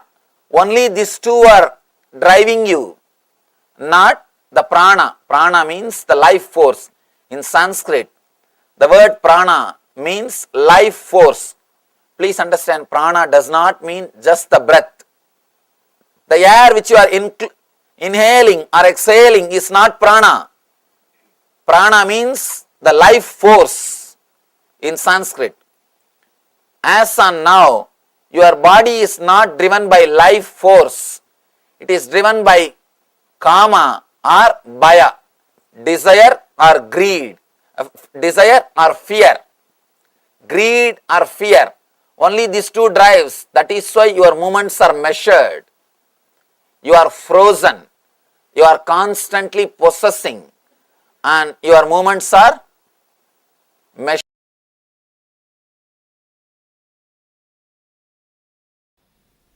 Let's enter into today's Kriya. As I said, if you are doing this Kriya, you have to drink at least 6 liters water per day, and you have to cool your eyes by putting little tissue paper soaked in rose water or water, like a cooling pad. First step, Bhadrasana. Bhadrasana is a simple posture. Even if you are obese, you can put your legs together. That is not a problem. Maybe you will be able to put like this in the difference, half a kilometer away. That is okay. Put the Bhadrasana. Only Bhadrasana can create certain tension on the cholesterol, fat accumulated on the below the belly, the hip. In Bhadrasana itself, move the knees at least 20 times. 1, 2, 3, 4, 5, 6, 7, 8, 9, 10, 11, 12, 13, 14, 15, 16, 17, 18, 19, 20. Now itself half fat, muscles, fat will go away.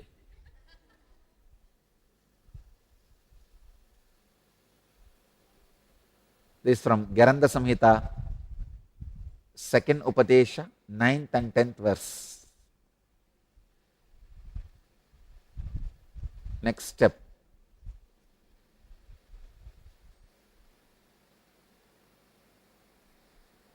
Next step is Jalandhara Bandha. Please understand. It is just warming up. Jalandhara and Uddiyana are basically warming up. So Jalandhara Bandha means press your chin firmly on the chest. Very firmly press the chin on the chest and hold as long as you can, like that.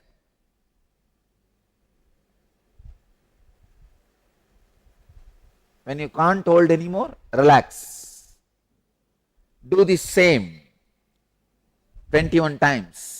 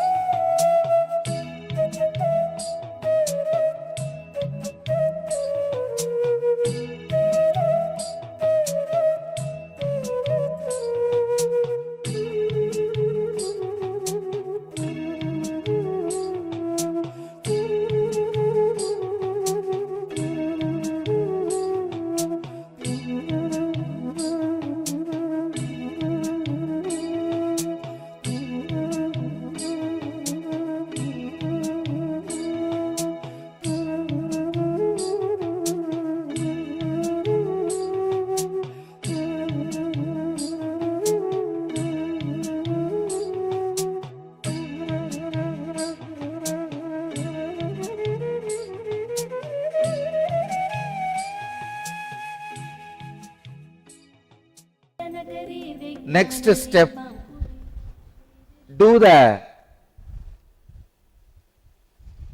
Uddiyana Bandha. You can do this by standing. Please understand, the Uddiyana Bandha can be done by standing. I'll give you the instruction. Stand with the feet about half a meter apart. Bend the knees slightly and rest your hands above the knees with the thumbs facing inwards and the fingers outwards. The spine must remain straight, not curved. The head should be kept up and eyes open. Inhale deeply through the nose, then exhale quickly through slightly pursed lips. Do not be forceful.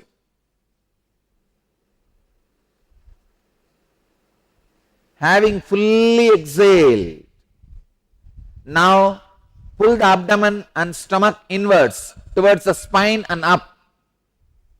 Pull the abdomen and stomach inwards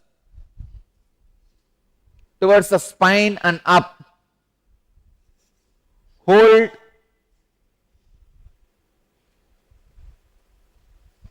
the Uddiyana Bandha as long as you can.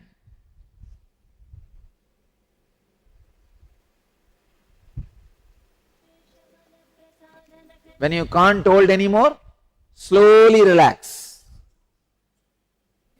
Again, hold in Uddiyana Bandha and release. Do it 21 times.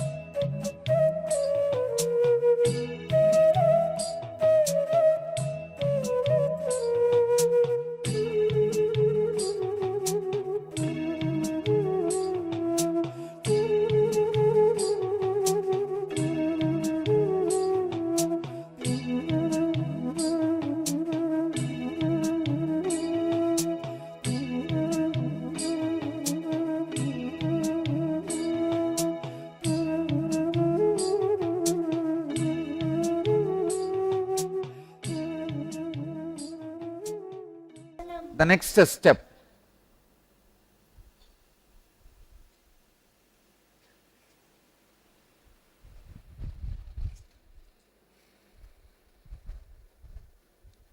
Agni Soma Kumbhaka. Please come back to the Bhadrasana. It's a very highly technical pranayama. See, now only you are entering into the Kriya to reduce your weight for obesity. All this moment what you are doing is only a warming up. Please understand, let me give you the instruction. This is from Kumbhaka Patati 87th verse.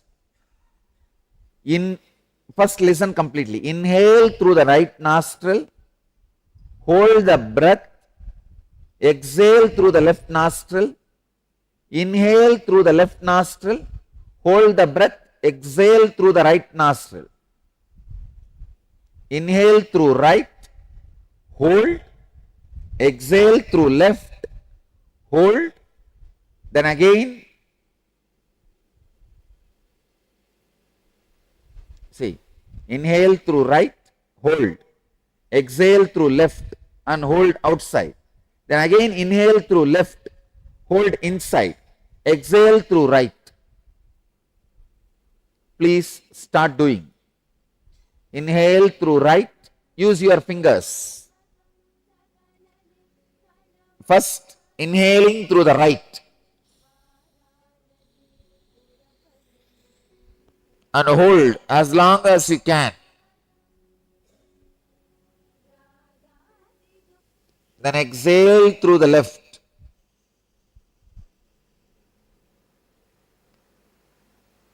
Now hold as long as you can.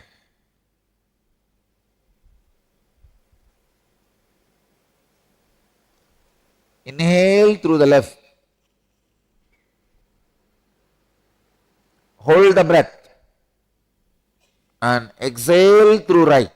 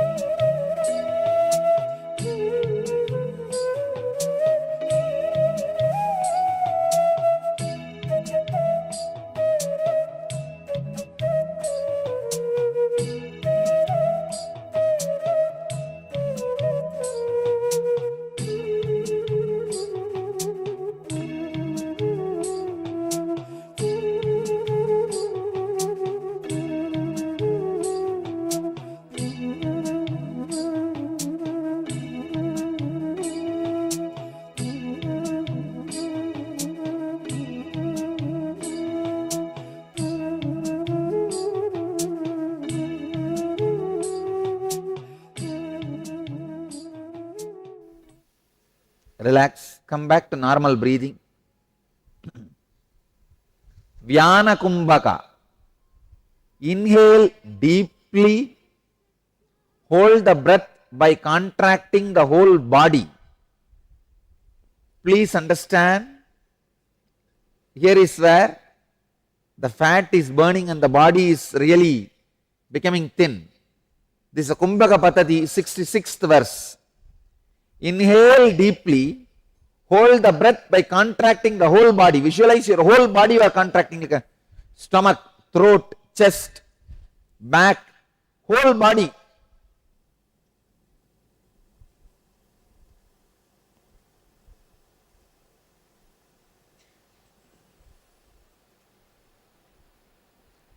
Inhale deeply and hold the breath contracting the whole body.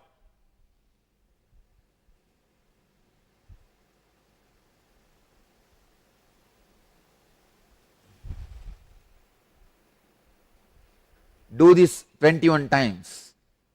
This will create intense Kundalini awakening, heat and burn all the unnecessary fat, mainly bad cholesterol.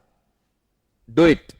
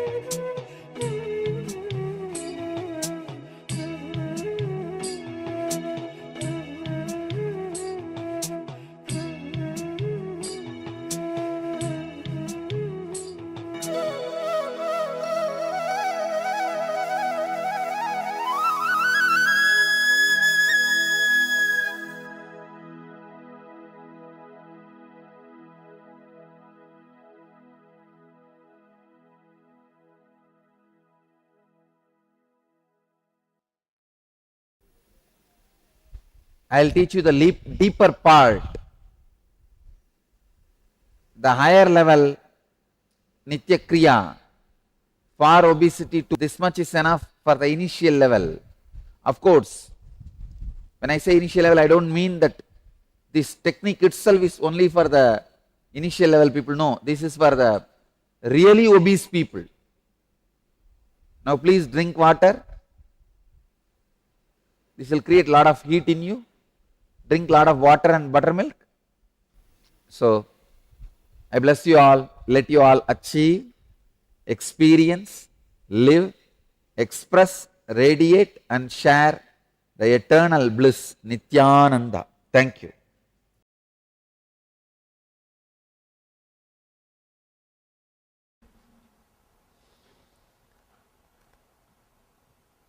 Your breath moves in only a circular way.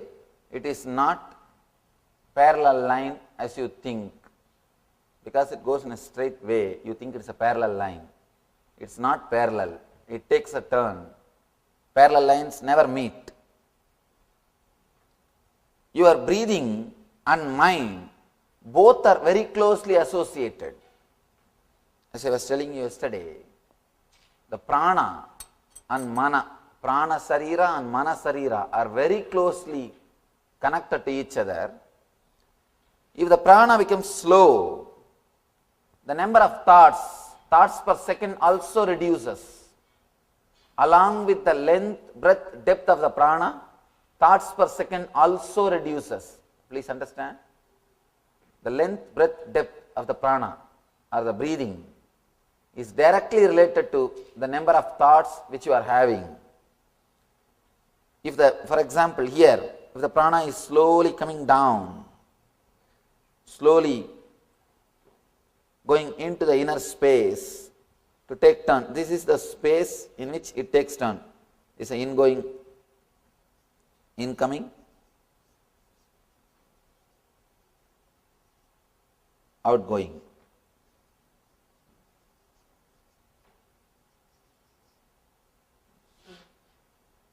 This is the prana. Along with that, mind also slowly slows down. Very slowly slows down. But the difficulty, you are afraid of losing your mind. You are afraid of losing your mind. That is why you never keep your awareness in this zone. This is like a neutral zone. If you know driving, you can understand. Whenever you shift gear from first gear to second gear or second gear to third gear or any change, you have to come to neutral zone. Only after coming to the neutral zone, you can change the gear. Even if it is from first to second, or second to third, or third to first, whatever it is, you have to come to the neutral zone. Same way, the incoming breath taking turn as outgoing breath, this zone is a neutral zone. This is neutral zone.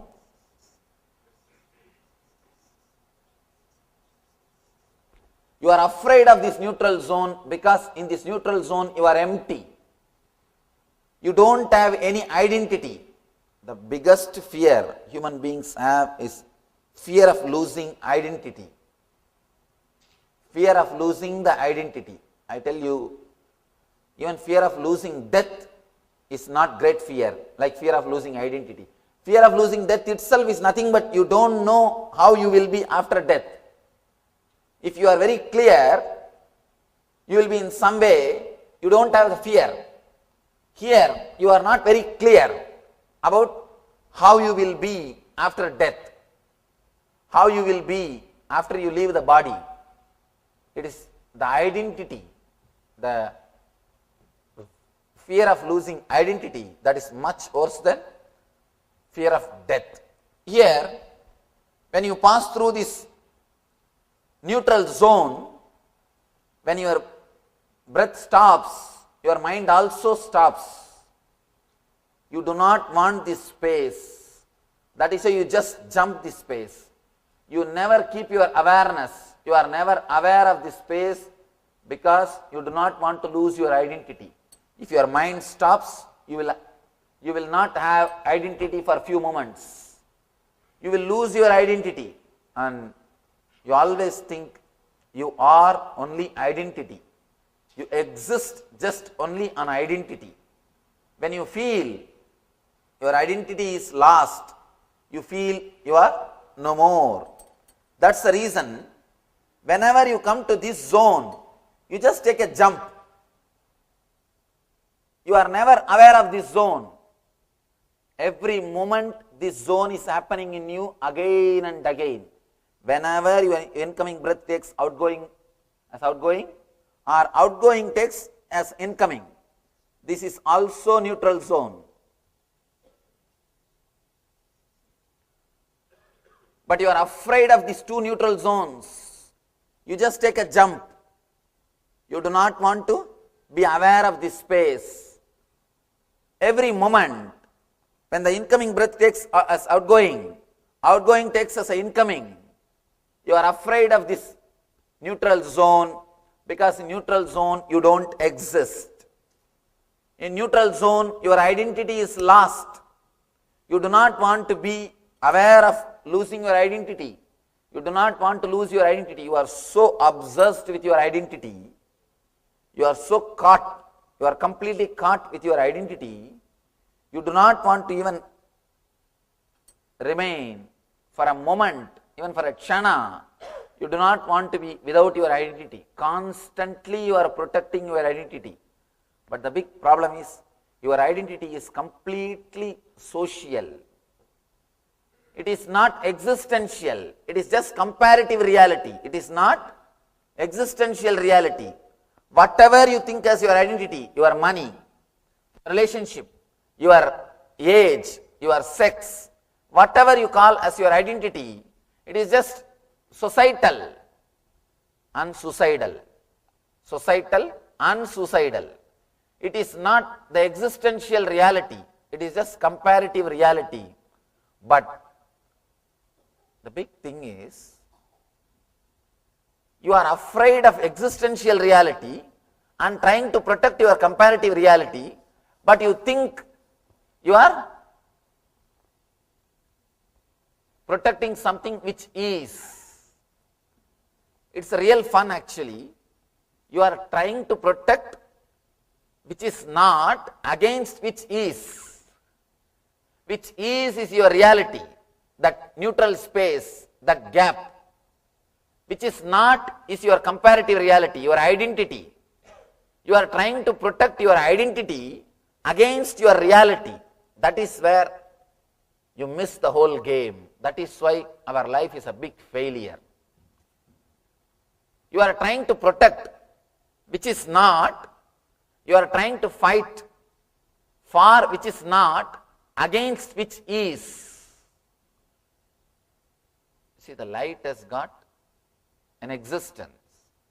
It has got positive existence. But darkness doesn't have positive existence. It exists only in a negative way.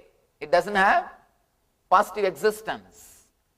You are trying to protect which doesn't have positive existence against which has got positive existence.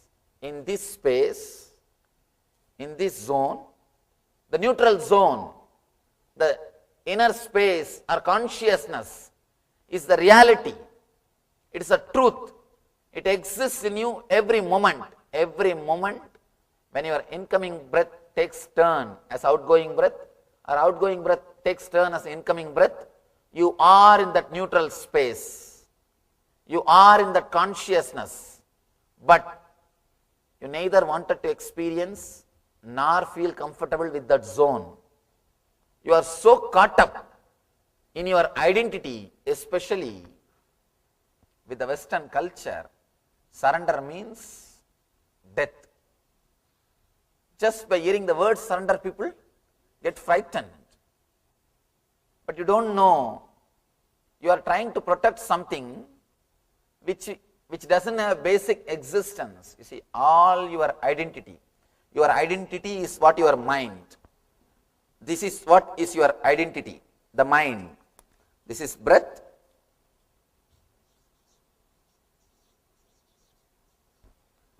This is breath and it's mind. Mind is nothing but your identity. Again here, outgoing breath, mind. This is the zone, neither breath is happening nor the mind is working. This is the zone where both stop. When your breathing stops, when your mind stops, you experience the zone of consciousness. This is what I call neutral zone. The difficulty is, if your mind doesn't feel comfortable, if your identity doesn't feel comfortable, then naturally you just jump this zone. You do not want this zone in your life. Constantly you are trying to avoid God. Constantly you are trying to escape from God. Constantly you are trying to escape from consciousness. Every moment when your breath takes turn, He is knocking your door. All you need to do is you just open the door. You don't have to knock. He is already knocking. The main thing, you need to feel comfortable with that neutral zone. The more you feel comfortable, more you feel protected, more you feel secured with that neutral zone, you will start experiencing the neutral zone again and again.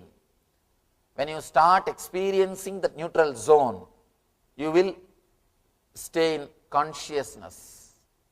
Yesterday, Shiva was giving us a technique to be a witness of only one neutral zone. Incoming breath becoming outgoing. Incoming breath taking turn as outgoing. He was speaking about only one neutral zone, because immediately you can't be aware of both the neutral zones. Only one you can start. Yesterday he started with first neutral zone. Now he goes deep. He goes deep. Now he says, be aware of both the neutral zones. Be aware of both the neutral zones. There is a proverb.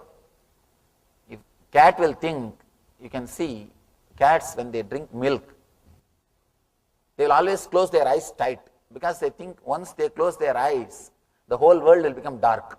Nobody will see that they are drinking milk. You are also doing the same thing.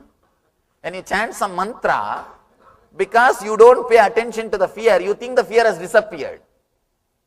Let you be very clear, fearlessness does not mean non-existence of fear. It means the fear will be there and you will have tremendous energy or courage to live with it.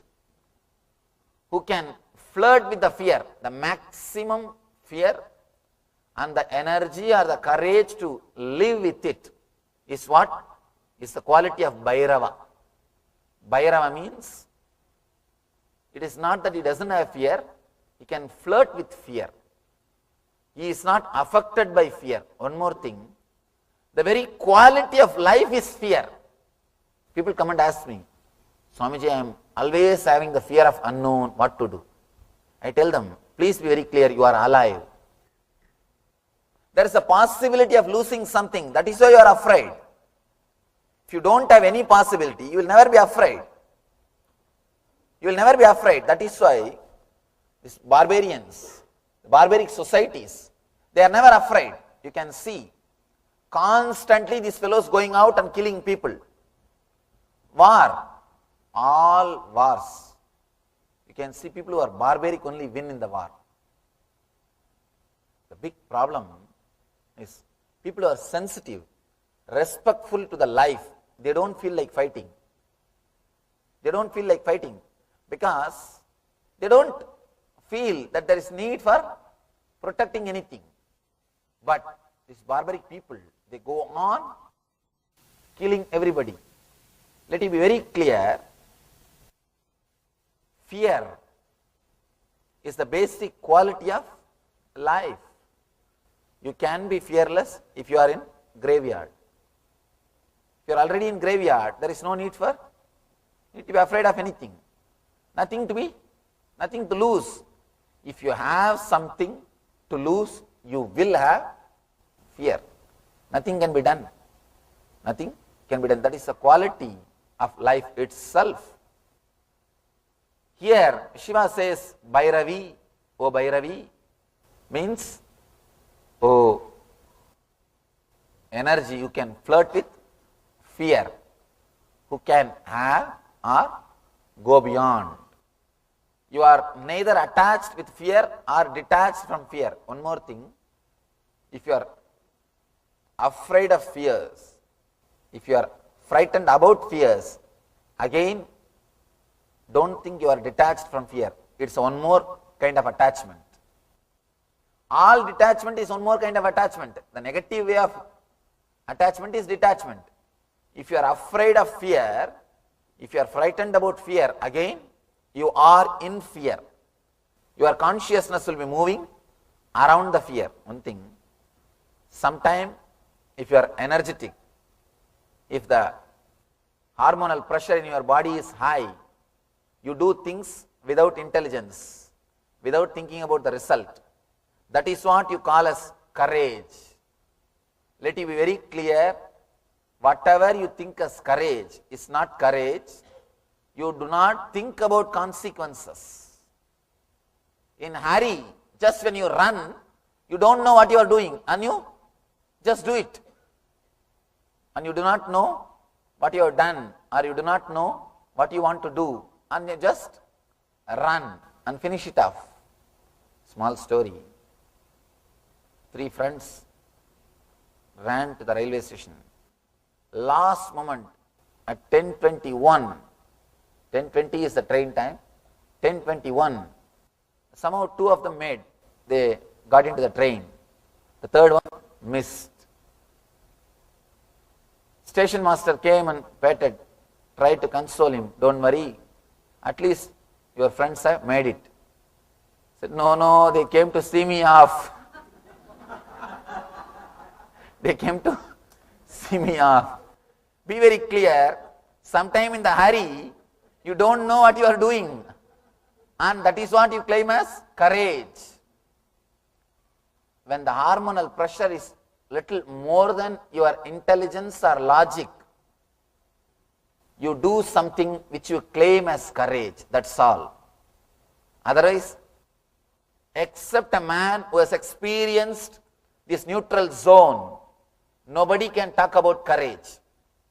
The real courage is to let go your identity, which you think as you, to relax from the identity which you again and again associate as you, whether your money or your relationship, whatever you think as your power, whatever gives you the power. As on now, the source for inspiration or the source for power is only the matter, your bank balance, your house, your relationships, your car, or whatever you think as yours. Your education, the I and mine, you derive inspiration from the I and mine, fear and greed. Your wealth and relationships. Let it be very clear, if you are deriving inspiration, if your fear and greed are your properties, your identity is the source of inspiration for you, means, let it be very clear, you are not too far away from depression. Because how long greed will be alive? How long fear will be alive? The greed will disappear the moment you have that product. Or if you understand that you can't have it. If you understand, if you achieve or understand you can't have, both the time the greed will disappear. Then you don't have any source of inspiration. You don't have anything which makes you run. You don't have anything which brings you to life. Same way with fear. If your identity is based on society, be very clear, you are nothing more than a puppet. Big problem is, at least In puppet show, puppets are handled by one man. In your show, you are handled by thousands of people. Any single man can put you into depression. One word is enough. You are already in depression. If somebody asks, are you mad? You shout and prove you are mad. Somebody asks, are you mad? You shout and prove that, yes, I am. I always tell people, if you don't open your mouth, people may suspect you are a fool. If you open, you will confirm it.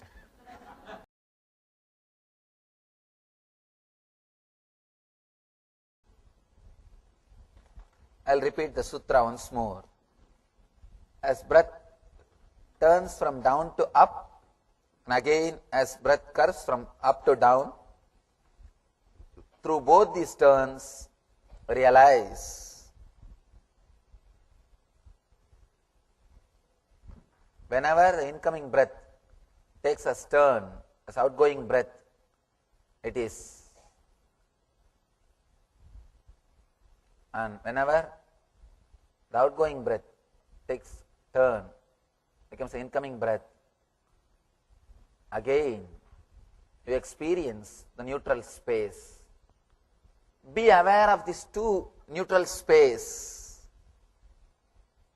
You will see, you will be able to feel very clearly the incoming breath awakens energy, the outgoing breath awakens intelligence.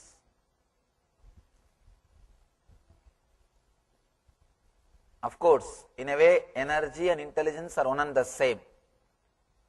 Two sides of the same coin.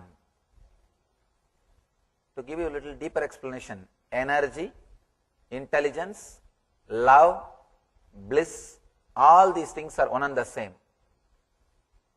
When the consciousness expresses through your head, it's intelligence. When it expresses through your heart, it is love. When it expresses through your being, it is energy. When it is there as it is, without moving, it is bliss. So all four are same phenomena, different names of same space. Now it is time, we will work on the meditation technique. If you have intelligence without energy, it is curse, dangerous. Be very clear, it is curse. A small story. In a party, one guy goes near a lady and asks, please pardon me, but I am not able to resist noticing beautiful diamond in your finger. What is it? She said, oh yes, you must have heard about this Culbertson diamond. It's very popular. But it comes with a curse. He asked, what curse? Oh, that curse name is Mr. Culbertson. So, sometime, if you just get only intelligence or just get only energy, no intelligence, it is a curse. It's not a blessing. Anyhow, now let's enter into the meditation technique. Please be aware, yesterday you were conscious or witnessing only one gap, one neutral space. Now you are going to be aware, now you are going to be witnessing both the neutral spaces. When breath turns from down to up and curves from up to down. I'll guide you step by step. First I'll guide you to be aware of only incoming breath. Next you will be aware of only outgoing breath. Third you will be aware of only one turn. Then fourth you will be aware of both the turns. Let's go step by step so that you will be able to completely touch the neutral space. You will feel completely comfortable with the neutral space. Decide very clearly, for next 10 minutes, I am dropping my identity. I'll feel comfortable without my identity. Be very clear. Your identity is the main reason why you take jump. Whenever you come near that neutral space, you do not relax into the neutral space. You just jump and go to the next step. You do not want the neutral space to last long. You do not want to be aware of that neutral space because you are afraid of losing your identity. It's a beautiful chance. God is knocking at your door. Please relax from your identity and experience the Shiva consciousness. And one more thing, tomorrow I am going to start the discourse at 7:30 itself. Tomorrow is the beautiful technique. Shiva is taking us step by step, deeper and deeper layers. Tomorrow is taking us to a different dimension, totally altogether different dimension. Tomorrow is the third sutra. My main message for this whole trip, be unclutched. Tomorrow I will be speaking on that main theme for this whole spring tour. The main theme is be unclutched. So, tomorrow is the sutra of being unclutched. So, tomorrow I may start at 7:30 and it may end, it may take some 3-4 hours. It is a beautiful sutra. I can say that is the essence of Shiva Sutra. Tomorrow what I am going to speak, tomorrow what the Shiva Sutra, what Shiva is expressing is the essence. Of course, as I was telling, I can't edit a single sutra. In that, if I have to say essence, this message, be unclutched. Tomorrow, Shiva is delivering that message in the third sutra. So, we'll start at 7:30 itself. Yes, please get ready. Sit straight. Please tie your eyes. If you don't have any cloth, at least close your eyes tightly so that this light doesn't disturb your meditation.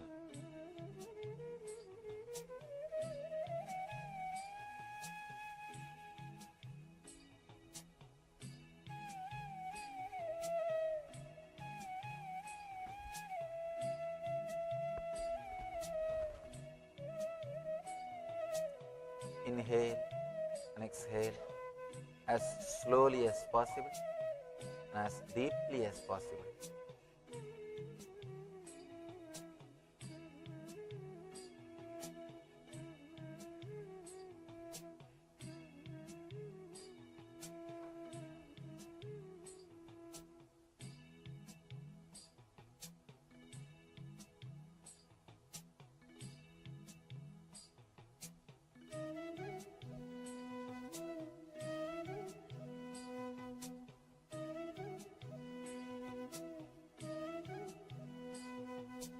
Decide consciously. You are going to relax from your identity.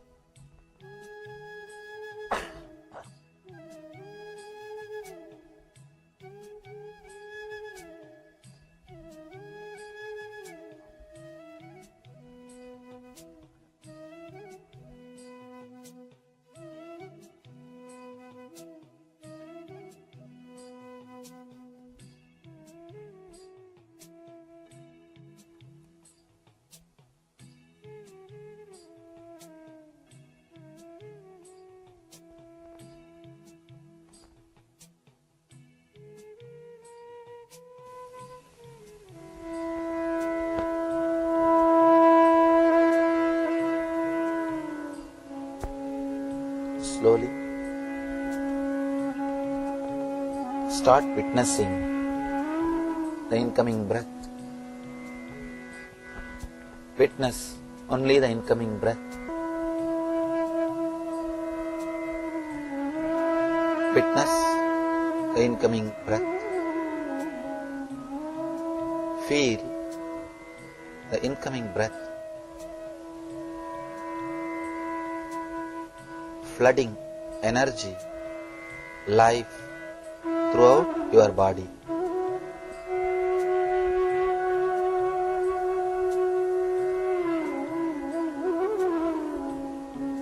Feel clearly, deeply. Incoming breath is bringing life to your body. It is bringing energy to every cell.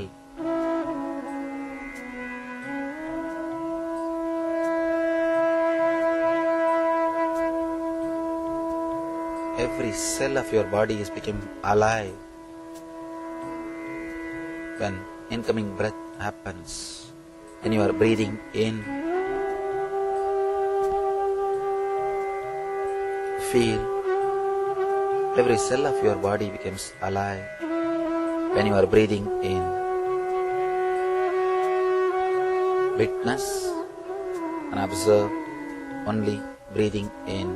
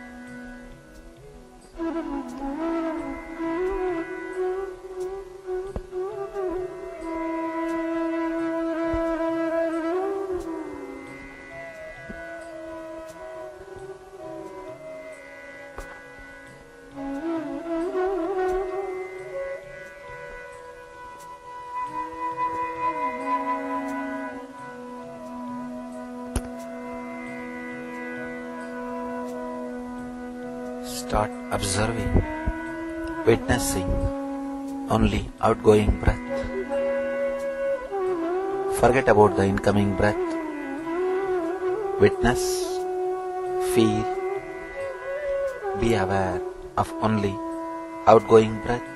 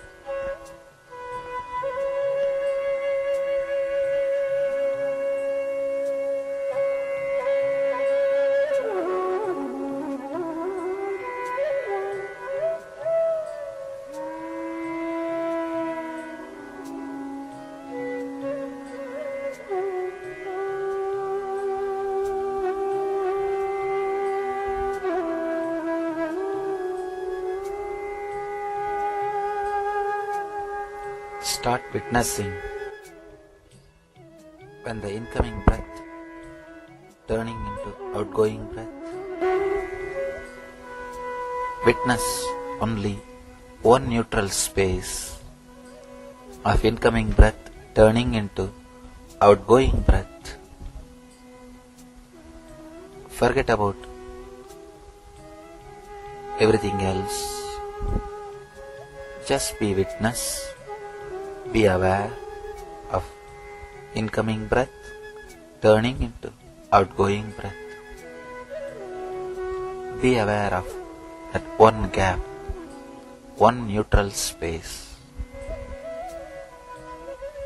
Just be aware of that one neutral space. Witness only that one neutral space.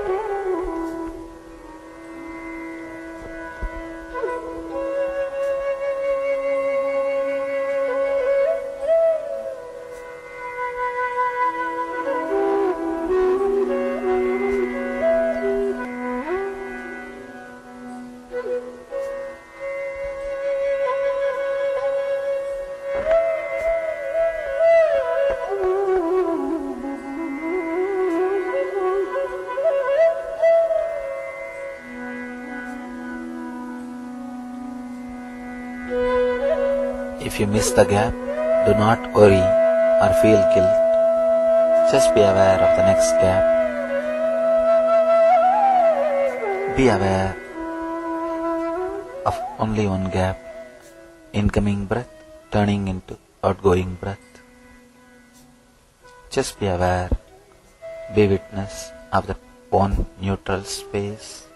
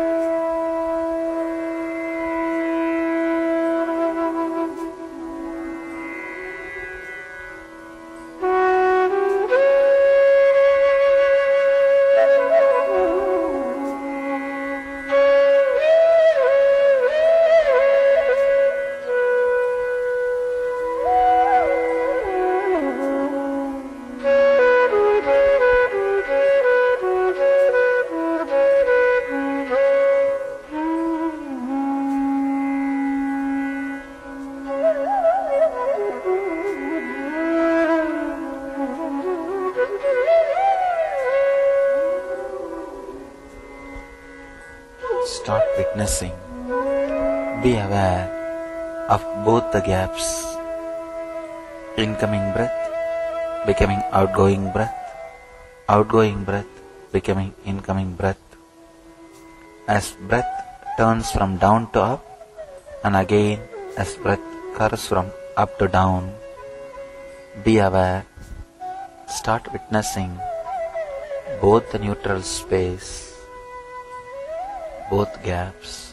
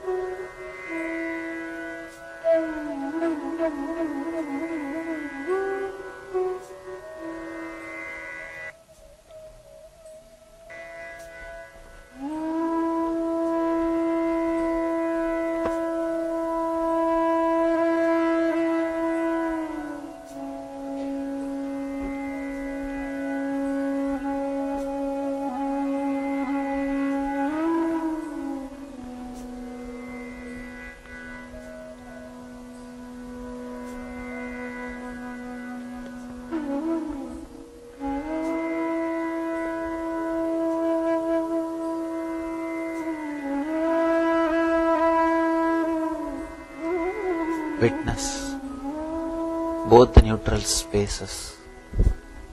Witness as breath turns from down to up, again breath curves from up to down.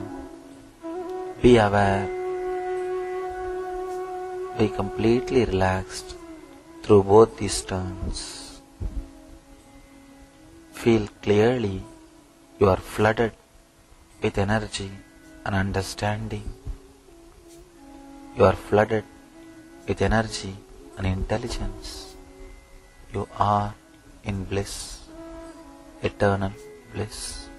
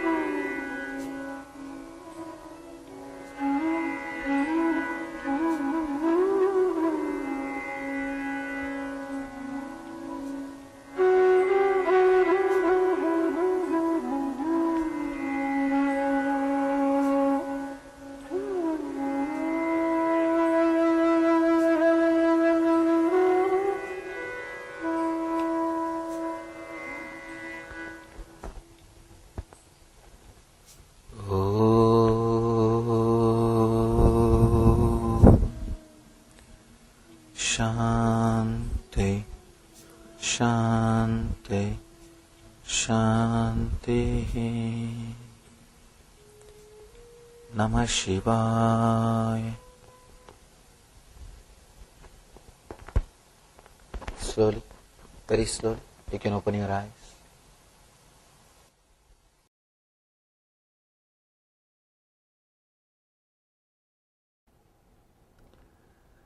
Sada Shiva Samarambham Shankaracharya Madhyamam Asmadacharya Paryandam Vande Guru Paramparam.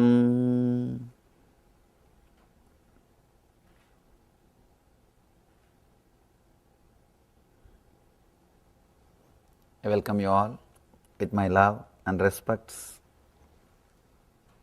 Today's subject, the power of sound.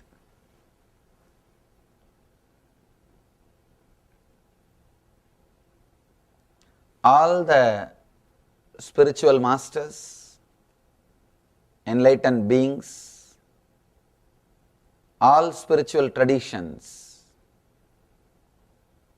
all religions, all mystics understood, experienced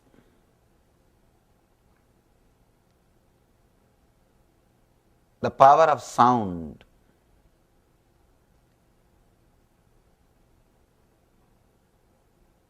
That is why, whether it is Vedas or Bible or Quran or Dhamma Sutra, everything says first there was a sound. From sound, everything is created. There are so many scientific researches proves the whole thing can be reduced just to vibrations, just to sound vibrations.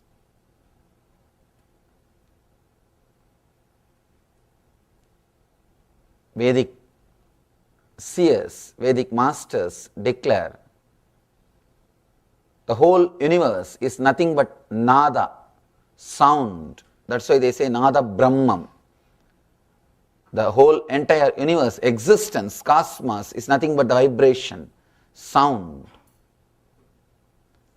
Today, we will explore a technique by Mahadeva, Anandeshwara, to experience enlightenment through sound.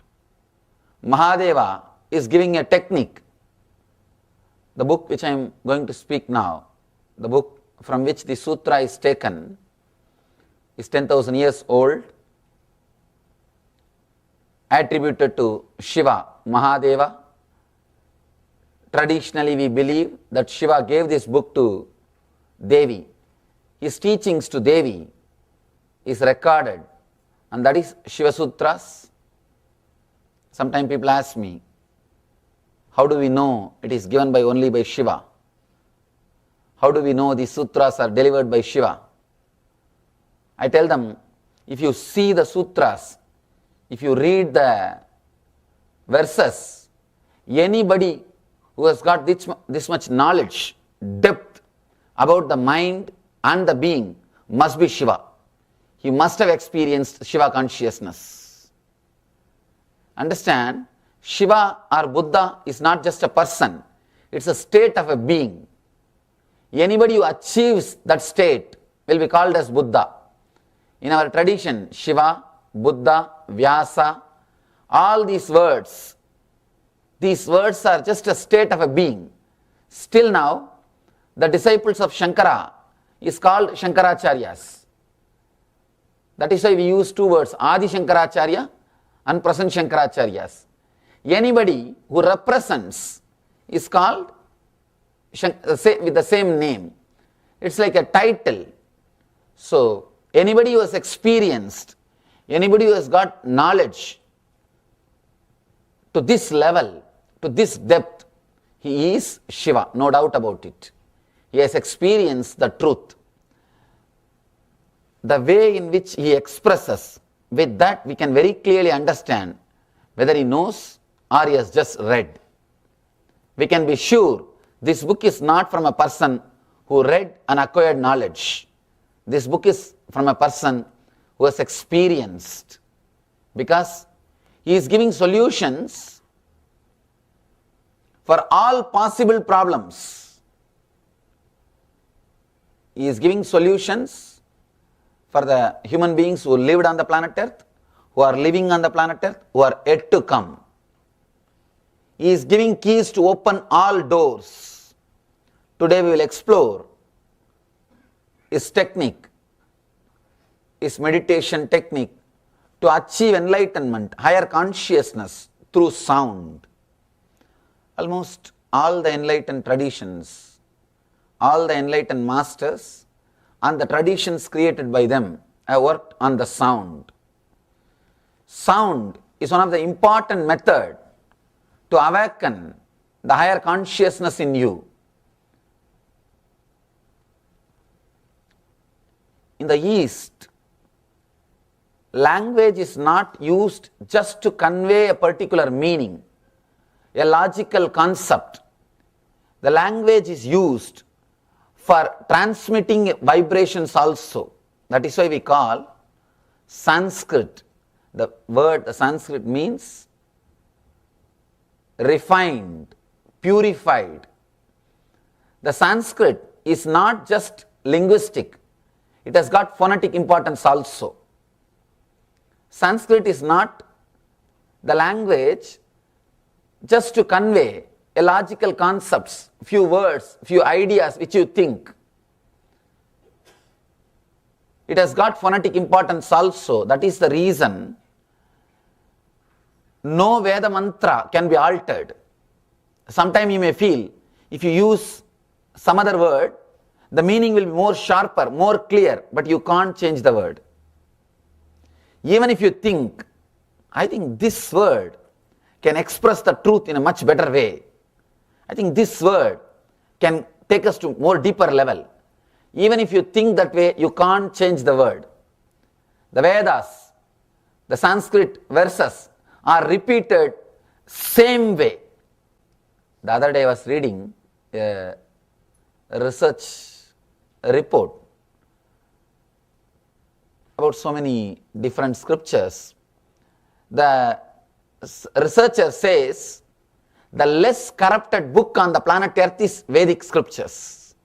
Less corrupted. Just because our devotion to that literature, with no printing media, with no other preservation system, except listening, except listening and repeating, there is no other preservation method for last 10,000 years, at least 10,000 years. The Vedic books, truths have been preserved without corruption. Even if some masters write commentary, they will say very clearly, this is mantra, this is my commentary. See, people who write commentaries, their charisma is they are so charismatic, so impressive. If they just alter few words, nobody will oppose. Nobody will oppose. But no master dare to do that. That's the greatness of our masters. They have done text torturing. They have interpreted in their own way. But nobody had the courage to touch the original sutras. Whether it is Shankara or Ramanuja, Madhva or Bhamati, any Vachaspati Mishra or Atmananda, you can name thousands of masters. One more important thing, each one of them are expressing their own ideology. Commentaries are given just to convince people that what I am saying is supported by these great masters. Understand? Commentaries are nothing but justifying their thinking trend, justifying the truth which they want to express. Shankara, Ramanuja, Madhva, each one of them wanted to convince people about their thinking trend, about their own way of expressing the truth. Each one of them have expressed in their own way. Each one of them were expressing in a different way. And if you see little deeply, it will be funny. Sometime the same sutra, how many different meanings it can come, how many different meanings can be derived, can be taken out from same sutra, from same verse. Sometime not only it will be funny, it will be horrible. Really, I am telling you some of the insider secrets. These are all some of the insider secrets. You will be surprised. Some sutras being commented in a totally different way by Ramanuja or Madhva or Shankara. One more thing, these great masters have done a great service to the society. Same way they created enough of problem also. Because these three people, the fight among these three people is the fight which is happening all over India still now. Still now, because each one is interpreting in their own way. But even with all this commotion, amidst all these problems, amidst all these things, nobody dared to touch the original sutras. Understand? Nobody ever had courage to touch the original sutras. Whether it is Shankara or Ramanuja or Madhva, they give the original sutras, then they give their own meaning. They interpret words, they take out some words, they add some words, they give their own meaning, they present in their own way, everything they do. But in their commentary, never in the original sutras. First, Shankara writes Bhashya, commentary. That is why he is called Bhashyakara. Then Shankara's disciple writes Vartika. Sureshwaracharya, he is called Vartikakara, means commentary on commentary. And the next comes Tika. Tika means commentary on commentary on commentary. By the time truth is lost. It's like there's a beautiful Zen story. Tea was kept in a cup. Somebody drank the tea, washed the cup, poured that water in another one cup. That guy drank that cup, that water, and washed that cup and poured that water in the third cup. And the third guy, he is drinking that water. What smell or what will be the connection between this water and that original tea? That is what will happen when you read the commentary of commentary of commentary. But the beauty is, not a single master had courage to touch the original sutras. Because they all know it has got phonetic importance also. It is not just linguistic.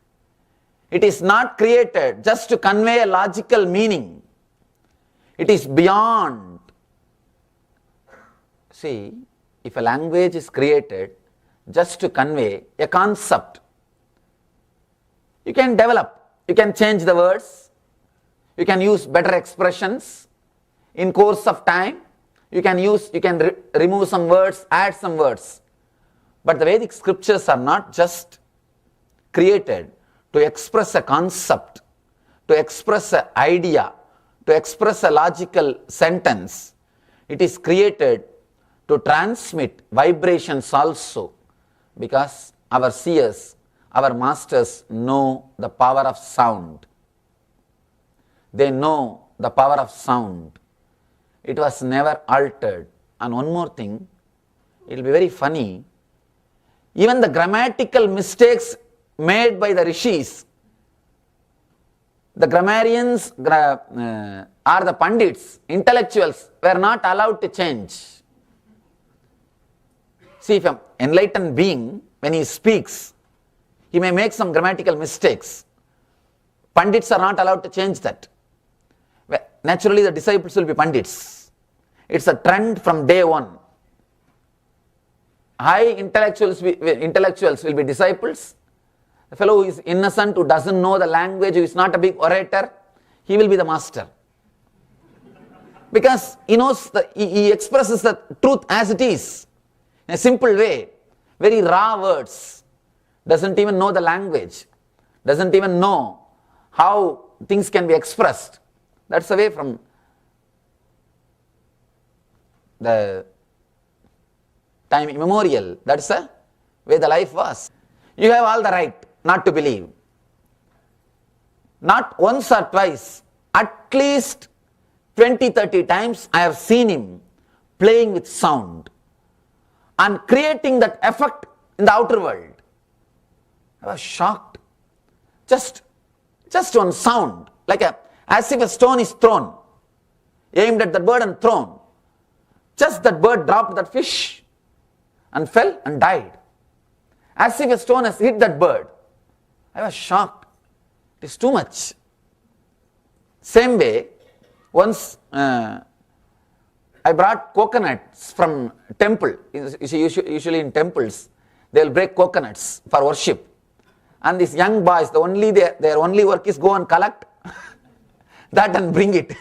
I used to run for that coconut. They will break in front of the temple. So I brought little coconut for him to eat. He is a poor eater. He eats maybe once in 3-4 days. Once in 3-4 days he will eat something. So I collected some coconut and brought.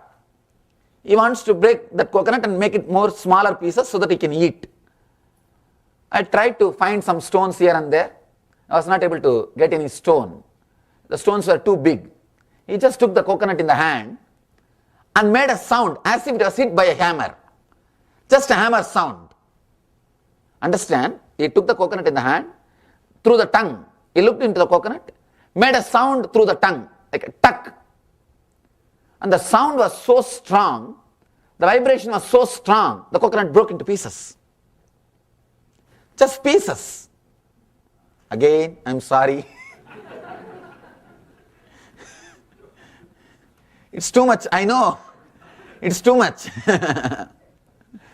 And too much to talk to a person who is born and brought up or who is living in the West to say all these words. You see, in the East I can tell all these words, people will simply connect. Because in every village there will be somebody. Every village will have one healer.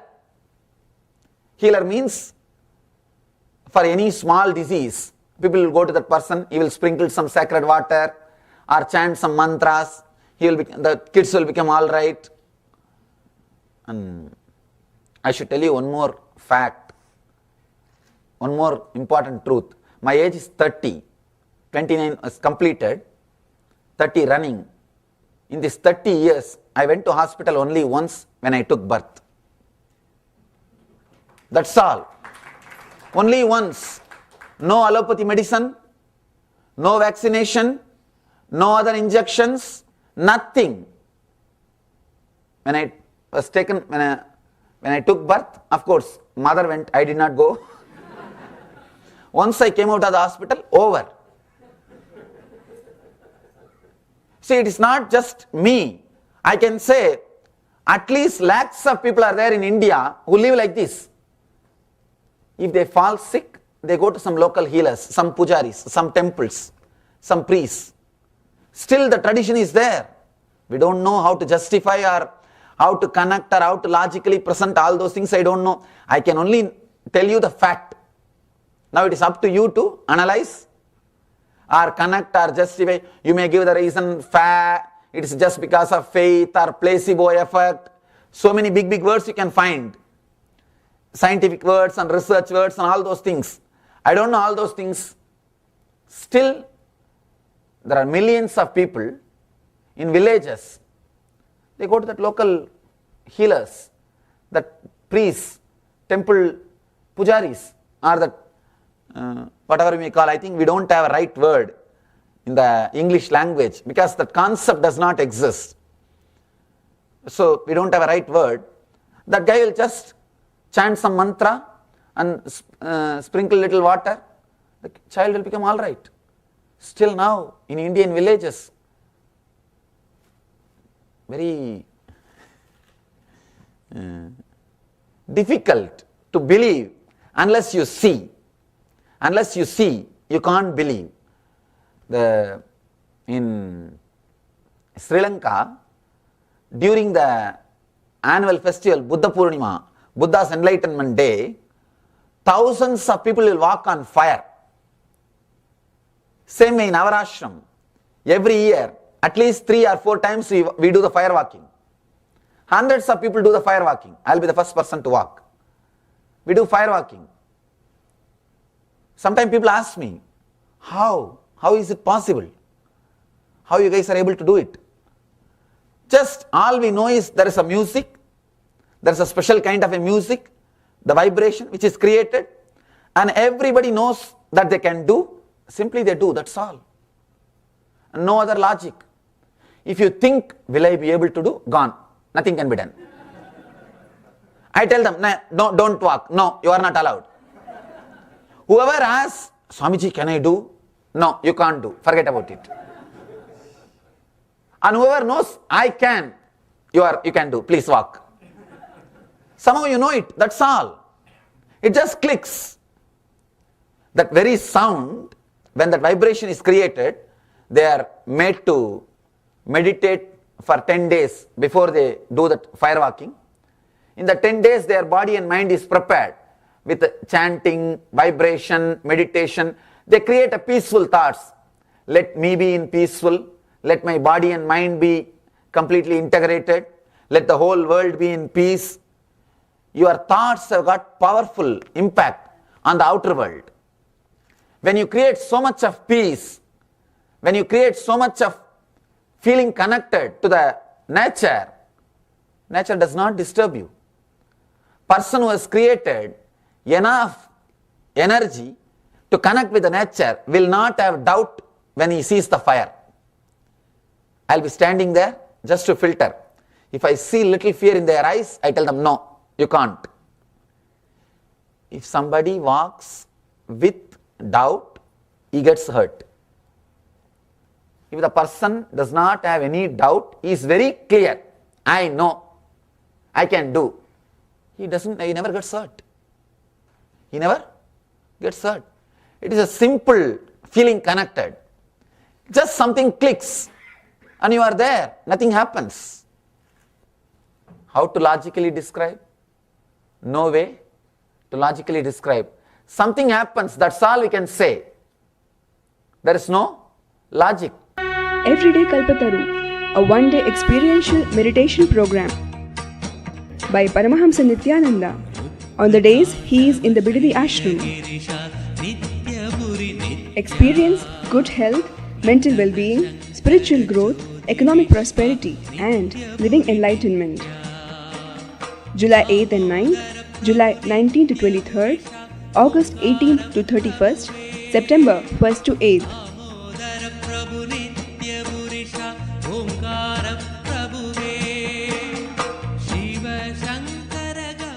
Contact 97422 03311 or 080-2720-2084. Nithyananda Dhyanapitham, Bidadi, Bangalore. There were scientists from Wisconsin University went to Sri Lanka to do research on this fire walking. How this is possible? It's not just 5 feet or 10 feet. Understand, 60 feet. 5 feet you can just jump. 2-3 steps you can just jump. It's not 5 feet or 10 feet, 60 feet. And at least 10 steps you have to put, not 20 steps, because you can't put 10 feet one step. Maximum you can jump 3 feet. Of course in the fear maybe 4 feet. Not more than that. So at least 20 steps you may have to put. And live charcoal, fire. Very strange thing. People are able to manage. And nobody gets burnt, or even clothes. Even the clothes which they wear. It's very surprising. Anyhow, but the scientists were not able to give any logical reason why it is happening. Because the scientists, they tried, they got hurt, they got burnt. They also tried, but they got burnt. You can't say, they were not able to give some clear idea why the Buddhist monks were able to walk and why the ordinary person, normal people, are not able to do. They did all possible researches, the blood checkup or whatever they can do.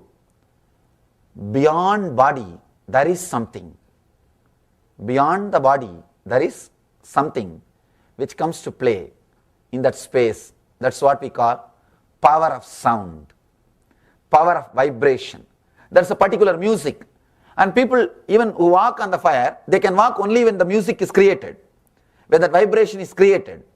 Means your body and mind can be elevated, can be transported to a different plane of consciousness, different plane of existence by sound. Understand? The same person can't walk without that sound, without that vibration, without that mantras, without that chanting. But that chanting, he is able to walk. He is able to successfully do the ritual. He is able to go through. So, power of sound, the power of vibration, sound or vibration can transport you, can lift your body and mind to a different level of consciousness, to a different plane of existence. There are a few more incidents I can say which happened with this Raghupati Yogi, the great yogi. If he creates a sound like a dog, just small 2-3 sound, small, just like a small tuck tuck, he will create a sound. And I have seen 20-30 dogs that all over the area will come towards him. Whenever people bring food for him, he will eat little bit and throw everything else to the street dogs and all the animals which is living there. He will just create one sound. Usually if you call, the dog won't come. It will be afraid to come. It will be afraid to come. And you can drive the dog out, but you can't call it. Driving is possible, you can throw stones or shout, it will run away. You can't call. But I have seen, he will create a small sound. All the dogs will run. And not only that, sometime I have seen, he will create a small sound. Snakes will come. Just sound. Few small sounds. It is not even like a sound, it's like a vibration. Just in the one corner, through the corner of the mouth, he will create that vibration. Sound. Snakes will come. As if they are tied by a rope and being pulled. Just like that they will come. Usually snakes will go like yes, this way, they will move. But when he creates a vibration, I have seen snakes will come straight, as if a rope or thread is tied and it is pulled straight. And not only the snakes or anything, same way the fruits from the tree, I have seen with my own eyes. If we are sitting in a tree, under the mango tree, especially with the mango tree and coconut tree, I have seen it with my own eyes. If we ask, Master, just get some mangoes. All you need to do is create a sound like a stone. Simply mango will fall. Simply mango will fall. You will just create a sound through the mouth, as if a stone is being thrown. Tuck, the mango will fall. Not only mango, even coconut. And breaking coconut also he knows. Just take it in the hand and create a sound. It looks very strange. Actually, I asked him once, how this is possible, Master? How can you do this? Can we break the stone? I asked him, you know how to break coconut. Can we break the stone? Because I thought maybe in the hand he is pressing the coconut. Because he's a very powerful, very strong person. I have seen him doing even in public. He will tie the iron rope in the chest and inhale and exhale strongly, and the rope will break. Iron rope. If I tell more things, it will look like more and more stories. It's a very strong person. I thought maybe in the hand he is breaking that coconut. Coconut he can break in the hand. What about stone? So I brought a stone for him and I kept that stone in front of him. All he did is just he sat, looked into the stone, just like connecting with that stone, created a sound. Tap, the stone has become two. But the sound which he creates, if you put your hand in between, your hand also gets hurt. Once I tried, when he was connecting with some object like this and trying to break, I tried to put my hand in between and I felt literally something is hitting the hand. Just as if the bone will break. It was so powerful, just the vibration. Just the vibration. Then I understood how the rishis have cursed people. See, you have a story, lot of stories, like Vishwamitra cursing somebody, Durvasa cursing somebody, Vasishta cursing somebody, these Vedic rishis cursing somebody. I was not able to relate. How can somebody say a word and it will become reality? When I saw this, I was able to relate. I understood, oh God, it would have been truth. Just a word, he can kill somebody. Just a sound. The old masters, Vedic masters, can just turn the whole life. Because they know the power of sound. They know how to use it. They know how to use sound particles. See, in course of time, Gita says, yogo nashta parantapaha. The truth or the inner science is lost in course of time. Because we have lost the keys, we can't say the treasure never existed. Understand?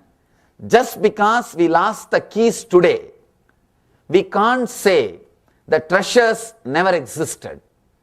Just because we did not experience these things, just because we did not get the right key, we have not tried in a right way, we have not experimented or experienced, we can't say the treasures did not exist. It existed.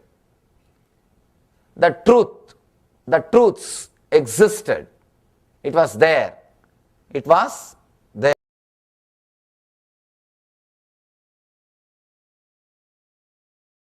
The other day I was taken to a industry by one of our devotees. He showed me how they fix some components. And he showed me those movements, how they fix. Each person is taught how they should fix. And the same way of movement means they are trying to create or increase the productivity by reducing the hand and body movement. I was shocked. I said, oh God, you are working in a wrong line. Actually, the truth is, the more you are free to move your body, the more you are messing up, the more you will be creative and productive.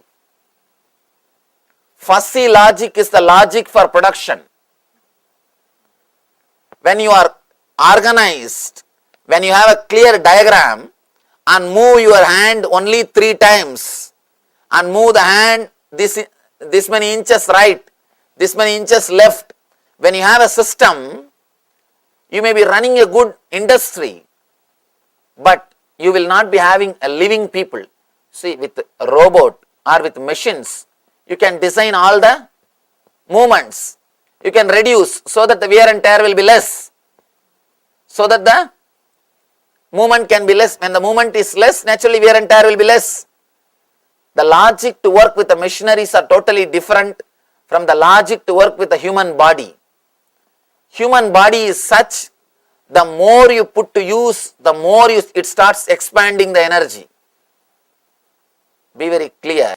When you start believing, the more I use the body, it will become tired. You start expressing the same tiredness. But the truth is not such. The truth is, the more you use your body, you handle your body, the more it starts expressing the energy. I have seen in Indian villages, people living 100 years easily, very casually. 100 years, they don't wear specs, they don't have the spare tooths, they don't have their tooth set. There are so many things they don't have. I have seen in Indian villages how people live with minimum things for years. Very casually they live. And I have seen in Tibetan villages, people living 140, 150 years easily. Just because they know the truth, the more you use the body properly, more it expresses the energy.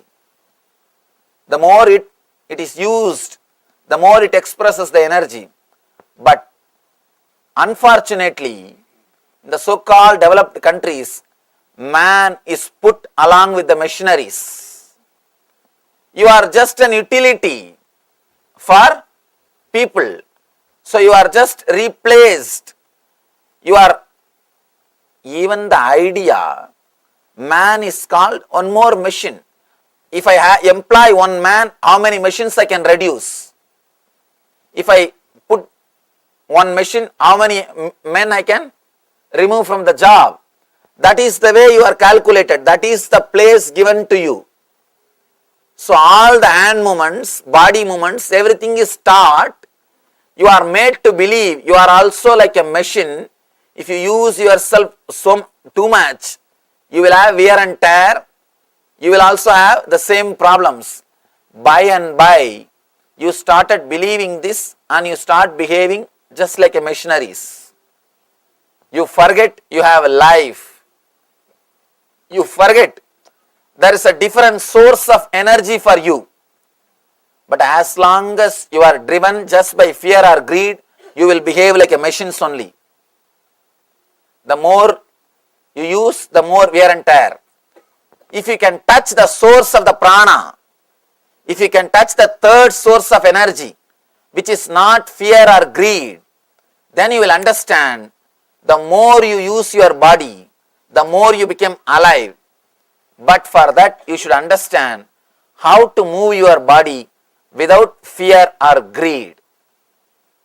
Without fear or greed.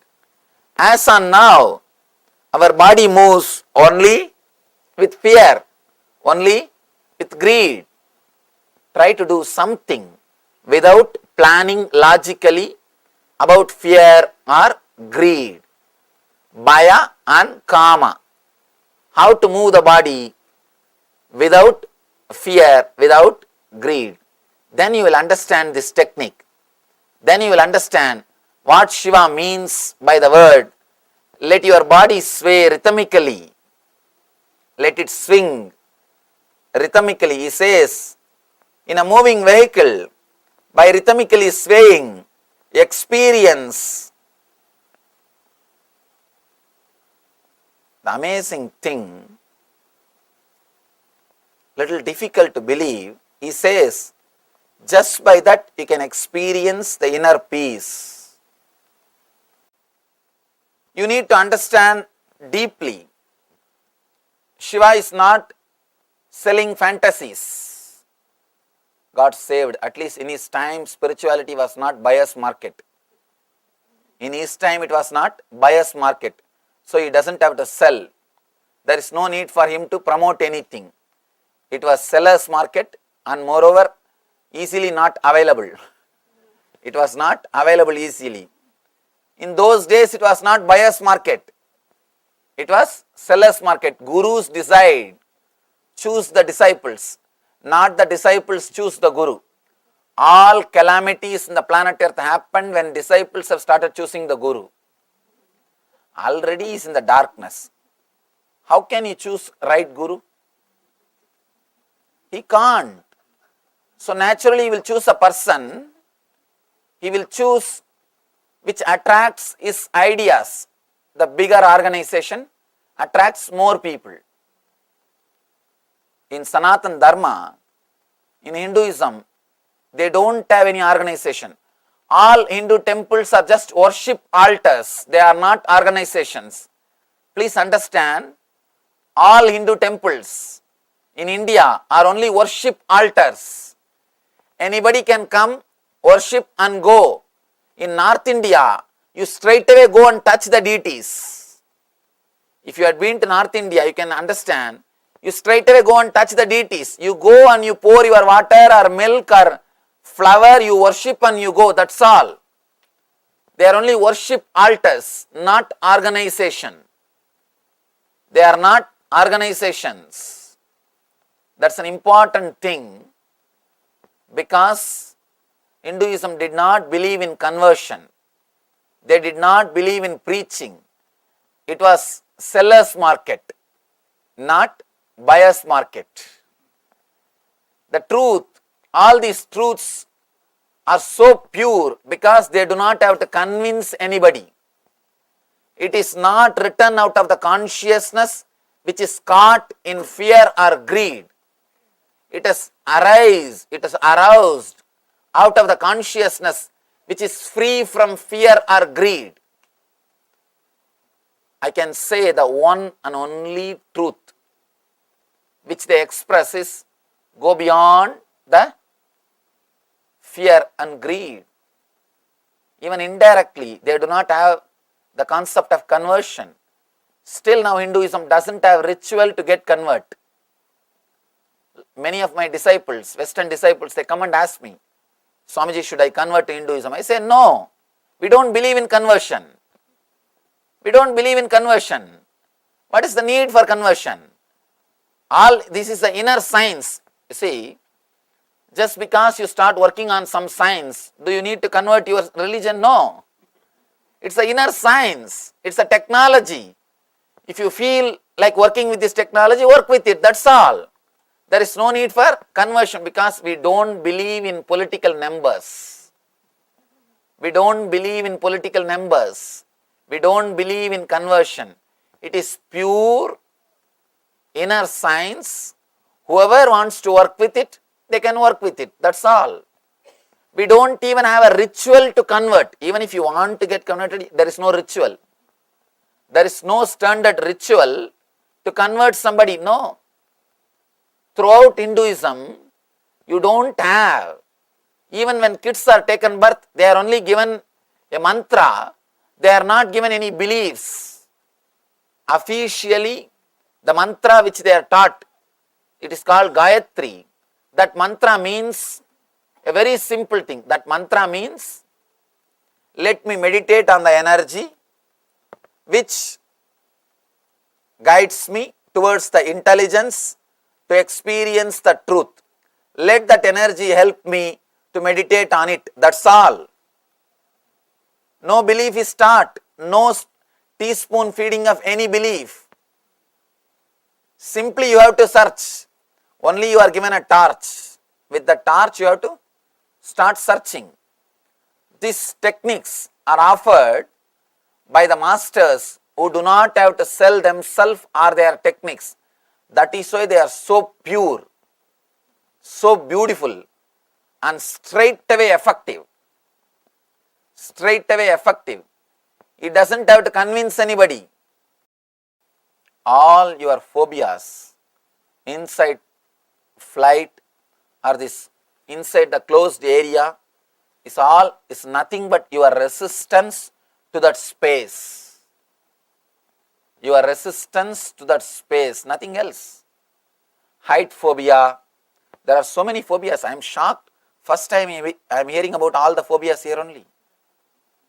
I never heard about these phobias in a primitive villages. Primitive villages don't have any phobias. They don't have any phobias. I was shocked to hear about this phobia. First of all, the word phobia I came to know first only when I started traveling in these so-called developed countries. I never heard about phobia. What is there? Phobia means nothing but holding on to your body tightly, and you do not want your body to move into a space which you have not already experienced. You wanted everything to be clear. The project plan, where you are going, what will be happening next, what will be the third step, what will be the fourth step, what is the next, and what will be the end. If some place, even if one puzzle is not fulfilled, even if the one puzzle is not clear, you are not comfortable in that space. You wanted everything clear before entering. You are not ready to allow God's hand in your life. You wanted everything to be clear according to your intellect. I always tell people, do not plan completely. Give a little bit of space for God. Let Him also plan a little bit for you. Let Him also plan. If you plan too much perfectly according to your intellect, you may not commit any mistake, but you will commit blunders. The intelligence of the cosmos is surely little more than our intelligence.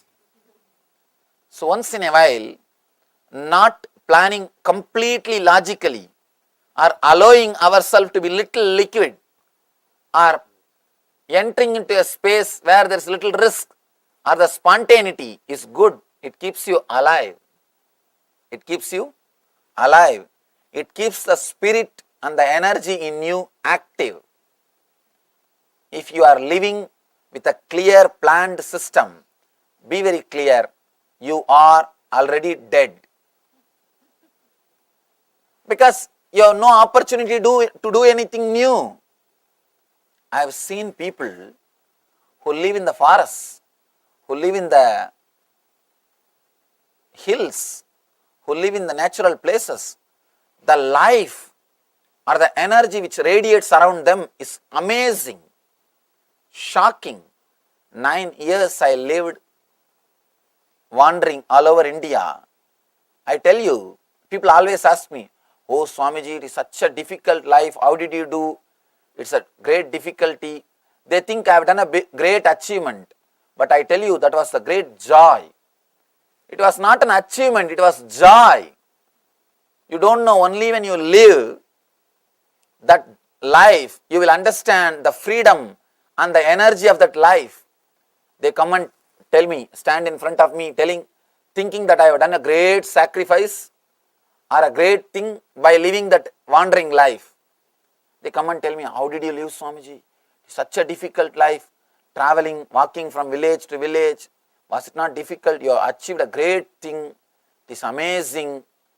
I tell them, according to me, only you are the great person. Because you see, for you, you can't imagine living like me, traveling from village to village and begging in the houses and sleeping under the trees and living. I tell them, just how you can't imagine my life, I can't imagine your life. Living in the same house, going to the same office, same car, same house, and I can't even think. Getting up early morning and seeing the same people, same faces. It's unimaginable for me. How my life is unimaginable for you. Your life is unimaginable for me. It is not a big tapas, or it is not a big suffering which I lived. That was the amazing freedom, amazing energy. One more thing, tremendous risk. Constantly you have to be alive. Understand? Surviving is totally different from being alive.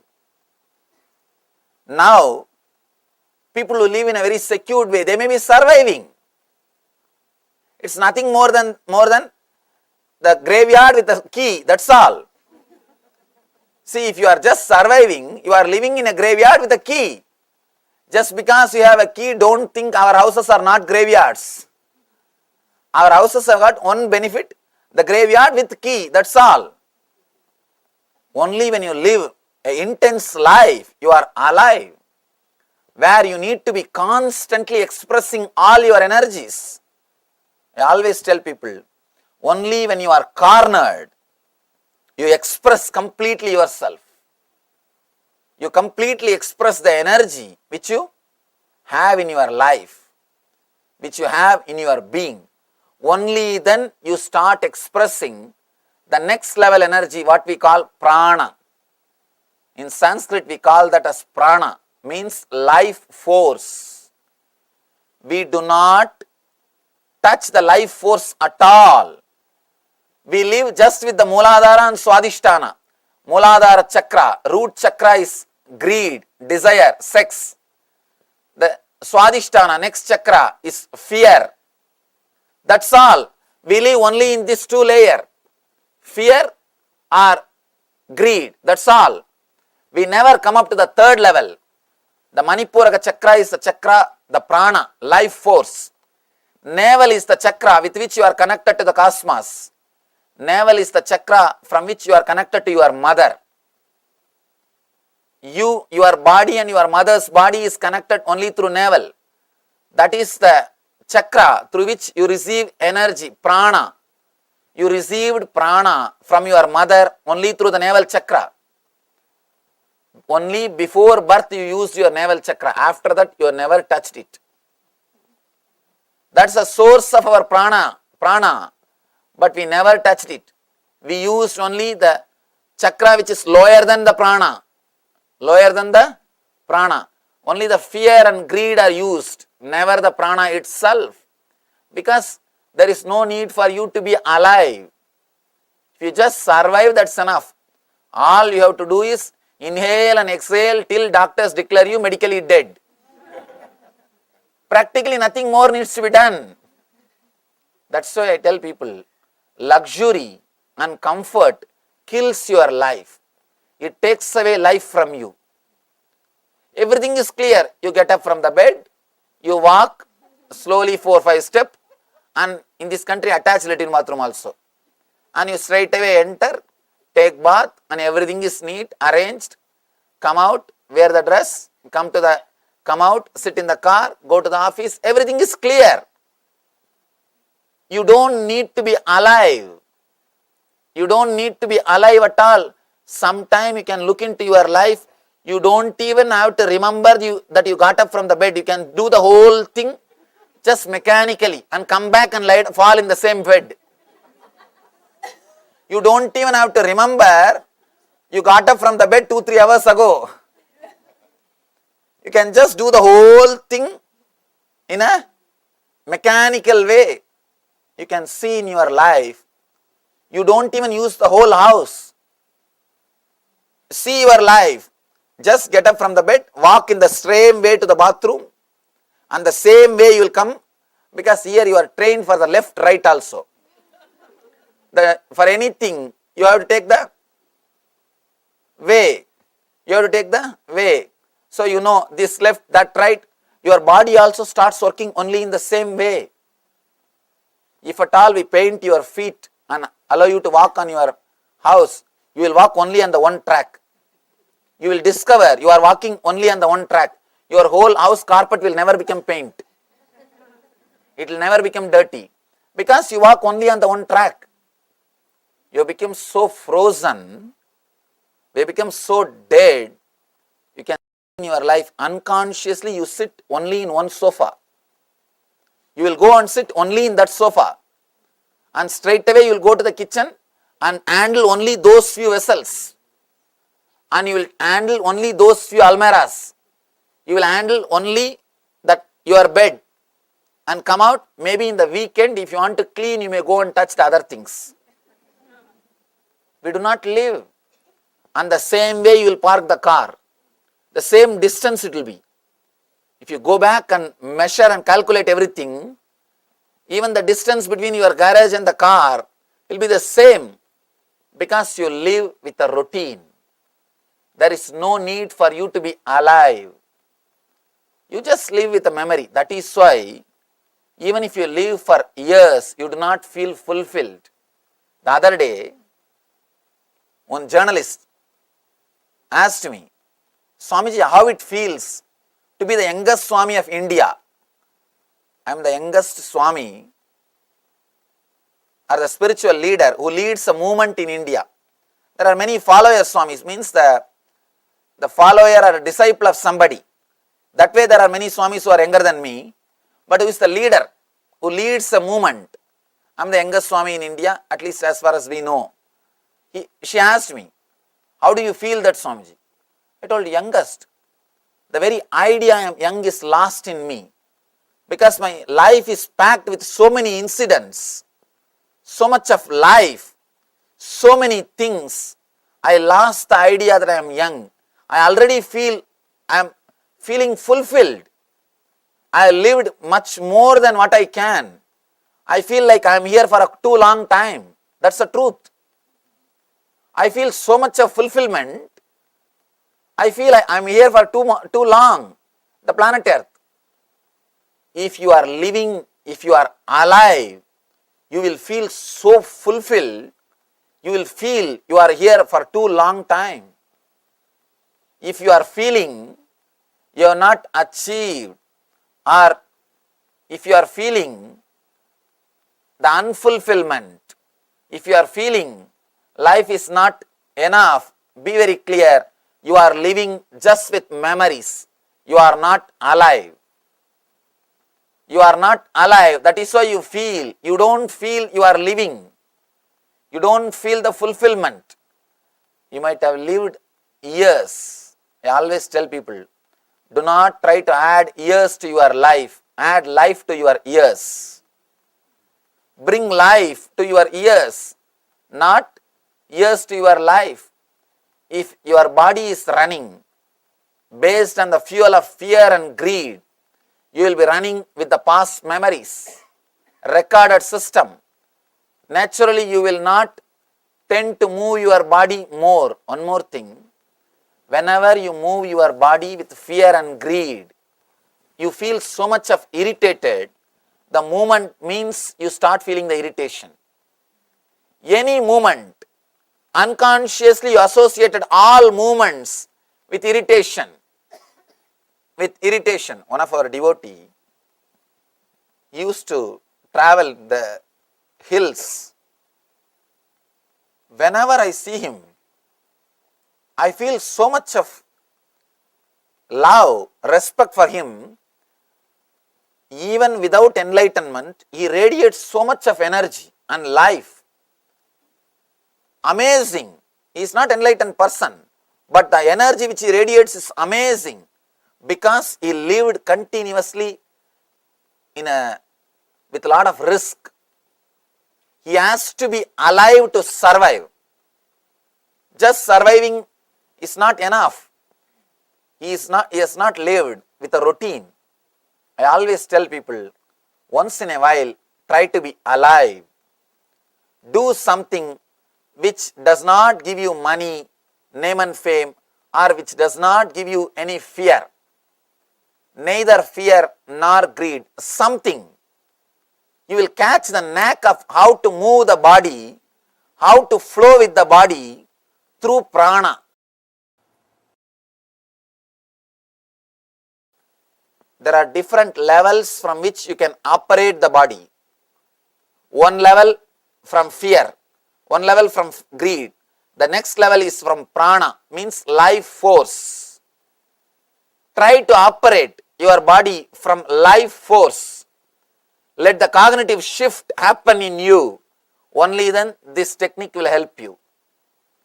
In this technique, Shiva means is asking you to have the cognitive shift, move the source of your energy from fear, greed to prana.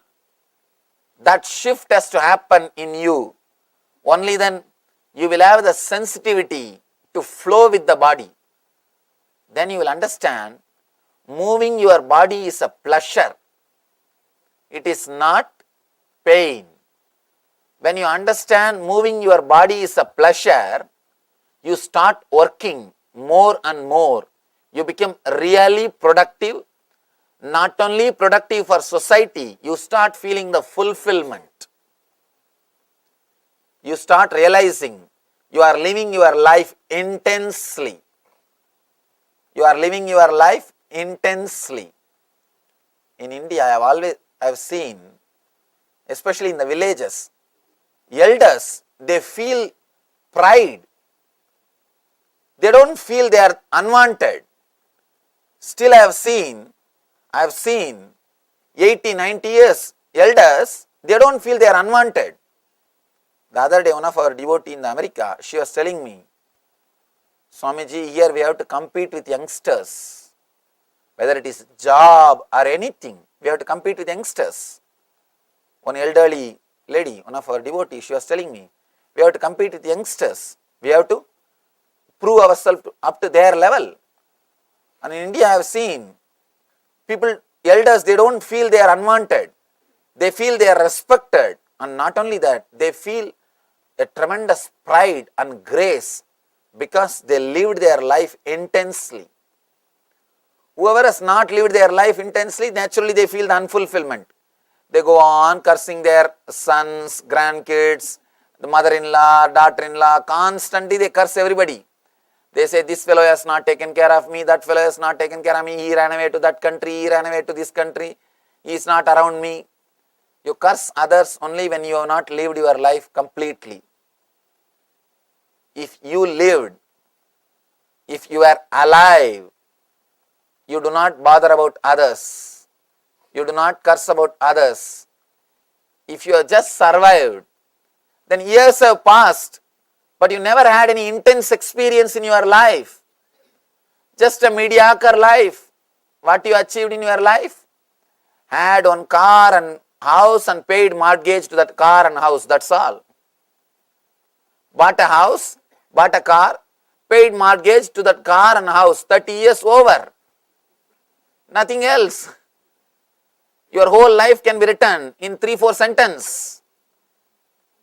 People come and ask me, Swamiji, why in all graveyards the date of birth and date of demise is written? Birth and death. Why these two are mentioned? I tell them, nothing much has happened between the two. In many lives, only that two has happened. Nothing much has happened between the two. So there is nothing else to mention. There is nothing much to mention. That is why we speak only about birth and death. Our life, if it is driven only by fear and greed, greed means birth, fear means death. You will end up only from birth to death. Never the life will happen to you in between these two. If you move and start moving your body for no reason, without the root of fear and greed, only then you will experience life, prana itself. Unless you experience prana, this meditation is not going to work for you. If you are interested doing something, if you are a painter, if you are a dancer, if you are an artist, this meditation is for you. If you do some voluntary service, this meditation is for you. Shiva gives so many different techniques for so many different people to use in so many different situations of the life. This is the technique for the people who move their body for no reason. When you are walking, if your hands are flowing, if your hands are moving for no reason, when you are sitting, if your hands are flowing for no reason, when you are working, If your body is flowing for no reason, when you are laughing, if your whole body is laughing, then this meditation is for you. This is for you. If that is not happening in you, try to come up to that level first by doing some social service. Some service which does not bring you money, name and fame or status. It should not bring you name or fame. Even if it brings name or fame, you will start calculating. You will start thinking, how can I have that name without going there today? How can I do that without going there today? We will start becoming intelligent. We will start becoming calculative. No, that is not going to work. Where you can experience the space beyond name or fame or money. At least half an hour. Then you will understand how to move the body without fear and greed. Here, Shiva gives a beautiful technique. Let's see the technique itself. He says, are moving in a moving vehicle, rhythmically swaying. Next time when you are traveling in car, maybe from here to the house, just sit in a relaxed way. If you are driving, better don't try. If you are not driving, first thing, just feel relaxed. Try to feel how your whole body is positioned inside the vehicle. First step. Next, do not think you are only filled in your skin, inside your skin. Just jump out of the skin. Feel the whole car is you. Feel you are connected to the whole car. The moment you feel you are connected to whole car, you will start relaxing. Please understand, as on now, you are always against everything. Whatever is around you, you are against it. You resist it. Just take few minutes and feel you are filled. You are filled in the whole car, or you are filling yourself with your whole car is filled by you. The moment you start visualizing the whole car is filled by you, you will stop resisting to the car's movement and your body movement. You will not resist the movement of the car. Third thing, feel just like a car, you are also flowing in the same speed. You are flowing because you are car. You are no more this body. Just jump out of the skin. Do not think you are enclosed only in the skin. Just feel you are this whole car. You are the whole car. Naturally you will feel the speed in which car is going. Just relax in that speed. Just relax in that speed. If something has to happen, it will happen. And just by you holding tight yourself inside the car, you are not protecting yourself much. Of course, maximum protection is seat belt, that's all. Nothing else. By you holding tight your body, can you do anything? No. You can't do anything. You won't be able to do anything. By you holding yourself tight is not going to help you at all. It is not going to help you. Of course, do not try this meditation when you are driving. First try when you are not driving, when you are relaxed, when you are sitting. Then later on, once you have mastered, once it does not disturb your driving, then you can try. First, do not resist. Next, relax with the movement of the car. If the car is going this way, let your body move that way.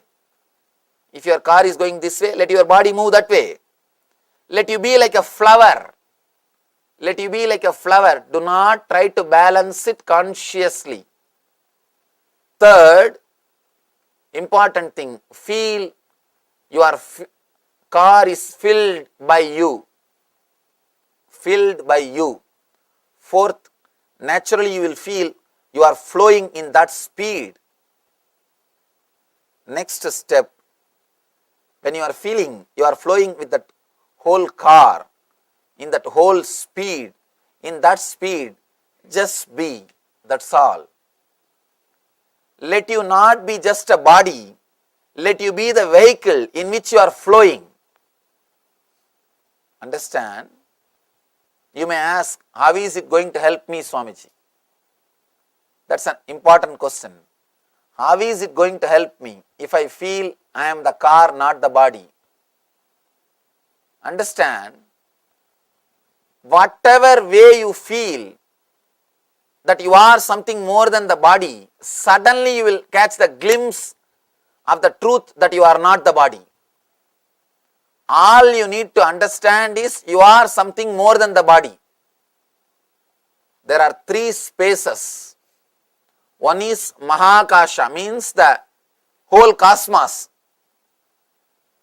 The another one is Katakasha, the space covered in this building. The third one is the Chidakasha, the space covered inside your body. Chidakasha, Katakasha, Mahakasha. Enlightenment means you feeling yourself as a Mahakasha, means the cosmic space, instead of the Chidakasha, the individual space. Straight away you will not be able to take a jump from individual space to cosmic space. So you can use this Katakasha as the step towards that. If you feel, instead of feeling you are just a body, if you feel you are the vehicle in which you are sitting, you are taking one big jump so that you can take the ultimate jump. It's a beautiful step by step towards the ultimate spiritual enlightenment, towards the Atma Jnana or self-realization. The word Vishnu means who is filling, all pervasive, the whole universe. Vishnu means who is all pervasive. Vyapakatva means who is completely filling everything, is Vishnu. To experience Vishnu, you cannot straight away take the jump into that cosmic energy. First you need to take a jump into the Kadakasha. Then you can take a jump into Mahakasha. From Chidakasha, individual space, to the Kadakasha, the space in which you are staying, then to Mahakasha, the space which is cosmic energy. So it's one of the beautiful technique to jump out of your skin. Jumping out of skin is always used with a wrong connotation. Now understand, Shiva is giving you beautiful technique to jump out of your skin, to experience the Katakasha and to take an ultimate jump into Mahakasha itself. The Chidakasha needs to expand into Katakasha so that it can expand and explode into Mahakasha. First thing, let me repeat the instruction so that it will be easy for you to practice. When you sit in the vehicle, relax. Do not hold your body. Let the body swing or sway along with the movements of the vehicle. Be like a flower. Flower dropped in the vehicle. It will never resist. Or a child sitting in the vehicle, it will never resist unless you train them. Pets which are in the vehicle will never resist unless you train them. In the modern day societies, we have spoiled even pets. I have never seen pets falling sick in India. In our ashram, we have so many dogs, cats, cheetahs, snake, everything. I have never even thought that they can fall sick. Here, every house I go, they ask me, Swamiji, please heal my pet. Please heal my pet. He is not feeling well. He is sick. Because we do so many things which is not natural. Which is not natural. What to do? That is why they feel sick. And I heard even they put clothes on the pet. God. Anyhow, let's not talk more about that. God. Now I have to tell him to develop his system. He doesn't know that pets will have winter and you know. He doesn't know, but we know. I'm surprised. Anyhow, just be like a flower. Do not resist. Third, feel the car is filled by you. Fourth, feel the speed of the car as if your whole body is moving. There is no two, your body and car. There is only one, the vehicle, car, that's all. Fourth thing, the fifth thing, just be with that flow, that's all. Just be with that flow. Now, there will be naturally one more question. When I am not in the vehicle, how to do it, Swamiji? Shiva gives a beautiful technique, the alternative technique for that also. Or in a still vehicle, by letting yourself swing in slowing invisible circles, you can experience the consciousness beyond the body. He says, even when you are sitting, still vehicle means houses. Your homes are still vehicles. Even sitting here, by allowing the body to move or swing with its own way, invisible circles means there is a slight movement always happening in our body. If you sit in a relaxed way and feel the body, you can feel there is a slight trembling, slight movement, very slight, invisible movement, constantly happening in you. The more you try to possess the body, more you will stop that flow. If you do not possess the body, that flow will be there. Kids, they feel that flow. That is why they start whirling. They feel comfortable with that flow. They get the kick out of that flow. Because still they have not possessed their body. They have not created ego. They have not become dull. They have not started calculating. Why should I swing? Why should I whirl? How much of dollar I will make by whirling 10 minutes? They have not started calculating. Why should I jump around? Why should I laugh? Will I get a candy if I laugh? They have not started calculating. If they start calculating and start laughing, their smile becomes ugly like us. The calculated smile is the most ugliest smile. When you look at the next person before smiling for recognition, it's ugly. You can see in your life, even before smiling, you just look at the next person. Can we smile for this? You ask his approval. Means, even for that, you don't have a spontaneity. You just wanted to go with the society. If everybody is smiling, we can smile. We should smile. If nobody is smiling, let's keep quiet. Why to unnecessarily do anything?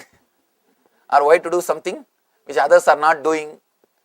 You are so calculative. For every step, you have logical analysis.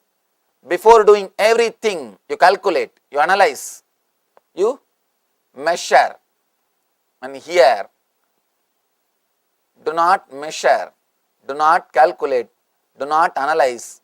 The movements which is happening in you, allow it to happen, let it happen.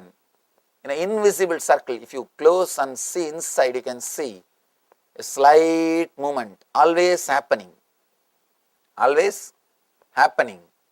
Just be with that moment, allow that moment to happen, and whenever you allow that moment to happen and meditate on that moment, suddenly you realize you are not a solid body, you are a flowing energy. Experiencing you are a flowing energy is what I call enlightenment. Shiva consciousness, ultimate experience. Suddenly you realize you are not just the body, you are in the body. You are in the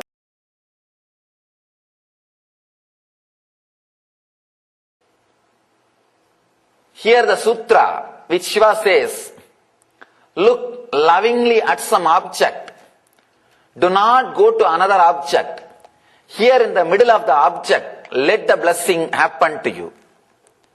You see, you do not even have to choose a deity. You can choose anything with which you feel connected. If it is Coca-Cola bottle, okay. But the problem is, with the Coca-Cola bottle you will have only lust, not love. When you see that bottle, you will think only what I can get out of it.